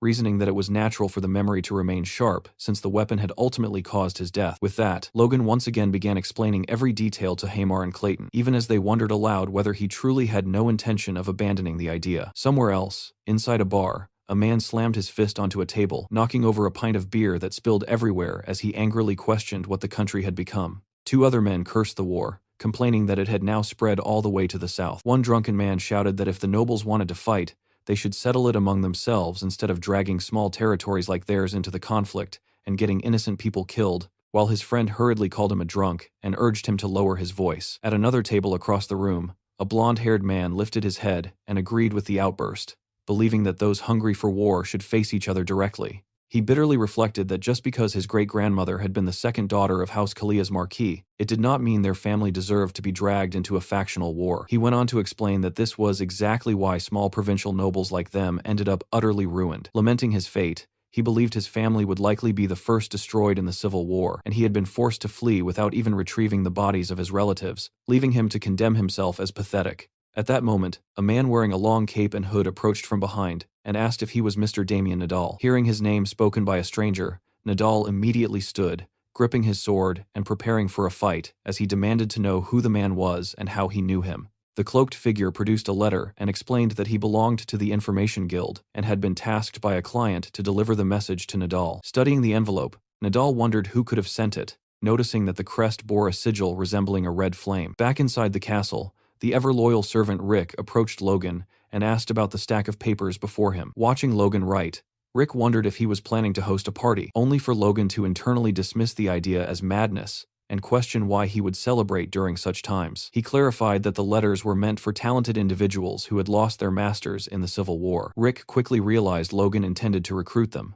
prompting Logan to silently acknowledge his perception. Rick explained that years of observation had made Logan's intentions easy to read, but he still questioned whether any famous knights even remained in such ruined territories, as he had heard of none. Logan explained that most were currently nothing more than heirs to minor lands or ordinary soldiers who, if abandoned, would likely drift into becoming wandering mercenaries. Rick wondered why Logan would bother recruiting such people and whether their forces were truly so lacking. Logan reflected on the saying, "a pearl in the mud," knowing this insight came from knowledge of his past life. Most of those he sought would eventually awaken as Force users, yet the man receiving this particular letter never would. Even so, Logan considered him among the most important of them all and sincerely hoped he would accept the offer. He then addressed the letter to Mr. Damien Nadal, writing that as the eldest son of the McLean family, he had been deeply moved by Nadal's poem, The Drunken Moon, which had been left behind at the academy. Logan expressed his belief that Nadal possessed exceptional talent and mentioned that he had heard of the misfortune that had recently befallen him, prompting this outreach. The letter continued by explaining that the McLean family was still growing despite these harsh times, and that they needed someone exactly like him. Finally, Logan courteously invited Nadal to consider the McLean estate as a new place to reside should he seek one. As Damien read the letter, absorbing the words about opportunity and belonging, confusion overtook him, and he found himself wondering what kind of nonsense he was looking at. 2 months later, at the McLean estate, a large crowd had gathered at the gates. One of the guards asked his colleague where all these people had come from, but the other had no answer. What they did know was that every single one of them claimed to have received a letter from the young master. Standing behind one of the guards, Damien confirmed that the crest stamped on the letter was indeed the McLean sigil. Upon hearing this, the guard instructed the group to follow him inside. Damien then stepped forward, presenting his own letter bearing the same sigil and explaining that he had received it from Logan himself. The guard examined it carefully and confirmed that the seal was authentic. He then studied Damien's appearance, noticing how shy and anxious he seemed about the entire situation. After verifying the letter, the guard told Damien to follow him, privately wondering why the young master would send a letter to someone who looked like a mere vagrant. They walked through the city streets and toward the castle. As Damien looked around, he began to question the situation. He wondered whether the McLeans were expanding their territory by taking in war refugees. Even so, he could not understand why he, of all people, had received such a letter. The city appeared peaceful and orderly, which made him question whether Logan might have sent the invitation to the wrong person. Inside the castle, Damien finally met Logan. Logan warmly took his hand, introduced himself, and remarked that Damien must be exhausted from the long journey. Damien nervously returned the greeting, still wondering if there had been some mistake. Logan invited him to sit and talk, offering him a cup of tea and noting that it was still warm. Damien thanked him and carefully began sipping while studying Logan's appearance. He tried to recall whether they had met before, but quickly dismissed the thought, certain he would not have forgotten someone with striking red hair and red eyes. Yet he could not comprehend why Logan appeared so genuinely pleased to see him. Looking at Damien, Logan reflected that even the genius of the Liberation Front had once possessed such a clueless side. In Logan's past life, Damien Nadal had been a master of encryption systems and a genius in information management. For more than 20 years, he had safeguarded the identities of Liberation Front members with unwavering precision. His talent had been extraordinary, but what made him truly valuable was his upright character. Even after losing his entire family during the Civil War, he had fought for decades for the future of the struggling nation. Logan believed that if he could win Damien's loyalty, he would gain an ally he could trust without reservation. Logan began the conversation by mentioning that he had heard Damien graduated from the Academy's Public Administration Department. He then asked whether Damien would consider starting as an assistant to the chief administrator, adding that if he proved his ability, he might one day oversee an entire city. The proposal left Damien stunned. He questioned why Logan would go to such lengths for someone like him, and Logan asked whether Damien truly did not understand. When Damien admitted he did not, Logan explained that he had genuinely been moved by his poem, The Drunken Moon, as mentioned in the letter. Logan elaborated that poetic talent demonstrated an ability to grasp context and express ideas concisely, which were valuable skills in management and administration. Yet Damien internally dismissed this reasoning as nonsense. Meanwhile, Logan calmly sipped his tea with his little finger slightly raised, as was customary among certain nobles, and privately acknowledged that his explanation sounded absurd. Even so, he knew he had to secure Damien at any cost. Logan reflected that perhaps the McLeans were still a small house now, but someday they would become more than just another noble family. When that day came, Damien would prove to be an invaluable information manager, even if that was not yet his official role. For the time being, Damien would simply have to endure serving as an administrator. 1 week later, Dwayne's face was practically glowing with excitement as he told Logan that the new kid was incredible. He pointed toward Philip, grabbing him by the shoulder while explaining that Philip and Damien together had managed to complete the workload of more than 10 people on their own. Unable to hide his amazement, Dwayne asked Logan where he had managed to dig up such talent. Logan himself could hardly believe that the role had turned out to be such a perfect fit for Damien. He remarked that this was excellent news and instructed Dwayne to ensure Damien adjusted smoothly. Dwayne readily agreed,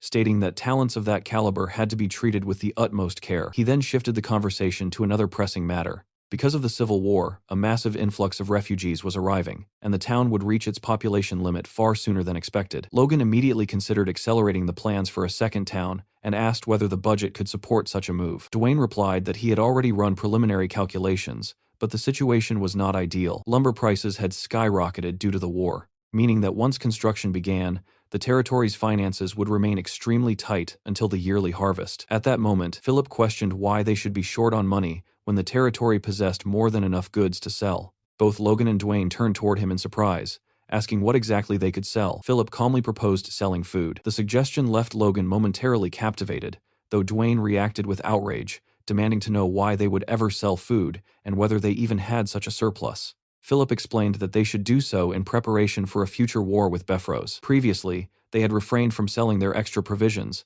but their war had ended quickly, and once the Civil War began, food prices had soared. Selling even half of their surplus would resolve their financial concerns. With the profits, they could also establish ranches. Logan considered the idea carefully. In the long term, if they intended to mass-produce thousands of crossbow cavalry, ranches would be essential. At present, they relied entirely on imports, but sustaining an army would eventually require their own supply lines. Convinced, Logan approved the plan. Dwayne grew agitated once more, while Philip simply smiled cheerfully, remarking that he had known Logan would see things the same way. Logan instructed Dwayne to allow Philip to handle the matter, ordering Philip to squeeze out as much profit as possible and use any remaining funds to purchase lumber. He then directed Dwayne to begin preparations for constructing the second town, and Dwayne complied. Before leaving, Dwayne reached into his inner breast pocket and handed Logan a letter that had mistakenly been delivered to his office. Logan thanked him for taking the trouble to bring it personally. The letter bore a plain black seal with no crest, immediately signaling to Logan that it had come from the Information Guild. Philip and Dwayne bowed as they took their leave, and Logan bid them farewell, urging them to continue their work. Once alone, he opened the letter and began reading. It reported that the guild had located someone matching the description from a search request he had submitted. At first, Logan could not recall making any such request, but then the memory surfaced. It had been on the day he first learned the heavy pressure sword from his master. Back then, he had asked the guild to find unaffiliated superhumans who had been active during the Imperial War. The search had taken time, but they had finally identified one. The letter named him Churn Crow. It was not exactly the name Crownet that Logan remembered, yet there was a strong possibility they were the same person. Upon reading the name, Logan was stunned. Of all people, it had to be that man, a developer who had succeeded in mass supplying low-grade artifacts and had risen to become one of the top 10 merchants in the Empire. Unlike typical mages, he equipped his entire body with artifacts of his own creation and fought directly on the front lines. Known as the Massacre Sorcerer Crownet, he had slaughtered Grandia's forces without mercy. Logan clenched the paper tightly as memories surfaced. The low-grade artifacts Crownet supplied had accelerated Grandia's downfall nearly twice as fast. As an enemy, he was extraordinarily dangerous. That left Logan with only two choices: recruit him if possible, and if that failed, he needed to eliminate him.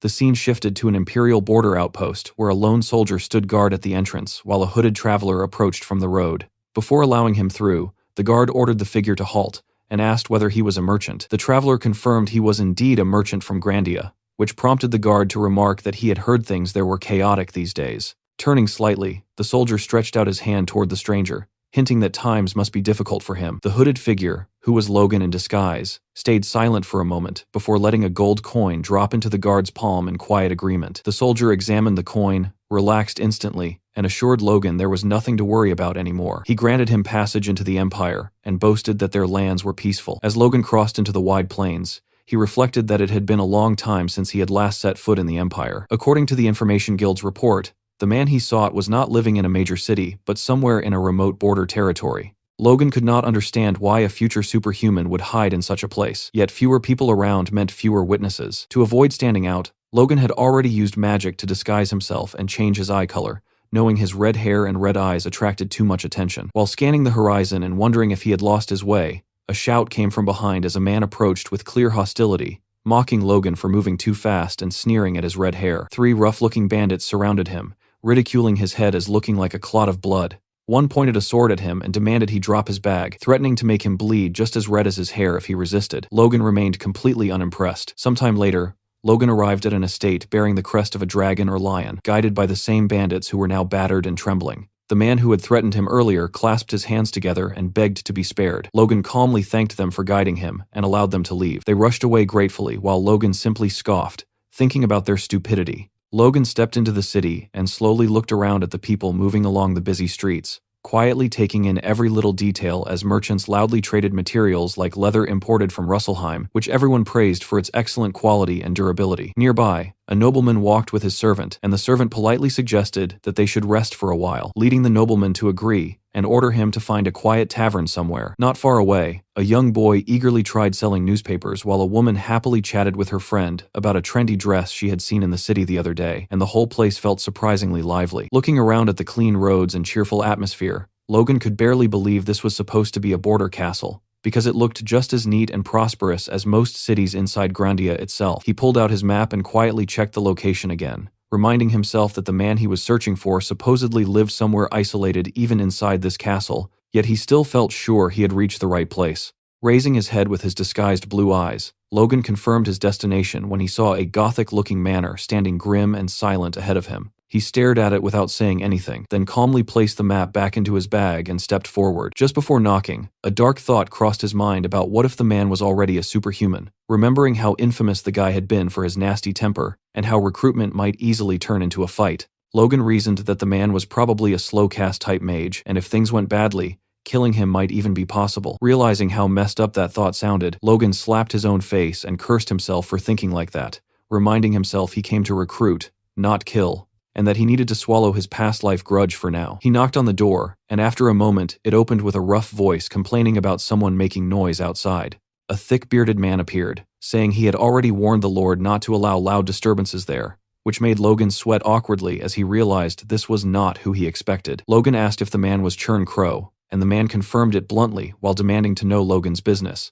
letting Logan quietly assess that he was currently only a 5th-class mage. Logan politely explained that he had traveled a long way to meet him and wanted a moment of his time, but Churn Crow rudely called him a punk and slammed the door shut in his face. Logan stood there stunned for a moment, unsure whether to laugh or curse, briefly thinking about killing him again, before forcing himself to calm down and remember that recruiting him was far more important. He knocked again, asking him to at least hear him out, only to suddenly feel lightning magic crackling around him with enough voltage to kill a normal person instantly. Logan snapped in anger, thinking the bastard was insane, and decided that if talking politely failed, then force it was. He smashed the door open and stepped inside, declaring that they needed to talk whether Churn Crow liked it or not. Seeing this, Churn Crow realized Logan was not normal and prepared an attack, revealing an artifact that made Logan's heart drop instantly, because it was the Orb of Massacre. Logan remembered clearly how that artifact constantly protected its owner and automatically repelled enemies, acting as both offense and defense, and how in his past life, Churn Crow, despite being weaker than other superhumans in direct combat, used that orb to unleash terrifying firepower in civilian massacres. Still, looking at him now, Logan judged that he was not yet that powerful since he was only a 5th circle mage. Logan sarcastically remarked that using such force on a guest seemed harsh, while Churn Crow mocked him for calling himself a guest after breaking down the door. Logan calmed himself, admitted he had no other choice since Churn Crow refused visitors, and tossed a heavy bag of gold at his feet to compensate for the broken door. Seeing the money, Churn Crow started sweating and reluctantly agreed to talk. They sat in the parlor with Logan keeping his sword nearby, while Churn Crow kept the Orb of Massacre behind him, suspiciously asking what Logan wanted. Logan said he had heard rumors about him and came to offer recruitment, which immediately made Churn Crow tense up, asking what rumors. Logan noticed that reaction and realized the man clearly had secrets, calmly explaining he heard Churn Crow was a master of artifacts, and that just seeing the equipment behind him confirmed it. Churn Crow exploded in anger, demanding where Logan heard such things. And Logan calmly said the Information Guild pointed him out when he searched for a skilled mage. Hearing the words Information Guild made Churncrow's eyes light up, demanding details. But Logan coldly refused to reveal his sources, and said he only came because of Churncrow's reputation, adding that rumors also spoke of many sins in his past. Churncrow shouted in denial, swearing he lived honestly. But Logan quietly looked at his sword and thought that maybe his own past life hatred made him biased. Yet to him those words still sounded like lies from someone who lived a filthy life. Logan judged that even if Churncrow was capable, his personality was dangerous, and if recruitment failed, killing him might be safer than letting him stab them in the back later. He looked at the orb again and guessed it was weaker than before, maybe only a third-class artifact, meaning killing him would not be hard if needed. Deciding to test him, Logan addressed him respectfully as Sir Mage and casually mentioned the name Crownet, instantly making Churncrow's expression change. The moment he heard that name, Churncrow realized Logan knew far more than he should, and the orb of massacre started glowing from blue to red as his face twisted into a psychotic smile. He lunged straight at Logan's neck, declaring that this would be where Logan shook hands with death. From the outside, it looked as though a massive explosion had shattered the mansion's rear wall, sending rubble splattering in every direction. Crownet's assault had blasted a giant hole in the masonry, where Logan had just been standing, but the man was now nowhere to be seen. Crownet, however, appeared weakened. He had likely exhausted a great deal of stamina on that last strike. Suddenly, his facial expression shifted into one of pure wonder. A sudden wave of force surged outward, throwing Crownet and his orbs backward. He couldn't believe it. Logan had actually dodged his attack. Gritting his teeth, he declared that Logan was merely lucky, but that this was as far as he would get. Crownet then riled up his own aura, preparing another strike, and demanded to know if Logan truly thought he was a match for his orbs. In response, Logan simply raised his sword, prepared to counter. Crownet scoffed, calling it a pathetic attempt. He launched his attack, leaving a trail of massive explosions and climbing flames in its wake. Surveying the aftermath, Crownet began to mock Logan's efforts as praiseworthy, yet insufficient, but he spoke too soon. Once again, he was left speechless by what was unfolding before him. The entire room was illuminated by Logan's aura, and the flames seemed to reach the very ceiling. Even Crownet's orbs suffered under the pressure. They appeared to split right through the middle before the fragments fell uselessly to the floor. Crownet was thrown into the wall behind him. Looking at the wreckage on the ground, he couldn't believe his eyes. He began to scream that his artifacts were destroyed. Logan stepped forward through the light. He asked Crownet how guilty a conscience he must have to react with such terror, finally addressing him by the name everyone knew but no one dared to speak. Slumped against the broken wall, Crownet could find no words, yet the disbelief and anger were etched clearly on his face. Shivering, he hissed at Logan, asking how he knew that name when he had gone to such extreme lengths to destroy every trace of his past. Logan observed him, noting that there were almost no records of Crownet before his rise as a superhuman. As Crownet demanded to know Logan's identity, Logan saw him for what he truly was, nothing more than a runaway fugitive. While debating whether to dig further into the man's history, Logan menacingly asked Crownet where he thought he was from. Hearing this, Crownet grew annoyed. He grabbed a nearby rock and warned Logan not to play around with him. Logan noticed the movement, but it was almost too late to react. Crownet had kept one last orb hidden and prepared. He detonated the orb, creating a giant explosion that engulfed himself and everything in front of Logan. Logan managed to surround himself with mana, successfully blocking the attack. Looking toward the floor, he realized Crownet had used the explosion to blast a hole in the ground leading toward the basement. It was then that Logan realized Crownet had been hiding yet another artifact. Without hesitation, he gripped his sword and leaped into the hole after him. Logan landed in the basement, which resembled a sprawling library with books scattered everywhere. Scanning the surroundings, he concluded that this had to be Crownet's laboratory. Suddenly, a voice from behind disturbed him, calling him a sticky bastard. Crownet was now hovering in the air, utilizing a staff artifact that granted him flight. He shouted for Logan to die as he prepared yet another assault. Crownet then seemed to cast two different spells simultaneously, lightning and air magic. Seeing this, Logan was struck by the incredible speed of Crownet's casting. As the spells closed in, Logan could only wonder if Crownet was indeed just a high-class mage. Even so, as Logan prepared Lux, he remarked that Crownet's power was merely average. Suddenly, a wave of powerful energy slammed into Crownet, leaving him to wonder what was happening. Logan held up his sword, and Crownet realized with a shock that all of his magic was being dispersed. It was clear that this was Logan's doing. Logan then unleashed a powerful slash of aura toward Crownet, who tried to block it using his artifact. Feeling the sheer force Logan possessed, Crownet questioned just who this man was. Composed, Logan prepared one final attack, leveling the tip of his sword as if preparing for a lethal stab. He struck, missing Crownet's head and neck by mere inches, but that wasn't his primary target. He went for Crownet's hand, forcing him to drop his artifact. Based on Crownet's agonizing screams, it appeared Logan may have severed the hand entirely. As Crownet began to shiver, Logan told him that he had brought this upon himself. Once again, Crownet was consumed by rage. He screamed at Logan that he would kill him and conjured a massive orb of mana, preparing to throw it with all his might. Yet, Logan didn't show the slightest bit of worry. Crownet launched the attack,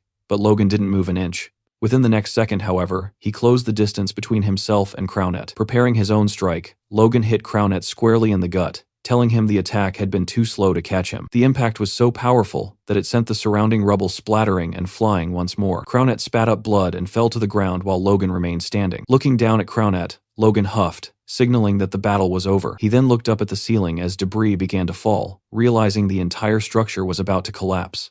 The laboratory of the man who would have been known as a master of artifacts was about to turn into nothing. Looking around, Logan remarked that he would have liked to take a closer look, but it was too dangerous. Even so, he couldn't help himself. He decided to take a quick look before leaving. That was when he noticed a collection of books and papers on one of the tables, Crownet's research notebooks. Logan recalled that in his past life, Crownet had invented a method to imbue magic not just onto rare materials like mithril, but onto common metals as well. This was the breakthrough that allowed for the mass production of low-grade artifacts. Shedding a bead of sweat, Logan thought the method might be in those books. He began gathering the stacked notebooks, noting that it wouldn't hurt to use them. He searched for anything else of value and spotted a piece of armor on another table. He was left momentarily speechless by what he saw: a necklace, a ring, and a pair of armored gloves, all of which Logan believed to be artifacts. He took the necklace in his hand, noting that he didn't feel any special energy from it, meaning it was likely a Class 3 artifact. He placed his hand on the gloves, thinking it a shame they weren't higher grade, but decided he would gratefully take them anyway. Suddenly, as he approached the gauntlets, he noticed something. They seemed to be absorbing his force. Logan remembered this was exactly like when he had taken the artifacts from Befros. He slid one of the gauntlets onto his hand to test it out. He began infusing it with force, and the gauntlet took it all in easily, absorbing every ounce of energy Logan gave it. Then, a bright light shone from inside Logan's fist, and the true power of the gauntlet was revealed. Logan remarked that it felt as though his strength had been multiplied. Even his body's durability and force were greatly enhanced. Logan thought the effects were similar to the Wind God's boots and mused that he didn't think he would ever see something like that again. He wondered if they had been made by the same person who created the boots, noting that the current Crownet wouldn't have been capable of making them. He wondered who could truly be behind such items. He then realized people might be gathering at the scene, so he had to take what he could and leave before being spotted. With this, Logan had achieved what he came for. Although Crownet was dead, Logan felt he wasn't worthy of life anyway. He took as many belongings as he could carry and decided it was time to return to his territory. Struggling to carry everything as he headed upstairs, he hoped his bag was still intact. He thought of his home, hoping that nothing bad was happening there in his absence. Meanwhile, at the McLean estate, Ronian was speaking with a group of knights, asking if they had come to join the order. 3 knights stood before him and confirmed that this was indeed their purpose. They explained they had heard the young master was actively recruiting new talent. Ronian nodded in understanding. Shifting his feet into a combat stance alongside Victor and Eileen, he told the 3 men to draw their swords and fight to prove their worth. The knights, however, appeared reluctant to engage. It seemed that before this encounter, Dwayne had been the one to greet them at the estate, informing the men that Logan was currently away. Upon hearing this, one of the knights had begun to make a fuss, complaining that the only reason they had traveled all the way there was because they heard the great young lord was recruiting, only to find he wasn't even present. They shouted at Dwayne, calling the situation disrespectful and emphasizing the trouble they had gone through to reach the estate. Dwayne, visibly annoyed, wondered to himself if this was really how people seeking recruitment ought to behave. As this was happening, Hinckley noticed the scene while passing by. Observing the men in their knight uniforms, he wondered if they were guests. As Hinckley approached, Dwayne introduced him, noting that he had arrived at the perfect time. Dwayne explained to Hinckley that these men were knights from the front lines who wanted to negotiate terms for meeting the young master. Hearing this, Hinckley surmised that they must have lost their lord during the Civil War. Dwayne then informed the newcomers that Sir Hinckley was the McLean Knights' commander. The man who had been screaming earlier noted Hinckley's commanding presence. One of the other men placed a hand on his chest and introduced himself as Dylan from Gayfield. He began to boast, informing Hinckley that in his hometown, he was known as Swiftblade Dylan. Hinckley remained unimpressed. Dwayne even mocked the man, asking exactly what kind of blade he claimed to be. Another man introduced himself as Tenon from Tainan, nicknamed Steelblade Tenon, while the third identified himself as Jacob from Tahanan, also known as Mighty Jacob. Hinckley held up a hand and said he understood. He remarked that they must possess great skill to earn such titles, calling them lucky since even he did not have such a nickname yet. The men laughed it off, with Dylan claiming Hinckley was merely flattering them and that those were just nicknames from Blackwood's villages. Dylan tried to add that enemies once feared him and that things were different here, but Hinckley cut him off. Turning serious,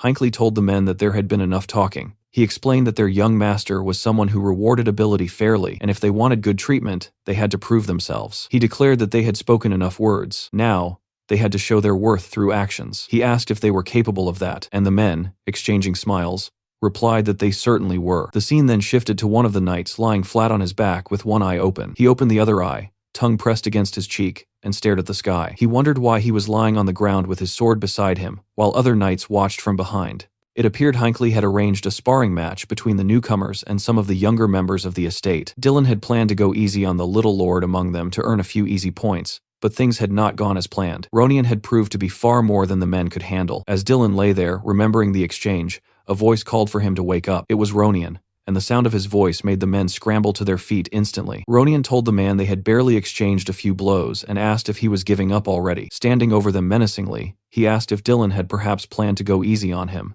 The man denied it, claiming that wasn't his intent at all. Behind them, some of the other knights whispered that they would never dream of going easy on the young lord. Rather, they wished he would go easy on them. Dylan wondered why they were acting so subservient, asking himself if the McLean people were trained to kiss their lord's ass. In response, Ronian clarified that it wasn't the case. Those men were only going to go easy on him because they mistakenly thought he was weak. Ronian then admitted that he is still weak, but if he looks weak, he becomes a burden to his brother, and he refused to let that happen. Hearing this, the two men on the side realized that things were about to take a turn for the worse for the rookie. They screamed at Dylan, urging him to pick up his sword, but Dylan didn't understand why everyone was panicking. One knight shouted again, explaining that when the young lord mentions his brother, those fighting him have no hope of escape. This was when Dylan turned around and saw that Ronian had imbued his sword with aura. Stunned and sweating profusely, he watched as Ronian, with murderous intent in his eyes, simply told him to come at him with everything he had. Ronian struck, and the impact sent rubble splattering everywhere. Seeing the violence of the hit, the two men on the side feared Dylan might be dead and realized they might be next, bracing themselves for what was coming. From behind, Captain Hinckley seemed to be enjoying the show, simply smiling as he let out a sigh of relief. Observing the scene, Eileen noted that the Dylan fellow, or whatever his name was, at least possessed quick footwork. Victor corrected her, reminding her that the man called himself Swiftblade, a detail Hinckley noted. Hinckley then asked Eileen and Victor what they thought of the other two men. Eileen replied that they weren't too bad, though they were a bit cheeky. Victor agreed with her assessment, adding that while he didn't know if the one man truly deserved the Steelblade title, he seemed useful enough. Hearing this, Hinckley concluded that if that was the case, then this rookie had also passed the test. He looked at Victor and Eileen, telling them he knew that entrusting them with these rookie matches had been a good idea. Suddenly, something caught his attention from behind as the light began to shift. Ronian was unleashing his aura, putting everyone down left and right. Eileen remarked that he had seemed rather stressed lately, and Victor suggested it might be because he hadn't experienced much growth recently. Hinckley told them the matter might be a bit more sensitive than that. He looked at Eileen again, noting that Logan had been gone for 10 days now, and asked if they knew his actual whereabouts. Eileen replied that she wasn't sure and hadn't heard anything, a sentiment Victor echoed with a nod. That being said, Eileen mused that, knowing Logan, he would likely return after accomplishing something incredible, just as he always did. At the Magic Tower, Logan arrived to see Clayton and promptly dumped every magic-related item he had recovered from Crownet's laboratory onto Clayton's desk. Watching as the final bits of sand and debris fell from Logan's backpack, Clayton stood stunned, unsure of what to say. He finally asked exactly what all of this was. Logan smiled and explained that he had discovered these research materials in a mage's laboratory and thought he should bring them to Clayton just in case they were useful. Clayton asked if Logan wanted him to inspect them, but then a sudden realization struck him. He nervously asked if these were classified materials belonging to another magic tower, as he wanted absolutely nothing to do with such theft. Logan quickly assured him that was not the case, explaining that they were just items belonging to some guy who had picked a fight and died, conveniently leaving out the fact that he had been the one hunting the man down. Clayton looked at the books for a moment in silence, before concluding that if that was the case, there shouldn't be a problem. Logan thanked him, stating he was leaving the materials in Clayton's capable hands. Clayton agreed and prepared to get back to work, but Logan didn't move from his spot across the desk. Noticing this, Clayton wondered why Logan was still there, and asked if he had other business to attend to. Logan simply stood there and smiled. Rubbing the back of his neck, Logan tentatively asked if Clayton could look through the materials immediately. This clearly annoyed Clayton. He reminded Logan that he was already busy with the work Logan had assigned him, specifically the development of the bombs, and that taking on this new task simultaneously would only cause more delays. Logan noted that he hadn't seen Sir Clayton this frustrated since the Earth Tower incident, yet he refused to back down. He insisted that the least Clayton could do was check if there was anything useful among the pile. Sighing, Clayton looked down at the books and wondered if they were truly important enough for Logan to push everything else aside. He set them down and eventually agreed to do it. Logan's face lit up with a grin like he was 10 years old again. Clayton opened one of the volumes and told Logan that a light skimming would take a few hours at most. He suggested Logan go bathe and rest in the guest quarters while he worked. However, Clayton stopped mid-sentence. His eyes widened as he found something interesting within the pages. Logan asked what was wrong, but Clayton just stared, wondering what on earth he was looking at. When Logan pressed him again, Clayton looked up and demanded that Logan be honest with him.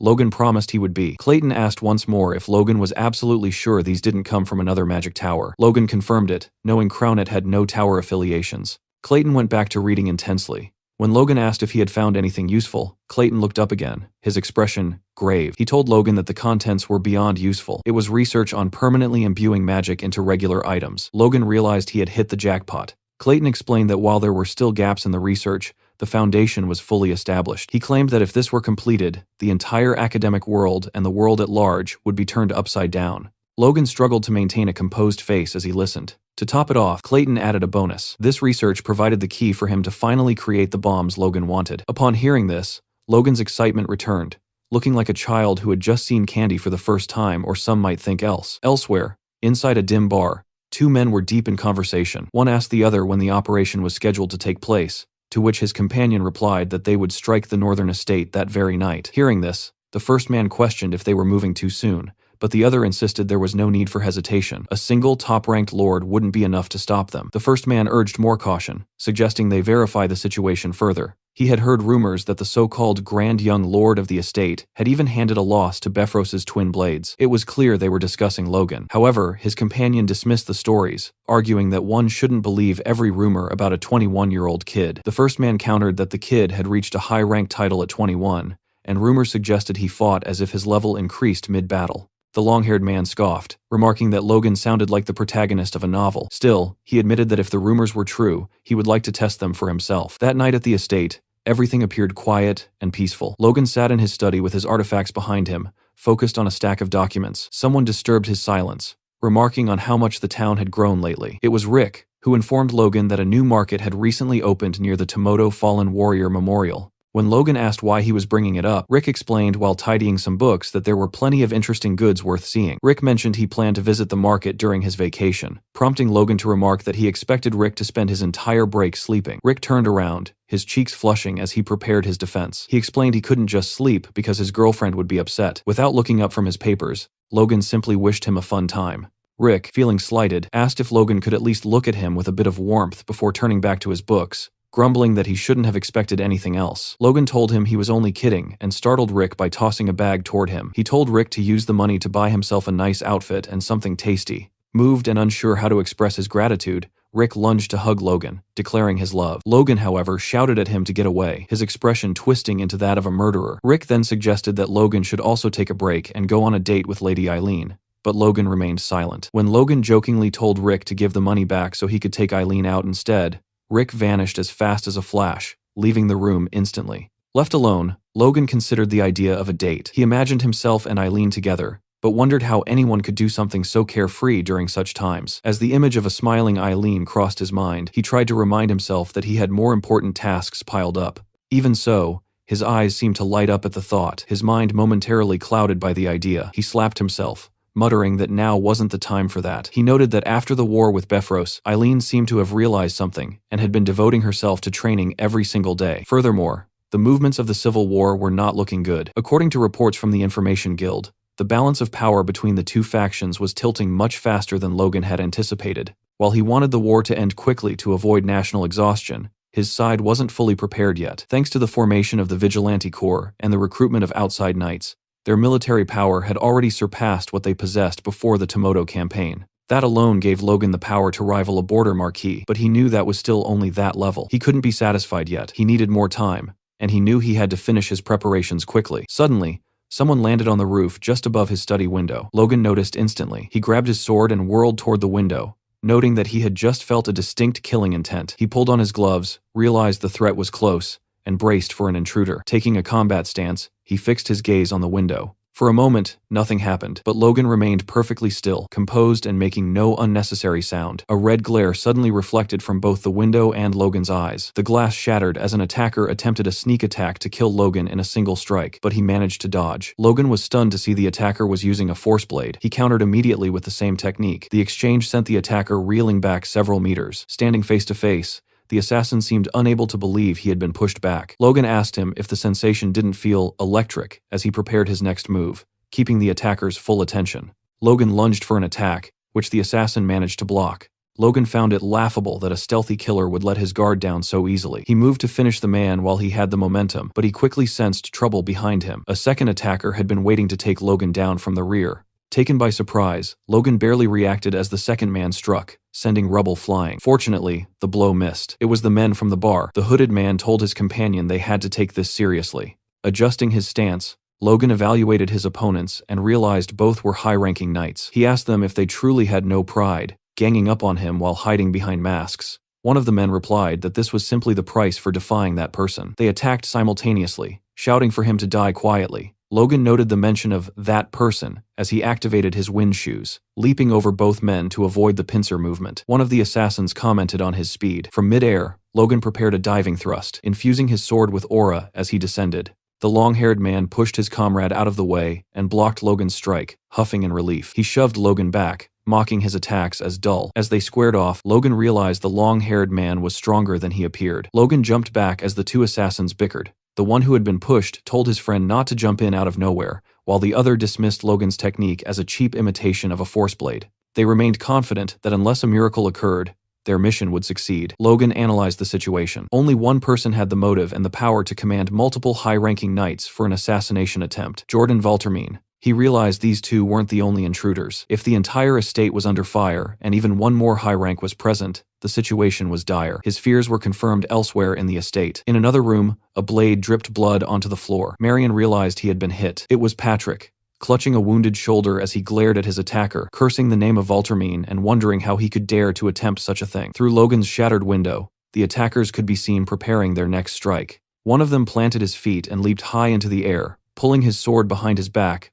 before unleashing a powerful, long-range aura blade. Logan realized instantly that his opponent could extend the reach of his attacks. At the very last second, Logan reacted, dropping low as the blade hissed mere inches above his head, a strike close enough to have given him a haircut. The impact sent Logan falling onto his back, but he scrambled up immediately. Looking at his attacker, Logan noted that while the man's swordsmanship was textbook, his ability to freely manipulate the reach of the force blade was a nuisance. Logan started to analyze the second attacker, but he had to move fast, as a blade plunged toward him from above. He needed a strategy, and he needed it now. Once again, he barely managed to dodge at the last moment, though this time it cost him a shoulder injury. As Logan struggled to stand upright, the silver-haired attacker smiled. Logan thought the man seemed to emerge from the shadows like a ghost, only to melt back into the darkness, a bizarre style that reminded him of the Empire's legendary ghosts he had only heard of in his past life. A sharp pain flared in Logan's leg. He had been wounded there as well. The second attacker was proving to be just as fast as his comrade. Logan warned himself that this was no time for distractions.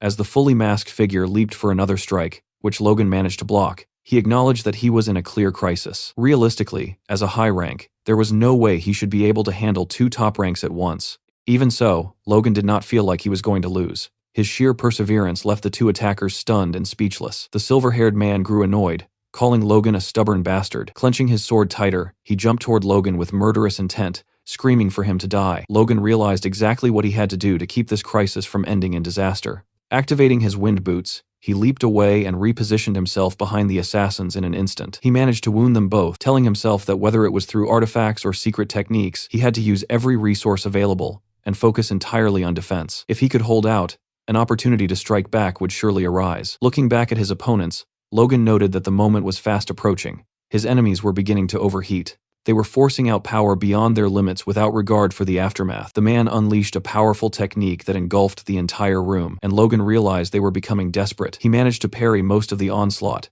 knowing that a single clean hit would mean death. His feet were being pushed back by the force, and as he gripped his sword harder, he felt the overwhelming weight of each blow. He knew his body wouldn't hold up if he continued to block them directly. The attacker seemed to sense this as the red glare returned to his eyes. Preparing a final, full-force strike, the man leaped at Logan once more, screaming that this was the end. However, his composure shattered in the next second, veins popping across his face in frustration. Once again, Logan had blocked the attack. This time, he held his sword handle with both hands, pointing the blade toward the ground while keeping it suspended in the air, an amazing display of strength that didn't budge an inch. Logan smiled from behind his blade, finally beginning to seize control of the rhythm. His attacker, sweat breaking across his forehead, cursed Logan's persistence and struck out, throwing Logan toward the wall. Logan was slammed back, blood splattering from the wounds on his stomach and leg. As Logan struggled to regain his momentum, the silver-haired man prepared a strike from above, declaring that Logan's insolence ended there. As he descended, the man mocked him,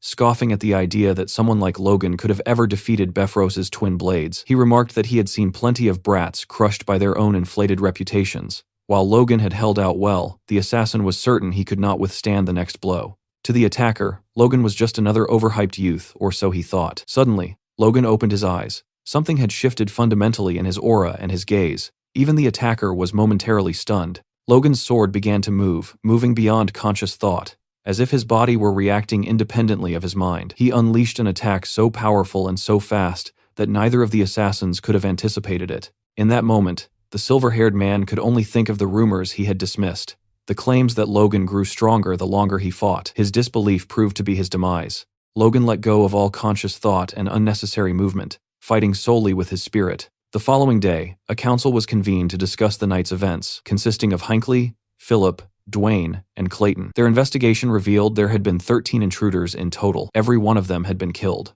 When Hinckley asked about the casualties on their side, Logan reported with distress that 5 soldiers were dead and 12 were injured. More painfully, Patrick had been gravely wounded while protecting Logan's mother. She now remained at Patrick's side while he was treated by doctors. Hinckley noted that, considering the high level of the intruders, the damage was relatively low. Logan agreed, pointing out that the force was comprised of top and mid-tier attackers, though none of them had recognizable faces. When Hinckley asked who could have orchestrated such a hit, Logan rose from the table and named Jordan Valterman. Dwayne and Philip immediately began to protest, shouting that they could not possibly stand against a Duke's house, and by extension, the entire Second Prince's faction. Logan merely smirked. He asked Dwayne why he assumed they would pick a fight with the Duke's house right now, leaving Dwayne puzzled. Logan explained that he had enough common sense to know that attacking the Duke now would be a death sentence. If he were the Duke, he would wipe out a threat like the McLeans immediately. Furthermore, such a conflict would only benefit Juan Douglas. "We have to endure," Logan declared. He stated that no matter what filth was thrown at them, even the death of their soldiers, they had to bear it. When Dwayne asked why,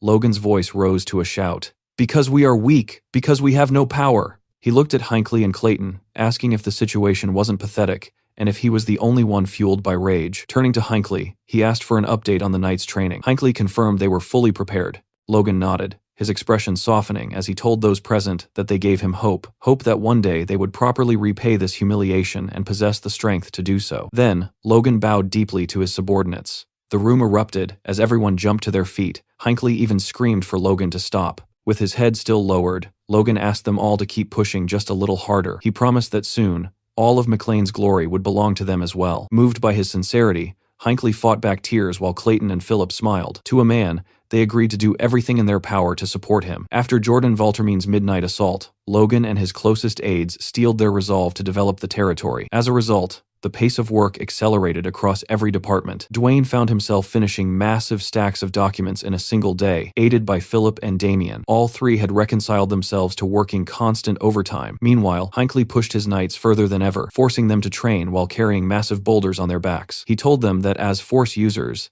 they must not give up when they hit a wall, but must take one more step exactly when they feel they have reached their limit. This spirit of urgency soon reached the common citizens of McLean. Watching the knights, 2 lumberjacks wondered aloud if the harsh training was a sign of trouble. One informed his friend about the previous night's attack, explaining that Patrick had nearly died and that a full-scale war could be on the horizon. The news stunned the other man, who noted that no one else would have taken in refugees like them. They looked toward the knights and agreed it was no time for hesitation. They could not afford to lose their home again. One mentioned he had heard Logan was recruiting for the Vigilante Corps, and indeed, Valterman's assault led to a significant surge in volunteer applicants. 3 months passed in this fashion. Thankfully, Logan noted that the Duke had not attempted another strike. With the Civil War already 6 months deep, the elite factions were now clashing head-on. Logan surmised that the Duke likely no longer had the capacity to spare high-ranking assassins for side missions. Patrick agreed, observing that the townspeople were watching them from the streets, likely wondering if they were out on a standard patrol. Patrick noted that the Second Prince's faction was currently being pushed back, Watching a group of children playing in a sandbox, Logan explained that the opposition had consistently lost ground on the Central Front and had been driven all the way west to the border of the Valtermine territory and the Royal Domain. They had even lost one of the strategic twin castles. Logan reflected on his own contribution to this shift. By seizing Bifros's territory, he had severed a core power and a vital supply line for the Second Prince's faction. To maintain their strength, they were now likely forced to shoulder the burden of supplying their allies as well, causing the losing faction to collapse even faster, a result that aligned perfectly with Logan's plans. Patrick spoke up, admitting that while it might be unbecoming of a knight to say so, the Civil War had allowed their house to grow tremendously. By recruiting knights from families ruined by the conflict, their numbers had swelled to 170, surpassing the force they held prior to the Tomoto Castle campaign. Furthermore, these new recruits appeared genuinely loyal. As Logan and Patrick passed, the knights turned to salute them with smiles on their faces. Logan calculated their total strength, including crossbow cavalry, trainees, and regular troops. They now commanded 3,500 active soldiers. When factoring in the 5 castles taken from Bifros, plus Sylvan and Teslon, along with the vigilantes recruited from other towns, the numbers grew even more impressive. Logan concluded that their total force now amounted to approximately 10,000 men. As they walked, Patrick signaled his approval to the troops, telling them they were all doing a good job. Observing Logan and Patrick from a distance, 2 knights wondered aloud if they should also approach and offer a greeting. Most importantly, it was clear that Logan's intensive training had borne fruit. He was now able to fully manifest a Force Blade, the ability to turn force itself into both weapon and armor, which served as the definitive hallmark of a high-ranking warrior. Seeing this, Patrick remarked that it seemed Logan had already surpassed him. Logan, however, remained modest, noting that he hadn't quite reached that level yet. He touched his chin, thinking to himself that he still couldn't fully grasp the 4th form of the Divine Sword Manual, the Blazing Flame Slash. Even so, everything was progressing faster than he had anticipated. Logan turned to his father and told him it was about time they put their progress to use. Patrick asked what he meant, but a sudden realization struck him. He asked if Logan was truly about to do what he suspected. Logan looked up at the sky and declared that he intended to end the Civil War. Deep within the southern mountains, goblins were rummaging through a forest when they were suddenly distracted by a strange sound. They discovered an earth golem, holding a glowing blue marble. Hungry and opportunistic, the goblins lunged at the golem, preparing to devour it. The golem crumbled into rubble before they even touched it, and the goblins began to laugh at its apparent weakness. Their mockery was cut short. A massive explosion erupted, incinerating the goblins in an instant. When the smoke cleared, the golem stood tall once again, surrounded by nothing but charred remains and flickering flames. Logan stepped out from behind the golem, satisfied with the results. He remarked to Clayton that the power output of the marble was excellent, noting that the only remaining task was to shorten the activation time by about half a second. Clayton nodded, promising to keep that in mind. Hamar then approached Logan, informing him that they had already used up all the prototypes they had brought and suggesting they head back. Logan was incredulous. He had told Hamar to bring more, but Hamar had assumed a single crate would suffice. Despite the shortage, Logan was pleased with the performance. Clearing an entire goblin village had taken only an hour. He called the results encouraging, but the group was suddenly interrupted by a violent shaking of the earth. A scream so powerful it hurt their ears echoed through the mountains. Clayton identified the sound as coming from the distillation zone, but Logan didn't waste time analyzing the source. He leaped away immediately, telling the others they needed to find a safe location first. The 3 men eventually caught their breath in the shade of some trees. When Clayton asked what that creature had been, Logan admitted he didn't know, but surmised the sound of the bomb must have awakened a local predator. Looking back toward the path they had fled, Logan noted that the deep regions of the southern mountains were famous across the continent for being a dangerous demonic zone. Noticing Clayton and Hamar were still on guard, Logan huffed and praised them for a job well done. He remarked that despite having very little intelligence to go on, the final product had turned out better than he expected, perhaps even more effective than the version he remembered from his previous life. Clayton explained that the bomb, named Liberatio, possessed firepower on par with a second-class spell, yet cost only a 20th of a first-class scroll, a level of efficiency that was nothing short of revolutionary. Clayton credited the research materials Logan had provided, while Logan praised Clayton's execution. Hamar raised his hand to remind them of his own contributions as well. Logan conceded the point, acknowledging that without the blueprint, replication would be impossible. He stressed that the method for manufacturing Liberatio had to be strictly protected. Clayton assured him that only he and Hamar knew the complete process. Hamar added that without the specific ratios and the mana tuning formula, no one could copy the weapon even if they observed it being used. Impressed, Logan announced that as a token of his thanks, he would increase the Magic Tower's support fund by 30%. Clayton shivered with joy at the news. For Hamar, Logan offered to reduce his contract term by 3 years, leaving the man in disbelief. Logan added one final condition. If the formula ever leaked, these rewards would be void. Both Clayton and Hamar agreed without hesitation, with Hamar swearing on his life to keep the secret. Clayton remarked that since the mood was right, it was the perfect time to show Logan something else. He explained that while they were developing Liberatio,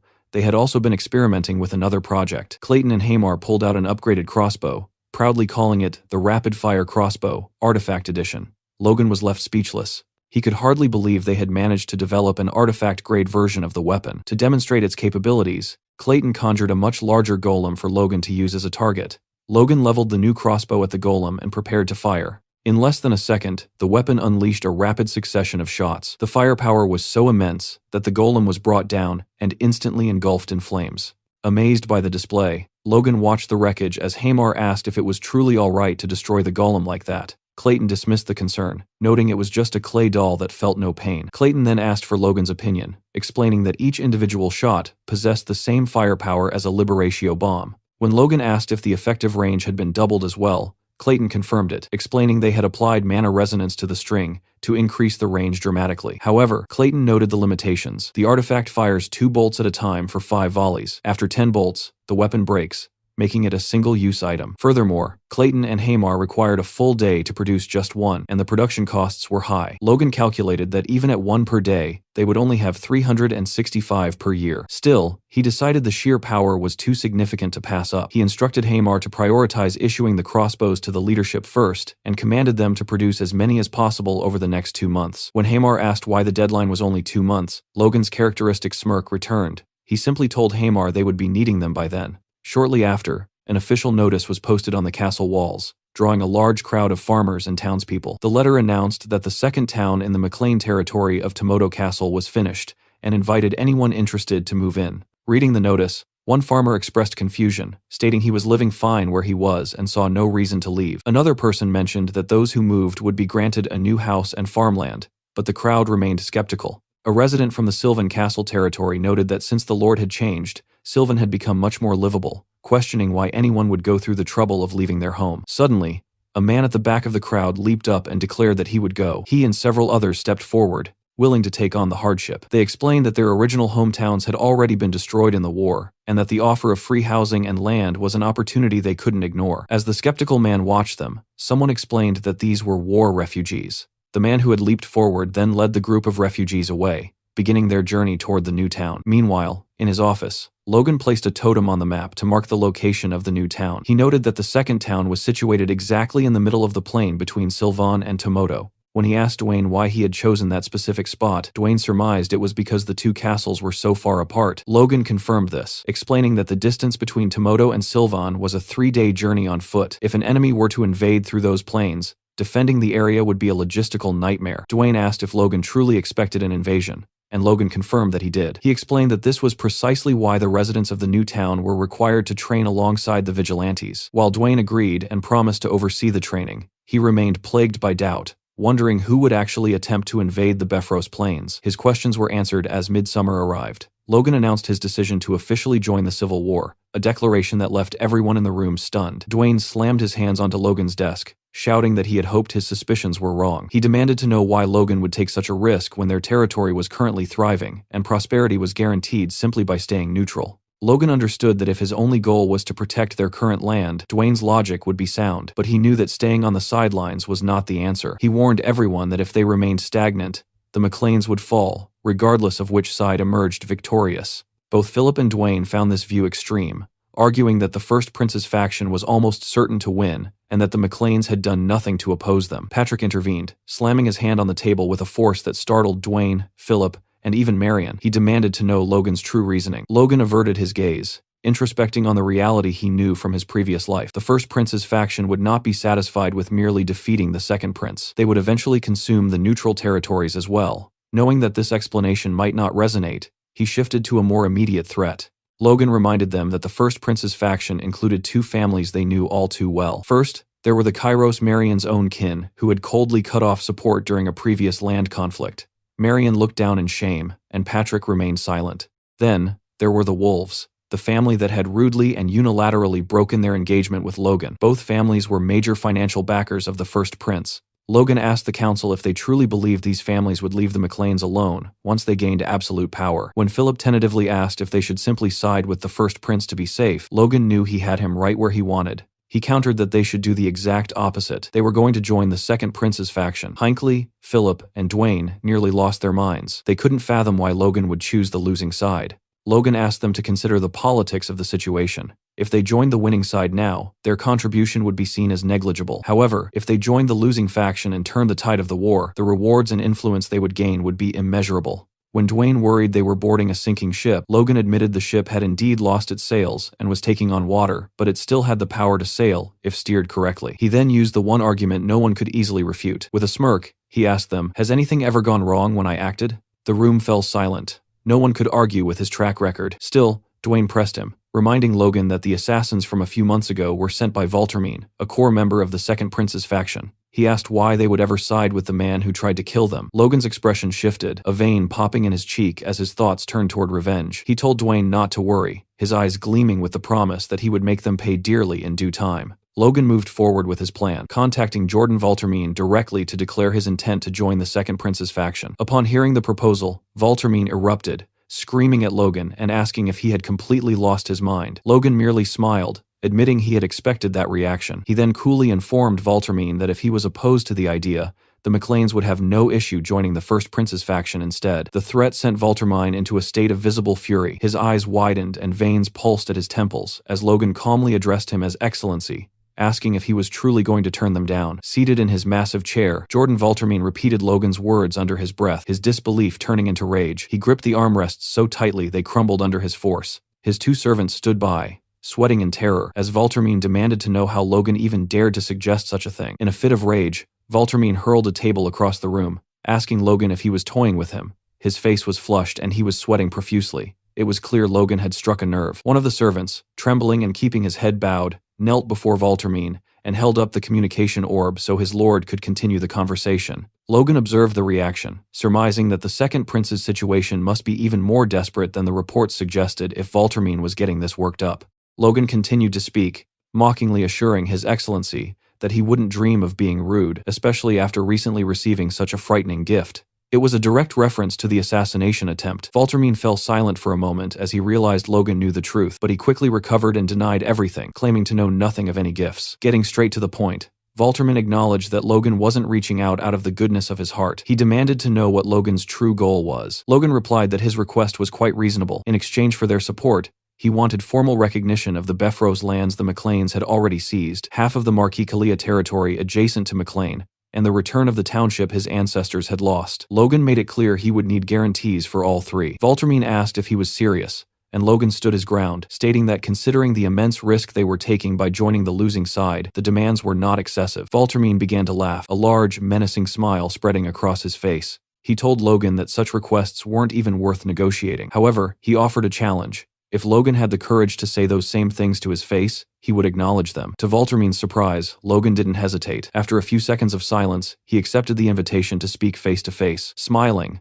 Logan told him he would be paying him a visit very soon. The scene shifted to Beffrose Castle, where a unit of knights had been assembled to escort Logan to Valtermine's camp. They had prepared 2 to 3 weeks' worth of supplies for the journey. Just before they set out, Patrick called out to Logan. His voice was thick with concern as he asked his son if those demands hadn't been a bit too much, expressing his fear that they would simply be used as cannon fodder. Logan turned to his father with a confident smile, replying that right now, the Second Prince's faction was so desperate they would welcome even cannon fodder with open arms. Logan reminded Patrick that even he had given his approval after witnessing the sheer power of the Liberatio. Patrick conceded the point, admitting it was certainly one hell of a weapon. As the perspective briefly shifted to Hinckley smiling toward Eileen, Patrick continued, noting that even the retainers had acknowledged the weapon could turn the tide of the war. However, Patrick's true concern lay elsewhere. He wondered if they could truly protect such a powerful asset. He then asked Logan if his ultimate intention was truly to place the Second Prince on the throne. Patrick broke into a cold sweat and lowered his head. He thought back to the Grand Nobles incident, the spark that had fully ignited the Civil War. He remembered watching the death of Larry Klett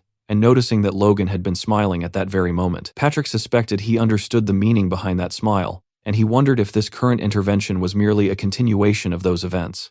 Logan spoke up, telling Patrick that they lived in troubled times where today's enemy could be tomorrow's ally, and today's ally could be tomorrow's foe. He explained that in the midst of such chaos, Their only goal must be to secure as much gain for their house as possible. Hearing this, Patrick wiped away a bead of sweat and managed to smile. He mused that he must truly be getting old if these unfounded worries were troubling him so much. As the time came to depart, Patrick ordered his men to open the gates, preparing to see Logan and his knights off. As they began to march out, Patrick watched them, praying that only glory would await them at the end of their path. In a final internal monologue, he prayed that if any darkness stood in his son's way, God's light would at least shine brightly over Logan's future. As they moved out, Logan's eyes lit up, and a bright, determined smile spread across his face. He ordered his followers to march forward, while behind him, Patrick continued to pray for his son. Atop the walls of the twin castles, a lookout peered through his telescope. Spotting something in the distance, he focused his lens until a banner bearing the flame emblem came into view. He whirled around and shouted, confirming the presence of the McLean forces. Hearing the report, Jordan Valtermine stepped forward, noting that Logan had actually shown up.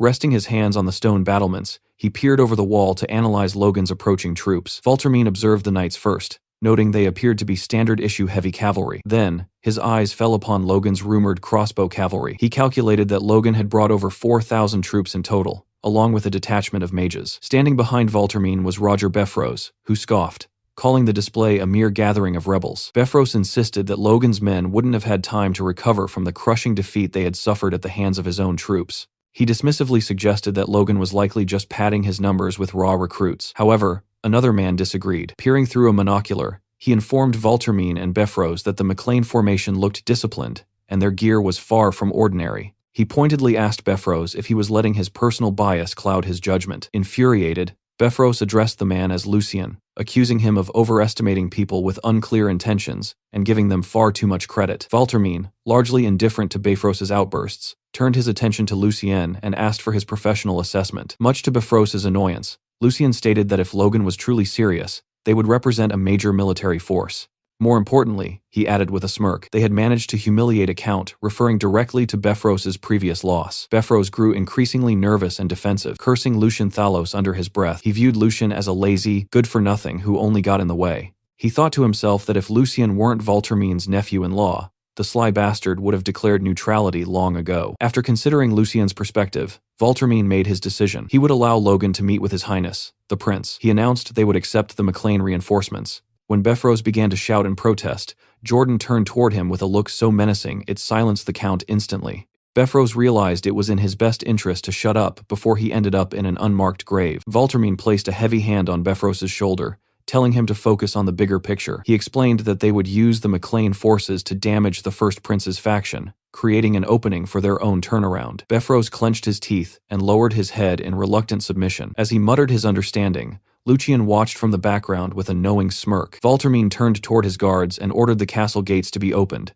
allowing Logan and his troops to file through. Once inside, the sight that met Logan was startling. Valtermine stood waiting alongside a massive man wielding a giant hammer, both backed by a significant force. Logan noted to himself that it was a grand welcome indeed. As they assembled in the middle of the courtyard, a voice echoed through the air, acknowledging the arrival of the McLean forces. Valtermine and the other leaders immediately lowered their heads in respect. A group of attendants carried a man toward Logan, who spoke with an air of grievance. He reminded Logan that he had previously refused a personal invitation to join his faction, then asked if Logan truly expected to be welcomed now, just because he had arrived with a few troops. Observing the man, both Patrick and Logan shared a silent thought. Who is this idiot? Logan reflected on the second prince, realizing he didn't know much about the man's character. He only knew that while the first prince had been a tyrant who ruined the country in his past life, the second prince had been regarded even more poorly. As Logan knelt before him, he noted that the prince's arrogance was obvious even at a glance. Around them, soldiers began to shout, calling the McLeans two-faced bastards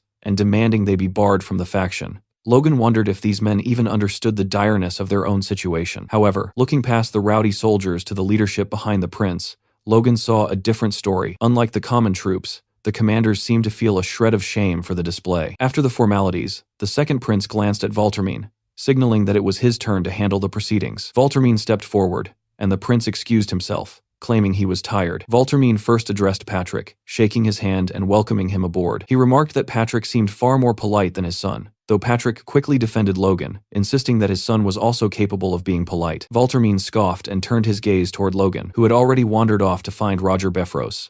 Logan approached the Count with a smirk, casually greeting him and asking if he had been well. Befros was visibly incensed, but remained silent, merely slapping Logan's offered hand away and calling the situation ridiculous. Unfazed, Logan withdrew his hand and mockingly suggested this was a great turn of events, noting that the southern unification Befros had always desired had finally come to pass. Befros began to tremble with fury, veins bulging across his face. He hissed, asking Logan if he truly had the nerve to speak to him. Logan thought to himself that while he only intended to tease the man, the reaction was priceless. He suspected that if he pushed just a little further, the Count might actually attack him. If that happened, Logan mused, he could simply kill him in self-defense. The confrontation was interrupted by the Moon Knight, who urged Befros to restrain himself. The knight insulted Logan, comparing him to filth, and suggesting that getting too close would only make the Count stink. Logan just kept smiling, feeling the insult was a waste of breath. Taking his knight's advice, Befros turned his back on Logan, vowing that he would be watching him closely. Currently, Elune Castle and its neighbor, Allen Castle, served as the twin castles of the Valtermine dukedom. Their names originated 1,000 years ago, named after two moons lost in a mythical age. In those ancient times, when orc hordes occupied the southern plains, these fortresses were built to protect the lands of humanity. Unfortunately, the beauty of that ancestral legacy had been discarded. The twin castles had now become the grim battlegrounds of a horrible civil war. Inside the war room, Valtermine and the other commanders were finalizing their next move. Logan observed the proceedings, reflecting that this was not a war for territory, but for the throne itself. In theory, the conflict would end the moment one rival prince was defeated. However, Logan knew that neither heir was the type to sacrifice himself for the good of the nation. If left to its own devices, as it had been in his past life, this war would tear the country out by its roots. To Logan, these long-winded strategy meetings were pointless. The only real solution was to kill those who needed to die and bring the chaos to an end. Before Logan could voice his thoughts, Jordan Valtermine interrupted with a directive. He announced that the McLean forces would be tasked with striking the enemy from the rear, a decision Logan immediately bristled at. He turned toward Valtermine in disbelief, but it was clear from the faces around the table that the rest of the room was aligned against him. In the midst of the tension, Logan noticed something strange. One individual was staring at him with a completely unreadable expression. Logan couldn't tell if it was hostility or curiosity. It was Lucien. As Logan wondered what had become of this man in his previous life, Valtermine snapped his attention back to the present. He noted Logan's silence and asked if he intended to refuse the plan, even threatening to summon Baron McLean to settle the matter. Logan assured him that wouldn't be necessary. He calmly repeated the order back to Valtermine, confirming that he was being asked to flank the enemy. Valtermine explained his reasoning. Both sides already knew each other's elite units, so the McLeans were the only remaining variable capable of creating a necessary opening. Logan saw through the tactic immediately. Valtermine was effectively sending the McLean house to its death. He wondered how Valtermine honestly expected 5,000 troops to successfully flank a battlefield teeming with over 50,000 enemies. He glanced at Befros, who was already grinning from ear to ear at the prospect of the McLeans being wiped out. After a moment of deliberation, Logan opened his mouth to reply. To the absolute shock of almost everyone in the room, he agreed to comply with the order. Lucien appeared to be the only one who had anticipated this response. Logan then asked for permission to plan the specifics of the operation himself. Valtermine clenched his fist and, after a brief pause, granted his permission. After the meeting, Valtermine stood at the head of the war table with Befros at his side. He reflected on his original plan. If the McLeans had refused the flanking maneuver, he would have used that as a pretext to split their forces, strip them of their command, and legally seize their infamous crossbows. If they had resisted even that, he would have forced them to lead a suicidal charge at the front lines. The fact that Logan had accepted so easily made Valtermine suspicious. He suspected Logan had a trick up his sleeve and asked Befros for his opinion. Befros, still wary of the men who had seized his land against all odds, admitted that one could never assume anything when it came to the McLeans. Valtermine reached for a glass as he mused that they shouldn't overthink it. He noted that if someone accepts a suicide mission without protest, they are either an idiot or they have a hidden advantage. Lucien, who was placing the glass in front of Valtermine, offered a different explanation. It's confidence. Valtermine looked at the glass, noting that even his own knights would struggle with such a mission. Yet Logan claimed he could do it. Lucien pointed out that if Valtermine led the charge, the enemy would respond with their full might. He asked if the enemy would really treat a force like the McLeans with the same level of caution. Lucien concluded with a cold logic. If Logan was not a fool, he would deliver results. If he was a fool, he would simply die on the battlefield. Either way, the Valtermine faction lost nothing. Elsewhere, news that Logan and his house had joined the Second Prince's faction reached the ears of the opposition. Duke Juan Douglas of the First Prince's faction questioned whether the McLeans were insane, or if Jordan Valtermine had finally lost his grip on reality. A man with white hair and a goatee dismissed the concern, stating it didn't matter to him, they were nothing more than dead men walking. Juan laughed, and remarked that the man's words were a bit cold, addressing him as Chiron. This was indeed Lord Chiron Wolves, the father of Rena, Logan's former fiancée. Juan pointedly asked him if his daughter and Logan hadn't once been engaged, to which Chiron replied with a hardened expression that the bond had ended long ago. At the castle, the gates swung open and units of cavalry rushed through. For a time,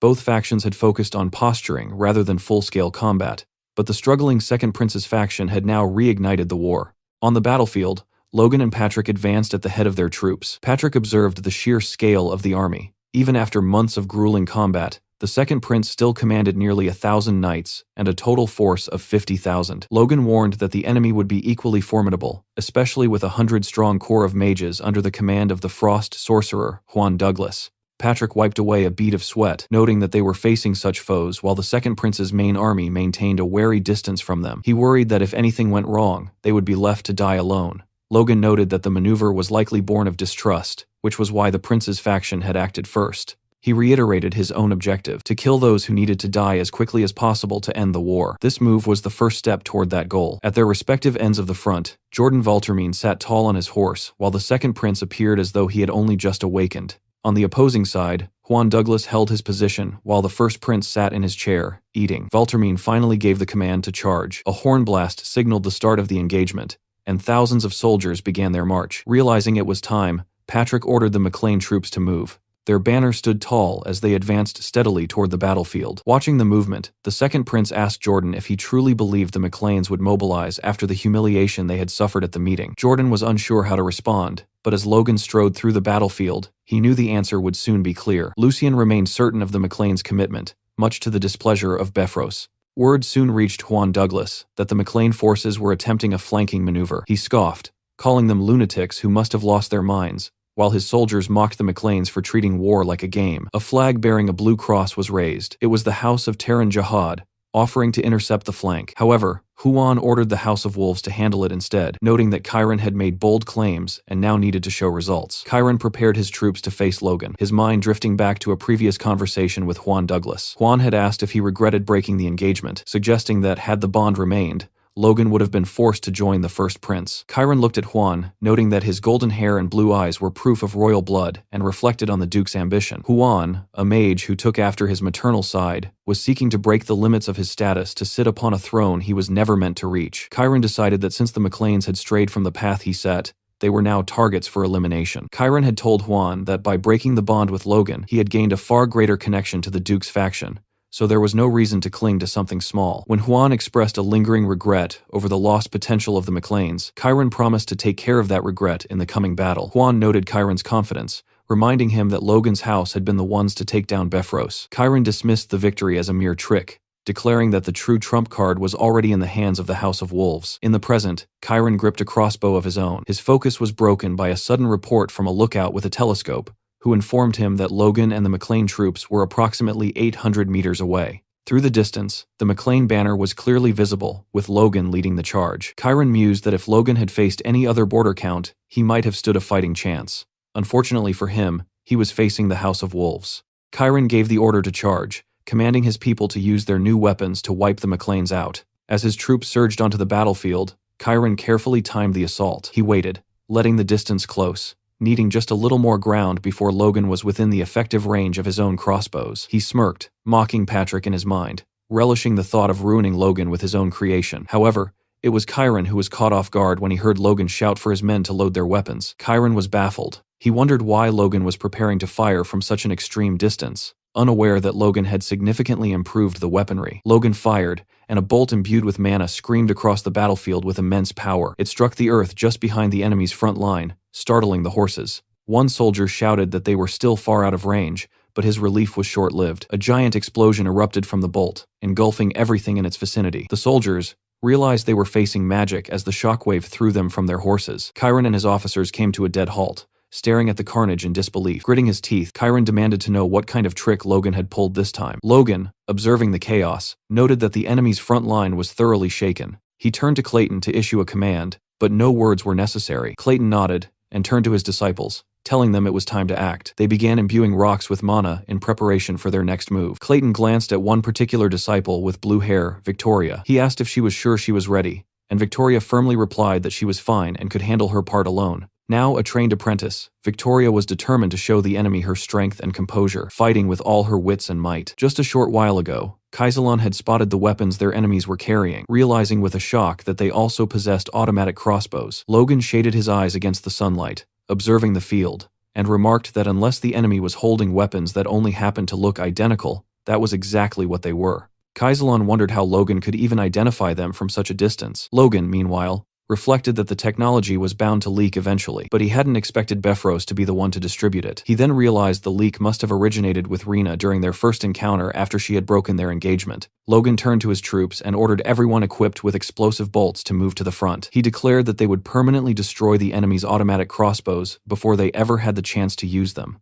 Nearby, a golem's massive hand rose from the earth as Clayton and his disciples conjured a small army of the constructs. Beside them sat crates filled with blue marbles, the Liberatio explosives developed by Clayton and Hamar. Clayton informed his team that they had plenty of ammunition and urged them to throw as many as necessary. Victoria clenched her hands, her mind focused. Having mastered First Circle magic, she was determined to prove she could handle her duties alone. Her motivation was simple. She was doing this for her brother's sake. With a sharp command, she ordered her golem to strike. The golem prepared and launched the bombs like bullets toward the enemy lines. As they fell, the marbles glowed a menacing red. An enemy soldier barely had time to ask what they were before the world dissolved into fire and explosions. Chiron Wolves stood speechless, paralyzed by the carnage. One of his soldiers reported that Logan was utilizing magic, warning that their forces, though 1,000 strong, could be decimated by a mage of that caliber. Infuriated, Chiron realized he had to close the distance immediately. He ordered his cavalry to charge, reasoning that if the two armies became entangled in a melee,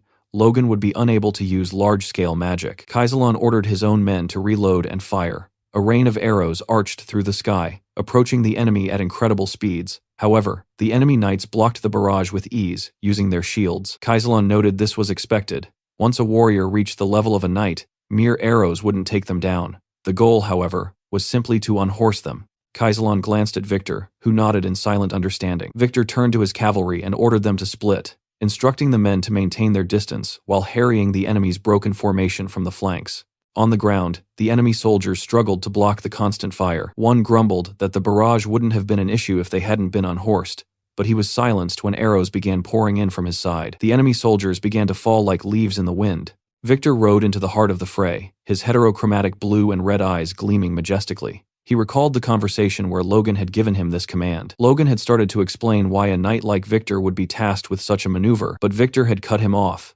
simply stating he would do it. His only request to Clayton had been to protect his sister at all costs, his expression turning menacing as he admitted he didn't know what he might do if she were harmed. Logan had smacked him on the head then, telling him to chill out. He assured Victor that Clayton would take excellent care of Rhea and told him to focus on his own survival for her sake. Victor had bowed, acknowledging that his ability to even have dreams for the future was thanks to Lord Logan. Now, as he charged, Victor thought of Rhea and Logan, placing their safety and comfort above his own. Coming to a halt at the perfect vantage point, he ordered his troops to strike from the rear and raze the enemy to the ground. Logan surveyed the battlefield, his eyes sharpened by mana to pierce through the distance. He noted to Patrick that Victor and the crossbow cavalry were successfully moving to the rear, which Patrick took as their cue to engage. Patrick whirled around, ordering his knights to provide immediate assistance. Max Peretta and his soldiers were also in position. Though Max briefly questioned his orders, he quickly obeyed and led his men charging toward the fray. On the battleground, Kaisalon raised his fist high, signaling his units to hold their fire. In the center of the enemy lines,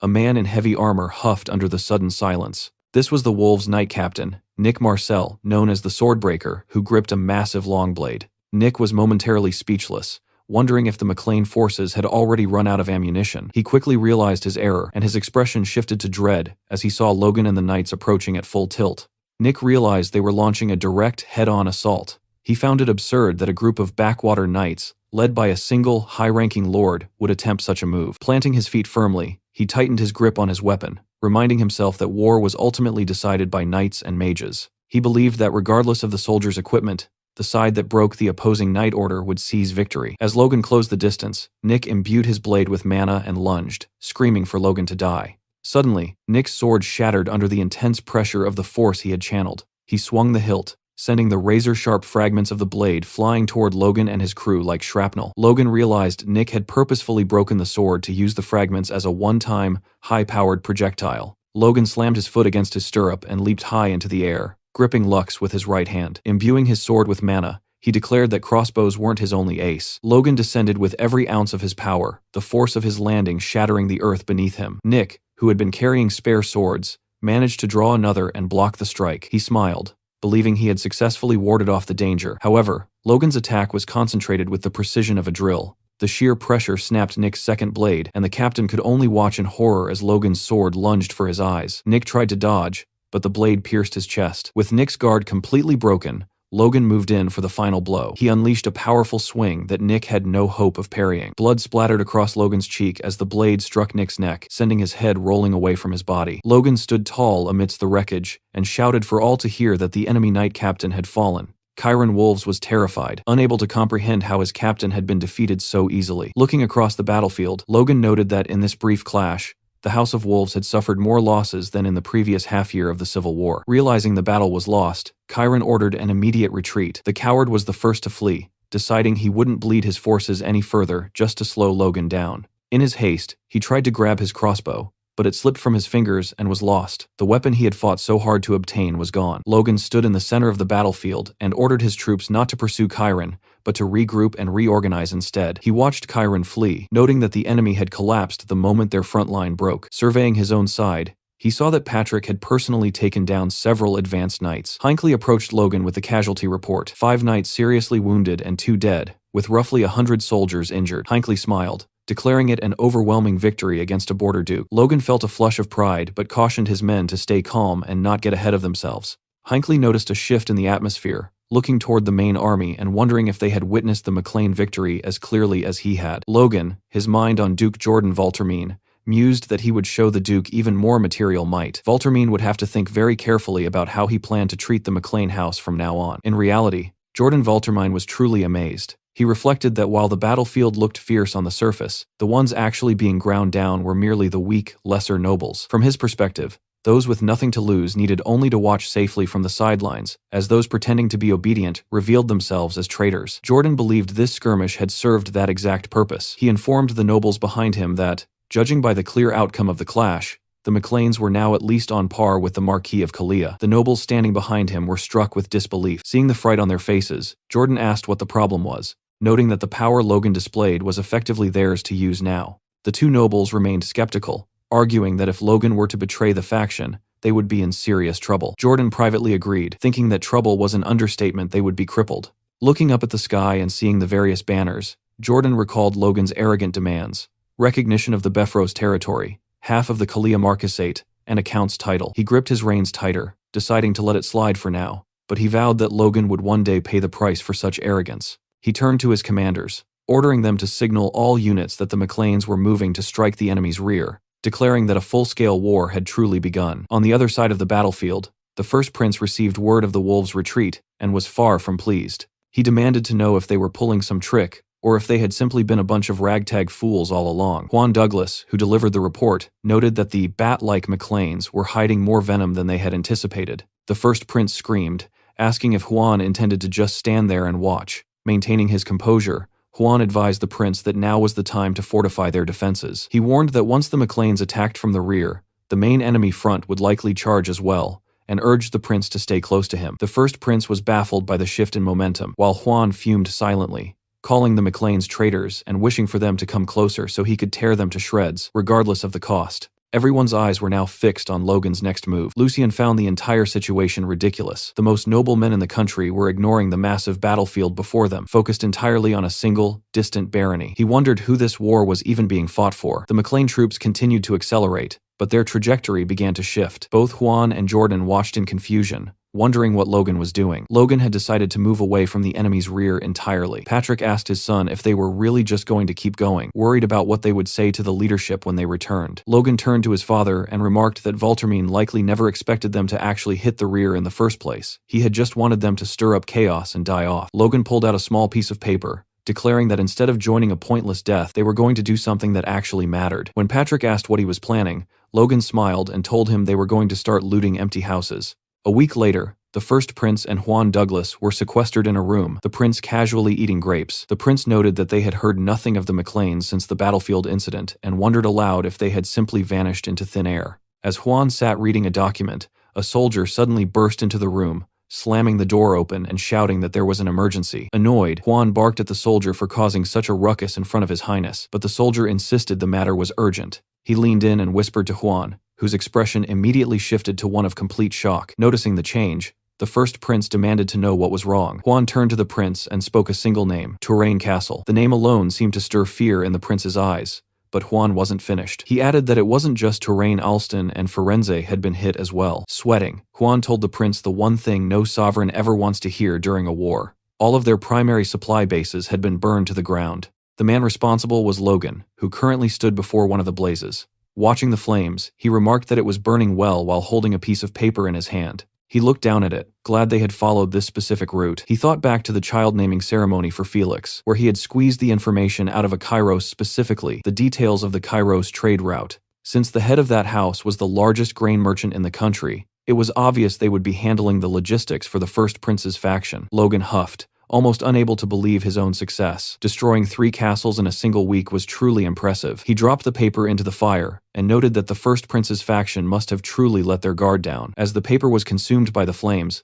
Logan took one last look at the burning castle and ordered his people to withdraw. He smiled to himself, silently thanking his uncle for the delicious meal.